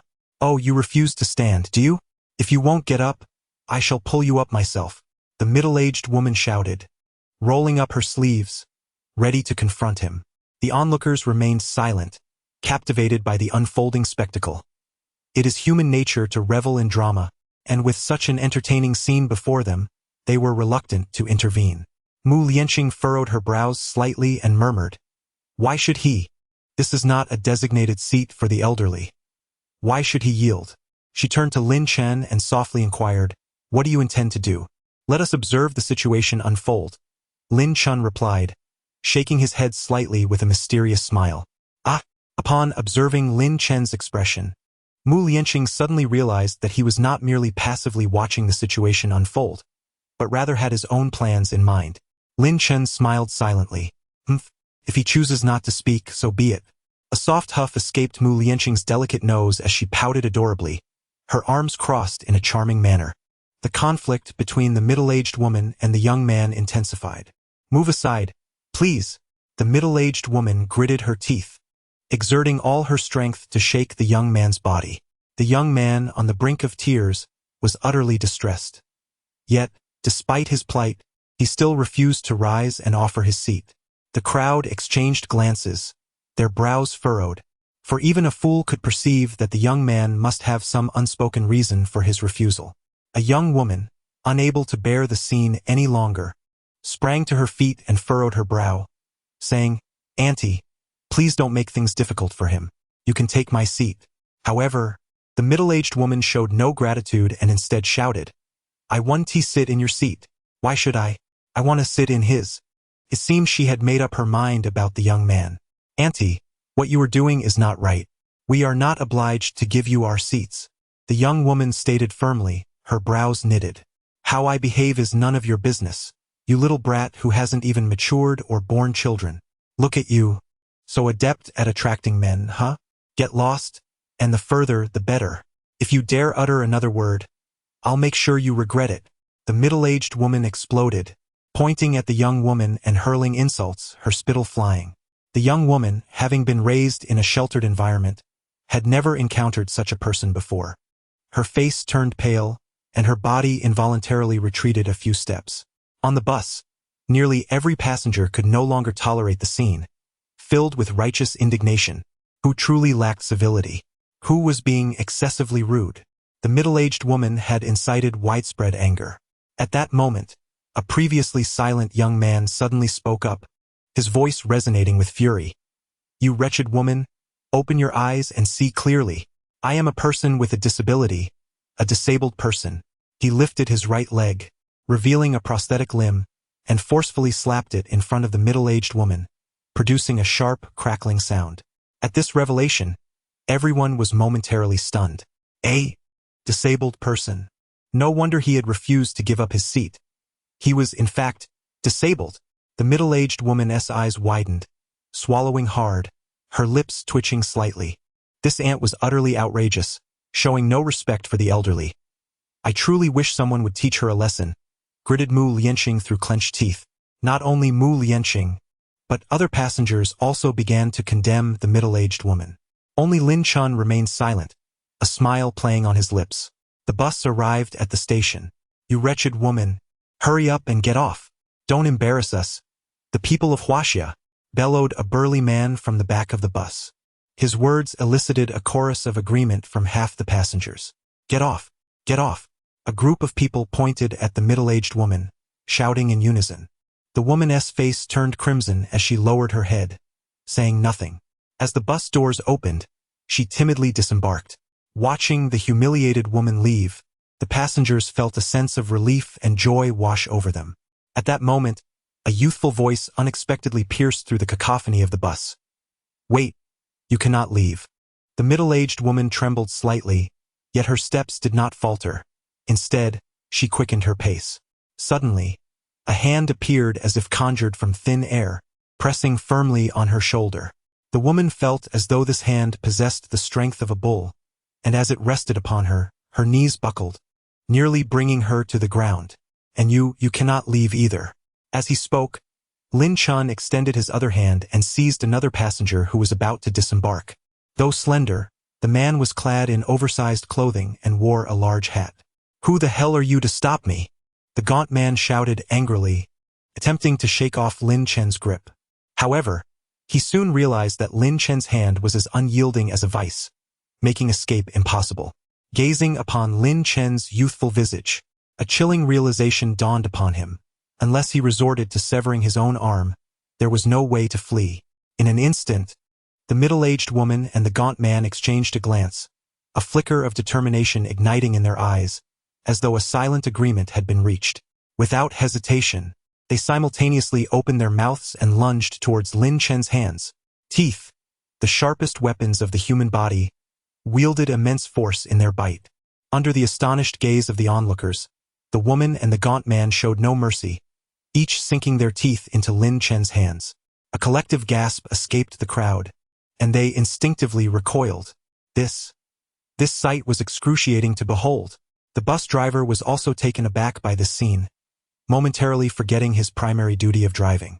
Continue driving, Lin Chen said nonchalantly, casting a glance at the bus driver. Chapter 60. So it is. The bus proceeded smoothly while on board. A man and a woman clutched Lin Chen's hands, biting down mercilessly, causing visible pain. Why are you biting me?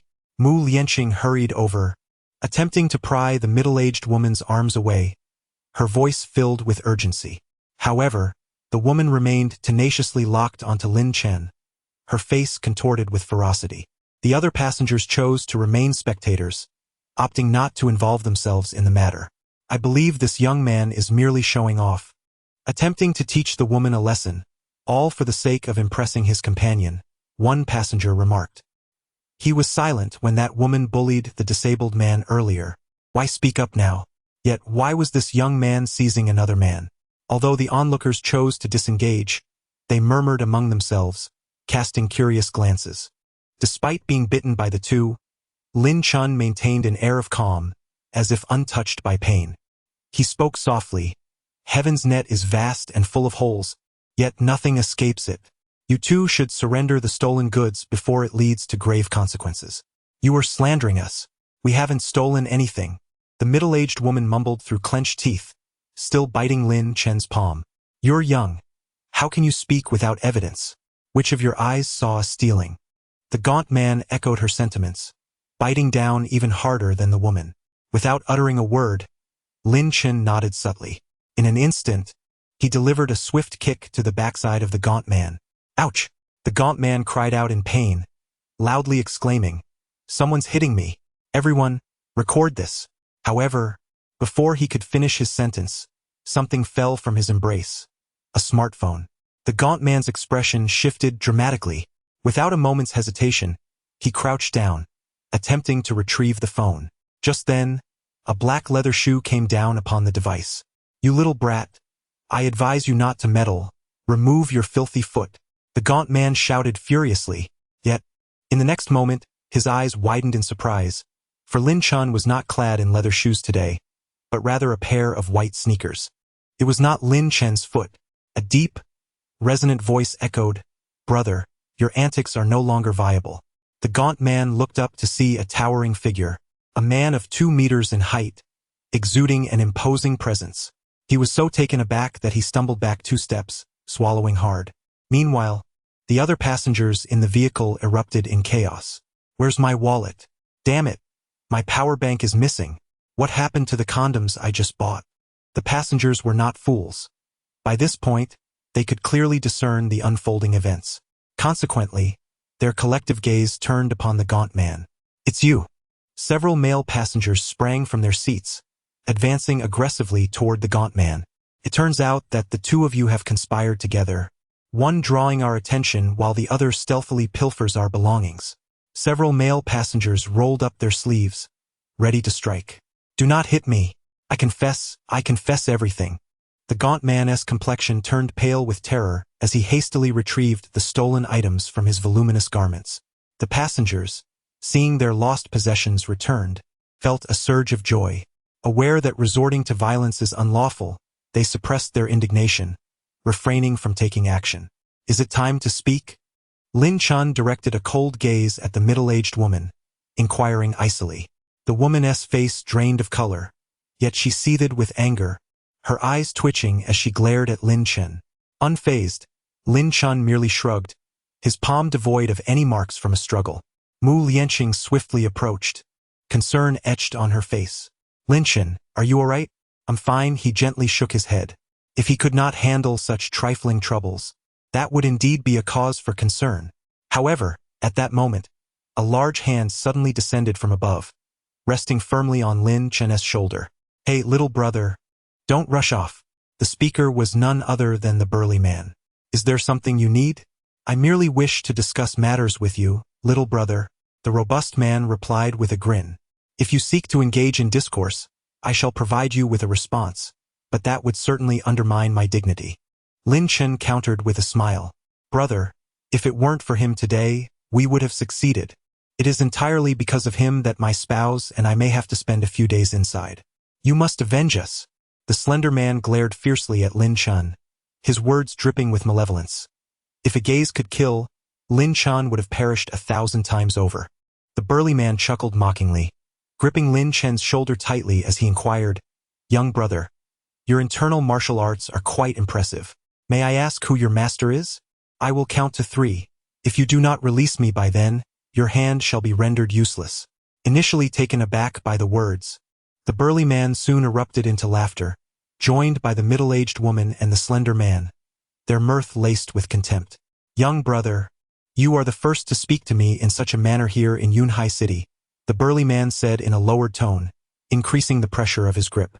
Had it been anyone else, their shoulder blades would have shattered by now. "What are you doing?" Mu Lianqing exclaimed, her face paling as she attempted to push the burly man away. However, Lin Chen merely offered her a reassuring smile, gently shaking his head to signal that he was unharmed. He stood resolutely, as steadfast as a pine tree, and calmly uttered a single word. 1. The burly man's brow twitched, seemingly astonished by Lin Chen's composure. 2.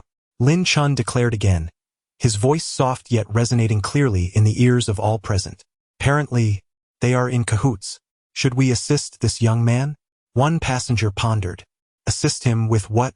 Are we so idle that we must meddle in others' affairs?" "Mind your own business," another retorted. "Hey, what do you think will become of this young lad?" "I am filled with anticipation. Fear not, young man. I have already summoned the authorities. Hold them off momentarily, and the police shall arrive at the next stop." The crowd buzzed with speculation, with nearly everyone doubting Lin Chen's prospects, believing he would be severely beaten. Some wished to assist Lin Chen but feared the repercussions, relegating themselves to silent prayers from the sidelines. Of course, there were also those whose faces gleamed with expectation, seemingly eager to witness Lin Chen being overwhelmed, humiliated, or even fatally injured. Such is the nature of spectators. They thrive on chaos, as has been the case throughout history. Amidst the clamor of opinions, Lin Chen remained unfazed, standing resolute, his demeanor indifferent as he enunciated the final word. 3. Chapter 61. How could I possibly favor him? The burly man gripped Lin Chen's shoulder, gradually applying pressure. 30% strength, 50% strength, 80% strength. Yet, Lin Chen's expression remained unchanged, calm and composed. 3. At last, that last word erupted from Lin Chen's lips with explosive force. Full strength. The burly man's eyes widened, and with gritted teeth, he unleashed all his might. Crack! The sharp sound of a bone fracturing echoed. Has it succeeded? The burly man's face lit up with joy, but in the next moment, his expression shifted to one of horror, as he cried out, "Ah!" He hastily raised his hand, only to discover his fingers had shattered, contorted beyond recognition. It was not Lin Chen's shoulder blade that had broken, but rather his own fingers. Lin Chen observed the burly man, whose pallid complexion and sweating forehead betrayed his agony, and shook his head, saying, "What is the necessity of this? If you do not exert all your strength, your fingers will remain intact." "Who exactly are you?" The burly man, clutching his hand, retreated hastily, his eyes wide with terror as he gazed at Lin Chen.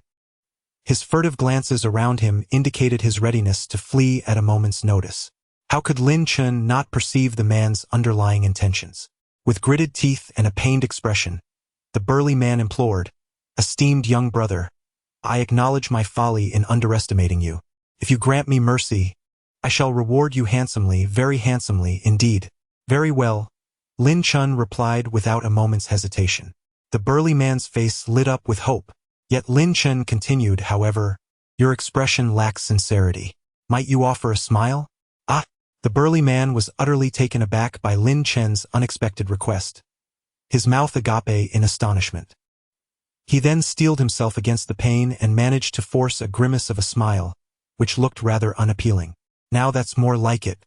A smile can take years off one's age," Lin Chen remarked with a grin, then pointed toward the bus door, saying, "We've arrived. Dear passengers, we have reached Jieling Station." Accompanied by an announcement, the bus came to a smooth halt, its doors slowly opening. In that fleeting moment, the burly man bolted from the bus as if his life depended on it. "Someone stop him!" The crowd gasped in shock, urgently calling out. However, Lin Chen stood motionless, showing no intention of intervening. "Are you blind, boy?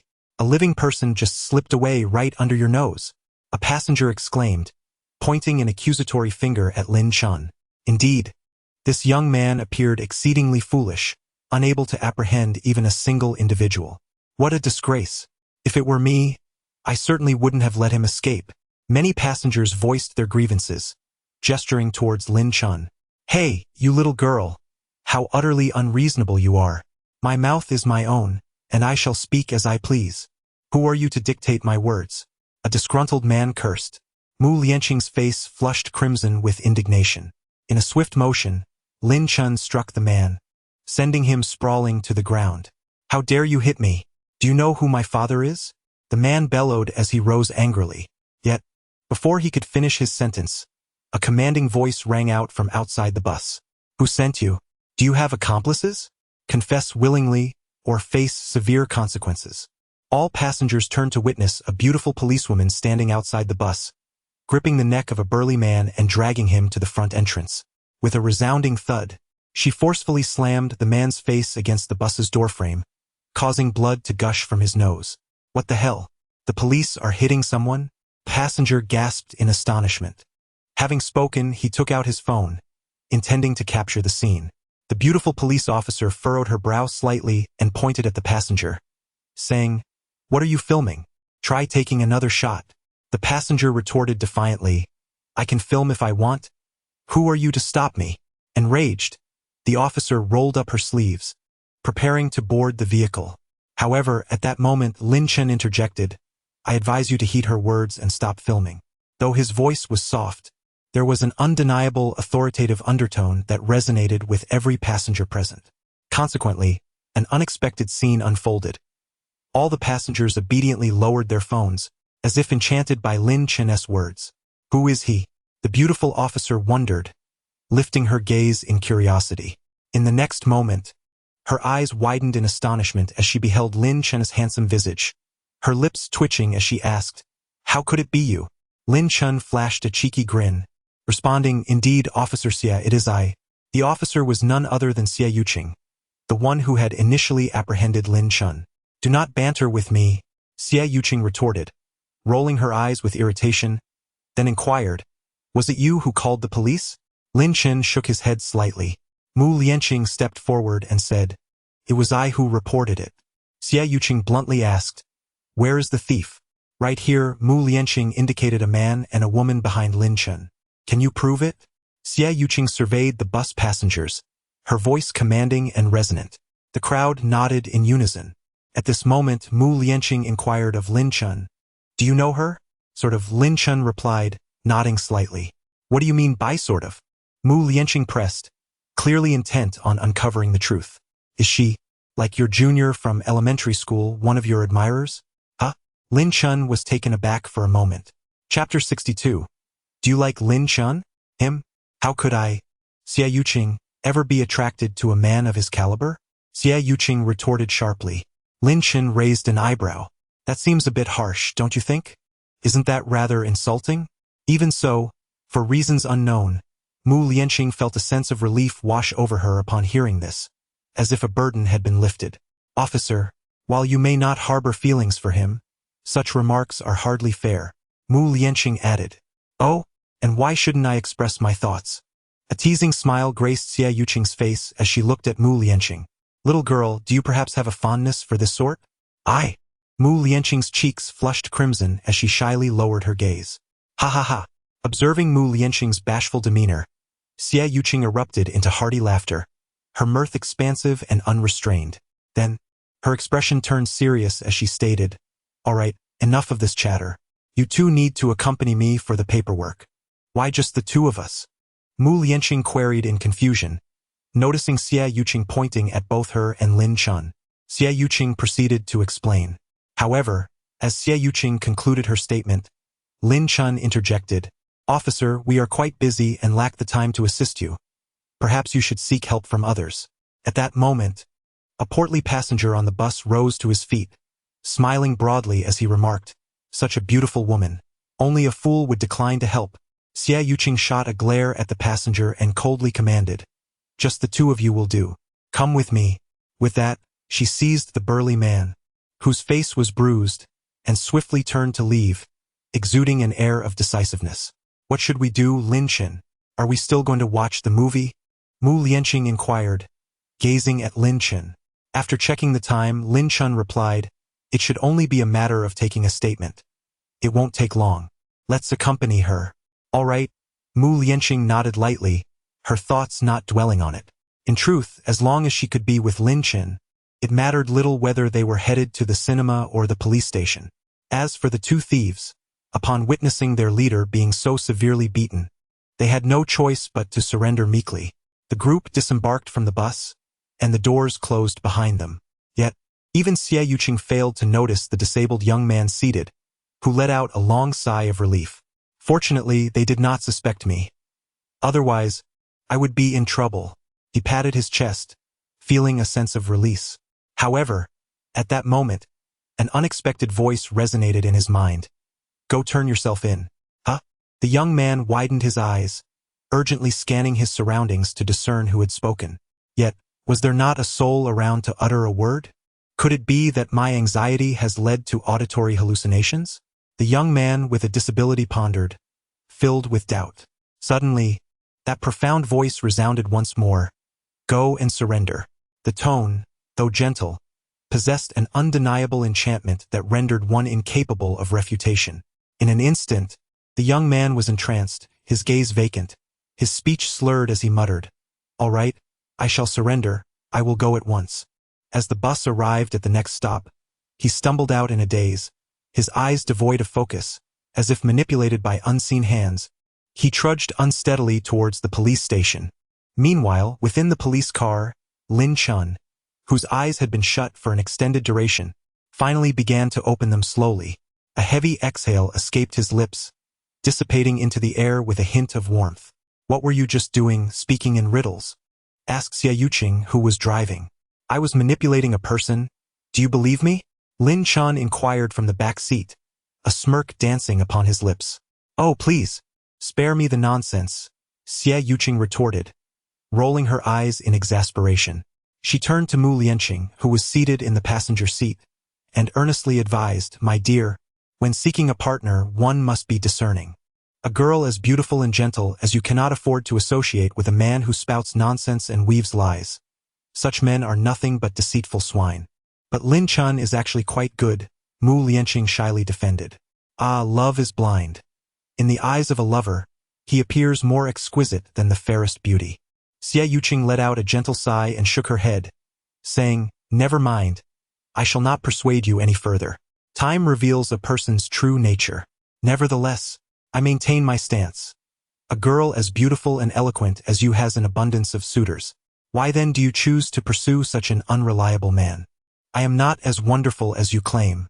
Mu Lianqing, flattered by the compliment, felt her cheeks flush with embarrassment. In truth, her greatest insecurity was her speech impediment. Yet today, her enunciation was remarkably clear. She exhibited not a trace of her usual lisp.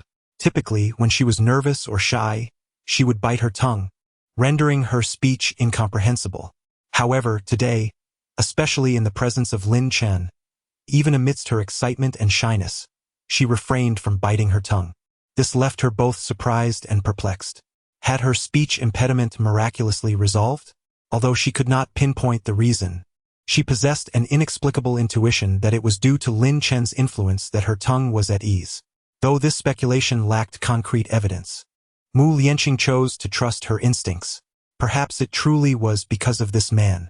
With this thought, Mu Lianqing cast a furtive glance at Lin Chen, her eyes betraying an indescribable emotion. As for the conversation between the two women, particularly Xie Yuqing's jabs, Lin Chen remained unfazed. The mightiest of celestial sovereigns would never be devoid of such grace. It was indeed his presence that allowed Mu Lianqing to speak without impediment. Her lisp was not a result of any ailment or hereditary condition, but rather stemmed from her unique talent for cultivation. Mu Lianqing possesses an exceptionally high aptitude for cultivation, a rarity in the contemporary world. However, the current state of Earth is ill-suited for such practices, rendering this talent a burden for her. This burden manifests in the form of a pronounced lisp. Today, Mu Lianqing has remained close to Lin Chen, surrounded by an abundance of spiritual energy that partially flows into her, alleviating her shortcomings. As a result, she feels refreshed, free from fatigue and her speech impediment. Chapter 63. Accomplishment in Yunhai City. At the police station, Lin Chen and Mu Lianqing are engaged in taking statements. Mu Lianqing, displaying both intelligence and cooperation, completes her record in a mere 3 to 4 minutes. In contrast, Lin Chen appears disinterested, taking nearly 10 minutes to finish. With a movie about to begin, they prepare to leave. Just then, Lin Chen seems to notice something and abruptly turns to look at the burly man who is about to be detained. More specifically, he gazes at the letter Q emblazoned on the man's clothing. The Qin group? Lin Chen furrows his brow. Indeed, this Q is the emblem of the Qin group. This man is affiliated with the Qin group? Lin Chen ponders, stroking his chin. If he is truly associated with the Qin group, he must possess considerable wealth. Why then engage in such petty misdeeds? Are you all right, Lin Chen? What are you thinking about? Mu Lianqing inquires with concern, waving her small hand in front of him as she notices his daze. Subsequently, he casts a glance at the burly man, contemplating. This individual is evidently a seasoned practitioner, and his skills are far from superficial. He must not be an ordinary employee of the Qin group. Moreover, his accent suggests he is not a local.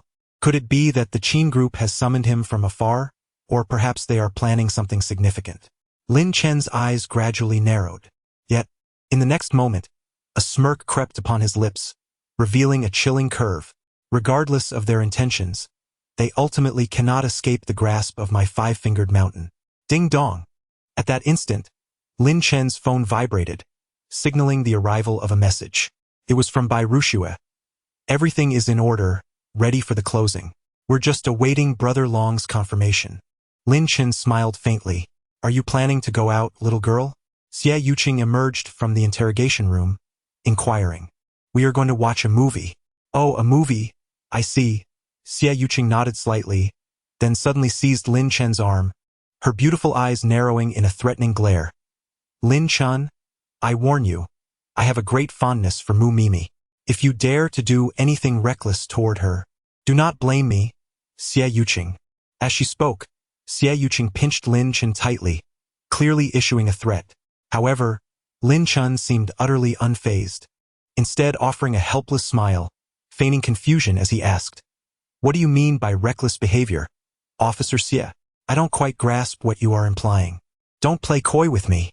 Just remember my words. Otherwise, you'll have to answer to me. Xie Yuqing shot Lin Chen an exasperated glare. Lin Chen remained non-committal. Subsequently, Xie Yuqing lightly cleared her throat, seemingly reluctant to speak. Lin Chen, moreover, you have accomplished something. Accomplished? Lin Chen blinked, somewhat perplexed. Xie Yuqing elaborated. That brawny man with a simplistic mind is named Jin Kue, a fugitive who has long resided overseas. You apprehended him today, hence you have achieved something significant. Is there a bounty? Lin Chen inquired. Ha! Xie Yuqing immediately scoffed, her gaze towards Lin Chen turning disdainful. Truly, this man is but a petty individual, driven solely by monetary gain. One wonders what stroke of fortune led him to be acquainted with that young lady from the Xia family. 50,000, Xie Yuqing replied dismissively. So little? Lin Chen seemed somewhat dissatisfied. 50,000 is not insignificant, I assure you. Moreover, you are exceedingly fortunate. You may not realize just how vicious Jin Kue is. Not even I might stand a chance against him. Yet today, for reasons unknown, he might have suffered from an upset stomach, which is why he fell into your hands. Otherwise, were he to attempt an escape with your slight physique, not even 10 of you could restrain him. Xie Yuqing patted Lin Chen's chest, laughing scornfully. However, Lin Chen pondered thoughtfully. You possess a keen self-awareness. Indeed, you are not his match. I mock him, and he ought to retort, to strive to prove himself. Why then does he focus on matters so distinct from those of others?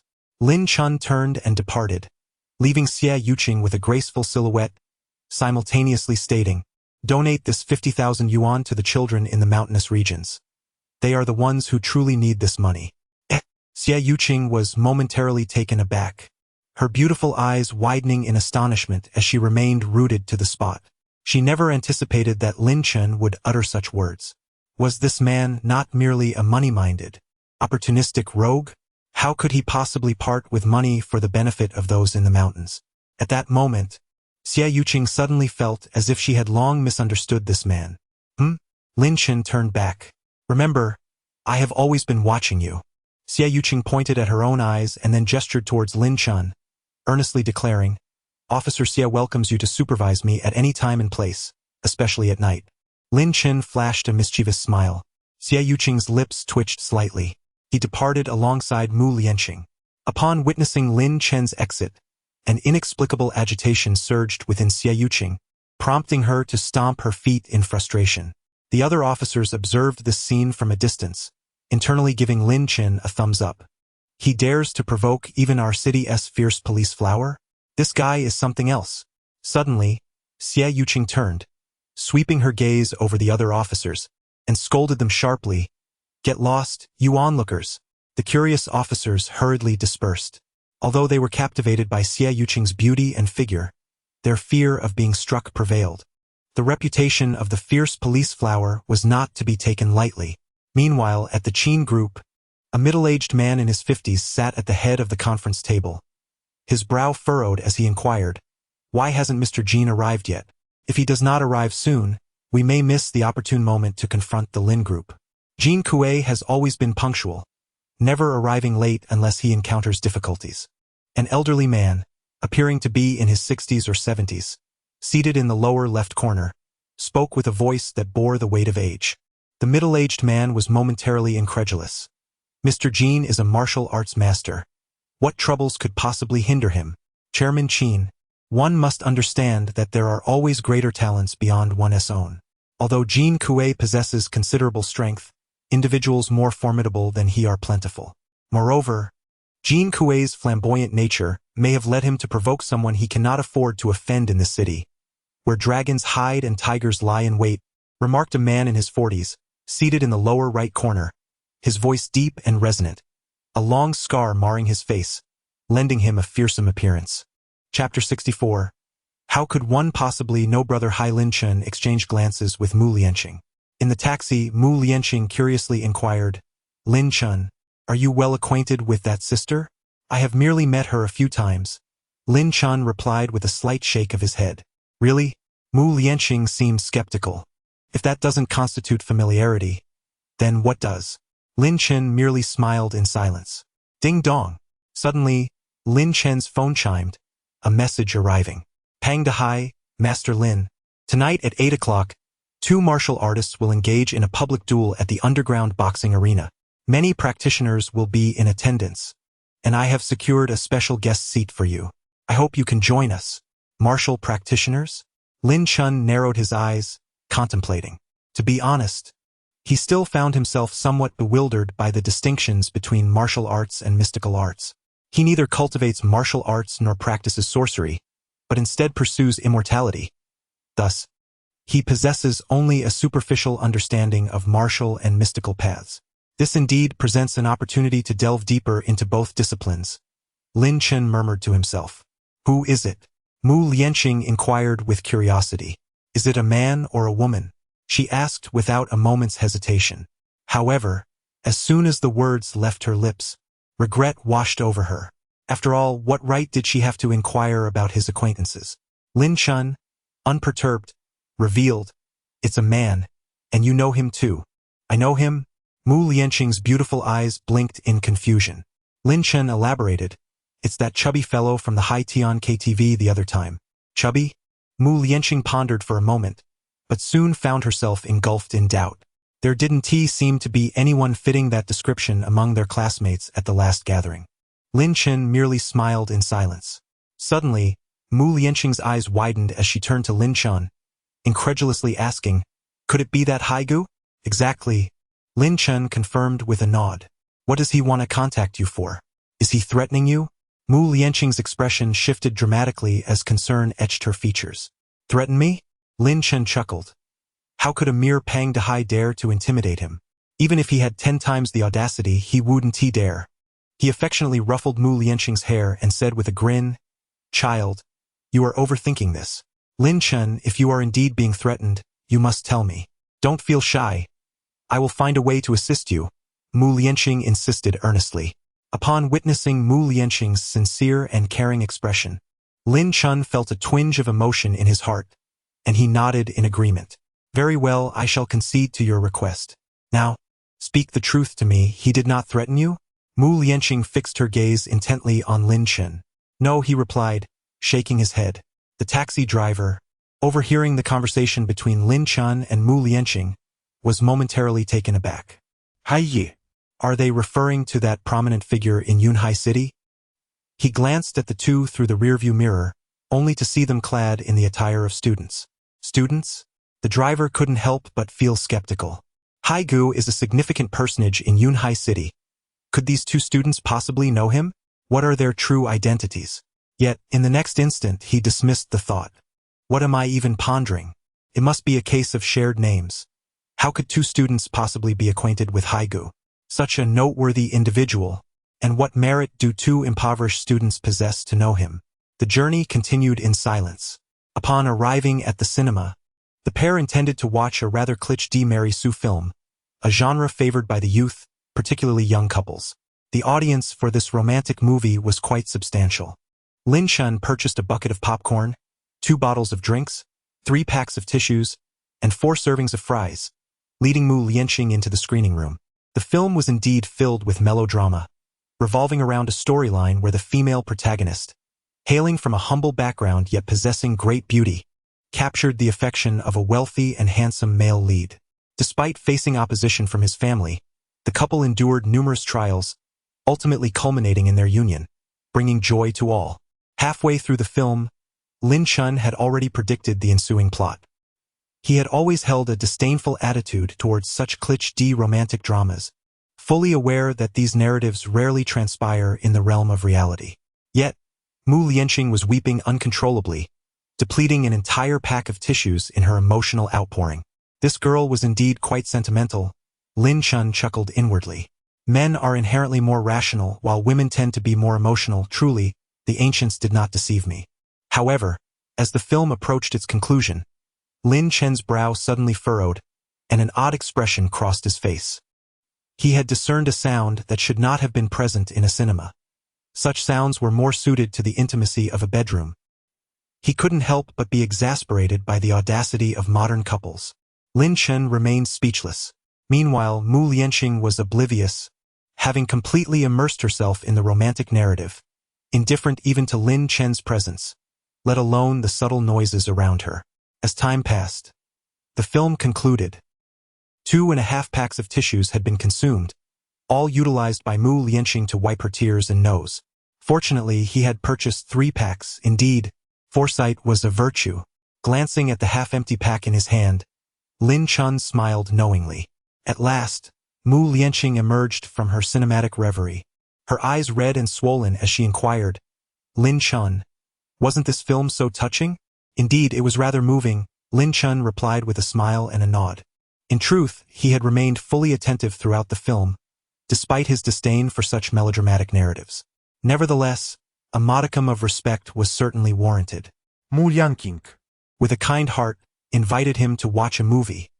How could he possibly divide his attention? However, I sensed a certain deficiency in the connection between the male and female leads. Love is a magnificent force, and the ultimate conclusion should not be so hasty. Mu Lianqing spoke eloquently as the two prepared to leave the cinema. Just then, she suddenly furrowed her brow, her delicate nose twitching slightly. What is that scent?" she inquired, turning to look behind her, for the peculiar aroma emanated from that direction. "There's nothing to see. It's getting late. Let us hurry outside," Lin Chen interjected, covering her eyes with one hand while gently guiding her away with the other. After saying this, he discreetly cast a glance at the 2 panting individuals behind them, sharing a knowing smile. Chapter 65. The secret. Generally speaking, the sequence of a date between a man and a woman typically unfolds as follows. First, watch a movie. Second, dine together. Third, stroll about. Fourth, miss the curfew for dormitory entry. Fifth, spend the night at a hotel. 6th. Well, the 6th is understood without further elaboration. Though Lin Chen and Mu Lianqing could not be classified as officially dating, their movie outing left them with dwindling daylight. Lin Chen was not particularly hungry. After all, he had begun to practice fasting, capable of going days without food or water. Mu Lianqing, being merely mortal, had consumed a fair amount of fries and popcorn, but these snacks were insufficient to satisfy her hunger. Especially after a brief walk, her stomach began to protest audibly. "Are you hungry?" Lin Chen asked, observing Mu Lianqing's slight embarrassment. "Yes," she replied shyly, nodding her head. "What would you like to eat?" Lin Chen inquired once more. Upon finishing his question, he surveyed the surroundings and noticed a plethora of restaurants offering a variety of cuisines, from hot pot to stir-fried dishes and spicy skewers. Furthermore, a vibrant food street lay ahead. What to choose? Mu Lianqing also glanced around, overwhelmed by the options, unsure of which establishment to select. Ultimately, she turned her gaze to Lin Chen and playfully remarked, "Why don't you decide?" "Very well," Lin Chen replied without hesitation, nodding in agreement.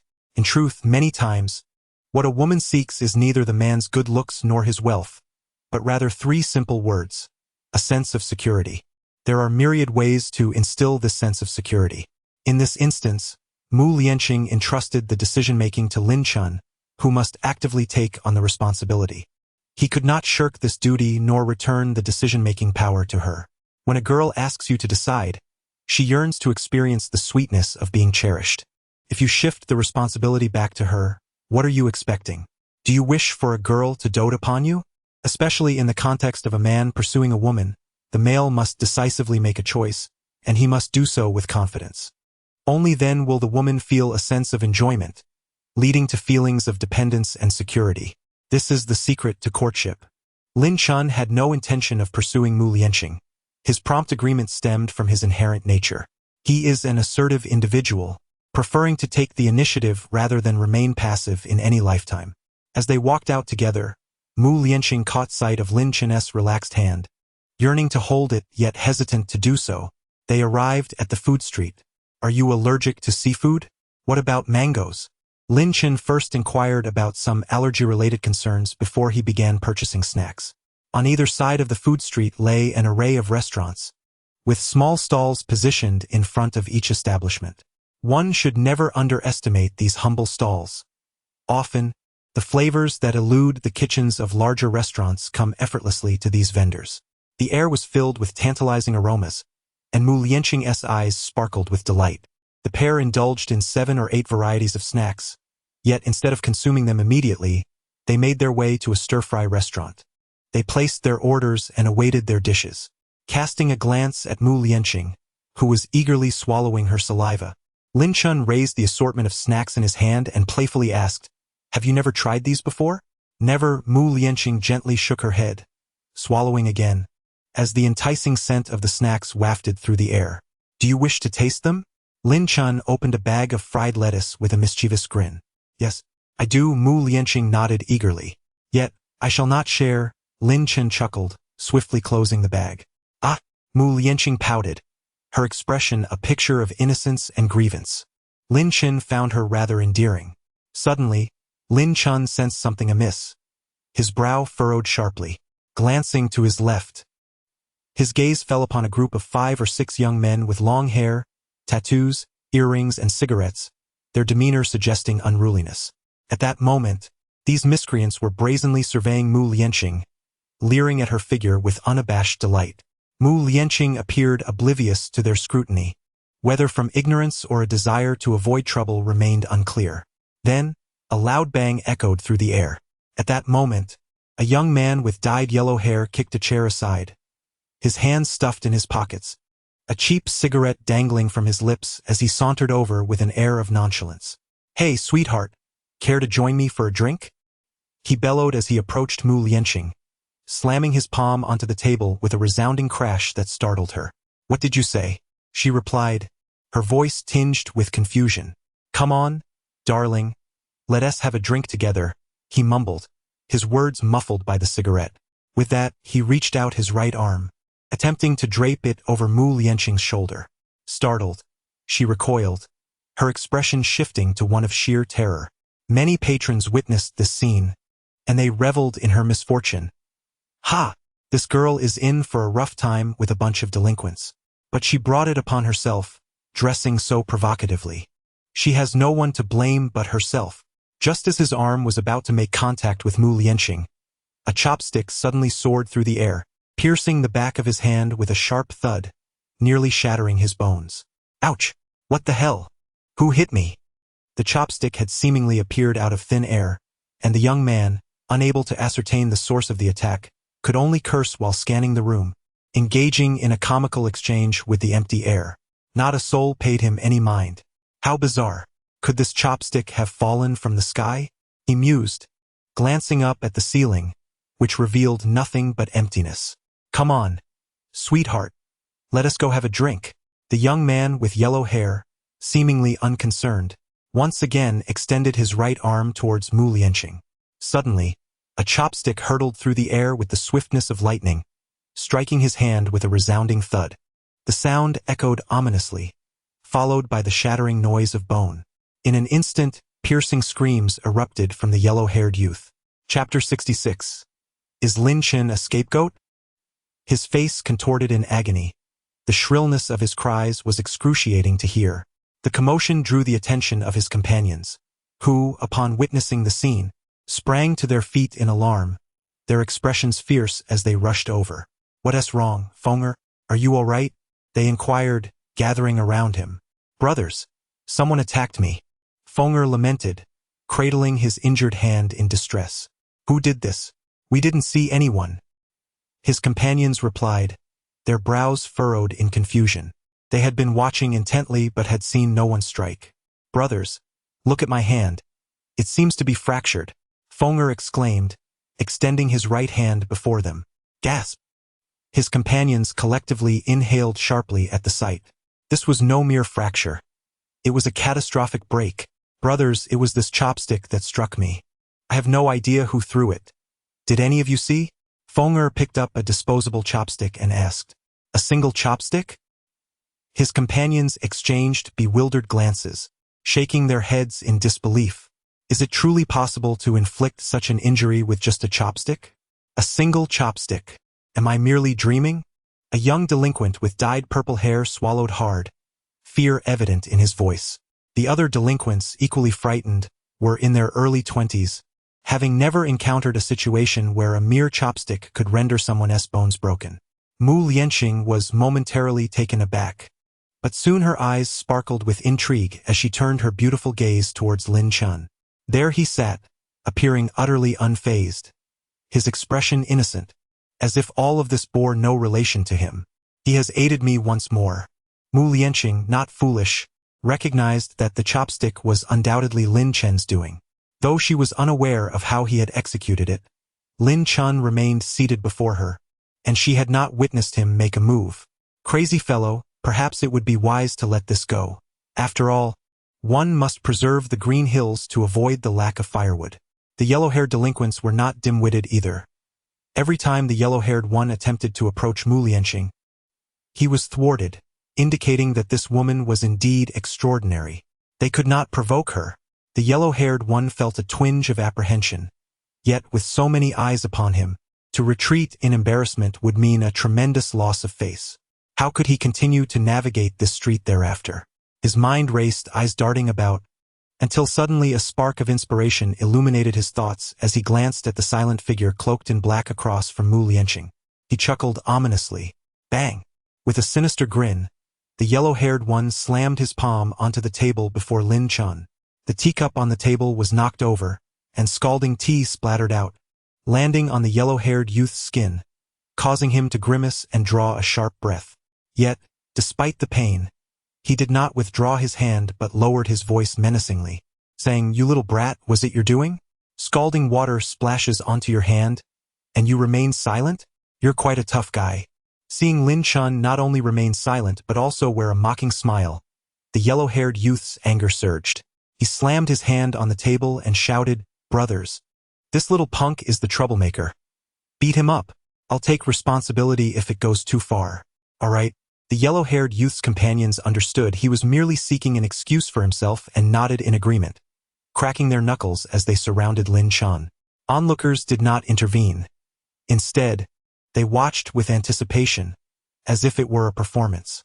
A few sighed, their gazes towards Lin Chen filled with helplessness and pity.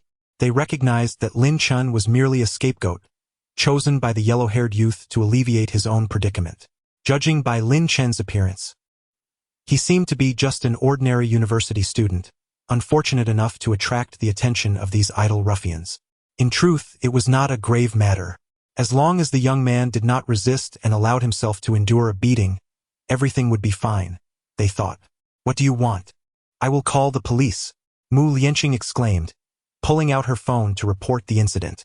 Call the police? The yellow-haired youth scoffed, his tone brimming with arrogance. By the time the police arrive, we'll have already fled, but by then your male companion will be thoroughly beaten.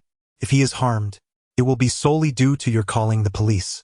Upon hearing these words, Mu Lianqing indeed set down her phone, her expression filled with hesitation.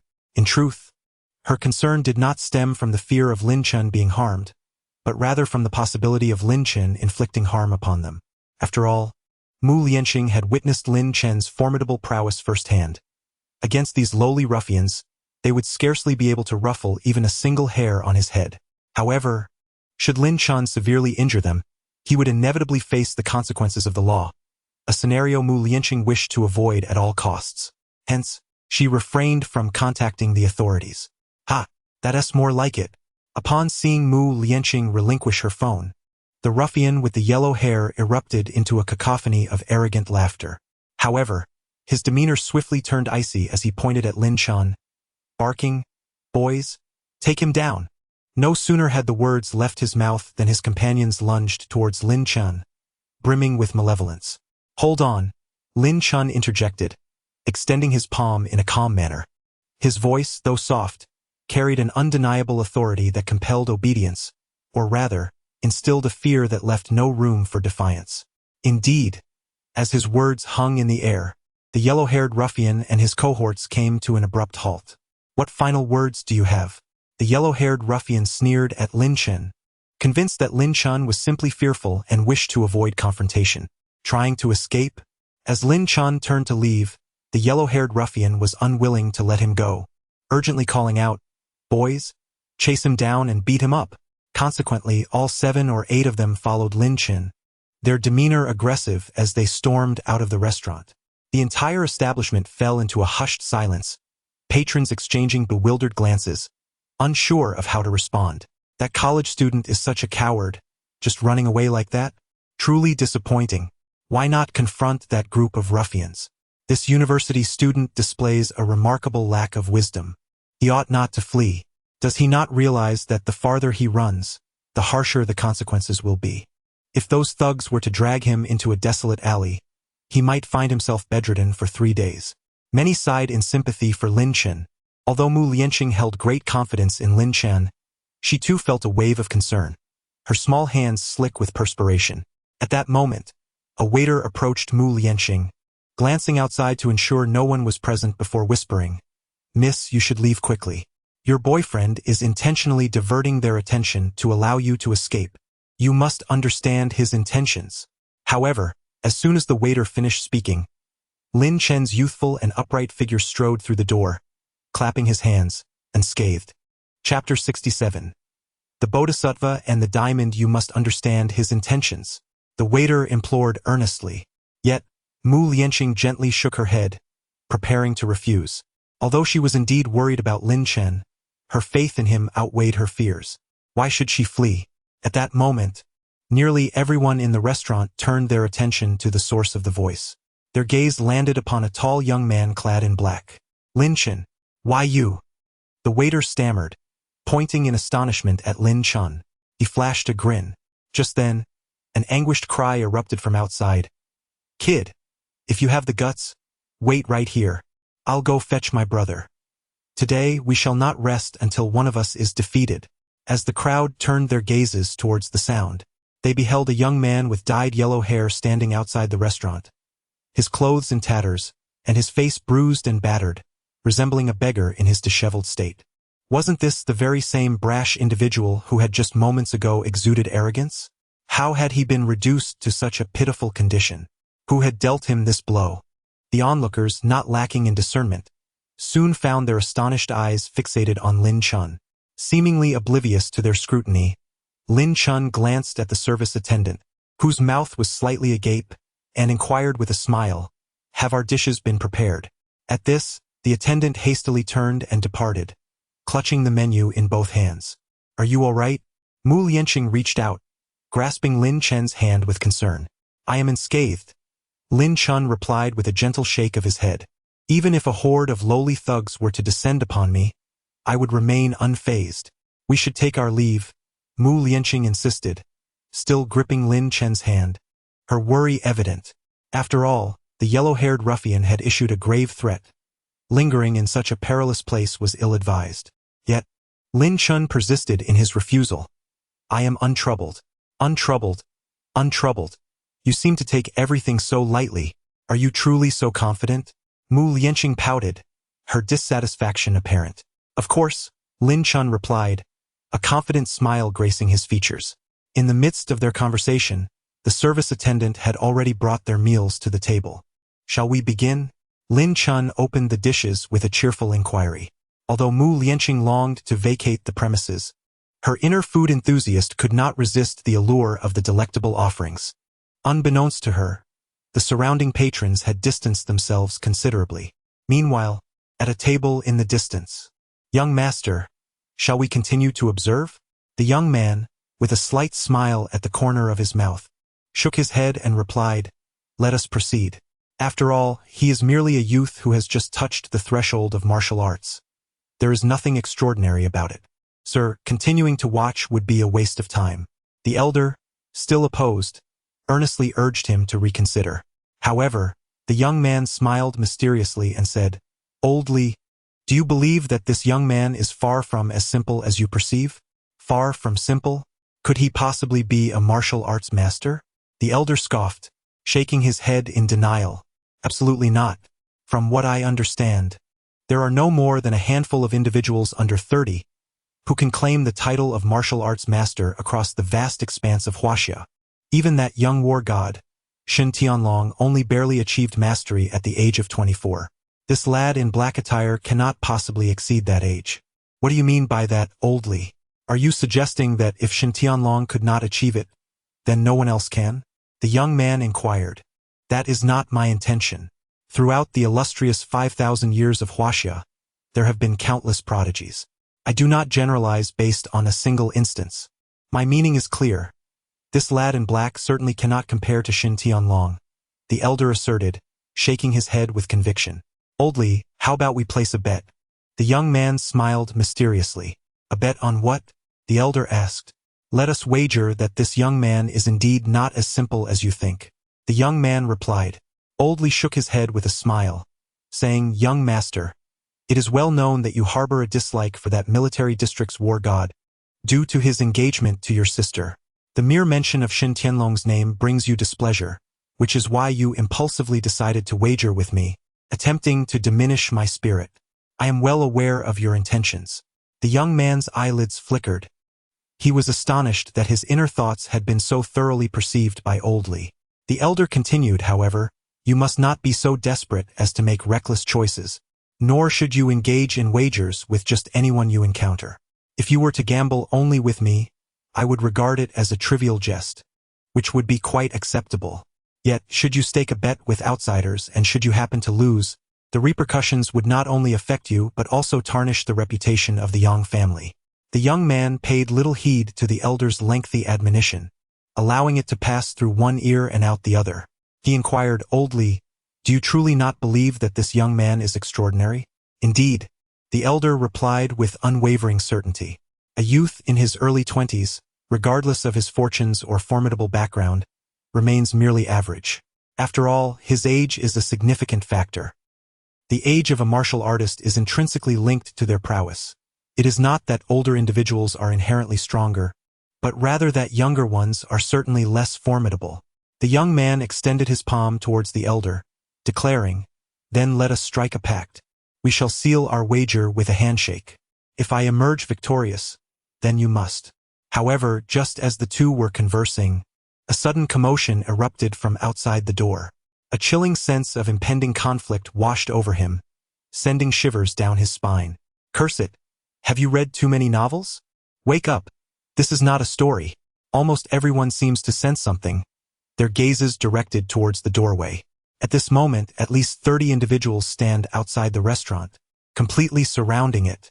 They gather outside, each one appearing fierce and intimidating, yet none take action, seemingly awaiting something. Lin Chen, Mu Lianqing set down her chopsticks. Given the current scene, she could hardly find the appetite to indulge in her meal. Let us eat our food and pay them no mind, she remarked. However, Lin Chen remained composed and replied, though Mu Lianqing could discern an underlying fury in his tone. The reason Lin Chen had initially lured those individuals outside was to preserve the dining atmosphere. After all, who could enjoy a meal amidst a chaotic scene of bloodshed and filth? Yet now, having just dispatched the first wave of troublemakers, another group had arrived. Is it true that a benevolent heart will lead others to forget? Even a bodhisattva can display a fierce countenance. Chapter 68. Lin Chen, get out. Just then, the crowd outside suddenly parted to create a path, revealing a rotund man, less than 5 feet tall but weighing around 350 pounds, who waddled in with a prominent beer belly, flanked by his entourage. Bare-chested and adorned with a large gold chain, he bellowed as he approached the entrance, "Which worthless wretch is Lin Chen? Come out." Yet no one responded. "Fine, if you want to come out, then." The stout man let out a chilling laugh, his expression menacing as he declared, "I've counted, and there are precisely 28 of you. Therefore, I shall grant you 28 minutes. Lin Chen, you little wretch, for every minute you delay, I will break the leg of one of your companions. I always deliver on my promises." His voice boomed with authority. However, the others were indignant. "Why should we endure this? We are merely here to dine. What gives you the right to harm us?" One protested, "Do you even know who my godfather is? If you dare lay a finger on me, he will not spare you." Others chimed in, their discontent palpable. "Ha! You dare defy me?" The stout man scoffed, an air of disdain surrounding him. He raised his right hand to his lips and let out a sharp whistle that pierced the air. Suddenly, a thunderous commotion erupted as dozens of his accomplices, armed and ready, surged forward like an advancing battalion. The crowd was struck with fear, silenced by the sheer force of the scene before them. They were but ordinary citizens, unaccustomed to such intimidation. "Hey you! Get out of here! Each man must face his own consequences. Do not drag us down with you," a voice rang out, targeting Lin Chen directly. This remark ignited a spark of hostility, and nearly every gaze turned towards Lin Chen. As a man, do you not possess a shred of responsibility? With your cowardice, how do you dare pursue romance? You are nothing but a joke. Leave now, lest my godfather seeks retribution against you. The crowd hurled their vitriol at him. Lin Chen glanced at the stout man waiting outside, a smile playing on his lips. Though his smile was somewhat frigid, Lin Chen rose and made his way towards the door. Lin Chen, Mu Lianqing hurriedly followed, only to be intercepted by Lin Chen, who instructed, "Stay seated and do not wander." The onlookers exhaled in relief upon seeing Lin Chen reach the threshold. Indeed, the troubles this young man had stirred up were not ours to bear. It would be best to eliminate him. What concern is he to us? "Young master, shall we lend a hand?" inquired the white-haired elder from the corner. "No need to rush," replied the young man with a mysterious smile, shaking his head. "Let us observe the unfolding events." "He is merely an ordinary person, ill-equipped to handle such numbers," the elder lamented. "Li Lao, let us not forget our agreement," the young man said, his gaze fixed on Lin Chen. "This fellow is certainly no ordinary individual. Otherwise, he would not have remained so composed from the outset. Do not jeopardize our wager, for I still wish to triumph over you." "Is that so? Then let us await the outcome," the elder chuckled. At that moment, he concocted a new scheme, to intervene just as Lin Chen was on the verge of being defeated, thereby earning the young master's admiration while also saving the young man's life. 2 birds with 1 stone. With this thought, the corners of the elder's mouth curled into a satisfied smile, as if he could already envision the scene of Lin Chen on the brink of demise, only to be rescued by him. Meanwhile, Lin Chen stepped out of the restaurant, calmly surveying the throng of individuals before him. More precisely, focusing solely on the rotund figure in the crowd. The rotund man wore a triumphant expression. Yet when Lin Chen's gaze swept over him, he inexplicably found himself unable to meet Lin Chen's eyes. Big brother, it was he who reduced me to this state. A bruised young man with yellow hair emerged from the crowd, pointing at Lin Chen, his words garbled due to the loss of several teeth at Lin Chen's hands. You've got some nerve, daring to strike my brother. Do you even know who I am? The rotund man sneered, looking down at Lin Chen with an air of arrogance. Not a clue, Lin Chen replied, shaking his head. Ha ha, ignorant fool. The rotund man laughed derisively. The yellow-haired youth huffed in anger, boasting, You haven't even heard of Brother Li? You truly are a parochial simpleton. With me, Brother Li, present, your demise is. Silence. However, before the yellow-haired youth could finish his sentence, the rotund man interrupted him with a slap to the head. Listen here, I roll with Brother Li. Even if you disrespect me, you must at least show Brother Li some regard. I am giving you a chance now. Kneel and apologize to my brother, or I shall show you the true meaning of cruelty. Brother Li? Lin Chen raised an eyebrow, as if the name resonated with some distant memory. Listen closely. I will count to 3. If you have not knelt by then, do not blame me for my ruthlessness. The rotund man arrogantly extended a finger. 1. Lin Chen remained unmoved. 2. The rotund man cried out again, yet Lin Chen still showed no sign of submission. The rotund man's brow furrowed as he bellowed. 3. Lin Chen remained utterly unmoved, his gaze filled with disdain, as if he regarded the rotund man as mere air. You refused to drink the toast. Now you must face the penalty. The portly man, incensed, bellowed, Brothers, let us get him. Sighing, the onlookers in the restaurant exchanged glances. Was this lad foolish? Was it not merely a matter of kneeling? Could he not simply yield a little? Alas, now he would likely find himself bedridden for 3 days. A few women turned away, seemingly unable to bear the impending violence. Almost everyone present was convinced that Lin Chen would soon be left severely injured. A group of 20 to 30 had already surrounded him. At that moment, Lin Chen, who had remained silent until now, suddenly spoke. I advise you to call your brother Li immediately. There is still time. Time for what? What do you mean? The hefty man paused, then quickly halted his comrades who were about to charge forward, fixating his gaze on Lin Chen. I will say this only once. You have but one chance. Lin Chen replied coolly. The rotund man furrowed his brow, hesitating. Brother, do not heed him. He is just an insignificant nobody. How could he possibly know Brother Li? Several youths with flamboyant hairstyles scoffed. Yet the hefty man felt differently. From the moment he laid eyes on Lin Chen, he sensed an undeniable aura of dominance. This was a gravitas cultivated only through prolonged experience at the top. It could not be feigned or fabricated. It was precisely this commanding presence that made the portly man avert his gaze, only daring to look at the top of Lin Chen's head. Chapter 69. You have no power of choice. The hefty man felt a flicker of uncertainty within. In the presence of numerous brothers, he, as the elder brother, could not afford to lose face. Hence, he took out his phone and declared with fervor, I'll let you linger for a few more minutes. I am eager to see what tricks you can conjure. After speaking, the hefty man pressed a number and dialed. The call connected. Hello, who is this? A languid voice emerged from the phone, faintly accompanied by the sound of a woman's moan. Brother Li, it's me, Xiao Pang, he replied with a grin, devoid of any arrogance. Xiao Pang?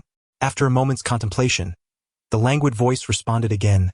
Oh, Xiao Pang. What is the matter? Brother Li, here's the situation. The hefty man recounted the events leading to this moment. Oh, it's just a disturbance. Handle it as you see fit. In the future, for such trivial matters, there's no need to call me. The disdain in the languid voice resonated among the listeners. The worry that once clouded the hefty man's eyes evaporated, replaced by a sense of pride and indignation. He had initially presumed this individual possessed significant backing, only to discover he was nothing more than trash. He almost fell for this worthless fool. Lin Chen, is it? Kneel before me, and I may spare your life, the hefty man declared boastfully, preparing to end the call. But at that moment, a sharp, piercing shout erupted from the phone. What did you just say his name was? Startled by the sudden exclamation, the hefty man blinked in confusion and stammered. Huh?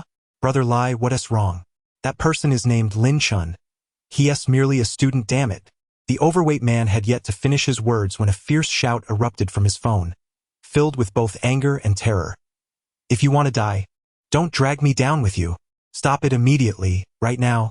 The voice was sharp and haunting, potent enough to shatter the phone speaker. The overweight man stood frozen in place. Suddenly, his phone slipped from his grasp and fell to the ground. He turned his head stiffly to gaze at the calm and composed Lin Chen, swallowing hard. His lips had turned pale, and his hands trembled, clearly a manifestation of his fear. He was not foolish. He understood that he had provoked a force far beyond his capacity to confront, an utterly formidable presence.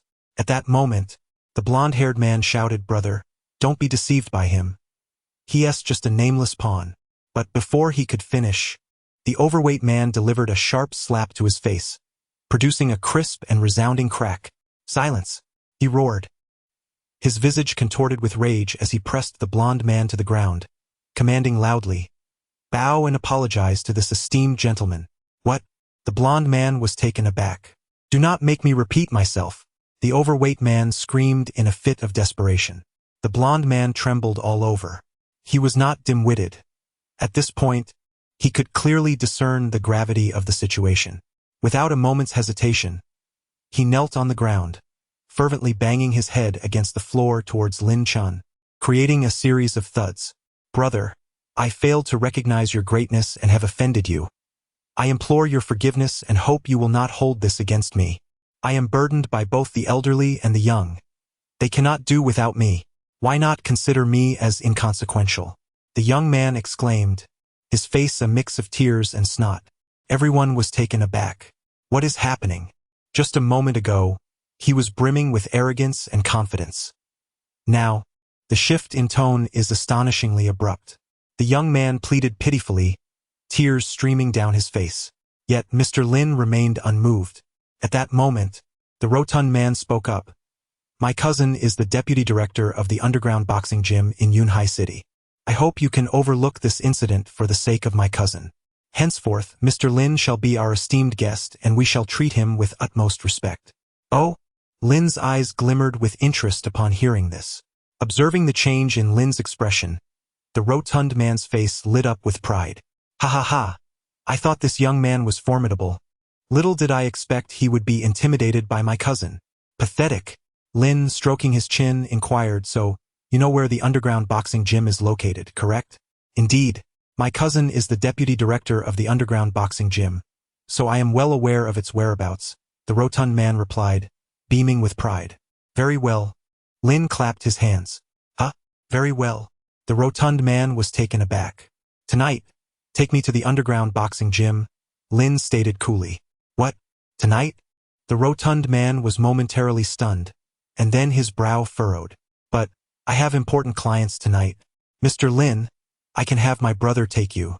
Suddenly, the stout man let out a sound, abruptly silenced. It was then that Lin Chen appeared before him, gripping the stout man's neck and effortlessly lifting his 200-pound frame. The stout man struggled, attempting to pry Lin Chen's hands apart, only to discover that Lin Chen possessed the strength of an ox, his grip as unyielding as iron. He could not budge even a single finger. "You have no choice in the matter," Lin Chen stated calmly. The stout man could only nod frantically, his face turning a deep shade of ashen terror. Time passed swiftly. In the blink of an eye, night fell. "Lin Chen, I am determined to go to the underground boxing arena," Mu Lianqing declared resolutely.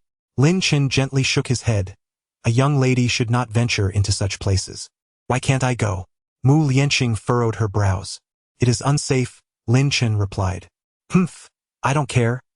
I will follow you." Mu Lianqing huffed, her determination unwavering. Suddenly, a playful glint sparkled in her eyes as she cheerfully inquired, "What, do you doubt yourself so much that you believe you cannot protect me? What a joke." Lin Chen scoffed dismissively. However, He could not help but admire Mu Lianqing's spirited nature. Thus he conceded, "Let me make this clear. Maintain a distance of 3 meters. Otherwise, should anything happen, I shall not be held accountable." Giggle. "Don't worry. I won't stray more than 3 meters from you." Mu Lianqing replied with a bright smile. Buzz. The rugged sound of an engine echoed from afar as an off-road vehicle sped towards Lin Chen and Mu Lianqing, coming to a halt before them. "Mr. Lin Chen, please get in." The portly man alighted from the vehicle, opened the rear door, and bowed respectfully to Lin Chen. Lin Chen first gestured for Mu Lianqing to enter, hesitating to board himself as he turned to glance behind. An elderly man and a young one had been following him since they left the restaurant. He pondered their intentions. With narrowed eyes, Lin Chen mused, "They harbor no hostility towards me. They likely are not foes. Is something the matter, Mr. Lin Chen?" The portly man inquired, puzzled. "It's nothing. Please get in." With a rumble, the off-road vehicle kicked up dust and sped away. Chapter 70. The fearless young bull. After the vehicle had distanced itself, 2 figures emerged from the shadows, a young man and an elderly one. The young man, with a smirk, asked, "Li Lao, are you willing to admit your defeat?" The elder shook his head dismissively, responding, "This young man merely has some familial connections. There is nothing remarkable about him." "Li Lao, did you not witness him lift that portly man weighing over 200 pounds with a single hand? Is that something an ordinary person could achieve?" The young man retorted, "Indeed, I misjudged. I failed to recognize him as a martial artist." The elder conceded, pausing momentarily before sighing, "Alas, age has dulled my sight." The young man remained non-committal. "Li Lao, I overheard them mention a visit to an underground boxing venue. Should we not accompany them to observe?" He anticipated the path ahead. The elderly man nodded gently, yet hesitated, but regarding the family head. "Let me handle matters with grandfather. Do not worry, even if he reprimands, it will not be directed at you," the young man assured. "Very well," the elder responded, his concerns alleviated. "Shall we depart then?" The young man's eyes brightened with the question. "Indeed," the elder replied with a wry smile, feeling quite helpless towards this mischievous young master. Inside the off-road vehicle, Mu Lianqing suddenly spoke, "Actually, I know where the underground boxing arena is." "You do?" Lin Chen blinked in surprise. "Yes, I know. My father is associated with that place," Mu Lianqing replied. "Does that mean you might see your father at the underground boxing arena this time?" Lin Chen asked with a smile. "I will not," Mu Lianqing sighed softly, a hint of sorrow in her tone. "Oh?" Lin Chen squinted, sensing a whisper of speculation within. "My father has passed away," Mu Lianqing murmured. "I am sorry," Lin Chen responded. "There is nothing to apologize for. My father was excessively arrogant back then, ultimately meeting his demise at the hands of an enemy in the ring. It was his own doing," Mu Lianqing said, slightly shaking her head, seemingly devoid of deep affection for her father. "Oh?" Curiosity flickered in Lin Chen's eyes. Mu Lianqing's father must bear the surname Mu.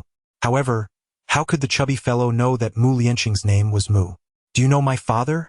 Mu Lianqing slightly furrowed her delicate brows, cautiously observing the rotund man. "I know him. Oh no, I do not know him. I have merely heard of your esteemed father's name."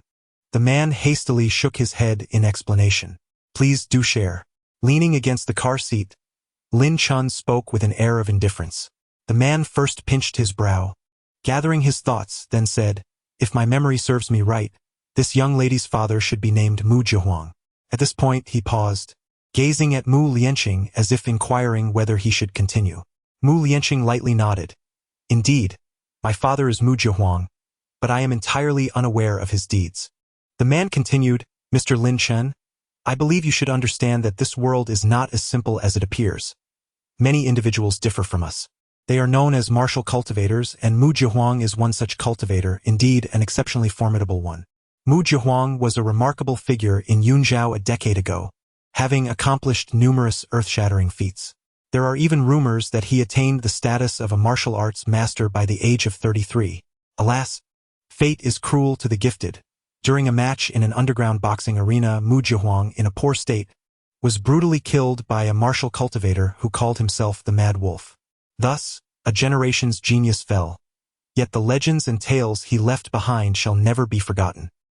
The man spoke eloquently, his words punctuated by fervor. No wonder her physique is commendable. It seems she has inherited the genes of a remarkable father. Lin Chen cast a glance at Mu Lianqing, silently nodding in agreement. Why? Mu Lianqing remained immersed in the legendary tales of Mu Jihuang. Upon hearing the words spoken, her brow furrowed in confusion as she inquired, "What do you mean? If you go, you will be in grave danger."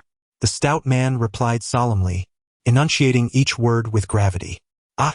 Mu Lianqing was taken aback. "What is the situation? How could there be danger to my life?" Lin Chen, however, maintained an impassive expression and calmly urged, "Please, continue."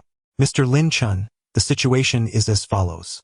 The stout man proceeded to elucidate the reasons. The explanation was straightforward.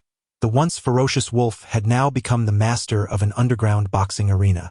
If the wolf were to discover that Mu Jihuang had a daughter, the consequences would be dire.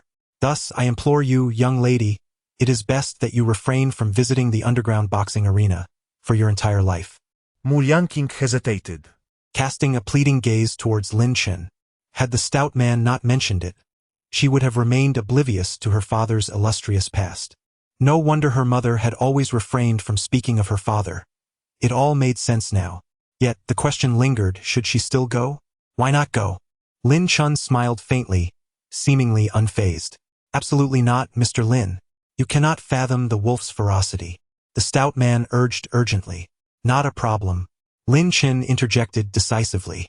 Seeing Lin Chen's unwavering stance, the stout man ceased his protests, secretly deriding him.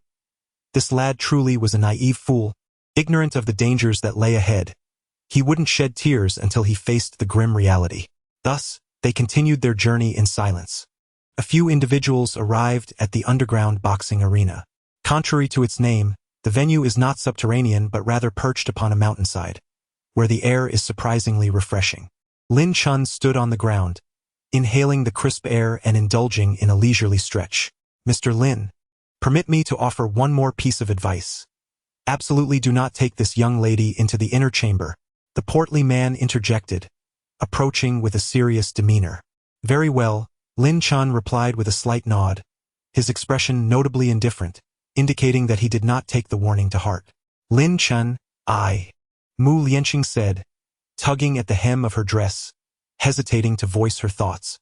Lin Chen gently brushed her long hair with his hand and reassured her. "Do not worry. With me around, no one can harm you." Though his voice was soft, it provided an immense sense of comfort. Mu Lianqing's cheeks flushed slightly as she nodded gently. Soon, with a determined bite of her lip, she unexpectedly took hold of Lin Chen's hand. Chapter 71. Yang Fan Lin Chen glanced at Mu Lianqing but did not withdraw his hand. Instead, he allowed her to hold on. The portly man observed this scene and could not help but let out a sigh. Truly, the inexperienced are fearless. Must one suffer before realizing the gravity of the situation? He pondered. Nonetheless, he chose to remain silent, partly out of fear of provoking Lin Chen and partly out of a desire to allow Lin Chen to experience the consequences himself. The underground boxing arena was constructed halfway up the mountainside, boasting a remarkably luxurious design, effectively hollowing out the mountain to create an expansive boxing venue within. Mu Lianqing, not particularly fond of exercise, could only manage a light jog. Thus, when she reached the halfway point of the mountain, she found herself panting, her clothes dampened by fragrant sweat. In contrast, Lin Chen appeared unfazed, his demeanor as composed as ever. "Do you frequent the gym?" Mu Lianqing inuiret. Her surprise evident. "Not often," Lin Chen replied, shaking his head. "Then how is it that your physique is so robust?" Mu Lianqing pondered, convinced that Lin Chen must engage in regular practice on the sports field to maintain such vitality. Perhaps, Lin Chen conceded with a slight nod, intending to offer Mu Lianqing a few pointers. She possessed a commendable physical condition, and with just a little guidance, her abilities could soar to new heights. However, their conversation was interrupted as they reached the entrance of the boxing gym, where a guard halted them. "Pass, please," the guard stated coldly, extending his arm. "Is a pass really necessary here?" Lin Chen queried, taken aback. "Of course, this underground boxing venue is not a charitable organization. Do you think just anyone can waltz in?" The guard scrutinized Lin Chen with disdain. Oh, very well, Lin Chen replied with a gentle nod, leading Mu Lianqing away. Let us wait for Fatty. Given Fatty's ample physique, it would take him at least another 10 minutes to arrive. At that moment, a young man clad in green approached, holding 3 black cards.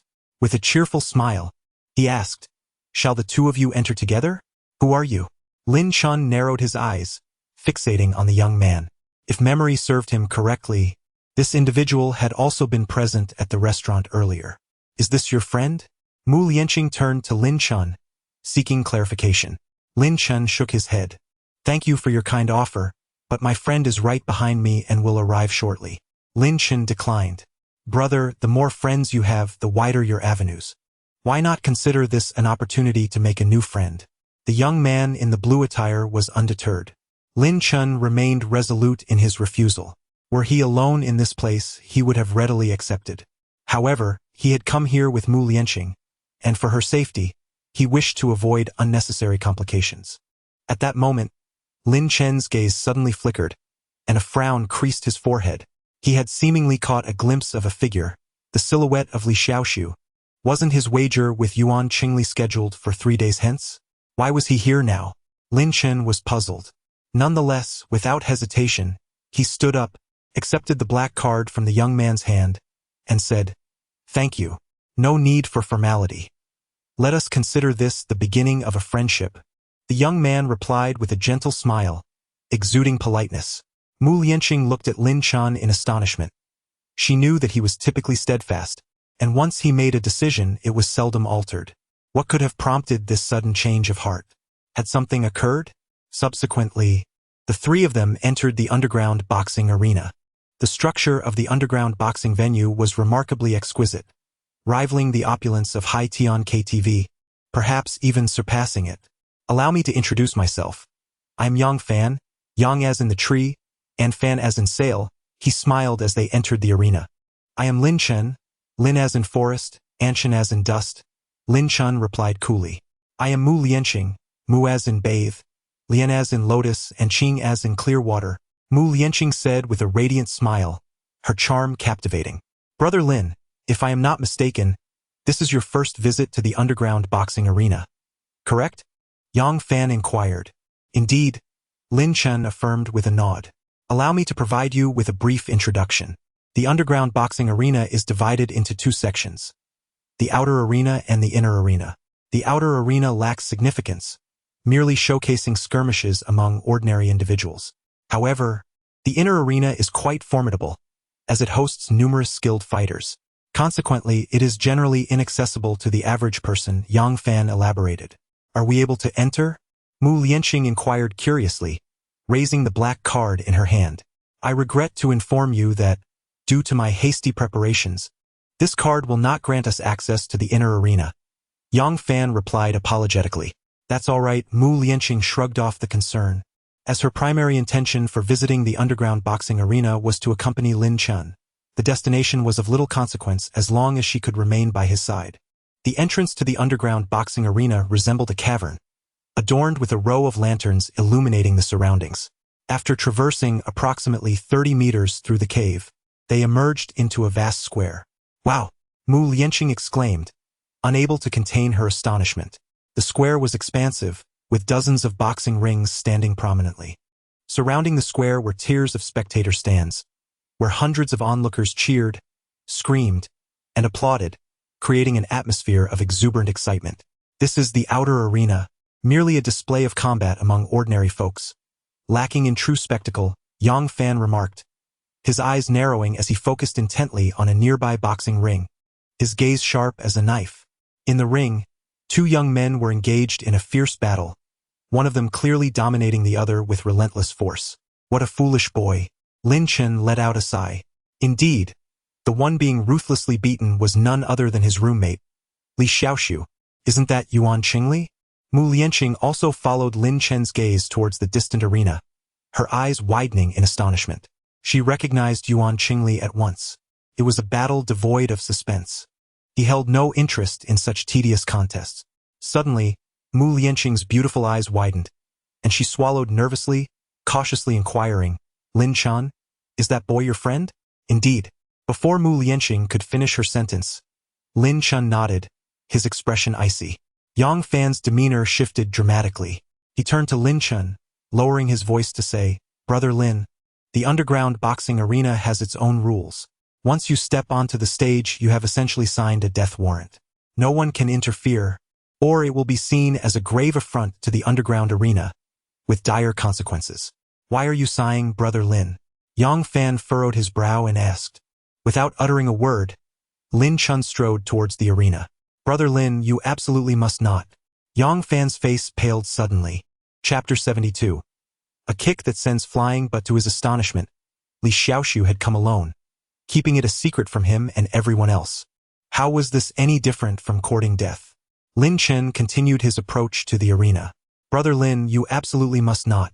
Yang Fan hurriedly grasped Lin Chen's arm, exclaiming, No one is allowed to disrupt the rules here. Otherwise, they will face ruthless retribution. Brother Lin, you must consider the consequences before taking action. Lin Chen responded with an indifferent "oh" and then proceeded towards the arena once more. Miss, you must persuade him. Yang Fan urgently glanced at Mu Lianqing. However, Mu Lianqing could only offer a bitter smile. Persuade him? What a joke! Since he has made up his mind, who in this world could possibly change it? This is troublesome.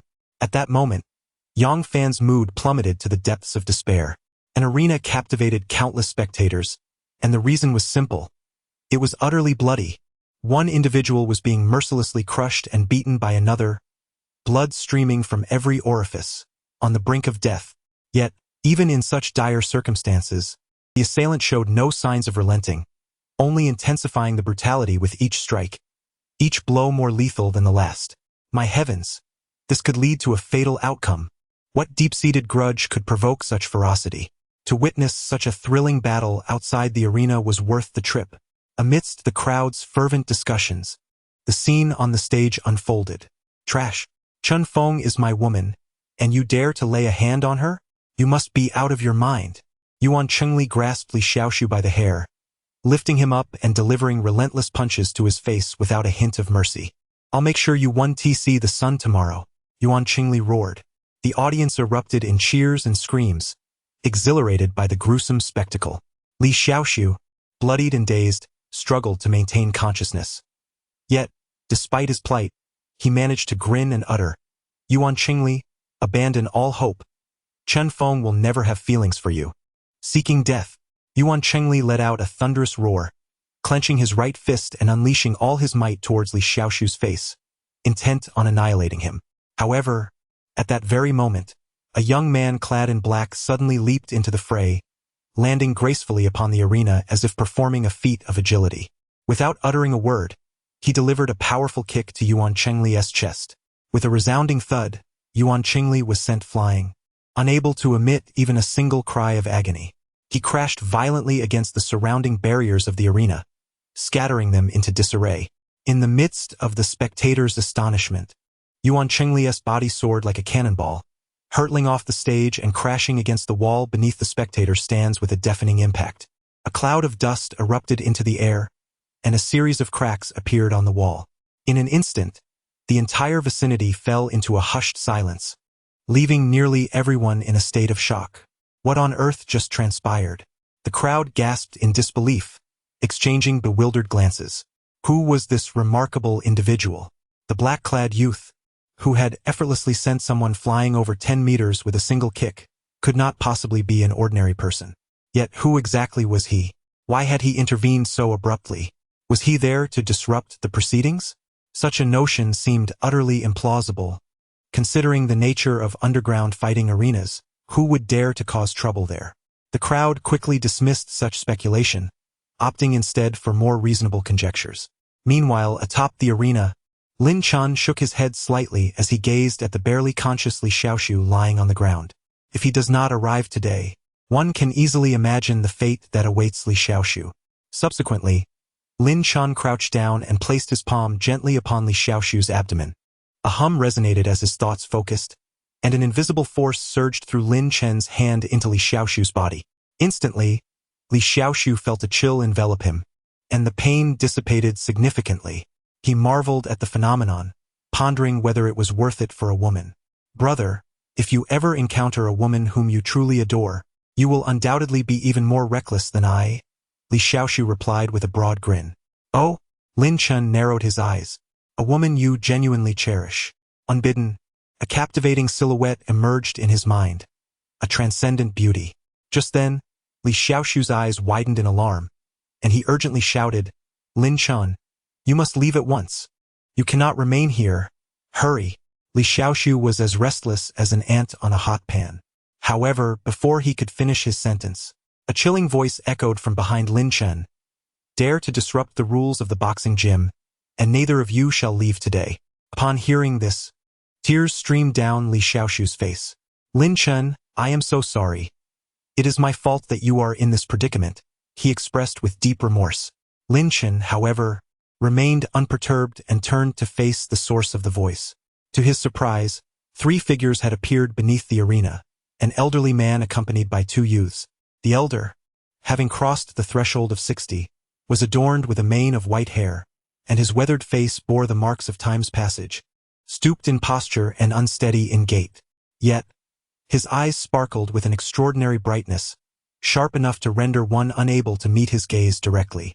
Beside the aged man stood 2 middle-aged men, strikingly identical, revealing themselves as twins. However, the aura emanating from their beings was starkly opposed, even in direct conflict with one another. Youngster, accompany me for a moment, the elder intoned ominously. On what grounds? Lin Chen inquired. You have violated our established rules. The elder replied. And who established these rules? Lin Chen pressed further. They were not set by me. The elder shook his head.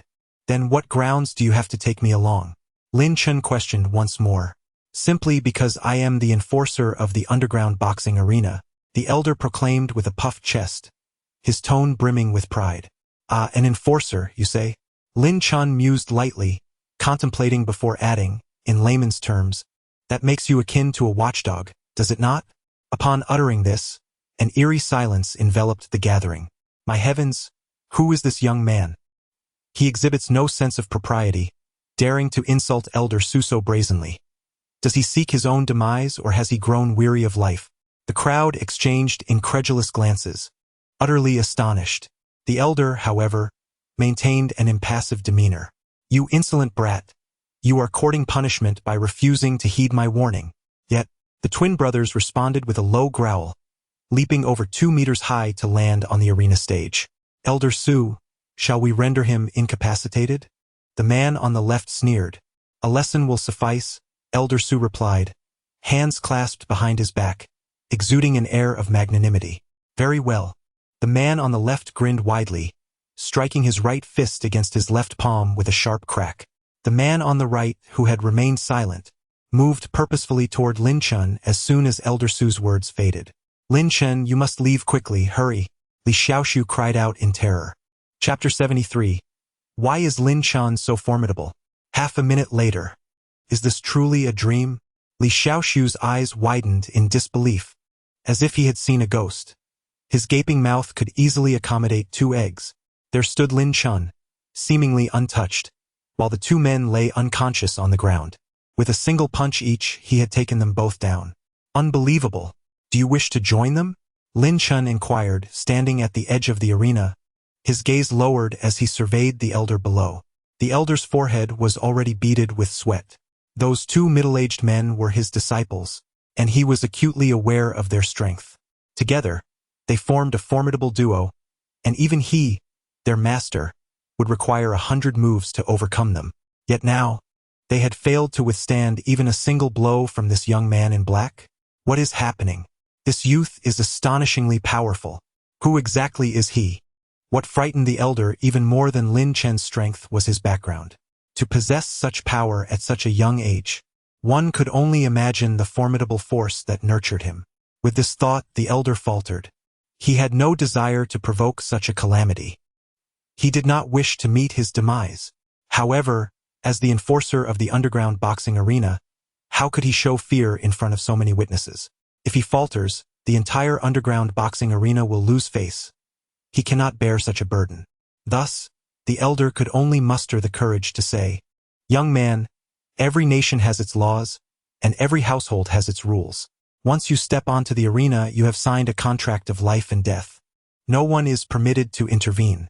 Your actions seem rather inappropriate, don't you think? Lin Chen raised an eyebrow. The elder continued, I do not wish to put you in a difficult position. How about this? You wait here while I report this matter to the council of the boxing gym, and they will provide you with a fair response. Lin Chen scoffed disdainfully. It was apparent to anyone with sense that this old man was deliberately stalling for time. Keeping Lin Chen here was merely a trap to ensnare him. Such childish tactics were easily played by Lin Chen himself. Lin Chen, do not heed his words. You must leave at once, Li Xiaoshu shouted in a panic. You, as a man, should take responsibility, the elder insisted, his gaze fixed on Lin Chen, fearful that he might flee. Miss, this situation has truly become troublesome, Yang Fan said gravely, lowering his voice. Mu Lianqing remained relatively composed, for she possessed an unwavering faith in Lin Chen. She believed that with Lin Chen's capabilities, he would undoubtedly emerge unscathed. Yang Fan's lips twitched. Lin Chen's calmness was one thing. What was with this beauty's composure? What was their relationship? There's no other option. I must call my family about this. I cannot resolve this matter alone, Yang Fan said as he retrieved his mobile phone. At that moment, a corpulent man dressed in a tailored suit with slicked-back hair swaggered out from the inner chamber of the underground boxing arena, exuding an air of arrogance that caught the attention of many onlookers. It is important to note that the layout of the outer chamber starkly contrasts with that of the inner chamber. The outer chamber features a single passageway that allows both entry and exit, while the inner chamber comprises two distinct passageways, one designated solely for entry and the other exclusively for exit. This is a strict regulation of the underground boxing establishment, one that none dare to contravene. Yet, here was this portly gentleman emerging from the entry-only passageway. How could this be possible? Who is this man, indeed? In recent days, Pang Dehai had been consumed by anxiety.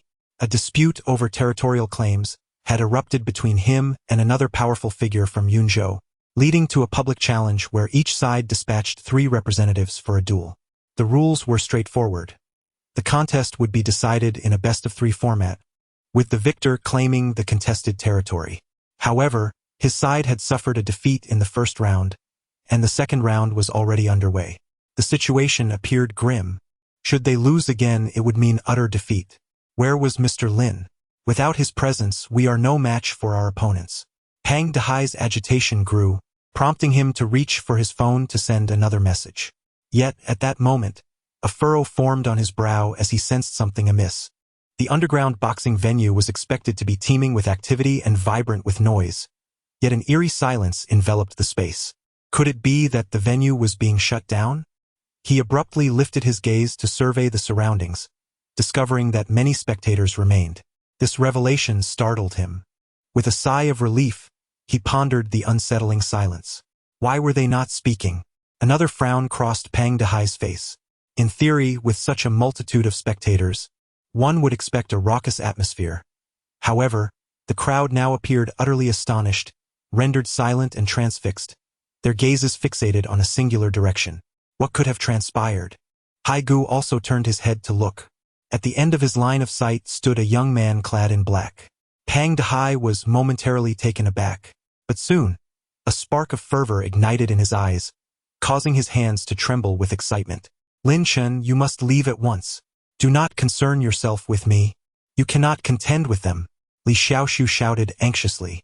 Anyone daring to disrupt the rules of the underground boxing arena would undoubtedly face dire consequences. The crowd collectively sighed, contemplating the situation. As an enforcer, Old Su possessed formidable strength. Although he could not hear the exchange between the two, it was evident that he was on the verge of taking action. To witness this elder in action was indeed a stroke of fortune. They mused with a chuckle. Subsequently, eager anticipation filled the air. Old Su's intervention would surely be earth-shattering. Suamo, get out of my way. But just as they awaited the impending confrontation, a rotund figure suddenly charged from the distance, bellowing towards the heavens and delivering a kick to Old Su's backside. The elder, surprisingly light on his feet, was propelled forward by the force of the blow. However, with a few deft twists he regained his balance. A collective gasp echoed through the crowd. Yet, upon stabilizing himself, old Su did not retaliate. Instead, he fixed a steely gaze upon the portly man, who sported a slick hairstyle and donned a tailored suit. The audience was left bewildered by this unforeseen spectacle. What was happening? How could the esteemed old Su, an enforcer of the boxing arena, be so audaciously assaulted? Moreover, did he actually kick him away? But why did old Su not retaliate? Where is his dignity? Could it be that this old man has a penchant for suffering? No. What am I thinking? Pang Dehai, what madness has overtaken you? At last, old Su spoke, his voice chillingly inquiring. Am I mad? Ha! I believe it is you who has lost your wits.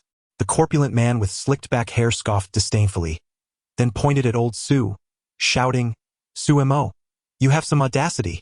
Do you realize that Mr. Lin is my esteemed guest? The old man replied, I care not who he is, nor what his background entails. If he dares to disrupt the rules of the gym, he shall face its consequences.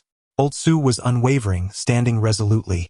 Sumo, what if I insist on protecting Mr. Lin? Pang Dehai said in a lowered voice. Pang Dehai, do not presume that because you are a member of the council, I fear to act against you. Old Su retorted sharply. If you dare, make a move and see what happens. Chapter 74, Forcing Back. Bang! With that, Pang Dehai smashed a wine bottle with tremendous force, exuding overwhelming authority. Old Su's expression darkened, his piercing gaze fixed on Pang Dehai like that of a hawk. Pang Dehai remained unfazed, his own eyes locked onto old Su. The two gazes met. As if sparks were igniting in the air, an oppressive atmosphere enveloped the gym, almost suffocating. Both parties remained locked in their stares. Time flowed slowly. After an indeterminate period, suddenly, Pang Dehai stepped forward, exclaiming loudly, Sumo, what can you do to me? Humph. Pang Dehai, since you remain so obstinately ignorant, I shall not be blamed for my ruthlessness. Su Lao huffed in anger, raising his fist towards the upper right sky. I will report this matter to the council, and the consequences shall be clearer to you than to me. Then go ahead. Am I stopping you? Pang Dehai shouted defiantly. Pang Dehai, remember your own words. Do not come to regret them. Su Lao said, brushing off his sleeves as he turned to leave, striding purposefully towards the inner hall. You old fool, let me remind you once more. Speak carefully in your old age, lest you bite your own tongue. Pang Dehai hissed ominously, the threat implicit in his tone. Su Lao paused momentarily before finally entering the inner hall, disappearing from the sight of the onlookers. The crowd was left in stunned silence. Sumo, the renowned enforcer, had been scorned without retaliating, insulted without a word of defense, and had simply walked away? Where was his dignity? Where was his honor? Under the gaze of the crowd, the rotund man with slicked-back hair ascended the platform, bowing deeply to the young man in black. Mr. Lin, I failed to greet you upon your arrival and allowed you to endure this indignity. I deserve punishment for it. With that, Pang Dehai struck his own face with a resounding slap. The sound echoed sharply, visibly causing pain. Gasp! A collective intake of breath rippled through the audience, leaving them speechless. Just moments ago, he had exuded an air of dominance, but now he appeared as a pitiful, subservient lackey. Indeed, the most contemptible of them all. This matter does not concern you. You need not bear the weight of guilt. Lin Chen cast a glance at Pang Dehai and remarked nonchalantly, Mr. Lin is indeed magnanimous. Pang Dehai responded with an ingratiating smile. Subsequently, Lin Chen turned his attention to Li Xiaoxiu, who lay on the ground, equally astonished. Having endured the trials of life for many years, Pang Dehai possessed keen insight. He promptly retrieved his walkie-talkie and commanded, summon a few individuals to escort the contestant from ring number 8 to the hospital. Ensure that they treat him with the utmost respect, as one would honor their grandparents. Should anyone show the slightest neglect, I will not be lenient. His tone turned icy, exuding an intimidating authority. Understood, came the synchronized response from 3 or 4 voices over the walkie-talkie. Mr. Lin, is that acceptable? Pang Dehai asked with a sycophantic tone. Lin Chen nodded slightly, acknowledging Pang Dehai's commendable efficiency. So, Mr. Lin, shall we proceed to the inner hall? Pang Dehai finally revealed his intentions. His flattery was a mere ruse to exploit Lin Chen. However, Lin Chen gently shook his head, saying, "There's no rush." With that, he leaped down from the ring and approached Mu Lianqing and Yang Fan, inquiring, "Would you like to visit the inner hall?" "Wherever you go, I shall follow," Mu Lianqing replied. "I'll pass," Yang Fan said, shaking his head slightly, as he held little interest in the inner hall. Yet, Mu Lianqing stubbornly shook her head and insisted, "No, I will go wherever you go," her tone resolute, reminiscent of a queen. "Huh?" Yang Fan's lips twitched in response. Thus, Lin Chen and the two companions followed Pang Dehai into the depths of the underground boxing arena's inner hall. "Alas, I find myself at a loss as to when I might gain entry into the inner hall. I am truly envious of those who have." The crowd gazes on with admiration. Although Pang Dehai strides ahead, for reasons unknown, his gaze frequently drifts backward, and his expression reveals a hint of discomfort. "Do you know him?" Lin Chen inquired softly. Pang Dehai first nodded slightly, only to abruptly shake his head, offering a sheepish smile. No. I merely find him familiar." "Then you must know him," Lin Chen mused. "Who is he? Does he possess considerable influence?" "Mr. Lin, let us discuss this matter further once we are within the inner hall," Pang Dehai suggested, preferring to first resolve the immediate predicament faced by Lin Chen. Lin Chen nodded subtly. The group then entered the inner hall. The inner hall was somewhat smaller than the outer hall, yet it exuded an opulence that was incomparable. Take, for instance, the seating arrangement. The outer hall offered mere stone platforms in concentric circles, whereas the inner hall boasted individual private boxes.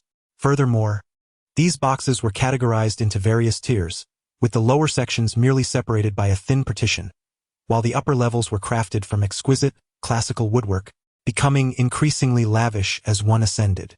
In the central arena, there were a total of 13 platforms, 8 in the outer area, 4 in the middle, and 1 at the innermost core, all standing in a harmonious arrangement.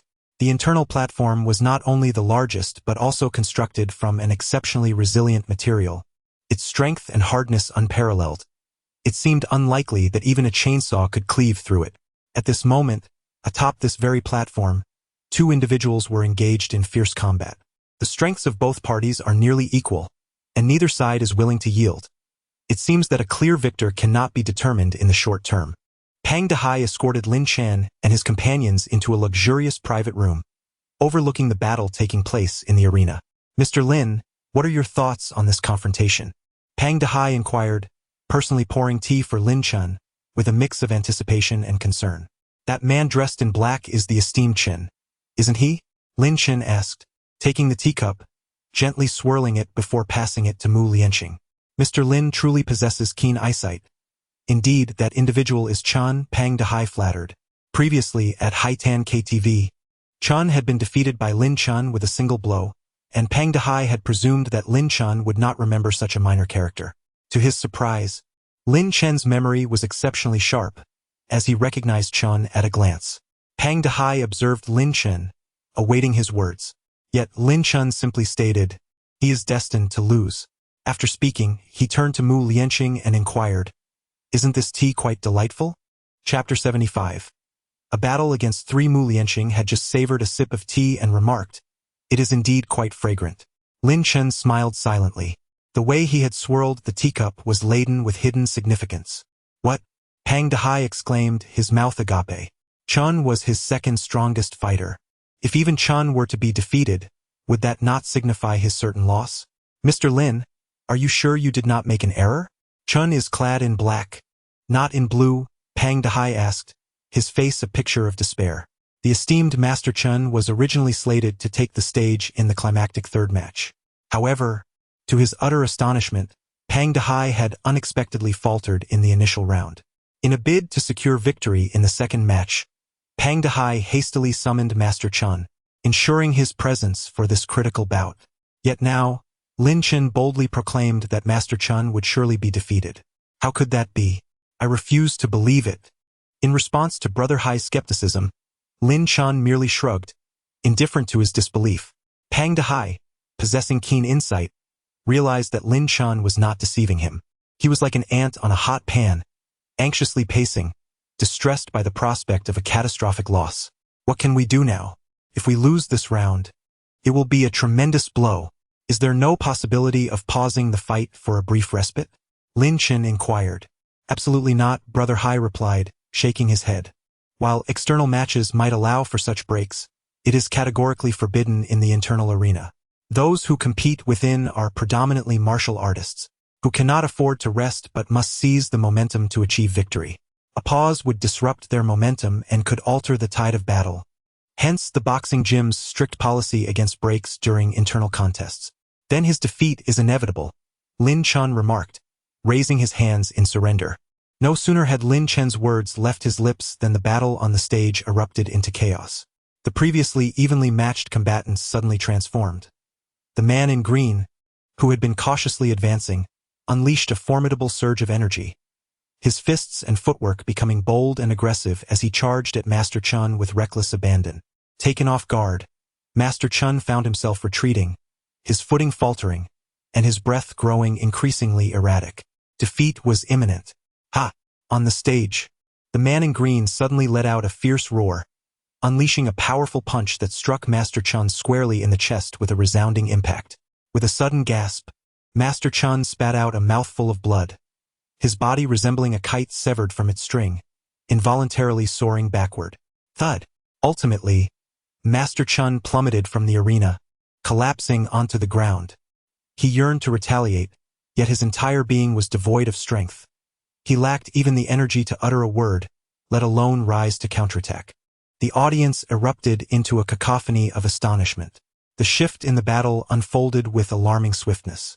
The man in the green attire stood atop the stage, offering a respectful clasp of his fists toward Master Chen. His expression inscrutable as he uttered, "Thank you for the lesson." Defeated. Indeed, he had been vanquished. Brother Hai sank heavily onto the sofa, appearing as though his soul had been extracted, his gaze turning vacant. He pondered the magnitude of his impending losses. At that moment, a derisive laugh emanated from the opulent private room across the way. Pang Dehai, it is only fair to accept defeat. Do you concede? Upon hearing this, Pang Dehai sprang to his feet, his countenance fierce as he retorted, "Though I have lost, I refuse to submit. What can you do to me? Pang Dehai, your temperament is too petty. Sooner or later, I shall consume you whole." A slender man holding prayer beads materialized on the balcony of the lavish private room, a smirk of disdain gracing his face. "I shall conduct myself as I please. Su Tian, who do you think you are to dictate my actions?" Brother Hai ascended to the balcony as well, undeterred as he countered sharply. "Pang Dehai, I have no desire to engage in a battle of words with you." The man twirled the prayer beads in his hand, extending a finger as he coldly declared, "You now have one more opportunity. Let Shenlai take the stage and face 3 opponents. Go to hell. Who do you think you are to give me orders?" Pang Dehai shouted furiously. Upon hearing their conversation, Lin Chen narrowed his eyes slightly. "What does it mean to fight 1 against 3? Lin Chen inquired. At this juncture, Pang Dehai let out a bitter laugh and shook his head, saying, "It's a pity that Shenlai is not here. Otherwise, they would not dare to act recklessly." "I see." Lin Chen nodded. "I am not inclined to engage in idle chatter with you, Pang Dehai. I will ask you plainly. Will Shenlai participate in the battle? Otherwise, I might as well graciously concede this wager." Su Tian interjected with a cold smirk. Pang Dehai was rendered speechless. Although Shenlai was his trump card, he was currently absent from Yunzhou, making participation impossible. Yet Pang Dehai was reluctant to surrender so easily. Pang Dehai pondered desperately, his face etched with helplessness. Just then, Mu Lianqing suddenly exclaimed, "Lin Chen, don't be foolish. What are you planning to do?" It was then that Lin Chen rose from his seat and leisurely walked towards the balcony. "Mr. Lin, what are you about to do?" Pang Dehai was filled with confusion. Then, under the gaze of the onlookers, Lin Chen poised himself and leaped from the balcony. Indeed, he jumped. "What?" Pang Dehai's expression changed drastically. It is crucial to note that they were on the 3rd floor, a height of 7 to 8 meters above ground. Such a fall could easily result in death or, at the very least, a life-altering injury. What could have driven Lin Chen to such despair? Why did he suddenly attempt suicide? What was happening? Mu Lianqing sprang to her feet, her face pale with terror as she rushed towards the balcony. As Lin Chen gracefully descended, his hands clasped behind him, he landed upon the arena with the elegance of a soaring swallow. In that moment, an eerie silence enveloped the crowd. And then, an eruption of cheers followed. My heavens, how extraordinary! Does this individual possess skills in lightness? Who is he? Utterly captivating. I must delve into his background immediately. Tonight, I shall invite him to my chambers for some personal instruction. Amidst the murmurs that filled the air, the cloaked man in blue, witnessing Lin Chen's ethereal approach, felt his pupils constrict slightly as he whispered, "A master." Standing opposite the cloaked man, Lin Chen, with a single hand resting behind him, inquired nonchalantly, "Where are those two?" The implication was unmistakable. He was prepared to take on 3 adversaries. Such audacity! Feeling the disdain emanating from Lin Chen, the man in blue seethed with rage, his fists clenched, ready to strike. He was determined to teach Lin Chen a lesson. However, at that moment, a deep voice resonated, "Brother, do not be hasty. Since this young man is so oblivious to his limitations, let us indulge him. Perhaps he will grasp the meaning of humility when he finds himself in the depths." A robust figure clad in yellow emerged from the distance, akin to a hunting leopard, brimming with explosive energy. He leapt into the air, crashing down beside the man in blue with a resounding thud. It was the very individual who had fought in the first match. The crowd recognized the man in yellow, their voices rising in excitement. But who was the third participant? The spectators eagerly rubbed their hands together, anticipation palpable in the air. Chapter 76. The beautiful ninja, Mizuno Emi. Under the watchful gaze of the crowd, a black dart suddenly shot in from afar, piercing the arena with a sound that split the air. Bang! Immediately, the dart exploded, releasing a cloud of white mist. From within this mist emerged a tantalizing figure, clad in a kimono and wielding a katana. It was a woman, to be precise, a stunningly beautiful female ninja. What an exquisite woman! Just look at her face and that figure. She is truly a gem, my friend. She is the legendary substitute ninja, Mizuno Emi. Do you dare to set your sights on her? So she is the substitute ninja? Indeed, beautiful women are often perilous. However, Su Tian has actually summoned her. Alas, this young man is in for a rough time, as the substitute ninja is known for her ruthless decisiveness in both victory and death. The crowd erupted in astonishment once more. In the arena, Lin Chen faced 3 opponents, yet he appeared utterly unfazed, exuding an air of calmness. Handsome boy, Brother Hai speaks the truth. Victory is insignificant, while life is paramount. Considering your good looks, I shall grant you an opportunity to concede. Otherwise, once I make my move, there will be no turning back for you. The enchanting female ninja, in agreement with Pang Hai's words, stood gracefully between the 2 men, a playful smile adorning her face. Lin Chen also chuckled softly, gazing at Mizuno Emi, and said, "In light of your beauty, I too shall offer you a chance. Kneel and concede immediately or else." Whoosh! However, before Lin Chen could finish his sentence, the sudden sound of something slicing through the air echoed sharply. A black dart shot towards Lin Chen's brow like a bolt of lightning, exuding an aura of lethal intent. "You're finished, kid." The chilling laughter of Mizuno Emi echoed, brimming with confidence. Yet, at the very moment the black dart was about to make contact with Lin Chen, he suddenly raised his hand and flicked his fingers towards the dart, attempting to deflect it. "Your speed is indeed commendable." Mizuno Emi's voice rang out, soon turning ominous. "But no matter how fast you are, you cannot surpass me." With a resounding bang, Lin Chen's fingertip grazed the black dart, which unexpectedly detonated, releasing a cloud of white mist. A graceful figure emerged from the haze, wielding a katana aimed at Lin Chen's head. A substitution technique. Lin Chen's eyes narrowed. The dart that had been shot was merely an illusion, while the real Mizuno Emi stood before him. The sharp blade was poised to strike his head. A victorious smile graced Mizuno Emi's features. However, at that moment Lin Chen pivoted on his right foot. Unaware of the shift, Mizuno Emi maintained her triumphant expression as she swung down with her blade. Yet she struck nothing but air. Her eyes widened in disbelief as she realized that the young man in black had vanished into thin air. Frozen in place, Mizuno Emi was left bewildered. The next instant, a shiver ran down her spine as she felt a hand unexpectedly resting on the back of her head. Without a moment's hesitation, she attempted to flee. However, before she could take even half a step, her entire body seized with paralysis, and she involuntarily began to fall towards the ground. Damn it, bang! She collapsed to the ground, a powerful wave of dizziness surging through her mind, and she could no longer sustain herself, falling into unconsciousness. Lin Chen clapped his hands. Hiss! The expressions of the man in the blue robe and the man in yellow standing opposite Lin Chen changed dramatically.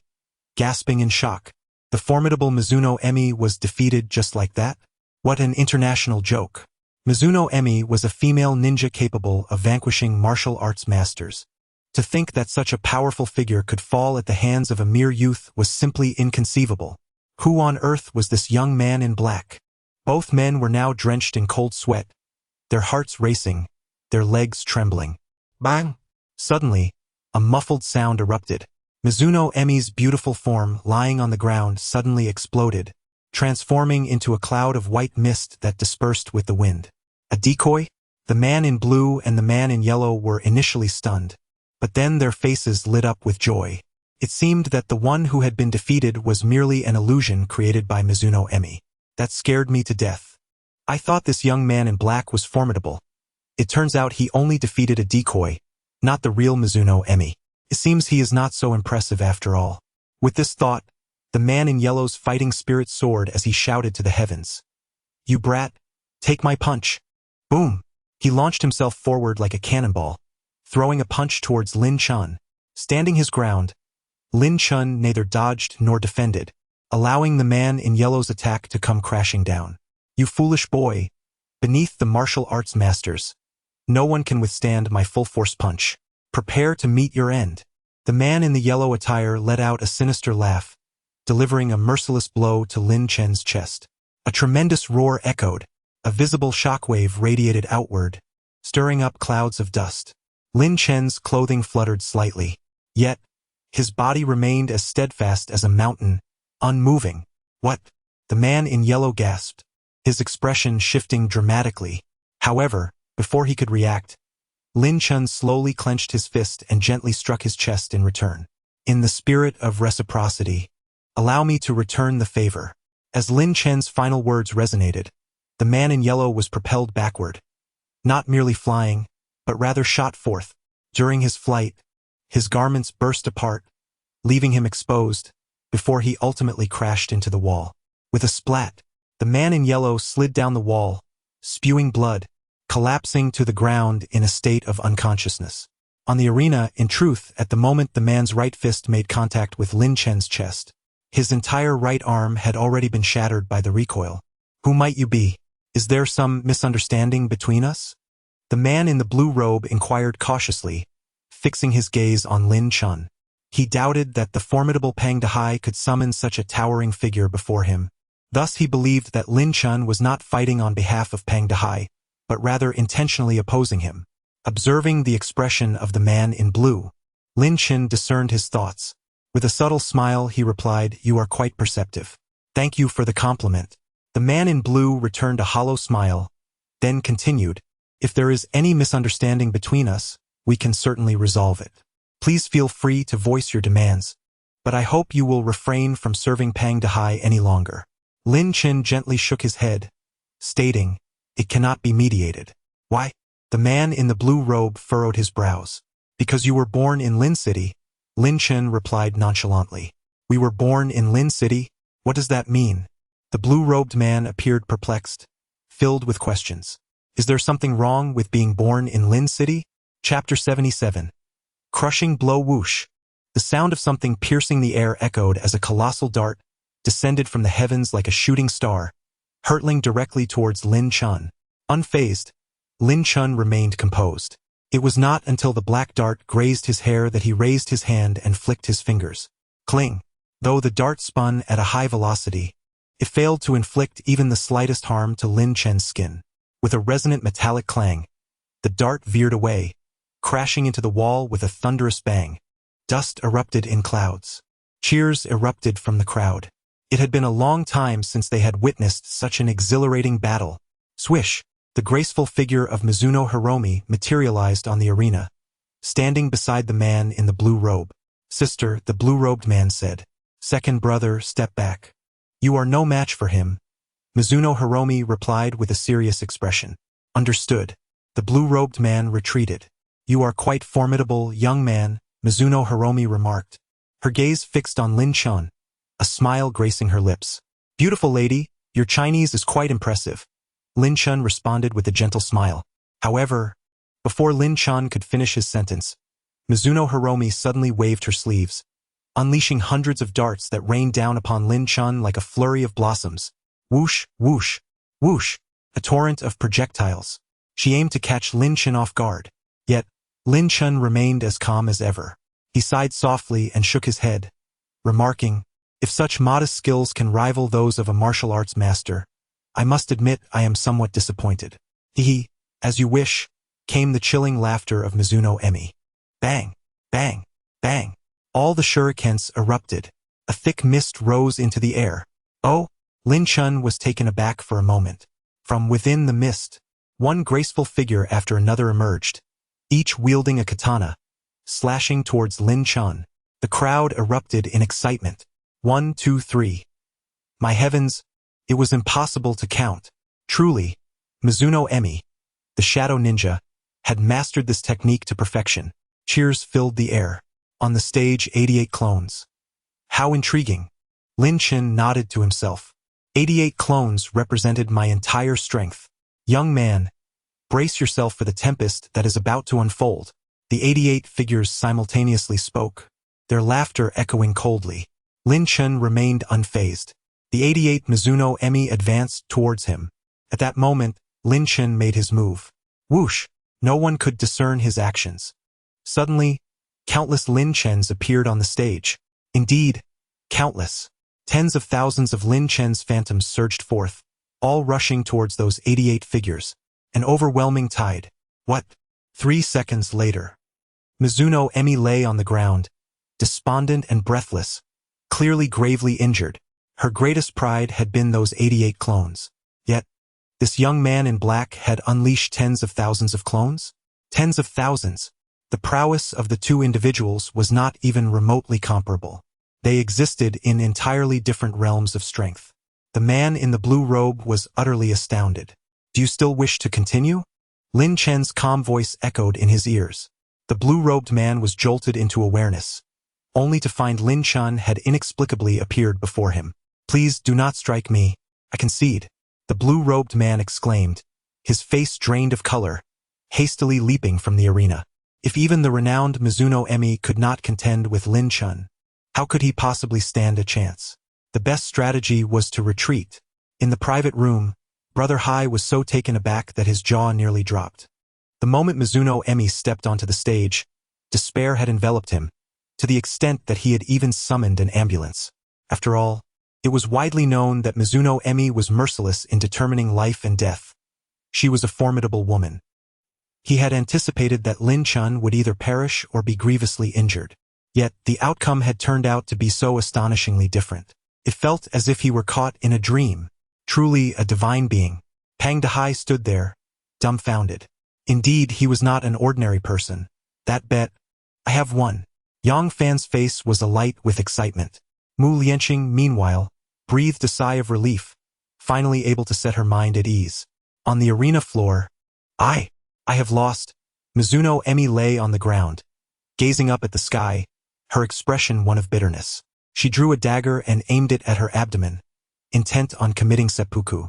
Suddenly, a stone flew in from a distance, whistling through the air, knocking the dagger from her grasp. Why have you saved me? Mizuno Emi asked, her voice tinged with despair. I acted on my own volition. There is no need for reasons, Lin Chen replied coolly. My principles of battle dictate the determination of both rank and life itself. Now that I have lost, I believe I am unworthy of remaining in this world, lamented Mizuno Emi. Lin Chen responded with a simple acknowledgement. Then you should take your own life. I shall not stop you. With that, he turned to leave. Previously, Lin Chen had attempted to persuade her to cherish life, but she insisted on upholding the spirit of a warrior, leaving him with no recourse. However, before Lin Chen could exit the arena, Mizuno Emi's voice halted him. "Sir, please wait. What is it?" Lin Chen inquired. "If you would accept me as your servant, then I need not die," Mizuno Emi stated, her tone seemingly tinged with a hint of desperation. She did not wish to die. More accurately, she feared death. A smirk played upon Lin Chen's lips as he mocked, "Oh, have you faltered? Are you afraid of death?" He was poised to reject Mizuno Emi. Despite having distanced himself from national affiliations over the years of cultivation, he firmly believed that those not of his kin would harbor different intentions. Moreover, Mizuno Emi belonged to that very nation. Thus he had no intention of accepting her as a servant. Yet, before he could voice his refusal, an unexpected voice pierced through. "Mizuno Emi, I, Pang Dahai, am Lin Sir's subordinate. From this moment forth you shall follow me." Mizuno Emi was momentarily taken aback, as was Lin Chen. "Pang Dahai?" Lin Chen chuckled, pondering whether Pang Dahai genuinely valued talent or harbored ulterior motives. After all, Mizuno Emi was a paragon of beauty, possessing exquisite features, an alluring figure, and an elegant demeanor. Nonetheless, beautiful women often come with thorns, and one must tread carefully to avoid dire consequences. Lin Chen resolved to offer Pang Dahai a word of caution. However, before Lin Chen could speak, Mizuno Emi interjected, "All right." "Oh?" Lin Chen was slightly taken aback. Mizuno Emi, with her lofty ambitions, should have been reluctant to acquiesce to such unreasonable demands from Pang Dahai. Yet she thought little of it. After all, everyone has their own choices. Lin Chen descended from the arena, suddenly pausing, for he sensed a penetrating gaze. A gaze laced with murderous intent. Was it that influential figure from Lin City? Lin Chen stroked his chin. Then a smirk graced his lips as he raised his middle finger toward the opulent private room behind him. "I, the mightiest immortal sovereign, fear nothing. If you dare, come at me. I wouldn't even reject a beautiful woman if she were to bite me." Chapter 78. Investigating everything about him, the other party seemed to avert their gaze. "Goodness, Mr. Lin is truly formidable." In the private room, Pang Dahai exclaimed in awe, "This is rather ostentatious, isn't it?" Yang Fan and Mu Lianqing could only shake their heads with wry smiles. Not only had he defeated their three top experts, but now he was also giving them the finger. It was utterly brazen. "Pang Dahai, how do you intend to express your gratitude to Lin Chen?" Then Yang Fan turned to Brother Hai, a bemused smile on his face, and inquired, "Young Master Yang, rest assured, Mr. Lin is my esteemed guest. Not only has he helped me resolve a considerable predicament, but he has also secured a formidable ally for me. I will certainly not treat him poorly." Pang Dahai replied with a flattering grin. Mu Lianqing blinked in astonishment, as she sensed that Pang Dahai's respect and fear towards Yang Fan seemed to rival that which he held for Lin Chen. Mu Lianqing is not foolish. If Yang Fan were merely a friend of Lin Chen, then Pang Dahai would undoubtedly not display such an attitude towards him. This implies that Yang Fan possesses a formidable background. Indeed, a significant one. Simultaneously, in another luxurious private room, a woman in her late 20s, exuding an air of sophistication, held a glass of red wine while observing the man below, investigating his identity. She spoke, indeed. The burly man behind her nodded in acknowledgement before stepping out. "Shui Huimei has surrendered. What are your thoughts?" the woman inquired without turning her head. Behind her sat a middle-aged man, approximately 50 years old, who replied respectfully, "Shui Huimei is likely feigning surrender. She is biding her time to deliver a decisive blow to Pang Dahai and his associates." "Incorrect," the woman countered, shaking her head. "Pray, enlighten me," the middle-aged man implored. "She has genuinely surrendered," the woman asserted. "Ah, why?" the middle-aged man questioned, perplexed. "Who among us, aside from myself, could possibly defeat Shui Huimei?" the woman asked. "No one," the middle-aged man replied, shaking his head. "Could I defeat Shui Huimei in a single move?" she further inquired. "If taken by surprise, it is indeed possible," he responded. "In a direct confrontation?" she pressed on. Fearfully, that may not be possible," the middle-aged man admitted hesitantly. Yet this young man below managed to defeat Shui Huimei in her prime with a single strike? The woman continued. Precisely, the middle-aged man affirmed with a nod. Su Tian, do you understand the saying, birds choose a fine tree to perch upon? The woman asked. I comprehend, he replied. The middle-aged man bowed his head. It is indeed peculiar that such a formidable individual has emerged in Yunhai City, and at such a young age. The woman murmured to herself, falling silent for a moment. What shall we do next? The middle-aged man inquired. Do you believe you cannot survive without that development zone? The woman retorted. I understand. The middle-aged man hastily nodded. Very well, you may leave, she stated coldly, without turning her head. Yes. The middle-aged man dared not defy her command and promptly stood to depart. However, at that moment, the woman suddenly asked, Has there been any breakthrough on the Qin group side? I fear not yet, he replied. The Qin group cannot fail, she murmured softly. But once the prominent figures of the Xia family become aware of this matter, the Qin group is undoubtedly doomed, the middle-aged man stated, troubled. He was perplexed as to why she was so concerned about the Qin group. I shall reiterate, even if you encounter trouble, the Qin group must not falter, she asserted, her tone imperious. Everyone has their temper, and the middle-aged man was no exception. He furiously asked, which is more important, the Qin group or myself? The Qin group has been benevolent to me, she replied, her words succinct and decisive. She then added, furthermore, should you dare to pose such questions again, consider this your warning. With a thunderous crash, the rosewood incense table beside the middle-aged man exploded into splinters, sending wood shavings flying. The middle-aged man was drenched in cold sweat, hastily lowering his head and stammering, yes, yes. Leave at once, the woman said impatiently. The middle-aged man hurriedly exited. In another lavish private room, Lin Chen pushed the door open. Not bad, he remarked. Pang Dehai, didn't you just claim Lin Chen was your elder brother? Why now refer to him as Sir? Yang Fan teased with a smile. I. Pang Dehai scratched his head awkwardly. Is the boss of Linhai City a woman? Lin Chen suddenly inquired. Of course not. The boss of Linhai City is named Su Tian, a formidable man, Pang Dehai replied. Oh, Lin Chen nodded slightly, choosing not to elaborate further. Pang Dehai refrained from asking more questions. Lin sir, you are like a second father to me. If it weren't for you, I would have suffered a great loss this time. Tonight, I shall treat you to a feast, regardless of the cost. We shall not return until we are intoxicated. Pang Dehai expressed his gratitude earnestly. However, Lin Chen promptly declined without hesitation. Go get drunk with you? Am I that bored? Suddenly, a series of knocks echoed from outside. Is Mr. Lin here? Our master requests your presence upstairs. A gentle voice called out. Lin Chen remained unfazed, but Pang Dehai's expression changed dramatically as he incredulously asked, could it be Master Murong? Indeed, our master wishes to invite Mr. Lin upstairs for a discussion.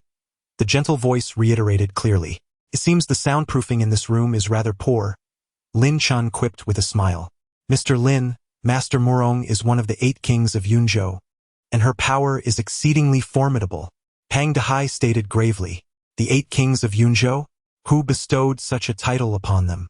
Curiosity sparked within Lin Chen as he inquired. I am unaware. Pang Dehai shook his head. In comparison, who is stronger between the 8 kings of Yunzhou and the 8 masters of Yunzhou? Lin Chen pressed further. There exists no distinction, Pang Dehai responded. The 8 kings of Yunzhou were established precisely to prevent the autocracy of the 8 masters. However, since their inception, they have never engaged in a contest of strength with the masters. Therefore, I believe both parties are evenly matched. With a dismissive smile, Lin Chen retorted, evenly matched? What a farce.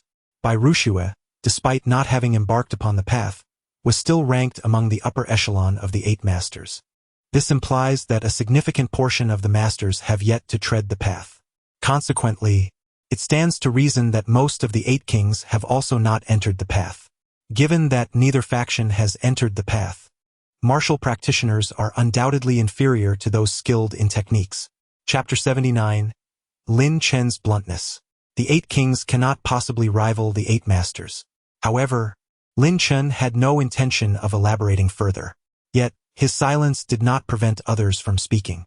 The 8 masters have never regarded the 8 kings with any seriousness. Otherwise, these mere kings would have been annihilated long ago. Yang Fen scoffed. Pang Dehai felt somewhat uncomfortable. Let us proceed to meet the curator, Lin Chen suggested. Mu Lianqing. You should accompany us. In truth, even if Lin Chen had remained silent, Mu Lianqing would have taken the initiative to follow. Mr. Lin, what about me? Should I still go? Pang Dehai asked hesitantly. Do you wish to come? Lin Chen inquired.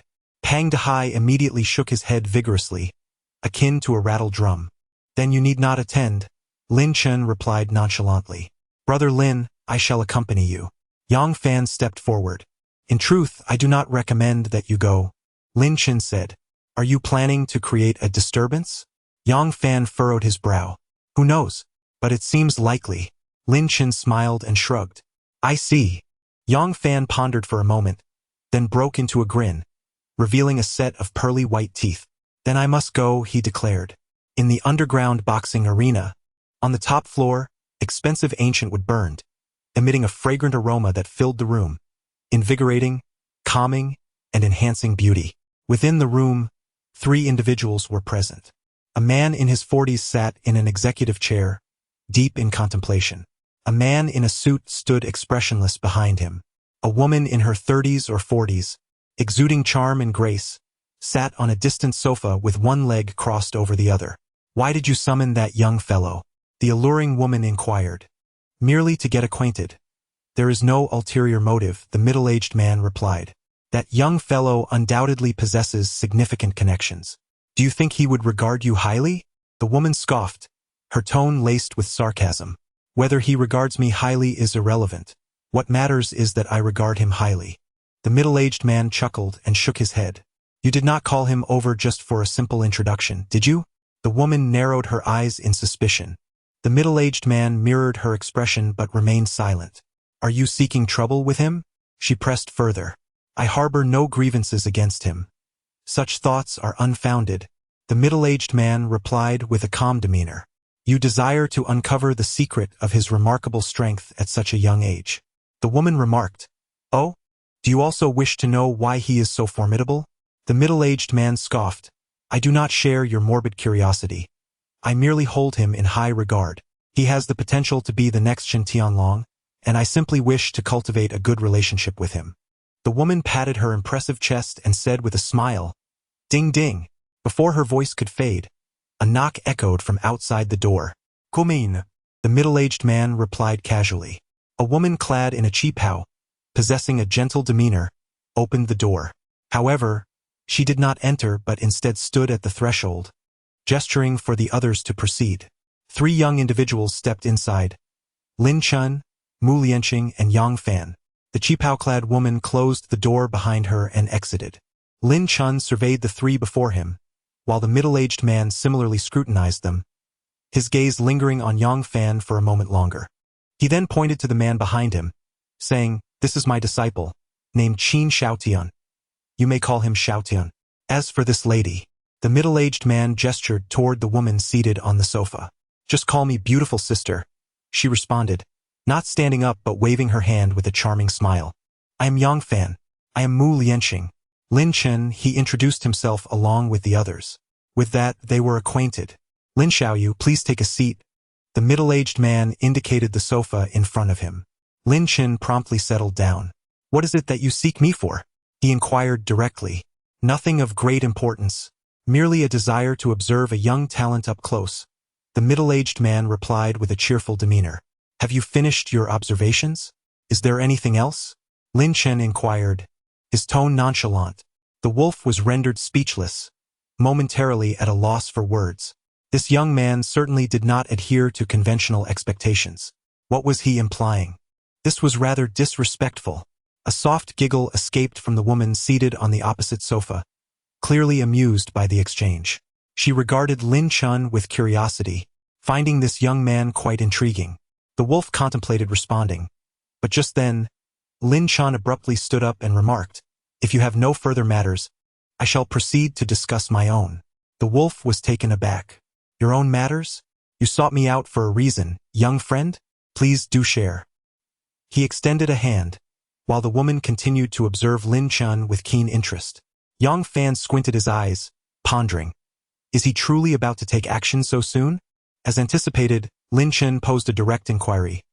You were the one who killed Mu Zhehuang, weren't you? Upon hearing this, the countenance of everyone present shifted dramatically. Mu Lianqing was equally surprised. No wonder Lin Chen had insisted on her accompanying him. It was all for this matter. In other words, it was for her sake. Mu Lianqing felt a wave of emotion swell within her. However, her heart soon filled with concern. The wolf was not only the master of the underground boxing arena, but also one of the 8 kings of Yunzhou, wielding immense power and influence. Although Lin Chen was formidable, he was still young, inexperienced, and lacking in worldly wisdom. How could he possibly contend with the wolf? The wolf, caught off guard by Lin Chen's sudden question, hesitated for a moment before conceding with a nod. Indeed, I am the one who ended Mu Zhehuang's life. Moreover, you are in possession of his inheritance? Lin Chen pressed further. Indeed, the wolf confirmed. The wild wolf narrowed his eyes. Very well. Lin Chen extended his right hand towards the wild wolf, stating calmly, present all of Mu Zhehuang's legacy. It was a command. The wild wolf was taken aback, then laughed derisively. Young friend Lin, I considered you a distinguished guest, yet you treat me thus? Mu Zhehuang was the previous master of the boxing hall. His legacy is rightfully mine to inherit. Why should I relinquish it? Why should I heed your words? The wild wolf questioned coldly. Just because of her. Before his words faded, Lin Chen waved his sleeve, and a fierce wind surged, forcibly lifting Mu Lianqing into the air. Indeed, lifted into the air. At this sight, everyone was astonished. Heavens! Lin Chen is a practitioner of the arcane arts? I thought he was merely a martial artist. The wild wolf was equally stunned. He glanced at Mu Lianqing, his eyes momentarily flickering before returning to calmness. With arms crossed over his abdomen, he inquired coldly, Who is she? I do not recognize her. Do not feign ignorance. You have already deduced her identity, Lin Chen replied with impatience. Chapter 80. Desperation. You have already deduced her identity, Lin Chen reiterated. The wild wolf immediately lost his composure. However, as the master of the underground boxing hall, he could not afford to lose face in front of so many onlookers, so he suppressed the astonishment that threatened to betray him. Just then, a woman seated on the sofa suddenly exclaimed, This is impossible. Mu Zhehuang was never married. When could he have had a daughter? Before her words could fully escape her lips, she brandished a short dagger and charged towards Mu Lianqing. Mu Lianqing's expression changed dramatically. Lin Chen appeared before Mu Lianqing, flicking his fingers to send the dagger from her hand flying, spinning as it embedded itself into the wall. Did I permit you to move her? Lin Chen inquired icily. I merely wished to verify her identity. I intended no harm, the woman replied, her brows furrowed in displeasure. He would not repeat himself. No need for verification. She is indeed the daughter of Mu Zhehuang, the wolf suddenly interjected. Did you not previously assert that Mu Zhehuang had no family, no wife, no children? The woman questioned, her brow knitted. I have seen this little girl in many photographs left by Mu Zhehuang. At the time, I believed her to be a relative, never suspecting I was mistaken. The wolf sighed lightly, shaking his head. Young Lin, Miss Mu, please wait here for a moment while I seek out Zhehuang's legacy. The wolf rose and headed toward the door. A faint smile played at the corners of Lin Chen's mouth as the wolf opened the door, preparing to step outside, only to be halted by a hand clapping onto his shoulder. Get lost. The wolf immediately turned, throwing a punch backward. The impact was explosive, causing the air to shatter. Lin Chen flicked his fingers once more. Bang! With a muffled thud, the wolf was sent crashing out the door, slamming against the wall. Yet, despite this, he grinned, revealing a devilish smile. You are doomed. No sooner had he spoken than the wolf pressed a button in his hand. Boom! A black alloy door thundered down, sealing the room completely. What? The enchanting woman's expression shifted, panic rising in her voice. We're finished, we're finished. We're doomed. What has happened? Mu Lianqing blinked, bewildered by the unfolding events. The alluring woman had yet to provide an explanation when, suddenly, the ceiling turned a vivid crimson, and a wave of searing heat enveloped the space.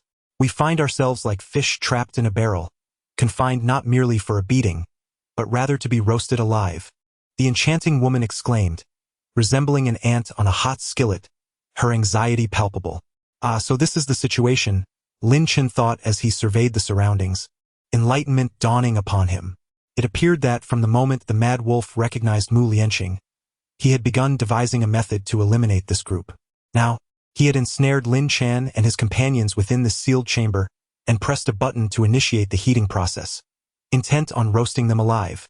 I had heard whispers that this room was constructed from a unique alloy, impervious to destruction. I had always assumed it was a defensive measure employed by the mad wolf, never anticipating such treachery from this scoundrel.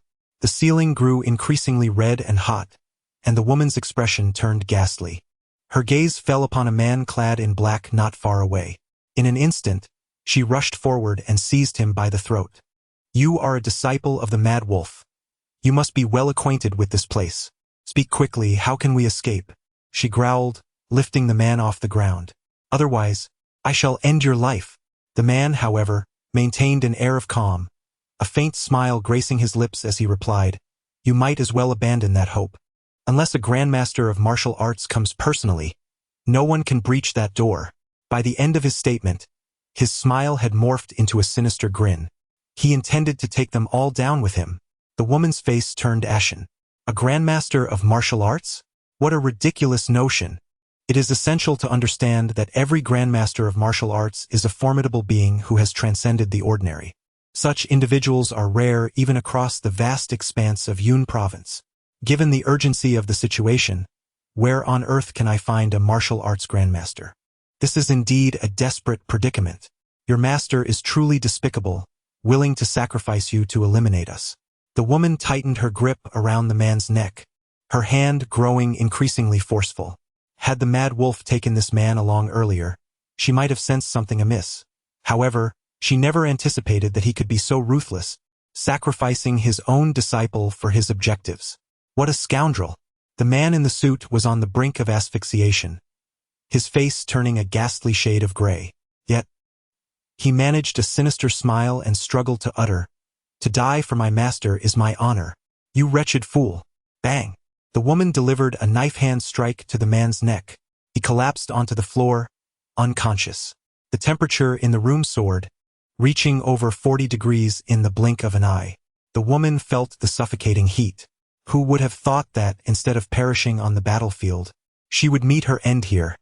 It was truly a vexing fate. Mu Lianqing, in fear, clutched Lin Chen tightly. Yet, she felt no warmth. Rather, embracing Lin Chen brought her a sense of coolness.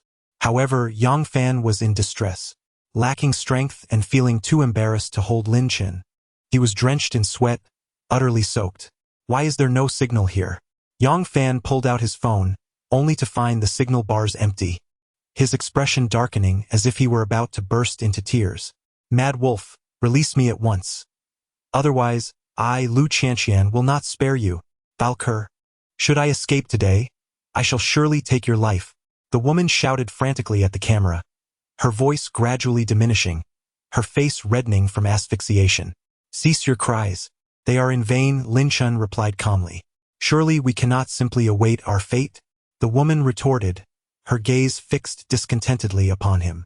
Without uttering another word, Lin Chen strode towards the door. The woman's brow furrowed as she inquired, What do you intend to do? He clenched his fist and struck the alloy door with a punch. Poof! The enchanting woman nearly burst into laughter, her expression one of utter disdain. This alloy door was exceptionally sturdy. Only a master of martial arts could hope to move it. Did this little wretch believe he could shake a mighty tree like an ant? How foolish! You will only end up injuring your hand. Lin Chen delivered a straightforward blow to the alloy door. The impact was not particularly loud. Poof! Lin Chen's fist effortlessly penetrated the alloy door, as if it were mere tofu with no difficulty whatsoever. Chapter 81. Astonishment. The woman's mouth fell agape in disbelief. Good heavens! Am I dreaming? He broke through such a solid alloy door with a single punch?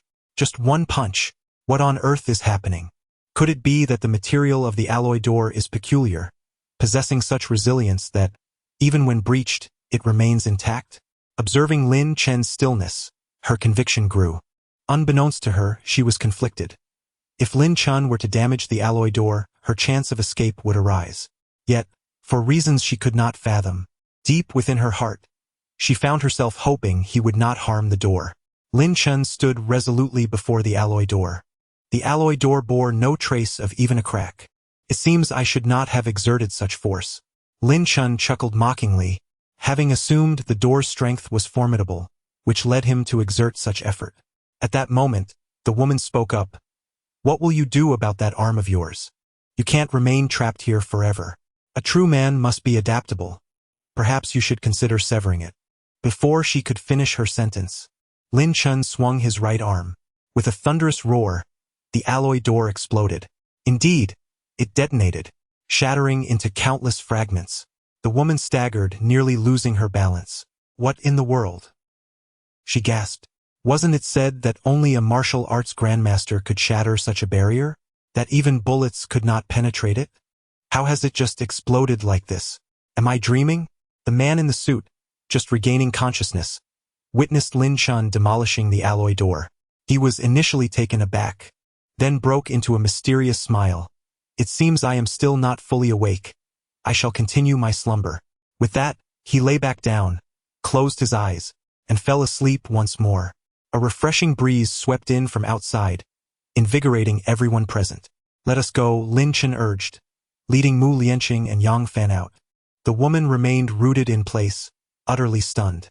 She was grappling with her disbelief. This young man was extraordinarily powerful, utterly unmatched. Finally, she drew a sharp breath. In all my years and encounters, aside from the legendary warrior of the military district, I have never met anyone who could rival him. Meanwhile, in the monitoring room, the wolf was paralyzed with fear, his soul nearly escaping him. He savored the warmth of his tea, initially intending to relish the moment when Lin Chen and his companions would be mercilessly scorched. However, to his utter astonishment, Lin Chen shattered the alloy door with a single punch. A single punch. The Wolf King was almost paralyzed with fear. This was truly terrifying. Without a moment's hesitation, he sped away in his sports car, recklessly running red lights towards the airport. He could no longer bear to remain in Yunhai City. He needed to flee post-haste. In the underground boxing arena in the corridor, the Wolf King inquired about Lin Chen's purpose for being there.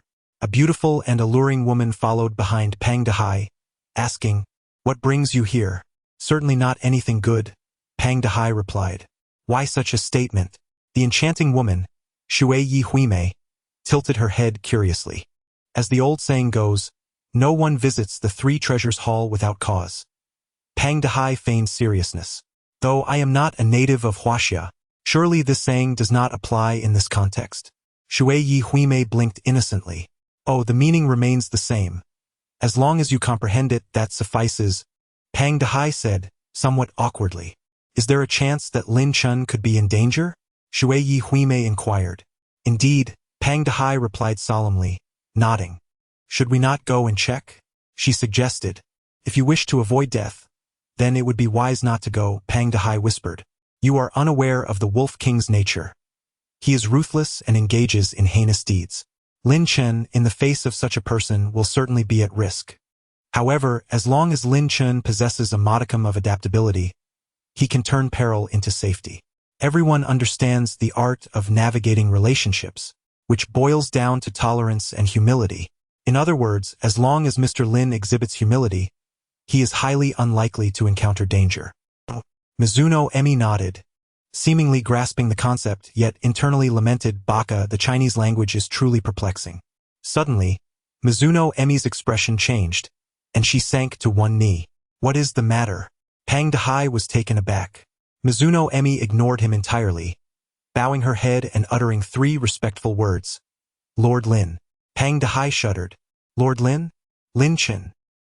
He then exhaled in relief, realizing that the Wolf King had not troubled Lord Lin. Thank goodness, indeed. Lin Chen descended the staircase and inquired, Did you see the Wolf King just now? No, Mizuno Emi shook her head. That fellow is quite intriguing. He even abandoned his boxing gym, Yang Fan scoffed. They had searched high and low for the Wolf King, yet his presence was nowhere to be found. It was evident that he had fled. Mizuno Emi was utterly bewildered. What were they discussing? Why could she not comprehend? Just then, a loud shout erupted from a distance. "Wolf King, come out! I challenge you!" Following the sound, they spotted a burly man in his 30s or 40s, clad in a white tank top, striding forward while bellowing. Pang Dehai stepped forward, disdain evident in his voice. This man is Li Xiong, a martial arts master with some notoriety in Yunzhou. However, he is short-sighted and has repeatedly challenged the Wolf King, only to retreat with his tail between his legs each time. Sensing that Lin Chen and his companions were observing him, Li Xiong turned and approached. Pang Dehai hastily concealed himself behind Lin Chen. Despite his disdain for Li Xiong, he knew that Li Xiong possessed the capability to make him cry for mercy. "Hey, have any of you seen the Mad Wolf? Do you know where he is?" Li Xiong inquired, directing his question towards Lin Chen and the others. "He ran away." Yang Fan replied. "Ran away? What do you mean?" Li Xiong frowned. What else could it mean? "He was chased off." Yang Fan shrugged. "Chased off? Who possesses such formidable strength?" Li Xiong exclaimed in astonishment. At this revelation, the expressions of Shui Yi Huimei, Pang Dehai, and Li Xiong all shifted dramatically. "What do you mean? The owner of the boxing gym is no longer the Mad Wolf? Then who is it?" Even more shocking was Lin Chen's subsequent statement. "Shui Yi Huimei, since you have allied yourself with Pang Dehai, I shall present you with a welcoming gift. From this day forth, you shall be the owner of this boxing gym," Lin Chen declared, fixing his gaze upon Shui Yi Huimei. Chapter 82. Killing with a borrowed blade. As soon as the words left his mouth, everyone was taken aback. Shui Yi Huimei's jaw dropped in astonishment, and her breath quickened with surprise. Pang Dehai's eyes widened as well, only to be replaced by a look of terror. He was astute and, upon hearing Lin Chen's statement and recalling Lin Chen's earlier words, he began to piece together the unfolding events. "Kid, I warn you, do not act arrogantly in front of my grandfather. The owner of this boxing gym is the Mad Wolf. That is a well-established fact that cannot be altered by your mere words." Li Xiong looked down upon the situation. Lin Chen paid him no mind, focusing instead on Mizuno Emi. Taking a deep breath, he knelt down and declared with unwavering resolve, "I shall not fail in my mission." "Very well," Lin Chen replied with a slight nod. "You two are merely acting. One dares to speak while the other believes. Are you out of your mind, boy? Did you just escape from a lunatic asylum?" Slap! A resounding slap echoed through the air as Mizuno Emi struck Li Xiong's face without hesitation. "Should you dare to insult Mr. Lin again, I shall ruin you," she growled softly, akin to a lioness protecting her young. Li Xiong stumbled back in fear, but rage quickly consumed him. How can a master of martial arts be intimidated by a mere woman? "You seek death," he bellowed, retaliating with a slap of his own. Though this woman possessed extraordinary beauty and allure, Li Xiong was not one to show pity. If she dared to strike him, she must be prepared for the consequences. However, before his hand could reach Mizuno Emi's face, she seized his wrist with an iron grip, rendering him immobile. "I may forgive your strike, but should you show any further disrespect to Mr. Lin, I will ensure your downfall." With that, Mizuno Emi delivered a swift kick. Despite his imposing physique, Li Xiong had no defense against this seemingly delicate blow. He was sent flying, crashing into a distant wall. Bang! Dust erupted into the air. In that moment, Li Xiong questioned his very existence. Mizuno Emi's kick had imparted a profound lesson. He was no match for her. Moreover, what is most striking is that Mizuno Emi holds such deep respect for that young man, which speaks volumes about his character. "Mr. Lin, this boxing gym is no ordinary establishment. The issues regarding transfer and ownership could prove rather complicated." Subsequently, Mizuno Emi turned to Lin Chen, expressing her predicament. Lin Chen then gazed at Pang Dehai. Pang Dehai, perceptive and astute, immediately stepped forward, thumping his chest and declaring, "Rest assured, Mr. Lin's affairs are my affairs. I shall take full responsibility for this matter." "Very well," Mizuno Emi nodded slightly. Suddenly, Pang Dehai inquired, "Is he not afraid?" Lin Chen shook his head lightly, his tone imbued with utmost confidence. Pang Dehai was momentarily taken aback by such assurance. "Indeed," he replied, refraining from further inquiry. I now assign you a task. Retrieve all the ancient texts contained within this boxing gym, Lin Chen continued. Pang Dehai and his companion were momentarily stunned. Ancient texts? What purpose do they serve? What does Mr. Lin intend to do? They queried. However, neither dared to press for more information. It is astonishing how the underground boxing arena has been so thoroughly upended. Even now, I find it hard to believe, Yang Fan remarked. He then shifted the conversation, a playful smile dancing on his lips. But Brother Lin, are you seeking these ancient texts for Miss Mu? Mu Lianqing was taken aback. For me? What do you mean? She asked. Observing Lin Chen, her brow furrowed, a mix of fear and animosity flashing across her features. Suddenly, her gaze fell upon the distant Li Xiong and the cracked walls behind him, her expression brightening with delight. I cannot believe this lad dares to provoke Li Xiong. He truly has no sense of the gravity of his actions. Surely the cracks on the wall were wrought by Li Xiong's furious fists, were they not? Haha. Dear brother Li Xiong, it is a pleasure to see you well. A middle-aged man approached with a smile. Who are you? Haha. Dear brother Li Xiong, you are so busy with your affairs that I am honored you still remember me. Su Tian chuckled heartily, though his smile bore a hint of awkwardness. I have just been beaten, and you claim I possess formidable strength? Is this not mockery? You may praise me at any other time, but do not do so now. Nonetheless, considering Su Tian's unintentional blunder, Li Xiong refrained from further comment. However, Su Tian's next words caused Li Xiong's expression to shift dramatically. Dear brother Li Xiong, has he provoked you? Fear not, for while I am here today, I shall make him kneel and apologize to you, Su Tian declared, thumping his chest with pride. Li Xiong's lips twitched, and he retorted with fury. Get lost. With that, he turned to leave. Wait, brother Li Xiong. You need not fear them. Although they are numerous, they are nothing but a bunch of trash. Feel free to deal with them as you wish, and Su will surely support you. Su Tiang shouted urgently. Lin Chen had encroached upon his territory and thwarted his plans, which irked him greatly. Thus, he was determined to incite Li Xiong and take vengeance on Lin Chen. However, upon hearing Su Tian's words, Li Xiong's face flushed crimson, and he quickened his pace. Both of you, wait a moment, Yang Fan suddenly interjected. Li Xiong halted abruptly, and Su Tian turned to look at Yang Fan. Li Xiong, your hearing is not impaired. Is it? Disrespect him, and you shall face the consequences, Yang Fan remarked with a wicked grin, gesturing towards Lin Chen. What nonsense is this? Su Tian stood bewildered. Meanwhile, Li Xiong was trembling with rage, his complexion shifting dramatically. Li Xiong, you need not fear him. Slap.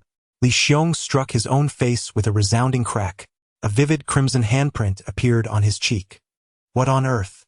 Su Tian nearly lost his balance. What is Li Xiong doing? Has he lost his mind? Li Xiong, is there something amiss? I can take you to the hospital, and once you recover, we can deal with these scoundrels later. Get the hell away from me. Su Tian had yet to finish his sentence when Li Xiong erupted with a furious roar, spitting saliva all over Su Tian's face. Su Tian's lips twitched in anger. Li Xiong, I, Su Tian, have neither provoked nor offended you. What is the meaning of this? Su Tian glared at Li Xiong, lowering his voice in inquiry. Su Tian, is it the illustrious figure of Ling City? Quite impressive, are we? Li Xiong snarled, jabbing a finger towards Su Tian's nose. If you dare utter another word, from this day forth, I, Li Xiong, shall be your sworn enemy. Chapter 83. The Art of Wind and Thunder. Su Tian, is it the illustrious figure of Ling City? Quite impressive, are we? Li Xiong growled through gritted teeth. With that, he turned and walked away, leaving Su Tian frozen in place. What on earth is happening? Have I provoked you, compelling you to stand against me? Are you out of your mind? Su Tian, proud and imperious, had never endured such indignity. He spat disdainfully and retorted, if it's a rivalry, then so be it. I fear you not, you insolent fool. In a fit of rage, Su Tian flicked his sleeve and turned to leave. Yet, before departing, he cast a glance at Lin Chen, his eyes betraying curiosity, ire, and even a hint of murderous intent. As Su Tian receded into the distance. Brother Lin, do you know who Su Tian is? Yang Fan inquired with a knowing smile. He asked the big shot in Lin City. Lin Chen replied nonchalantly. Indeed. So, have you just made him a formidable adversary? Lin Chen asked with a smile. The enemy of my enemy is my friend. That Li Xiong isn't inherently bad. Though a bit foolish, he poses no significant threat and can be of use, Yang Fan explained. Lin Chen regarded Yang Fan with surprise. Despite his youth, Yang Fan spoke and acted with a composure that was both urgent yet unhurried. It was unclear what his family background entailed, but Lin Chen did not dwell on it. He had never been one to care about the lineage of his friends. As long as someone resonated with him, they could become allies. Yang Fan certainly fit that description. Time passed. An hour later. Mr. Lin, all the ancient texts from the gym are right here, Pang Dehai and Mizuno Hiromi declared, each carrying a box.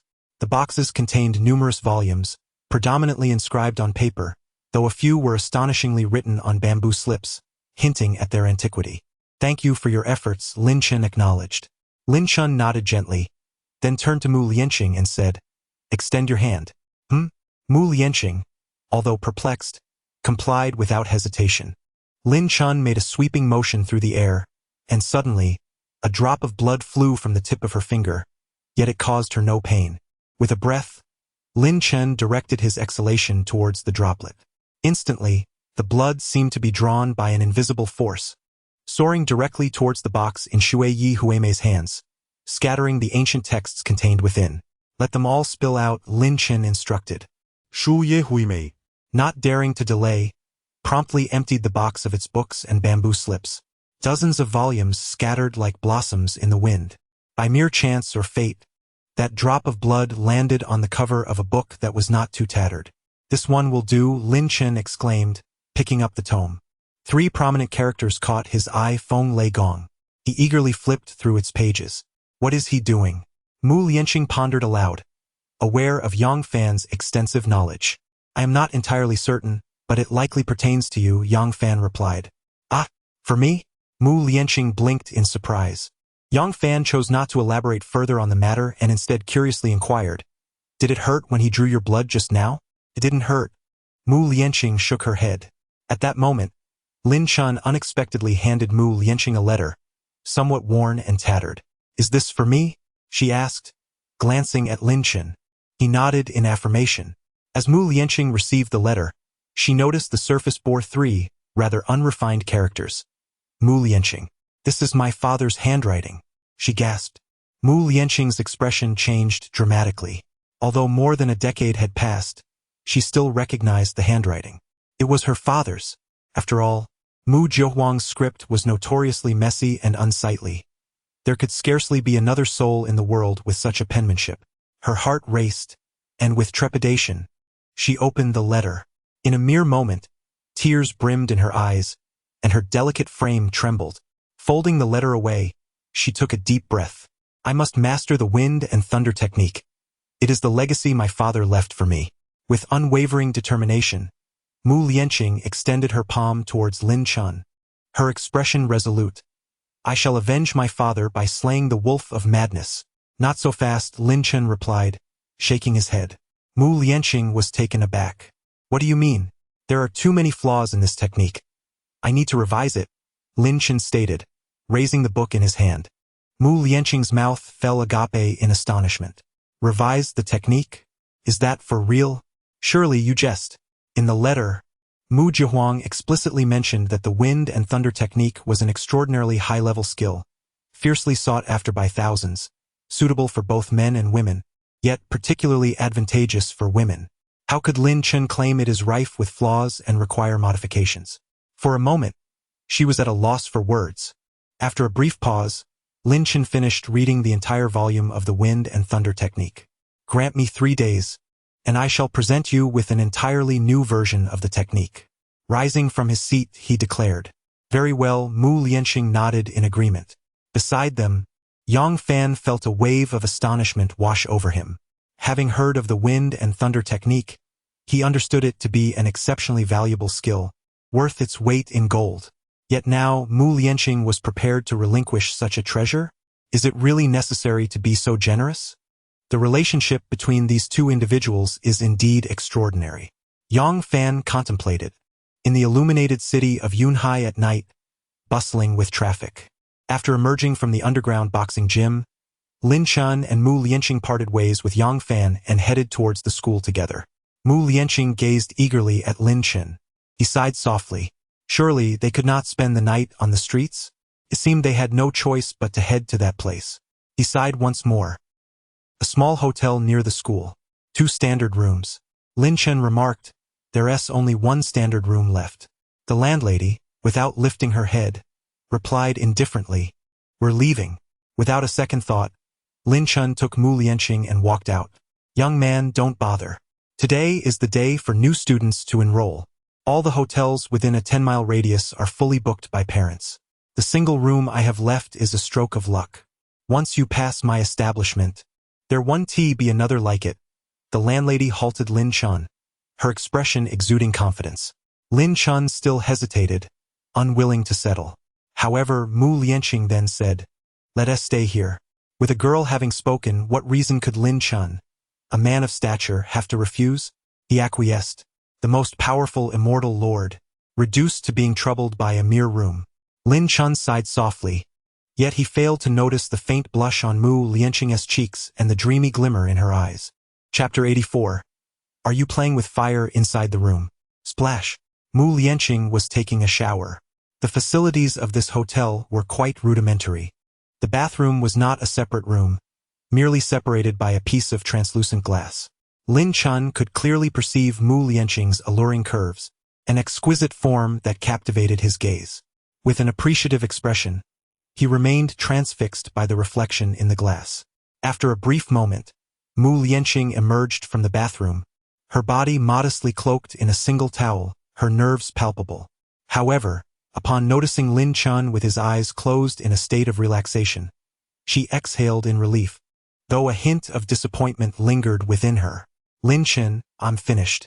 You should wash up too," Mu Lianqing urged, hastily burrowing beneath the covers, her voice tinged with shyness.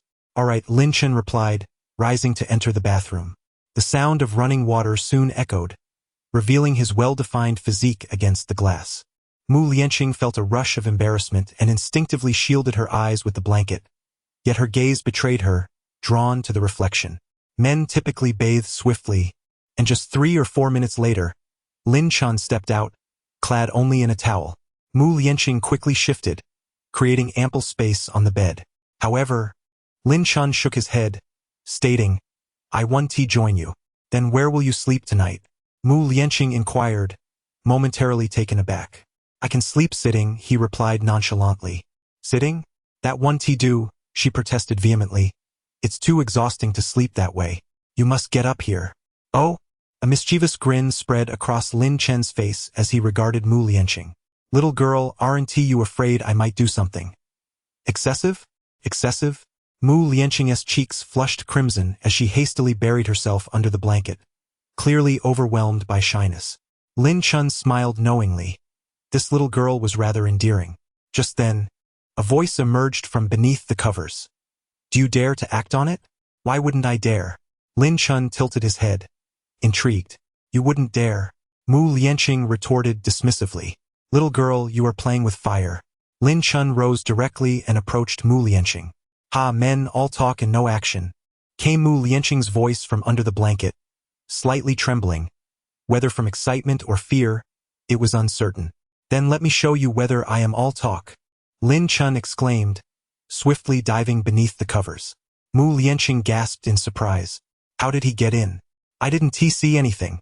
Just as Mu Lianqing was about to speak, Lin Chen's finger rested gently on her forehead. "Sleep now." His voice seemed to possess an enchanting quality, and the moment the words left his lips, Mu Lianqing's eyes gradually closed, succumbing to exhaustion and drifting into a deep slumber. "Silly girl, I understand you mean well, but your provocation is rather juvenile." Though Mu Lianqing had removed her makeup, she remained strikingly beautiful, exuding an alluring charm. Fortunately, Lin Chen was no ordinary man. Otherwise, Mu Lianqing might have faced a different fate tonight. Standing there, Lin Chen mused silently.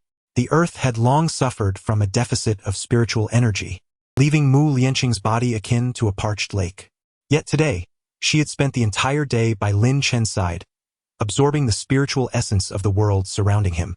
Mu Lianqing was already exceptionally beautiful, and now, nourished by spiritual energy, she had become even more radiant, subtly exuding an enchanting allure that could captivate a nation. He shifted his shoulders slightly and then parted his lips, releasing a faint, mocking tone. "My patience is rather limited," Lin Chen stated. However, this time, a chill crept into his voice, sending shivers down the spine. "Ha, no wonder you could eliminate 2 second-tier assassins. You are indeed formidable, Chinese." Suddenly, a somewhat unrefined Mandarin echoed from above. Following the sound, Lin Chen beheld a man clad in black and masked, clinging to the wall like a gecko, fixated on him. "Spider-Man?" Lin Chen raised an eyebrow. "I am a gecko, not Spider-Man," the black-clad man retorted with sudden fury, his voice a thunderous roar. Lin Chen was taken aback. Why did this fellow erupt into rage so abruptly? A split personality? Damn Chinese, I intended to leave you with a whole corpse. Yet you dare to compare me to that man, the black-clad man bellowed. "Remember my name. I am Gecko." D. With that, the man leapt from the heights, lunging toward Lin Chen. Unfazed, Lin Chen cast a glance at Mu Lianqing, who remained peacefully asleep, blissfully undisturbed. A knowing smile graced his lips. Moments later, a bruised and battered black-clad man knelt before Lin Chen, his hair disheveled, resembling a beggar in his disarray. Clearly, he was the same man who had once been so arrogantly boastful. "Chinese, the Black Widow will not spare you," the man clad in black bellowed at Lin Chen, his visage contorted with rage. Yet Lin Chen swiftly dispatched him to the ground with a resounding slap. With a sharp sound, Lin Chen pressed the man's head against the floor, gesturing toward the slumbering Mu Lianqing, whose brows had suddenly furrowed in her sleep. In a hushed tone, he admonished, "The young lady is trying to rest. Why must you be so loud?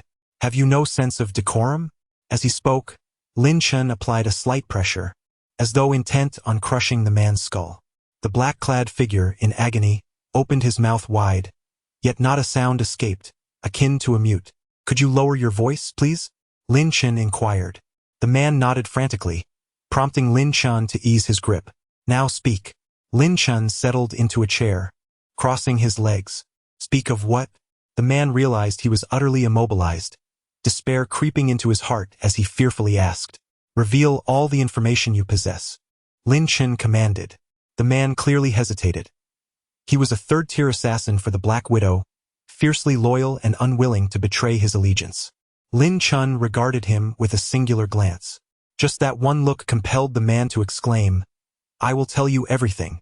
Terror-stricken and almost in a state of panic, he confessed, "Then go ahead." Lin Chen offered a gentle smile, appearing harmless. The black-clad man hastily divulged all he knew, leaving no detail unspoken. He identified himself as a third-tier assassin known as Gecko, having orchestrated numerous monumental events, including the upheaval in Syria a decade prior, which he had masterminded single-handedly. The Black Widow's stronghold lies in Europe, a notorious assassin organization recognized both in Europe and across the globe. Typically, the operatives of the Black Widow are only active in the Middle East, but their presence in China now is due to a substantial contract. An exceptionally large one. Chapter 85. The Enchanting Woman. 9 second-tier assassins, 6 third-tier assassins, 2 fourth-tier assassins, and 1 fifth-tier assassin, you say. After hearing the words of the man in black, Lin Chen narrowed his eyes, contemplating. This implies that the Black Widow has already targeted me. Regardless of where I go, you will dispatch increasingly formidable assassins to eliminate me?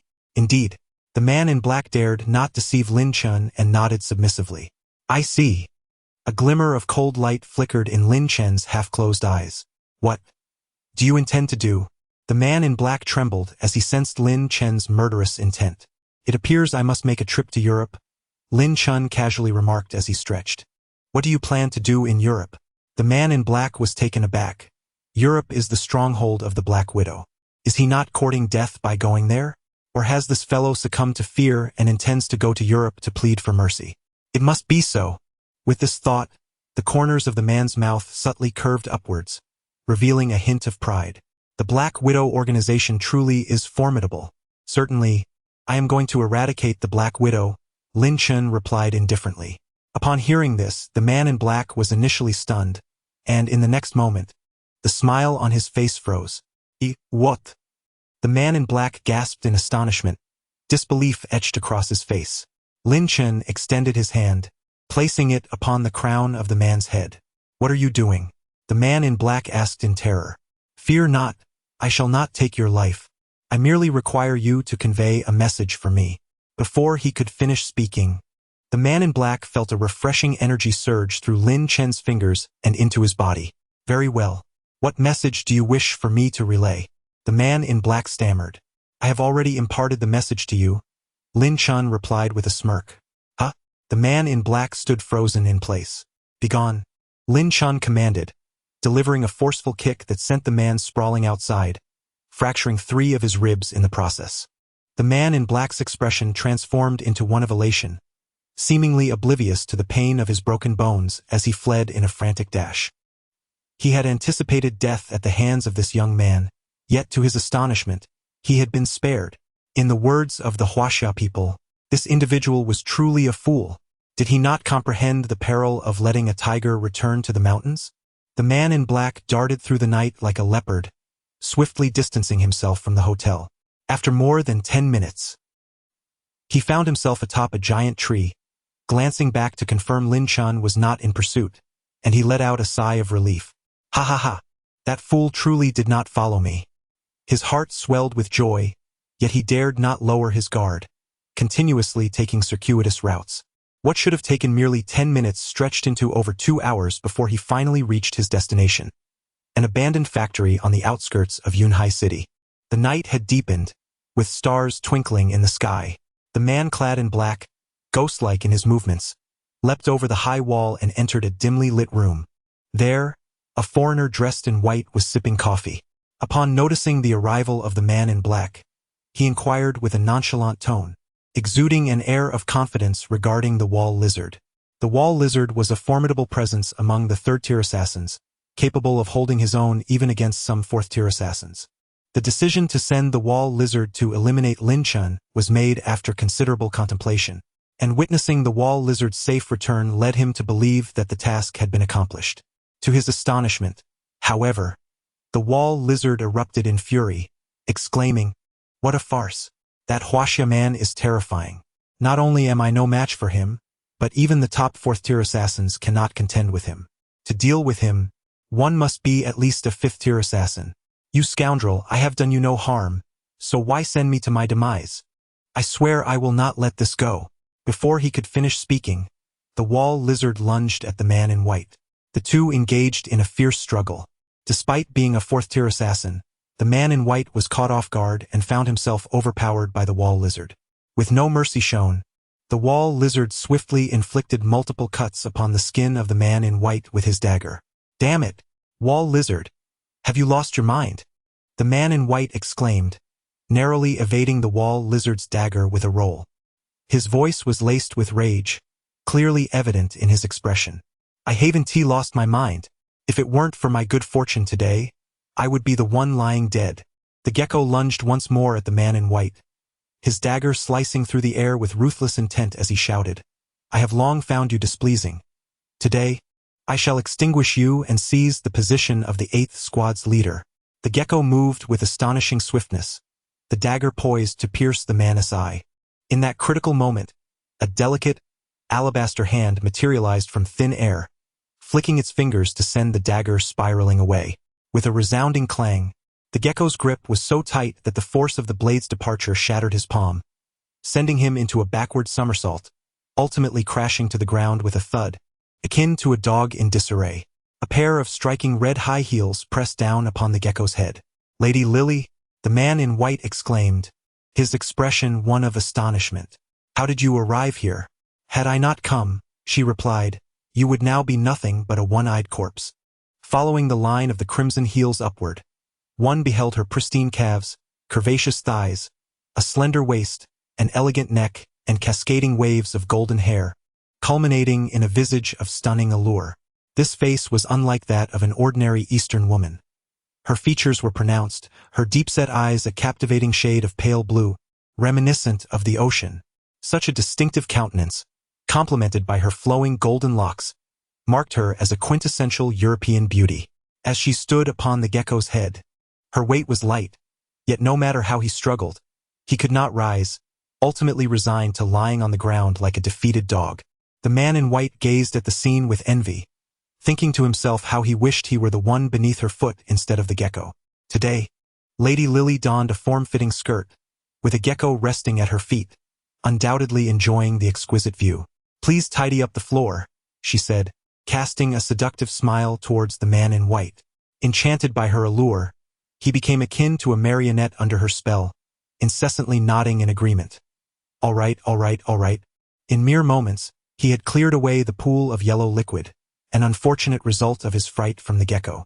Once the area was restored to order, the man in white knelt humbly before Lady Lily, his face a mask of obsequiousness. "Gecko, do share your account," he implored.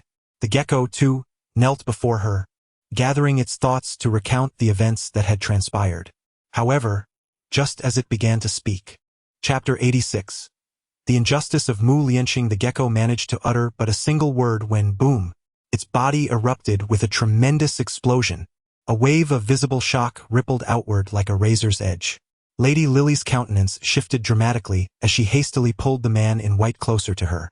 A minute later, rumble. The entire room collapsed. Amidst the ruins, Lady Lily pushed aside a massive stone, struggling to rise to her feet. Her complexion was ashen, her garments tattered, and her once pristine skin marred by crimson streaks. Beneath her lay two pools of what resembled meat paste. Oh dear! Though Lady Lily appeared disheveled, she maintained a smile, though it bore a chilling demeanor. Her red high heels had shattered, leaving her significantly shorter. In the words of the Huaxia people, this should be referred to as a show of authority. He bent down, preparing to remove her high heels. However, at that moment, her beautiful eyes suddenly narrowed, for she had caught sight of four letters composed of flesh and blood. Fuck. His expression darkened momentarily, yet it quickly transformed into a radiant, enchanting smile as she remarked, "It appears this is not a show of authority, but rather a provocation. A blatant provocation. In that case." Stretching languidly, she stepped barefoot out of the ruins. "I shall personally pay him a visit." As she emerged from the debris, he suddenly felt her legs weaken and collapsed onto the ground. Although most of the damage had been shielded by the man in white, the residual force had still severely injured her. Now, she possessed almost no combat capability. It would be wise to head to the hospital first. With a charming smile, he struggled to her feet and made her way toward the nearest hospital. In truth, within the ranks of the Black Widow, everyone was aware that he was quite eccentric. Her expressions inversely reflected her emotions. The happier she felt, the more indifferent her face appeared, while the angrier she became, the more she smiled joyfully. With a flirtatious grin, he persevered as she walked toward the hospital. Meanwhile, in the hotel, Lin Chen, who had been resting with his eyes closed, suddenly opened them wide. Within his gaze flickered a profound light, as if he could see for miles. That woman is the so-called fifth-level assassin. He then lowered his head, murmuring to himself, "Quite beautiful." A wicked smile crept across his face. Ding dong! The phone suddenly chimed as Pang Dehai sent a message. "Boss? Master Bai has secured one of the top 3 positions among the 8 masters of Yunzhou. The gathering of the 8 masters, held annually, is less of a conference and more of an internal contest, determining the hierarchy among the 8. The top 3? That implies a 3rd-place ranking." Lin Chen narrowed his eyes, well aware of Pang Dehai's tendencies. Had Bai Rushue achieved 2nd place, he would have certainly stated the top 2 rather than the top 3. Bai Rushue has already entered the Dao, and while her realm may not be entirely stable, it is not weak either, yet she still only managed to secure 3rd place. Lin Chen pondered for a moment. It appears that the strength of Yunzhou's foremost master might indeed be astonishing. Quite intriguing. Lin Chen chuckled softly. Time to sleep. He then stretched, entering his room. The night passed in the blink of an eye. The following morning, Mu Lianqing had indulged in a restful slumber and awakened naturally. How delightful! She stretched lazily, unable to suppress a soft moan. It had been ages since she had slept so comfortably. What bliss! Suddenly realizing she was in a hotel, She wondered how she had fallen asleep last night. Where is Lin Chen? She had assumed he would be right beside her, but the bed was empty. Where could he be? She spotted Lin Chen sitting upright in a chair, his eyes slightly closed, seemingly dozing. Mu Lianqing was taken aback. He didn't come up all night? Why? I'm not afraid of you touching me. Do you truly dislike me that much? You're awake? Lin Chen suddenly spoke, opening his eyes to inquire. However, those eyes were reddened, and within them, hot tears surged forth. Lin Chen blinked. What happened? Why did she suddenly cry? She looked quite aggrieved. You should get dressed. I will step outside first. Lin Chen surmised something and rose to leave, leaving Mu Lianqing pouting on the bed. Lin Chen, please settle the bill. Young man, you must be exhausted from last night. The landlady inquired with a cheerful smile.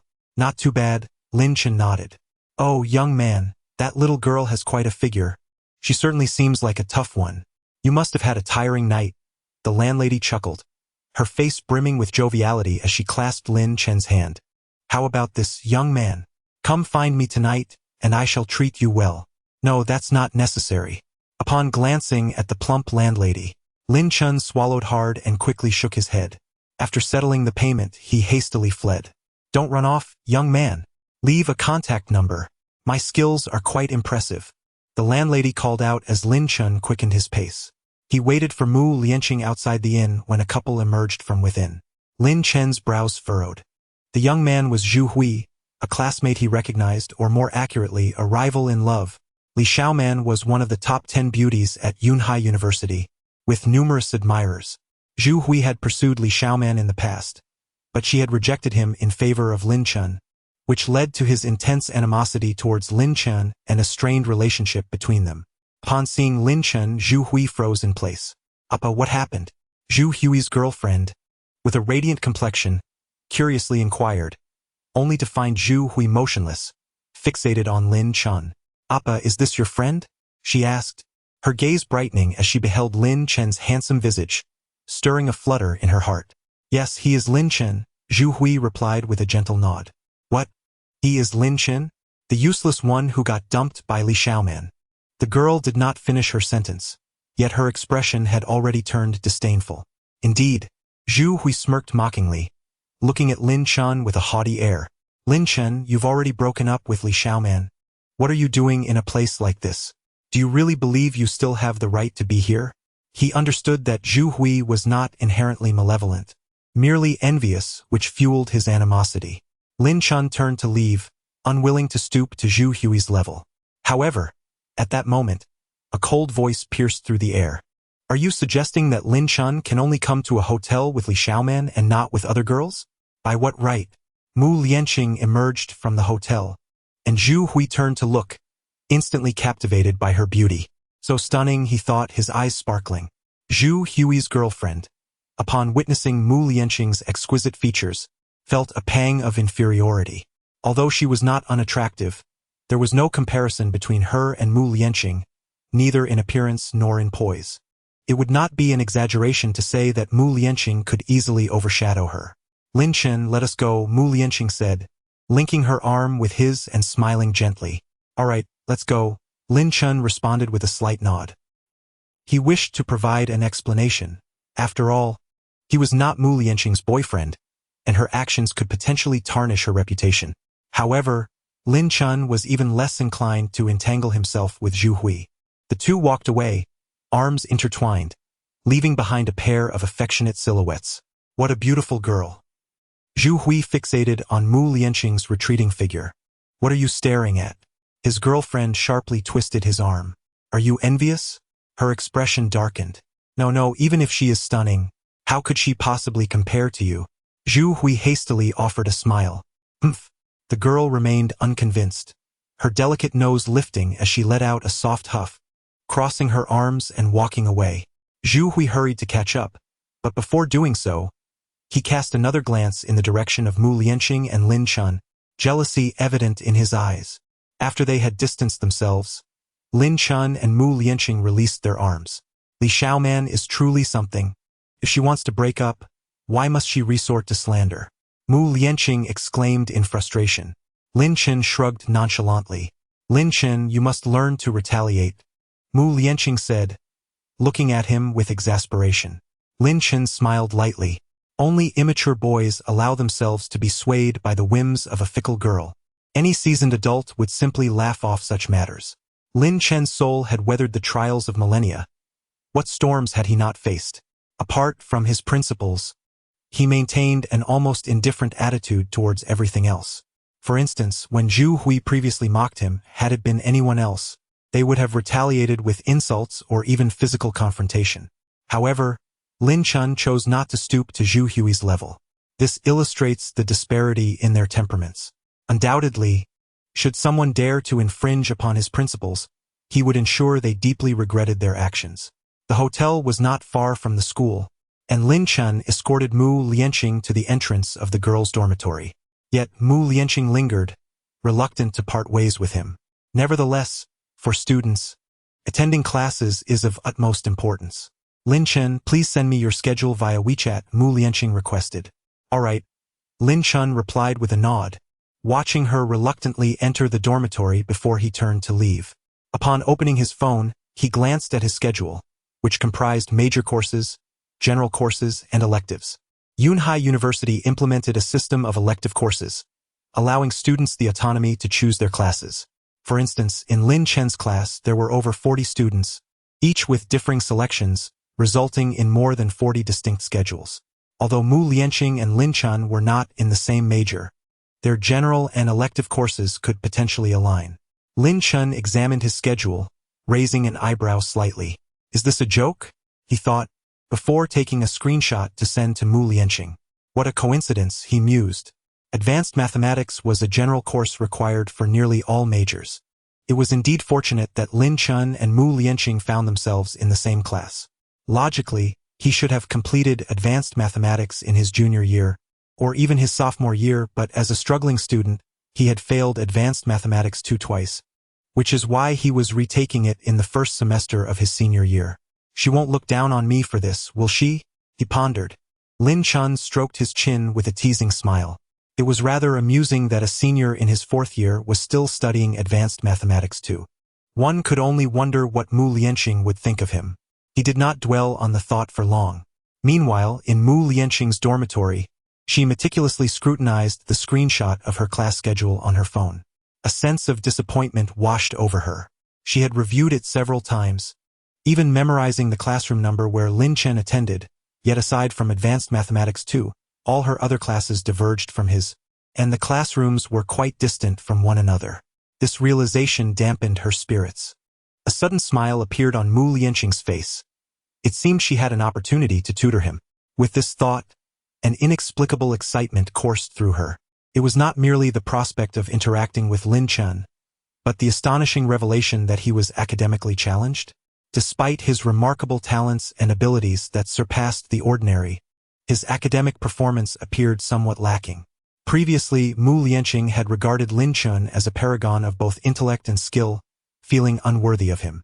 Now, having discovered his shortcomings, her confidence was instantly restored. Perhaps there was still hope for her and him. Lianqing, what are you secretly smiling about? One of Mu Lianqing's roommates was stirred from her slumber. Curiosity piqued. Oh, it's nothing, Mu Lianqing promptly ceased her smile. Really? You wouldn't happen to have a crush, would you? The girl elongated her words playfully. No, absolutely not. How could I possibly have someone I like? Mu Lianqing hastily shook her head in denial. Haha, it seems you do have someone you fancy. The girl burst into laughter and leaped off the bed, embracing Mu Lianqing's neck as she playfully inquired. Come now, confess openly and boldly. Who is this young man that has captured your heart? One so ethereal as you. Is he not both handsome and affluent? Absolutely not. Do not speak such nonsense, Mu Lianqing replied, shyly shaking her head. Oh dear, Hui. Quickly put on your clothes. The curtains are still drawn back. What if the young men outside catch a glimpse? Though her words suggested concern, her heart mused. Lin Chen is indeed quite handsome and comes from a wealthy family, but it's not his riches that have captured my affection. Let them see. With a figure like mine, I am certain to leave those wretched men breathless. Suddenly, the girl exclaimed, Oh my goodness, Lianqing, look! Your intended suitor is peeking at me from outside. In a flurry, Mu Lianqing turned to glance out the window, only to find no man in sight. Not a single soul, not even a woman. She sighed in relief. Goodness gracious, Lianqing, have you truly developed feelings? The girl, wide-eyed and swallowing hard, asked incredulously. You are the goddess of our dormitory. No, the goddess of our entire department. How could you possibly have feelings? The girl, well-versed in matters of the heart, had already deduced Mu Lianqing's flustered demeanor. Enough with the goddess talk. Do not speak so recklessly. Mu Lianqing rolled her eyes elegantly. That's not acceptable. This is of utmost importance. Lianqing, do tell me his name and major. I must probe him. You have no idea how many scoundrels there are these days. They are quite malicious, preying upon naive individuals like you. The girl instantly adopted a serious demeanor, as if facing a formidable adversary. Chapter 88. The reserved man, the instructor, was a woman in her 40s. She introduced herself succinctly, stating, My surname is Yang. You may refer to me as Teacher Yang. The stout woman proceeded with the roll call. Lin Chen. The students enrolled in the swimming course were mostly sophomores and juniors, as seniors typically had no classes left. Lin Chen, being a senior, was called first due to his position on the list. Present, Lin Chen replied. Wow, so this handsome guy is named Lin Chen. A girl thought to herself. If I end up in the same group as him, I must obtain his contact information. Numerous girls gazed at Lin Chen with admiration. Li Xiaoxiu. Teacher Yang continued with the attendance. Teacher? He is unwell and unable to attend. Lin Chen handed the stout woman a leave of absence note. Understood. Teacher Yang accepted the note and continued with the roll call. Lin Ping. Mu Rongwan. Zhang Jiang. The majority of the students in the swimming class were girls, totaling 40 individuals, 28 girls and 12 boys. After the roll call concluded, 39 students formed a large circle. Teacher Yang remarked, Lin Chen, you may begin. She turned her gaze toward Lin Chen. Lin Chen stood up and stepped into the circle, greeting everyone. Hello, I am Lin Chen, a senior majoring in mechanical design, manufacturing, and automation. My hobbies include playing basketball, and I have a talent for playing the guitar. In truth, Lin Chen had intended to add, I am male and interested in females, and my specialties are he can play the guitar. His voice is quite melodious. Mechanical design, manufacturing, and automation. Why is the name of this major so lengthy? Several girls began to whisper among themselves. Well, Lin, you must play a song for us sometime. Dingling. All right, it seems we've all made introductions. Classmates, please use the break to freely form groups. We need to divide into 8 groups of 5. After Teacher Yang concluded, he hurried off to the restroom. Immediately, a short-haired girl approached and asked, Lin, may I join your group? Sure, Lin Chen nodded. That's wonderful. My name is Lin Ping. We both share the surname Lin.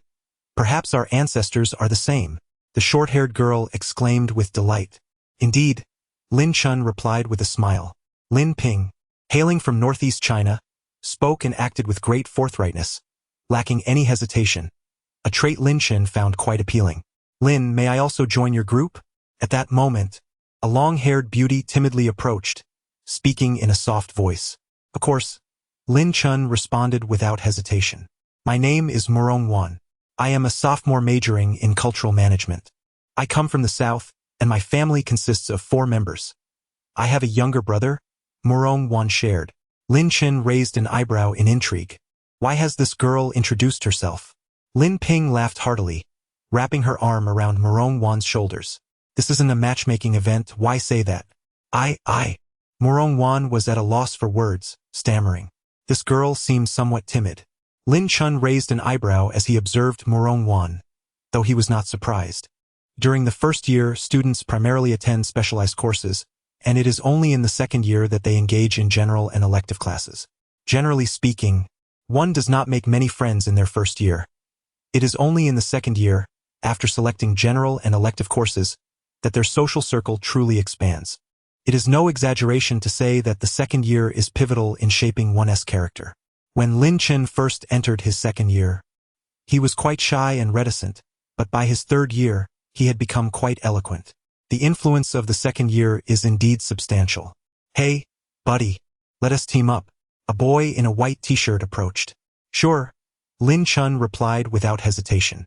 Lin, I would like to be in your group if that's all right. At that moment, a heavily made-up girl, dressed flamboyantly, approached with a cheerful smile.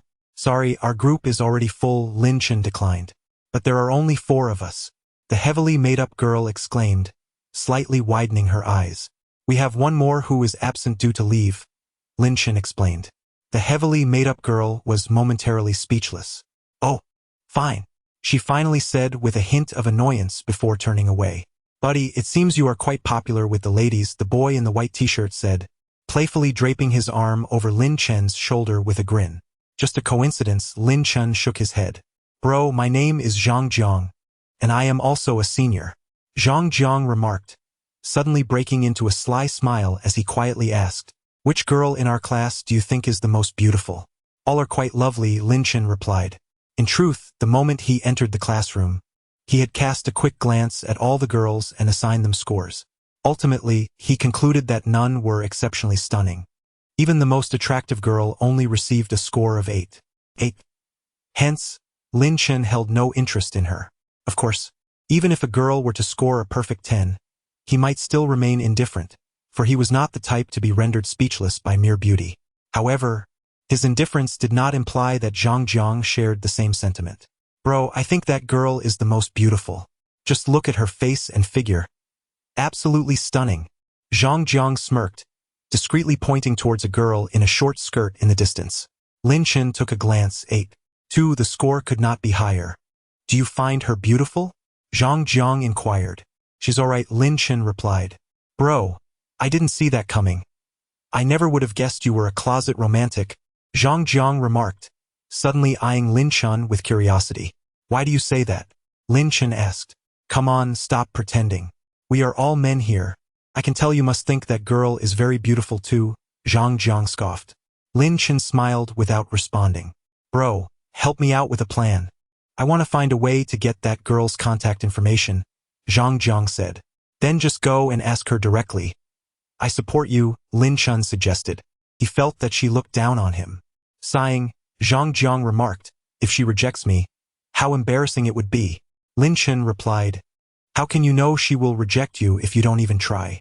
He continued, by scaring yourself like this, you might never acquire her contact information. It would be far better to muster the courage to act. Even if you face rejection, you have lost nothing. It seemed to make sense. Zhang Jiang nodded earnestly. Then go ahead. I support you. Clenching his fist, Lin Chen encouraged Zhang Jiang. All right. Zhang Jiang pulled out his phone, opened WeChat, and prepared to approach her. However, in the end, he hesitated. I still can't bring myself to do it. Zhang Jiang's smile was more sorrowful than cheerful. Then I cannot offer any assistance. Lin Chen shrugged. It appeared that despite Zhang Jiang's rather unappealing appearance, he remained fundamentally an honest man. My friend, how about this? You ask on my behalf. With your good looks, she surely won't reject you. Zhang Jiang gazed at Lin Chen and seriously replied, Chapter 89. Does he want to show off? With your charm, rejection is unlikely. Zhang Jiang's eyes darted around as he spoke, mainly seeking a way to save face. He believed Lin Chen would not dare either. Anyone can talk, but few have the courage to act. This dapper gentleman before me surely would hesitate too. Me asking? That might not be appropriate. Lin Chen shook his head. My friend, you are undeniably handsome. She would never reject you. Please, do not falter. Zhang Jiang chuckled. Lin Chen observed Zhang Jiang's expression. In an instant, Lin Chen comprehended Zhang Jiang's intentions. This fellow intends to use me as a stepping stone? He raised an eyebrow. Very well. Lin Chen seized Zhang Jiang's phone and strode forward. What on earth are you planning to do? Zhang Jiang was taken aback. Yet, without uttering a word, Lin Chen approached the girl in the short skirt. Hello, classmate, he greeted her. The girl turned around, her eyes widening in surprise upon seeing Lin Chen. Isn't he that handsome guy? What could he want from me? Does he seek my contact information? This classmate wishes to add you on WeChat. Would that be acceptable? Lin Chen gestured towards the astonished Zhang Jiang behind him. Oh, shot. Thank you. Lin Chen replied with a slight smile before turning to leave. The girl stood there, dazed. Did I just add his WeChat? Staring at the pink puppy avatar on her WeChat page, her expression soured. I did add him. Lin Chen handed the phone back to Zhang Jiang. Wow, you're impressive, Zhang Jiang exclaimed, giving Lin Chen a thumbs up. He took the phone and pondered for a long moment before finally sending a message to the girl. Hello. Beautiful. What's your name? However, it wouldn't go through. A red exclamation mark appeared. The other party is not your WeChat friend yet? Would you like to add them? She deleted him. Zhang Jiang froze in place. What happened? Lin Chen inquired, curiosity piqued. Nothing at all, Zhang Jiang quickly shook his head. Really? Lin Chen teased with a smile, fully aware of the situation. Yet he chose not to elaborate further. He merely wished to convey to Zhang Jiang that he should refrain from employing underhanded tactics in his presence in the future, lest he bear the consequences himself. Suddenly, the class bell rang. Have all the groups been formed? Inquired Teacher Yang. Yes, we have long since organized ourselves, the students replied, nodding in unison. Very well. Please form 8 lines according to your groups, Teacher Yang instructed. The 39 students began to line up. There were a total of 8 groups, with the exception of Lin Chen's group, which contained only 5 members. Have you all selected your group leaders? Teacher Yang asked again. Regardless of whether it was Lin Ping, Murongwan, or Zhang Jiang, they unanimously chose Lin Chen as the leader. Lin Chen accepted the role, recognizing that, as a senior, he must embody the qualities and responsibilities of one. However, some groups were not as harmonious. None of the 5 members wished to assume the role of leader, each deflecting the responsibility onto the others. Teacher Yang had no choice but to step in and appoint the group leaders personally. Soon, the 8 leaders were designated. Lin Chen, your group is Group 1. Su Feng, your group is Group 2. Huang Jiu, your group is Group 3. Teacher Yang continued to assign groups. All group leaders, please lead your members to the swimming pool. Although we will not be learning to swim today, we shall take a dip to experience the joy of water. Only by falling in love with water can you truly embrace swimming, Teacher Yang stated, before adding, however, you are only permitted to play in the shallow end. The deep end remains far too perilous for you fledgling swimmers. Laughter erupted among the students, creating a delightful atmosphere. Soon after, the 39 of them made their way to the swimming pool together. Hey, do you think the girls in our class would ever wear bikinis? I've never seen a beautiful girl in a bikini, Zhang Jiang said while awkwardly rubbing his hands and draping an arm around Lin Chen's shoulder. What are you thinking? Lin Chen retorted, rolling his eyes. Bikinis? Dream on. Those girls would at most wear swimsuits, and even those are quite modest. As anticipated at the swimming pool, all the girls changed into swimsuits, which were even more conservative than Lin Chen had imagined. Sighing, Zhang Jiang lamented, they come to swim but won't even wear bikinis. Don't they realize that wearing a bikini is a fleeting pleasure, yet brings continuous joy? Lin Chen couldn't help but grimace at such flawed reasoning. However, he recalled why he had chosen swimming as an elective in his junior year instead of other sports like boxing, fencing, or athletics. He too was eager to see bikini-clad beauties. In hindsight, that thought now seemed rather childish, but such is the nature of university life. It is not without reason. Lin Chen also purchased a swimsuit for 88 yuan. Feeling a tinge of regret, the production cost was no more than 10 yuan, yet they sold it for 88. It truly is easy to make money off students, he mused, shaking his head internally. As the girls changed into their swimsuits, donned their goggles, and eagerly entered the water, the boys also changed into swim trunks and followed suit. Lin Chen, however, was no swimmer. He was a landlubber, entirely unfamiliar with the art of swimming. In the past, whether faced with rivers or the sea, he would always choose to fly over rather than swim through. Numerous adept young men have already taken to the water, engaging in swimming strokes such as the dog paddle, backstroke, and diving, showcasing an array of flamboyant techniques. However, Lin Chen remains on the shore, not even bothering to change into swimwear. Instead, he opens Baidu to learn the art of swimming. For the average individual, swimming is a matter of muscle memory, honed through practice rather than mere theoretical knowledge. But is Lin Chen an ordinary person? He requires but a fleeting glance to absorb the information, committing it effortlessly to memory, ready to put it into practice. Is the most formidable celestial being merely a name of renown? Lin Chen, shall we compare ourselves? Suddenly, a tall young man bursts forth from the water, splashing Lin Chen thoroughly.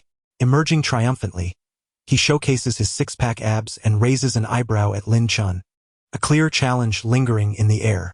Many young women gaze in admiration, exclaiming in awe, "Wow! Six-pack abs.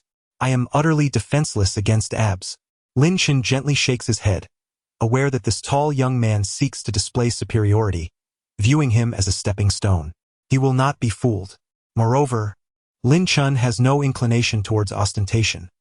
Otherwise, he would have readily accepted the challenge without a second thought. After all, he could easily propel himself through the water using a sliver of spiritual energy, akin to a missile in the depths. Surely he could not be slower than this fellow. "No worries, Lin. I can teach you how to swim," the tall young man offers, extending his water-soaked right hand to grasp Lin Chen's arm, attempting to drag him into the pool. Yet, he finds himself unable to move Lin Chen, who has yet to even remove his clothing. Lin Chen furrows his brow in response. With a casual flick, she effortlessly brushed aside the tall boy's right hand, a gentle smile gracing her lips as she said, "All right, you teach me." Chapter 90. Saving a life. Lin Chen emerged from the changing room clad in swim trunks. His 8 sculpted abdominal muscles stood out strikingly under the soft glow of the lights.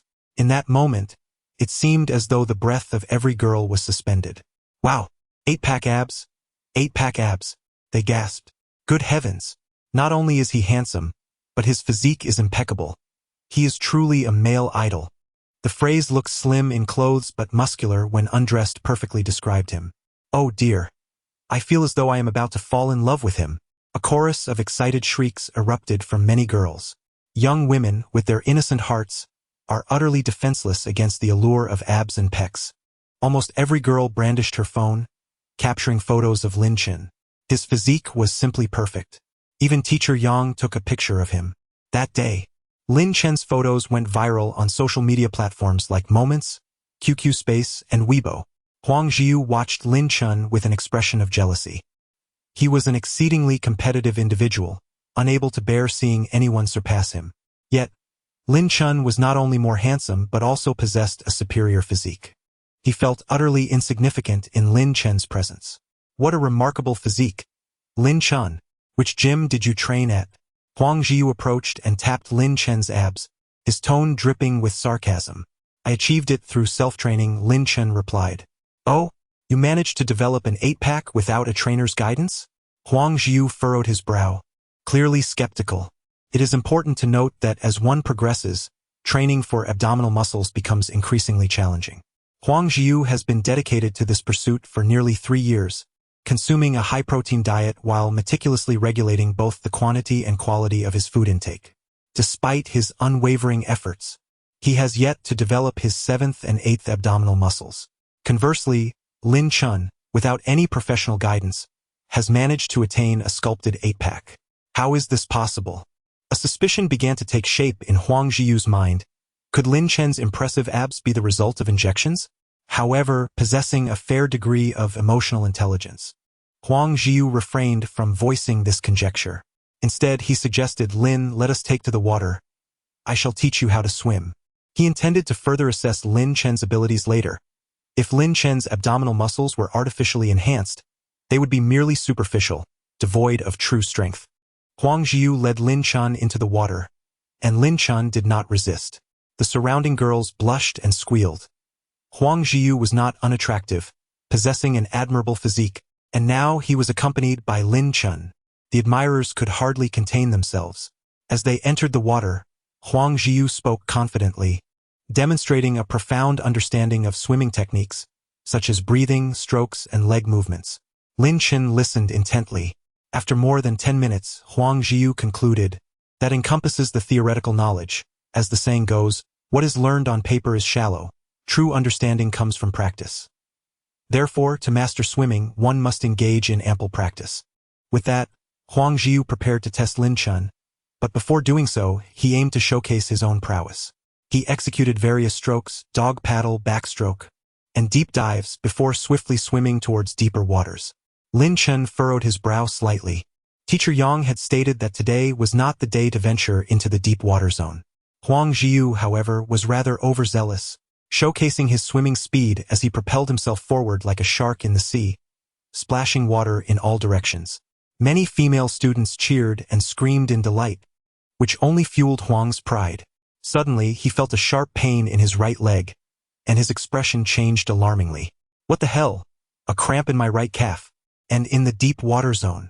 Panic ensued as he swallowed a mouthful of water, coughing violently. The pain in his leg intensified, rendering him powerless as his body began to sink, soon submerged up to his neck. Help! Help! Cough! Cough! Help! Huang waved his hands frantically, splashing the surface of the water. Chaos erupted among the onlookers. The students, inexperienced and taken aback by the scene, were frozen in fear. A few quick-thinking boys rushed to awaken Teacher Yang, questioning who had allowed him into the deep water zone. The cold temperature in the deep water was notorious for causing cramps, and it was no surprise that Huang had succumbed to such a fate. Teacher Yang's face was filled with anger, yet her actions were resolute. Without even removing her clothes, she leaped into the water with a splash, swimming towards him. Just then, another figure, faster and more determined, entered the deep water zone. Lin Chen, Lin Chen, don't go in, Teacher Yang exclaimed in alarm. It was crucial to warm up before swimming to prevent cramps, and with the temperature in the deep water zone yet to be adjusted, the risk of cramping was significantly heightened. Lin Chen had not warmed up, and now, rushing into the water recklessly would surely lead to cramps. Moreover, it is crucial to note that even the most adept swimmers would hesitate to rescue someone in the water, as performing such a task is exceedingly challenging. Unless one has undergone specialized training, attempting a water rescue poses significant risks. One could easily exhaust oneself or be hindered by the distressed individual, potentially resulting in the drowning of both. Such tragic incidents are not uncommon, and Lin Chen undoubtedly lacked professional training. Was he seeking his own demise? However, the moment Yang called out, Lin Chen had already swum into the deep waters. How could he swim with such remarkable speed? Yang was taken aback but dismissed her thoughts. Was this truly the time for contemplation? She hastily dove into the water to rescue him. Yet, in the next moment, Yang was left astonished. She ceased swimming. With a thud, Lin Chen hurled Huang Jiu onto the ground. Huang lay face down, having fallen in a most undignified manner. Lin Chen bore numerous scratches, with some areas still bleeding, clearly from Huang's frantic grasp. Previously, Huang had experienced excruciating pain in his calves and had choked on water, thrashing about in the depths. Once Lin Chen approached, Huang found something to cling to and began to claw at Lin Chen in a frenzy. Had it been anyone else, such frantic scratching by Huang would have likely dragged them both underwater. Cough, cough, cough. Huang lay on the ground, rolling his eyes and violently expelling water. Yang hurried ashore to administer chest compressions. After spitting out several mouthfuls of water, Huang felt somewhat better, though he remained pale, clearly traumatized.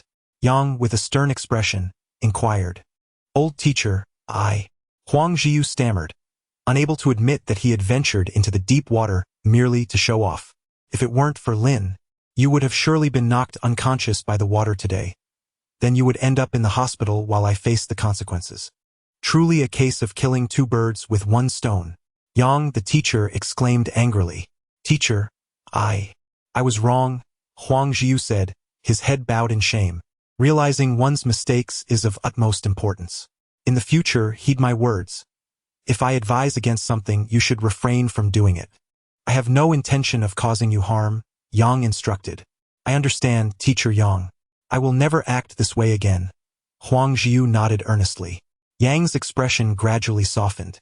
Lin Chen emerged from the changing room, fully dressed. "Go on, thank Lin Chen," Yang patted Huang Jiu on the shoulder. "Thank you, Lin Chen," Huang Jiu said. His head hung low and his voice weak with embarrassment. "No need, you taught me how to swim as well," Lin Chen replied, gently shaking his head. Upon hearing this, Huang Jiu's face turned crimson. Although he had not witnessed Lin Chen's swimming speed, he had certainly heard about it.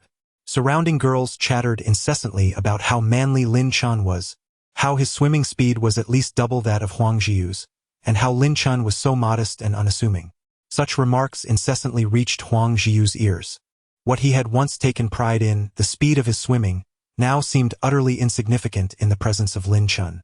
What was it worth? He had previously boasted about teaching Lin Chen to swim? How laughable! Despite Huang Zhiyu's thick skin, he found himself overwhelmed with embarrassment at this moment. Lin Chen must have learned to swim long ago. No, it was not merely learning, but an extraordinary mastery. Otherwise, he could not have saved someone. However, it was evident that Huang Zhiyu was mistaken. Lin Chen had never learned to swim. Everything was a matter of learning on the spot. With the knowledge acquired from Baidu Baiki and the swimming experiences shared by Huang Zhiyu, Lin Chen took to the water with the grace of a fish, moving effortlessly. Ding ling ling, the class bell rang. Line up, Teacher Yang commanded. 39 students formed 8 rows. Students, an unfortunate incident occurred today, but thankfully, Teacher Yang elaborated for quite some time, concluding with, "See you next week." The students dispersed, 39 in total, each making their way out. Suddenly, Teacher Yang called out to a boy, "There's no class." "What is it, teacher?" The boy blinked and inquired. "Did you record the video of Lin Chen saving someone?" Teacher Yang asked. "The rescue video? I didn't record it," the boy replied, shaking his head slightly. "But many others did. They all shared it on their moments." As he spoke, the boy opened a girl's WeChat moments and clicked on a video. "Let me see," Teacher Yang said, taking the phone.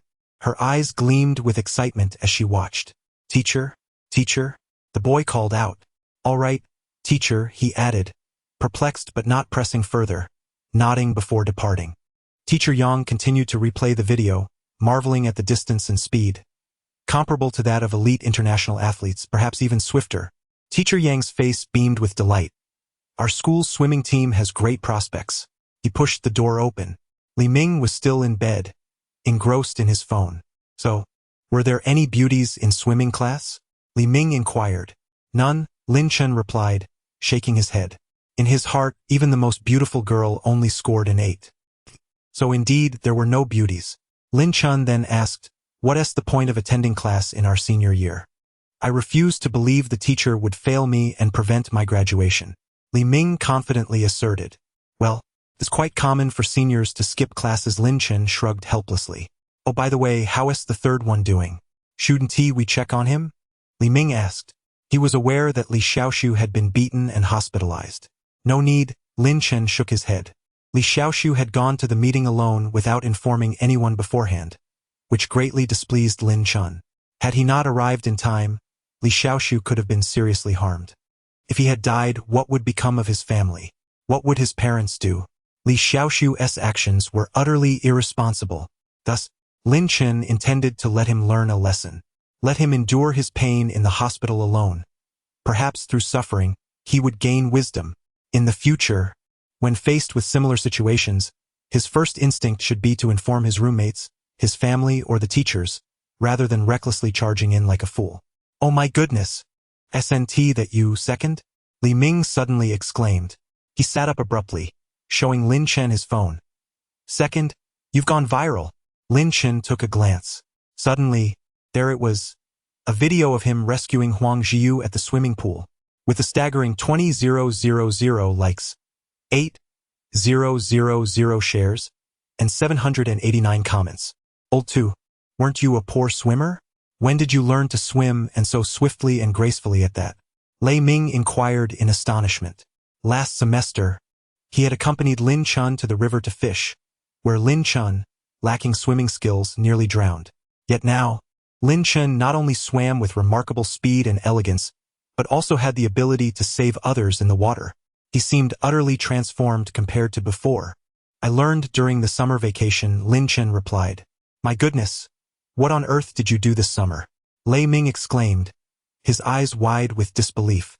Lin Chen now struck him as an entirely different person. "Old 2, you have truly become famous. Let me read some of the comments for you." Lei Ming began to recite the remarks. "This guy is so handsome, so manly. I want to bear his children. I've already found out that this young man is Lin Chen, a senior in mechanical engineering. His former girlfriend was our school's beauty, Li Xiaoman, but she cheated on him, and they should be broken up by now. This video must be edited. It looks too fake." Even an internationally ranked swimmer couldn't swim that quickly.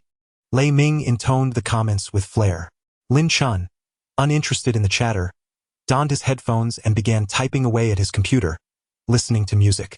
He intended to revise Mu Lianqing's martial arts technique, Wind and Thunder Skill.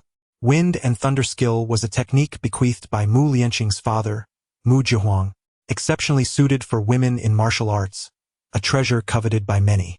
However, in Lin Chen's perspective, the Wind and Thunder technique harbors numerous shortcomings, rendering it nearly worthless, though perhaps slightly superior to mere refuse.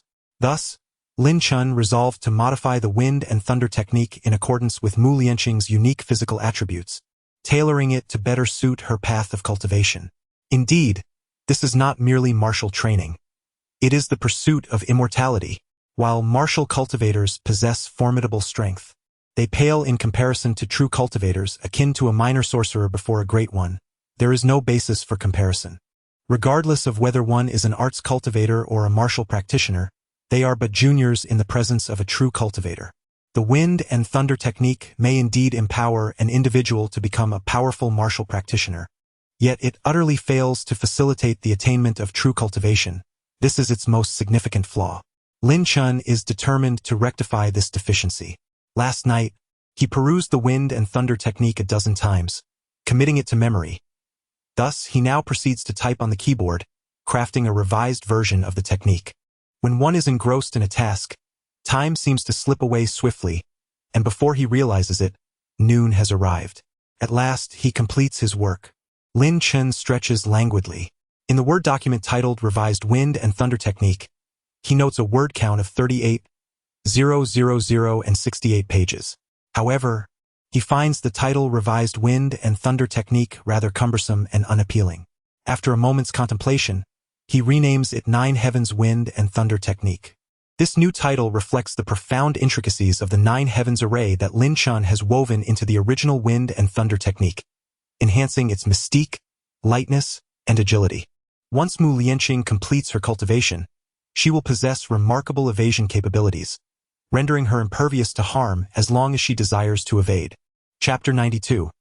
Exercise Restraint. Lin Chen stretched lazily, only to discover that Li Ming still stood behind him. "Are you writing a novel?" Li Ming inquired, tilting his head in curiosity. "Not at all," Lin Chen gently shook his head. "What is it then?" Li Ming pressed further. "This is an unparalleled technique," Lin Chen replied earnestly. "Oh, come on, I'm not a child," Li Ming scoffed, clearly skeptical. Lin Chen merely smiled in silence. "All right, Li Ming, don't try to deceive me. It's only been one summer break, and you've somehow taken up novel writing, and it appears your prose is rather exquisite," Li Ming marveled. "Dan is singular. One is also singular. The way possesses no opposition, therefore it is called Dan. Heaven obtains one for clarity, earth obtains one for tranquility, valleys obtain one for abundance, and man obtains one for longevity. The fact that you can compose such lines is simply astounding." Lin Chen was taken aback. Such intricate sentences. Li Ming had memorized them? "Have you encountered these phrases before?" Lin Chen immediately asked. "Never," Li Ming shook his head. "However, though your novel is quite ornate, it flows remarkably well. Where do you intend to publish it?" Lin Chen, however, did not hear the latter part of Li Ming's question. He was fixated on two words. Never. Li Ming had never seen these phrases before. This meant he had read through them once and committed them to memory. Lin Chen's gaze deepened, fixated intently on Li Ming's eyes. Dawn felt quite uncomfortable under Lin Chen's gaze, instinctively taking a half-step back, hugging her arms and trembling. "Hey, don't look at me like that. I'm not gay. I have no interest in men." "Huh? What do you mean?" Dawn opened her mouth, confused and bashful. "Literally," Lin Chen replied, rising to pat Dawn's shoulder. "Twice every 2 days isn't good." "Huh? What are you talking about? I don't understand." Dawn feigned ignorance while scratching his head, yet his ears turned crimson. Lin Chen, still patting Dawn's shoulder, spoke earnestly. Dawn tilted his head, gazing at Lin Chen curiously. Why is he acting a bit eccentric? It's only been one summer vacation. What has happened to him? Lin Chen chose not to elaborate further and took a USB drive to the printing room. He had just discerned Dawn's constitution. Dawn's facial features revealed much. A broad forehead, upward arching eyebrows, a prominent nose and fleshy nostrils. A broad forehead signifies intelligence. Upward arching eyebrows suggest decisiveness. A well-defined nose indicates integrity and financial prosperity. Fleshy nostrils imply adeptness in handling interpersonal relationships, attracting good fortune. Dawn's features foretold a stroke of luck. How could a volatile person possess such fortune? Watching Lin Chen's retreating figure, Dawn's mouth twitched slightly. How could Lin Chen know my secrets? He didn't even stay here during the summer. Could it be that he installed a hidden camera in the dormitory to capture my activities every other night? With that thought, Dawn promptly closed the door, drew the curtains, and activated his phone's camera to survey the surroundings. To ascertain the presence of a pinhole camera, one need only darken the room and activate the mobile phone camera. If a red dot materializes, it indicates the existence of such a device. The principle behind this is quite straightforward, rooted in infrared night vision technology. However, after several attempts, he found no red dot. Indeed, there were no pinhole cameras in the dormitory. How did the second individual come to know? A sense of confusion enveloped him. Since yesterday, he had been unable to decipher Lin Chen.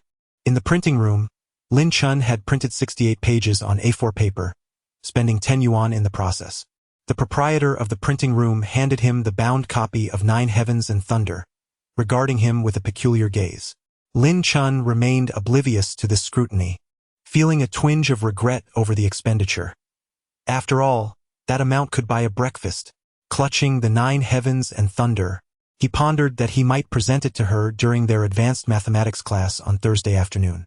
The morning classes had concluded, and students were gradually emerging from the teaching building, all converging towards the bustling cafeteria. Although Lin Chen felt a pang of hunger, venturing to the cafeteria at this moment was decidedly imprudent. Suddenly, his phone chimed. It was a WeChat message from Li Xiaoxiu. Brother, I will soon arrive at the dormitory. Please grab me a portion of crispy chicken rice. Consider the remaining 10 cents as a token of gratitude for your trouble. Subsequently, Li Xiaoxiu sent him a red envelope containing 1 yuan. Lin Chen's lips twitched. 10 cents for a fare, was that not rather stingy? In response, he sent Li Xiaoxiu a red envelope of 11 yuan, signifying a single cent for the fare. With that, Lin Chen closed his phone. He certainly did not wish to be bombarded by messages from Li Xiaoxiu on WeChat. Upon returning to the dormitory, he found Dawn indulging in takeout.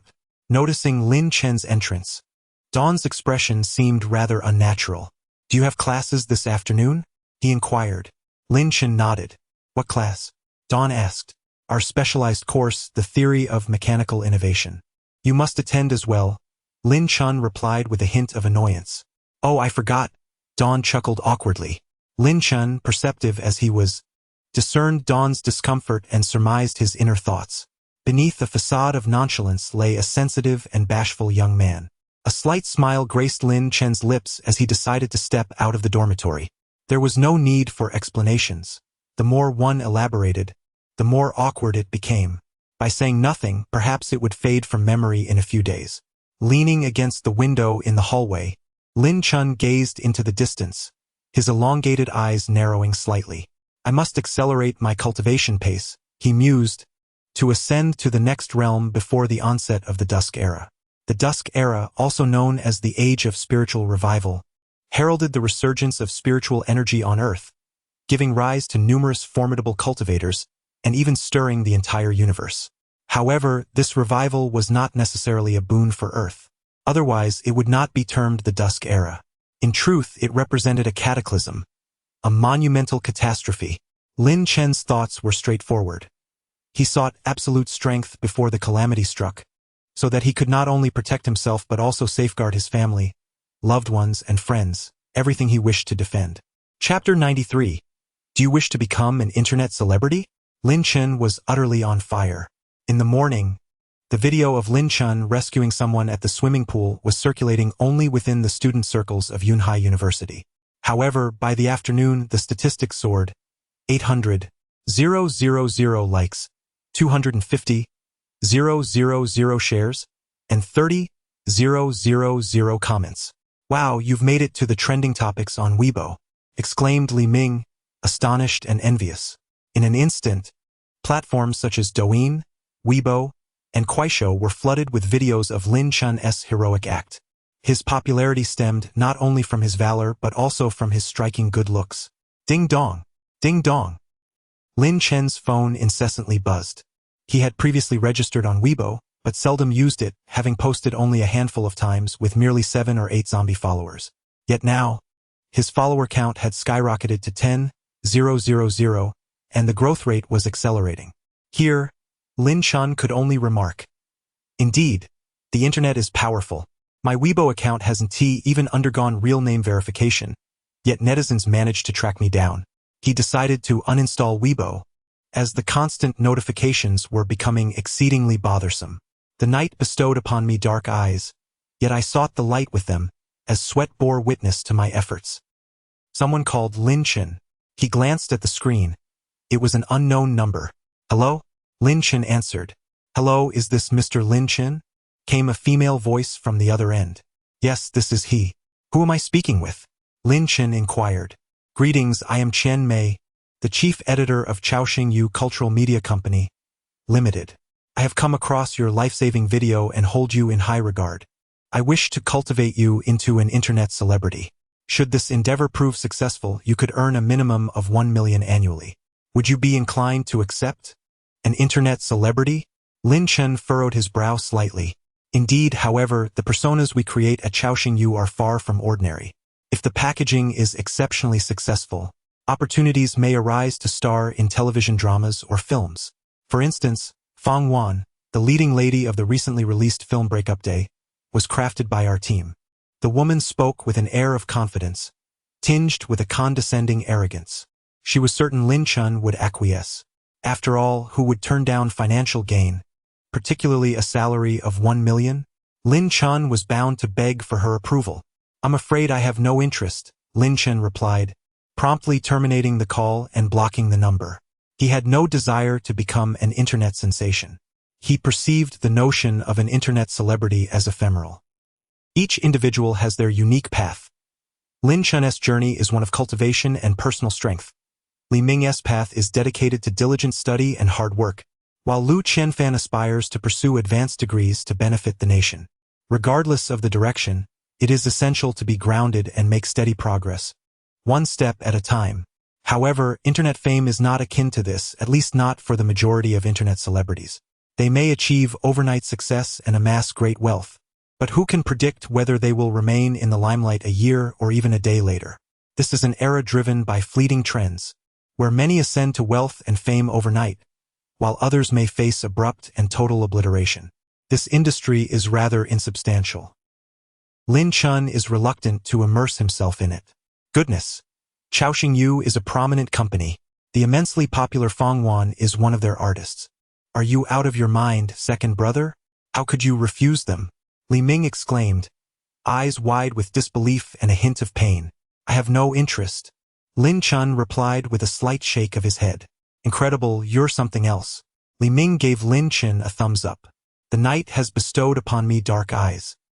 Lin Chen's phone buzzed again. Another unknown number. He furrowed his brow. Hello? He answered the call. Hello, is this Mr. Lin Chen? I am Sun Ji, the talent scout manager at Superstar Exchange Media Company, Limited. I came across your heroic video online. How did you obtain my phone number? Lin Chen interrupted before the other party could finish. There was a moment of silence, seemingly filled with indignation from being interrupted. After a brief pause, Lin Chen was ready to hang up when the other party finally spoke. Mr. Lin Chen, it's like this. All major media companies are aware of your phone number. To us, your number is not a matter of privacy. There was an air of superiority in his tone. Lin Chen's brow furrowed. My phone number is indeed my privacy. With that, he abruptly hung up the phone and turned it off. Although he was in need of money, he had no desire to become an internet celebrity. Moreover, his financial troubles were merely temporary. My heavens, Superstar Exchange. Dawn suddenly exclaimed, the giant star gathering is far older, more powerful, and more authentic than the Superstar Delight.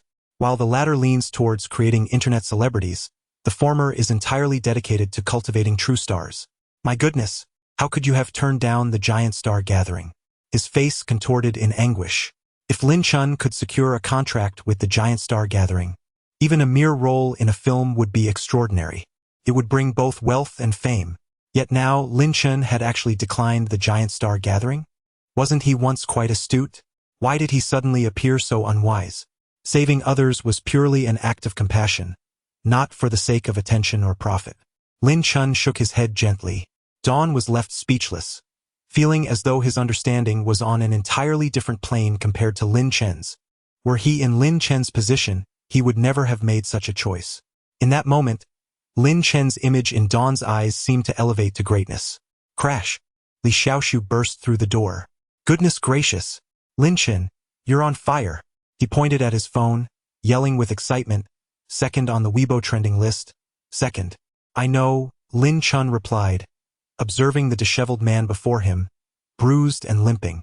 It was puzzling that Li Xiaoshu was so exuberant, considering he had witnessed Lin Chen's earlier actions. Whether in the grove or the boxing gym, had he merely taken a shot, Lin Chen would undoubtedly not be merely second on the trending list. Old 3, do you think Lin Chen could surpass the first place on the trending list? Dawn suddenly inquired. I believe the chances are rather slim. Li Xiaoshu shook his head. The trending topic is the marriage of Li Zifeng and Wang Xiaoman, the illustrious actors. Their sudden union caused Weibo to crash for 10 minutes. Currently, their popularity stands at an astounding 5 million, while Lin Chen's pales in comparison at merely 1 million. I concur. Dawn nodded in agreement, adding, moreover, the pivotal point is that the film featuring Li Zifeng and Wang Xiaoman, their first collaboration, is about to be released. For the sake of box office success, their respective companies will undoubtedly engage in extensive promotion, even going so far as to invest heavily in trending topics. Lin Chen cannot possibly compete with them. The two of them resembled two gossiping villagers, endlessly speculating. Chapter 94. Just a country bumpkin, the headquarters of Superstar Media Company Limited is located in the capital. Damn it! How dare he hang up on me? A stout man smashed his phone onto the ground in frustration, shattering it into pieces. Leaning back in his executive chair, his face was ashen. No one dares to disconnect my call. He is the first. Oh dear manager son, please calm down. A provocatively dressed woman stood behind the chair, gently massaging the man's shoulders. That insolent young man.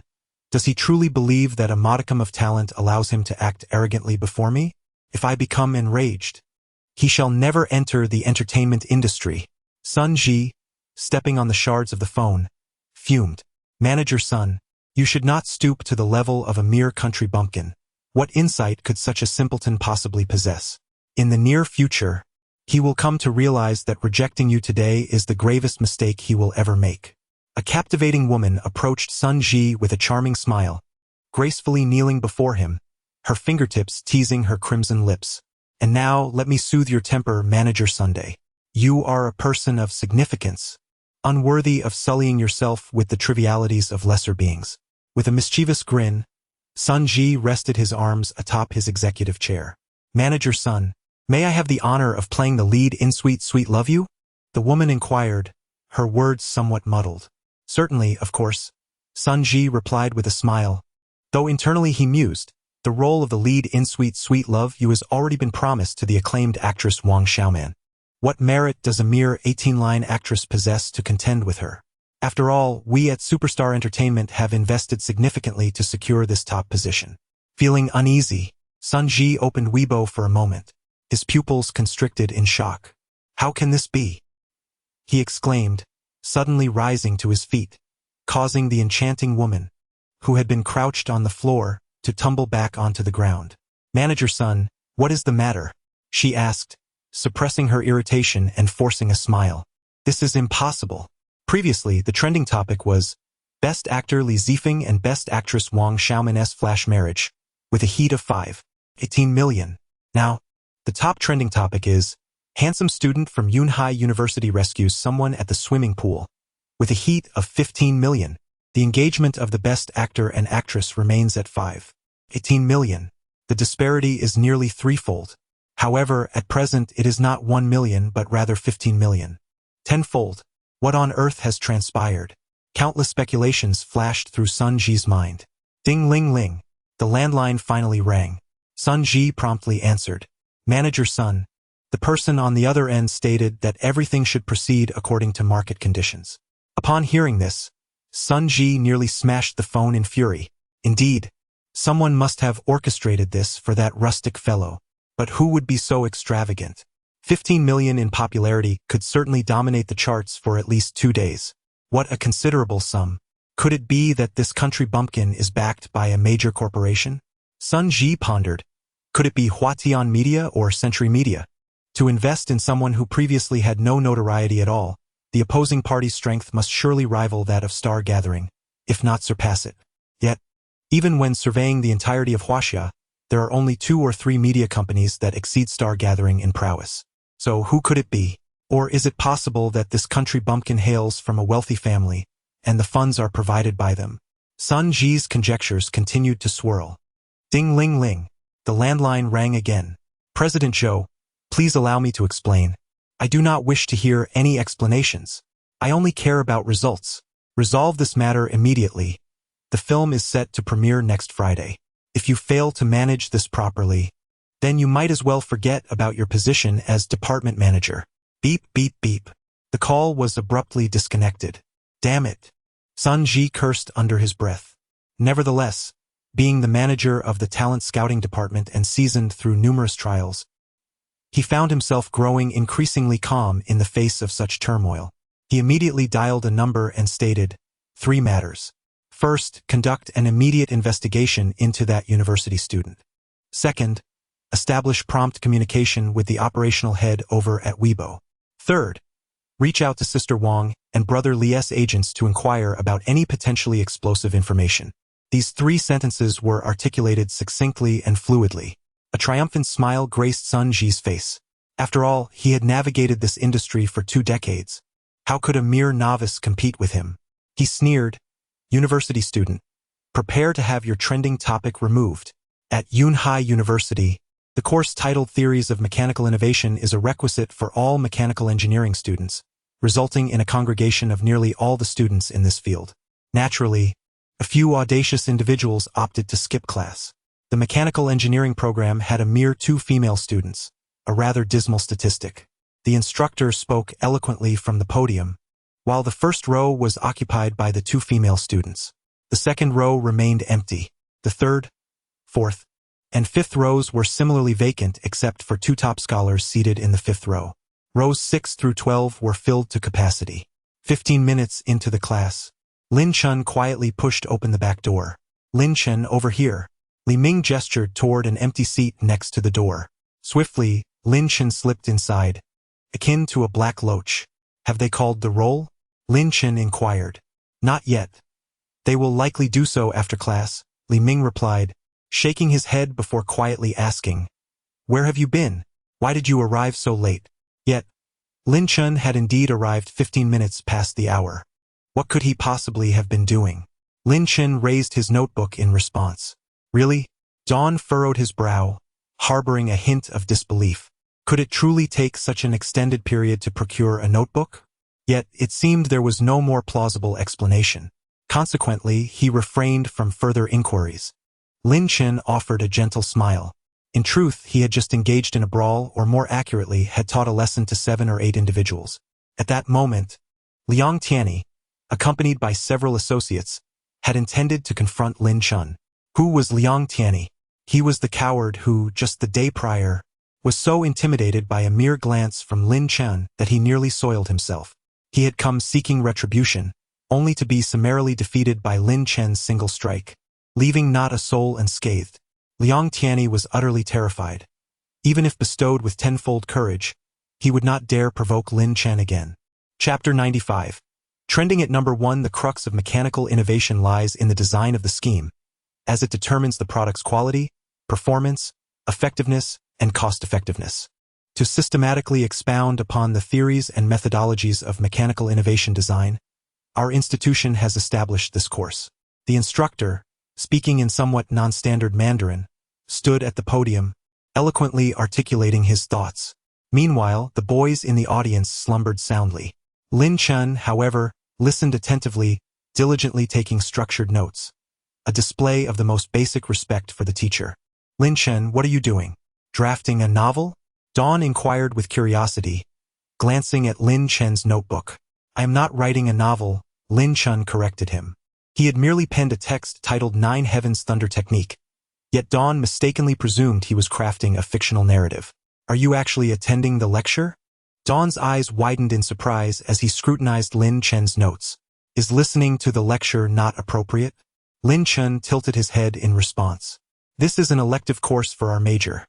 The teacher will not fail us, said Li Ming, who intended to review for just a few days before the final exam week. Lu Qianfan, the top student in the class vying for the top 3 positions, chose to spend time with Li Ming, Lin Chen, and Li Xiaoxiu rather than with the other 2 top students. Li Ming immediately fell silent. In their freshman year, the trio had established a rule. Anyone could disturb each other's studies, but they must never disrupt Lu Qianfan, for the absence of a top student in the dormitory was a trivial matter, yet the lack of homework to copy was a significant one. The class continued. Lin Chen realized that the teacher's explanations were quite simple and easily comprehensible. Lin Chen had awakened, not merely in terms of physical prowess but also in intellectual capacity. It is no exaggeration to state that Lin Chen's current intelligence surpasses that of the vast majority. Meanwhile, Li Ming had no desire to listen to the lecture. With nothing to occupy his time, he resorted to scrolling through Douyin and Weibo. Suddenly, he gasped in astonishment. The sound was even louder than the teacher's voice. Student, what is the matter with you? The teacher inquired, directing his gaze toward Li Ming. It's nothing, just got my foot caught under the desk. Li Ming quickly replied, shaking his head. Pay attention to the lecture, the teacher urged, continuing with his lesson. Li Ming leaned over his desk, holding his phone and exclaimed, Wow, Lin Chen, you've made it to the top of the trending searches. Before Li Ming could finish his sentence, Li Xiaoxiu gasped loudly, even louder than Li Ming. The teacher's gaze shifted back to their corner of the room, his brow furrowing slightly. Lin Chen, your Weibo followers have reached 500,000. Li Xiaoxiu also took out his phone, pointing at Lin Chen's Weibo with astonishment. Lin Chen squinted at the 2 phones, one in each hand. First on the trending list, 500,000 followers? He felt a sense of bewilderment. Although he was not particularly knowledgeable about the entertainment industry, he understood that attaining the top of the trending list was no trivial feat. It required considerable management and operation behind the scenes. Yet here he was, undeniably at the pinnacle of the trending chart, with a staggering 15 million in popularity, surpassing the second spot. An illustrious couple's wedding, by 1 million. Who could possibly be orchestrating this on my behalf? Lin Chen pondered, his keen intuition leading him to suspect something amiss. But he could not ascertain who was operating behind the curtain. Who could it be? This is utterly vexatious. I have no desire for fame. Thank you very much. Buzz, buzz. At that moment, Lin Chen's old mobile phone vibrated. Indeed, an old mobile phone. He had purchased it for 100 yuan earlier that day and had also acquired a new SIM card. His previous number had been inundated with calls from various internet celebrity agencies and entertainment companies, and Lin Chen wished to avoid such disturbances. Initially, he had intended to simply replace the SIM card. However, the old card contained numerous important messages, so he decided to keep it for the time being, planning to back up the crucial information before discarding it later. Lin Chen pressed the power button and the hash key to unlock the phone.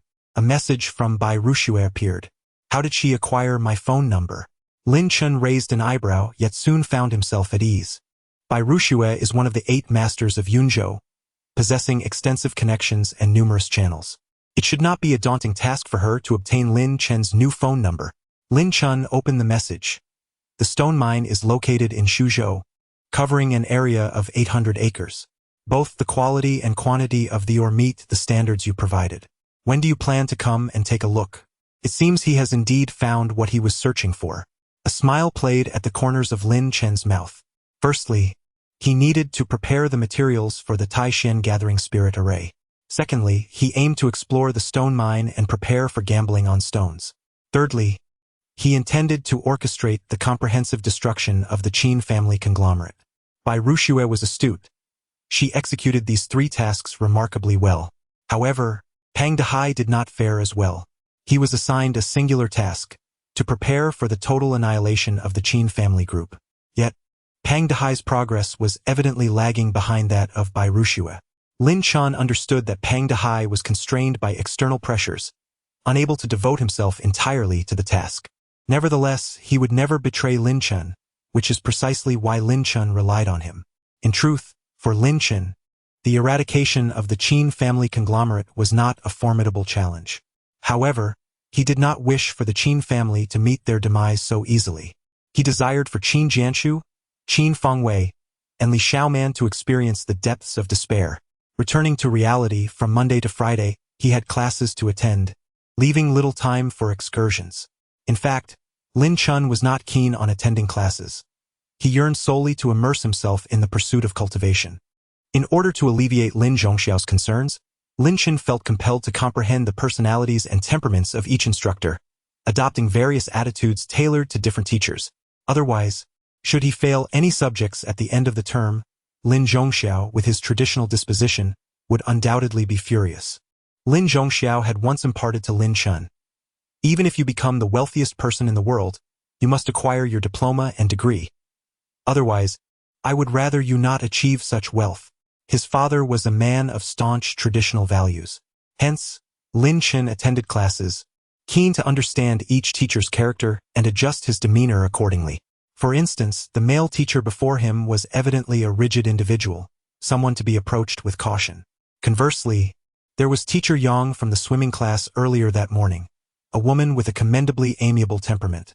Having learned to swim, Lin Chen was confident that he could forego attending her classes without fear of failing. Tailoring his attitude to suit each instructor was the primary motivation for Lin Chen's attendance. Buzz, buzz. Lin Chen tucked away his phone and resumed listening to the lecture. In the heart of Yunhai City, within a skyscraper, a woman clad in a black professional outfit gazed ahead with utmost respect. Miss Xia, that university student, has now ascended to the top of the trending searches. If Lin Chen were present, he would undoubtedly recognize this short-haired woman's identity. And Kiki, the personal secretary to Xia Chushue. "Very well, I understand. Kiki, you may step out now." A graceful figure stood before the floor-to-ceiling window, nodding gently, her voice soft, and Kiki exited the room. The figure remained by the window, her beautiful eyes gazing into the distance. "Only by exposing myself to the public can I truly comprehend you. Lin Chen," she murmured. Chapter 96. Numerous enchanting female fans. After class, the 4 dormitory members walked along the path. "Wow, Lin Chen, your popularity is soaring," exclaimed Li Ming. Lin Chen glanced at the trending chart, still holding the top position, yet the heat index had skyrocketed to 20 million. "Who is managing my publicity?" Lin Chen pondered. "Oh my goodness. The best actress has revealed that before her marriage, she actually dated Su Chen." Li Ming shouted again. "Who is Su Chen?" Lu Qianfan inquired. "Su Chen is the former boyfriend of Mo Xinyu," Li Ming responded. "And who is Mo Xinyu?" Lu Qianfan frowned, thinking to himself, "The entertainment circle is indeed chaotic." Li Ming was at a loss for words. It is well known that Lu Qianfan has never been an admirer of stars and is oblivious to the celebrities of the entertainment industry. It appears that this is indeed the case. "I can't help but feel that the best actress is intentionally leaking information to overshadow Lin Chen's popularity," remarked Li Xiaoshu, limping along the path. "You are not the only one with that impression," Li Ming said, patting Li Xiaoshu on the shoulder, inadvertently striking his bruise, causing him to gasp in pain. Although the best actress's revelation has elevated their popularity to over 10 million, it still pales in comparison to Lin Chen, whose popularity has surged to over 20 million. Li Ming continued. Lin Chen suddenly interjected. "What's the rush?" Both Li Ming and Li Xiaoshu blinked in confusion. Li Xiaoshu remarked, "Take a look around." The two immediately surveyed their surroundings and discovered a throng of onlookers, predominantly young women. Most notably, these girls were capturing photographs of them. What could they possibly be photographing? "I surmise that this group of young ladies finds me quite handsome and is admiring my physique." Li Xiaoshu rolled up his sleeves to showcase the bruised biceps on his right arm. Lu Qianfan cast a disdainful glance at Li Ming and Li Xiaoshu. "Two imbeciles," he muttered before departing. It was apparent to even the simplest minds that these girls were enamored with Lin Chen, not with them. What an absurd display of narcissism. Wait for us. Li Xiaoxiu and Li Ming hastily followed. Lin Chen had indeed become a sensation. At least half of the students at Yunhai University were now aware of his existence, with a staggering 90% of them being female. Currently, a sizable crowd had gathered at the entrance of Lin Chen's dormitory. Inside, Lin Chen was engrossed in music through his headphones. Lin Chen, aren't you going to go see what's happening? Li Xiaoxiu inquired as he approached. Not interested, Lin Chen replied, shaking his head. Those are all your fans, and I noticed a few particularly beautiful girls among them. Li Xiaoxiu wore a foolish expression, prompting Lin Chen to give him a swift kick. Li Xiaoxiu, recognizing Lin Chen's evident aversion to fame, wisely refrained from provoking him further. No, it wasn't merely a mild aversion. It was a profound one. Li Xiaoxiu found it perplexing that while others eagerly sought fame, some even willing to compromise their dignity for it, Lin Chen appeared utterly disinterested in the limelight. With a resigned sigh, Lin Chen reflected on the consequences of fame, being relentlessly pursued by paparazzi, which would inevitably hinder his cultivation. Wasn't this a case of losing sight of priorities? Moreover, the age-old wisdom of quietly amassing wealth rang true. While Lin Chen held no fear of notoriety, he simply desired to remain inconspicuous. After all, the saying fame brings trouble was steeped in ancestral wisdom. How wonderful it would be if all these girls were my fans. Li Ming mused while gazing from the balcony at the throngs below, enviously. If you were that popular. Li Xiaoxiu remarked, casting a glance at Li Ming's ample physique, then you would embody both the fear of fame and the bulk. What do you mean? Li Ming blinked in confusion. Nothing significant, Li Xiaoxiu quickly retorted. I never implied you were a pig. With that, the two engaged in light-hearted banter, illustrating the simplicity of camaraderie among young men. Lin Chen, meanwhile, donned his headphones, lost in music, when suddenly his brow furrowed, as if sensing something amiss. Rising promptly, he approached the balcony and drew the curtains, plunging the room into darkness. What's wrong, Lin Chen? Li Xiaoxiu and Li Ming ceased their playful antics, concerned. Surveillance? Photography? Li Xiaoxiu paused, the words escaping his lips. Paparazzi? Most likely, Lu Chenfan nodded in agreement. Lin Chen's Weibo followers have surged to over 800,000, a number that signifies he has attained the status of a moderately famous internet celebrity. More importantly, he currently reigns at the top of the trending searches, making it only natural for paparazzi to attempt to capture candid shots of him. After all, if they manage to unearth any scandalous or sensational material about Lin Chen, it would undoubtedly allow them to ride the wave of his popularity. For them, this era is one dominated by traffic. Whoever holds the reins of attention will remain invulnerable. Capitalizing on trending topics is the swiftest and simplest method to garner such attention. Moments later, Li Xiaoxiu and Li Ming ceased their playful banter and began to engage in a video game. Initially, they had intended to invite Lin Chen to join them, as they had always played together as a trio. Although their skills were rather mediocre, the joy of playing together was what truly mattered. However, Lin Chen declined the invitation. At this moment, he had no desire to indulge in gaming. Lu Chenfan also abstained from playing games. He had never been one to partake in such activities. His life was quite simple, revolving around studying, reading, eating, and sleeping, an unchanging routine. For instance, he was currently engrossed in a book titled The Weaknesses of Human Nature. Lu Chenfan had previously urged Li Xiaoxiu, Li Ming, and Lin Chen to read more and immerse themselves in literature rather than becoming enraptured by online games day and night. Yet, he ultimately realized that his words fell on deaf ears. Thus, he ceased his futile attempts. You play games and I will read. We shall not disturb one another. Lin Chen sat on a stool, eyes closed, practicing deep breathing, allowing his entire being to enter a state of ethereal tranquility. After mastering the Tai Xian Jin Jing, he found himself perpetually immersed in cultivation, even during meals, slumber, or study. His body would autonomously enter a state of training. This phenomenon is one of the reasons the Tai Xian Jin Jing surpasses other cultivation techniques, which require deliberate effort to activate, whereas the Tai Xian Jin Jing necessitates none. However, it is not without its grave shortcomings. indeed a profoundly critical flaw. It was this very defect that hindered Lin Chen from ascending to the status of an emperor in his previous life, relegating him to the role of merely the mightiest celestial sovereign.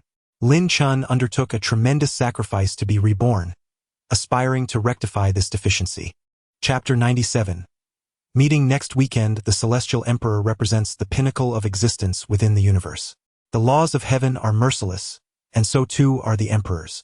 The formidable nature of the Celestial Emperor illustrates the arduous journey to attain such a title. Cultivating the Tai Xianjin Jing is one of the swiftest paths to becoming a Celestial Emperor. Within the cosmos, the Tai Xianjin Jing is often referred to as the Celestial Emperor's scripture, enabling practitioners to ascend to this exalted rank in half the time required by others. Yet, the Tai Xianjin Jing carries its own disadvantages. Foremost among them is the necessity for the practitioner's heart to be devoid of regrets. The laws of heaven are unyielding, and so too are emperors. Should a cultivator harbor regrets, they are bound by emotion. Those who are emotional shall never tread upon the realm of the Celestial Emperor. In his previous existence, Lin Chen was unable to save his father, could not locate his mother, and lived in a state of utter disarray. Though he attained the status of the strongest celestial sovereign in the universe, he was profoundly lonely and devoid of security. His past life was marked by both triumph and failure, yet he could not ascend to the Celestial Emperor's realm. It is precisely for this reason that he spared no effort to reverse time, not solely to vanquish the three great emperors, but also to rectify the regrets that lingered in his heart. Only with a heart devoid of regrets can one attain the status of an emperor. Thus, Lin Chen's rebirth in this era is to amend the shortcomings of his past life, ensuring that this lifetime remains untainted by remorse. In his final year of university, he intends to live it to the fullest. Seated upon the bench, Lin Chen quietly practiced his breathing. Buzz, buzz. His old phone vibrated. Someone was calling him. It was his father, Lin Zhongxiao. Lin Chen opened his eyes and answered the call, inquiring, "What is it? Dad? Chenner, is that you on Weibo?" Lin Zhongxiao asked directly. Yes, Lin Chen nodded. He had anticipated his father's call and was not taken aback. When did you learn to swim? Lin Zhongxiao queried. During the summer vacation, Lin Chen replied. Lin Zhongxiao was quite busy with his business. Since Lin Chen's rebirth, they had yet to meet. Although they had planned to see each other, a sudden business deal had compelled Lin Zhongxiao to fly south, leaving them unable to meet. Rescuing someone from the water is perilous. Chenner, you must not do that again, Lin Zhongxiao cautioned. I understand, Dad, you needn't worry, Lin Chen assured him. He was well aware of Lin Zhongxiao's character. He cared little for the lives of others, focusing solely on one aspect, Lin Chen's safety. He would never allow Lin Chen to be placed in danger, especially for the sake of rescuing others. Lin Chen could discern the urgency, concern, and discontent woven into his father's tone. Since ancient times, the dialogue between fathers and sons has always been scarce, and both remained silent. Suddenly, Lin Zhongxiao inquired, "How about you come over this weekend? It has been quite a while since we last met. Hasn't he it? This weekend?" Lin Chen blinked, offering a wry smile. "I'm afraid I'm quite occupied this weekend. It's the first week of school, and there is a multitude of matters to attend to. Perhaps we could arrange it for next weekend instead?" Initially, Lin Chen intended to suggest Monday or Tuesday evening, but he knew Lin Zhongxiao would likely object. Lin Zhongxiao only wished for Lin Chen to focus on his studies, aspiring for him to become a person of value to society and the nation. Hence, he would not interfere with his son's academic time. After a moment of contemplation, Lin Zhongxiao acquiesced. Very well, next weekend it is. All right, Dad. Settled then. Lin Chen chuckled heartily. I look forward to seeing you. It has been over a month, and I must ascertain whether my son has gained or lost weight. Lin Zhongxiao also laughed jovially. However, Lin Zhongxiao did not disclose to Lin Chen that he was set to attend a medical exchange conference the following weekend. To secure a place at this event, he had expended countless resources, forging numerous connections, and had barely managed to obtain an external quota. If he could identify a suitable collaborator at the conference, his company's sales would potentially double, as the participants were all from leading enterprises. Nevertheless, Lin Zhongxiao currently had no intention of attending. He had not seen his son in over a month. What were financial gains compared to his son? Lin Chen remained oblivious to this matter. In fact, Lin Chen had initially intended to cancel this week's trip to Suzhou, considering that the stone mine would not vanish. It could be visited at any time. However, Lin Chen wished to surprise Lin Zhongxiao. He recognized the immense sacrifices Lin Zhongxiao had made for the company, and this journey to the Suzhou stone mine was not solely for his own benefit. It was primarily to present Lin Zhongxiao with an extraordinary surprise. If successful, the company's annual sales could potentially multiply tenfold, even if the endeavor were to falter. No, for Lin Chen, failure was not an option. He could almost envision the ecstatic smile on Lin Zhongxiao's face. Thus, he resolved to visit the Suzhou stone mine promptly, ensuring he could deliver the surprise to Lin Zhongxiao sooner. After their phone call, Lin Chen's Weibo popularity showed no signs of waning. Rather, it continued to soar. By 5 in the afternoon, the trending topics revealed. First, the dashing university student from Yunhai City heroically rescues someone, with a staggering 25 million views. Second, the movie Emperor and Empress secretly marry, boasting 14 million views. And third, the movie Empress's first love turns out to be him, garnering 4 million views. Lin Chen's Weibo followers had skyrocketed to over 1 million. This figure positioned him among the upper echelon of internet celebrities across the vast expanse of Huaxia. Most notably, Lin Chen's follower count continued to surge, showing no signs of slowing down. Buzz, buzz, a message arrived on his phone, sent by Lin Zhongxiao. Stay true to your original aspirations and never forget your purpose. Lin Chen glanced at it and shook his head with a wry smile. As long as you are aware, that's what matters. Dad, you carry on with your work. I must focus on my studies now. Lin Zhongxiao no longer paid him any mind. After a brief moment of waiting, Lin Chen realized that Lin Zhongxiao indeed had ceased to acknowledge him, which allowed him to confidently stow away his old phone. He exuded an air of arrogance, but such bravado was ill-suited for Lin Zhongxiao. As the sound of victory echoed from the computer, Li Xiaoshu rose and stretched languidly, inquiring, "Why must you wear it?" Lin Chen asked. "Because the moment you step outside, you'll be besieged by fans," replied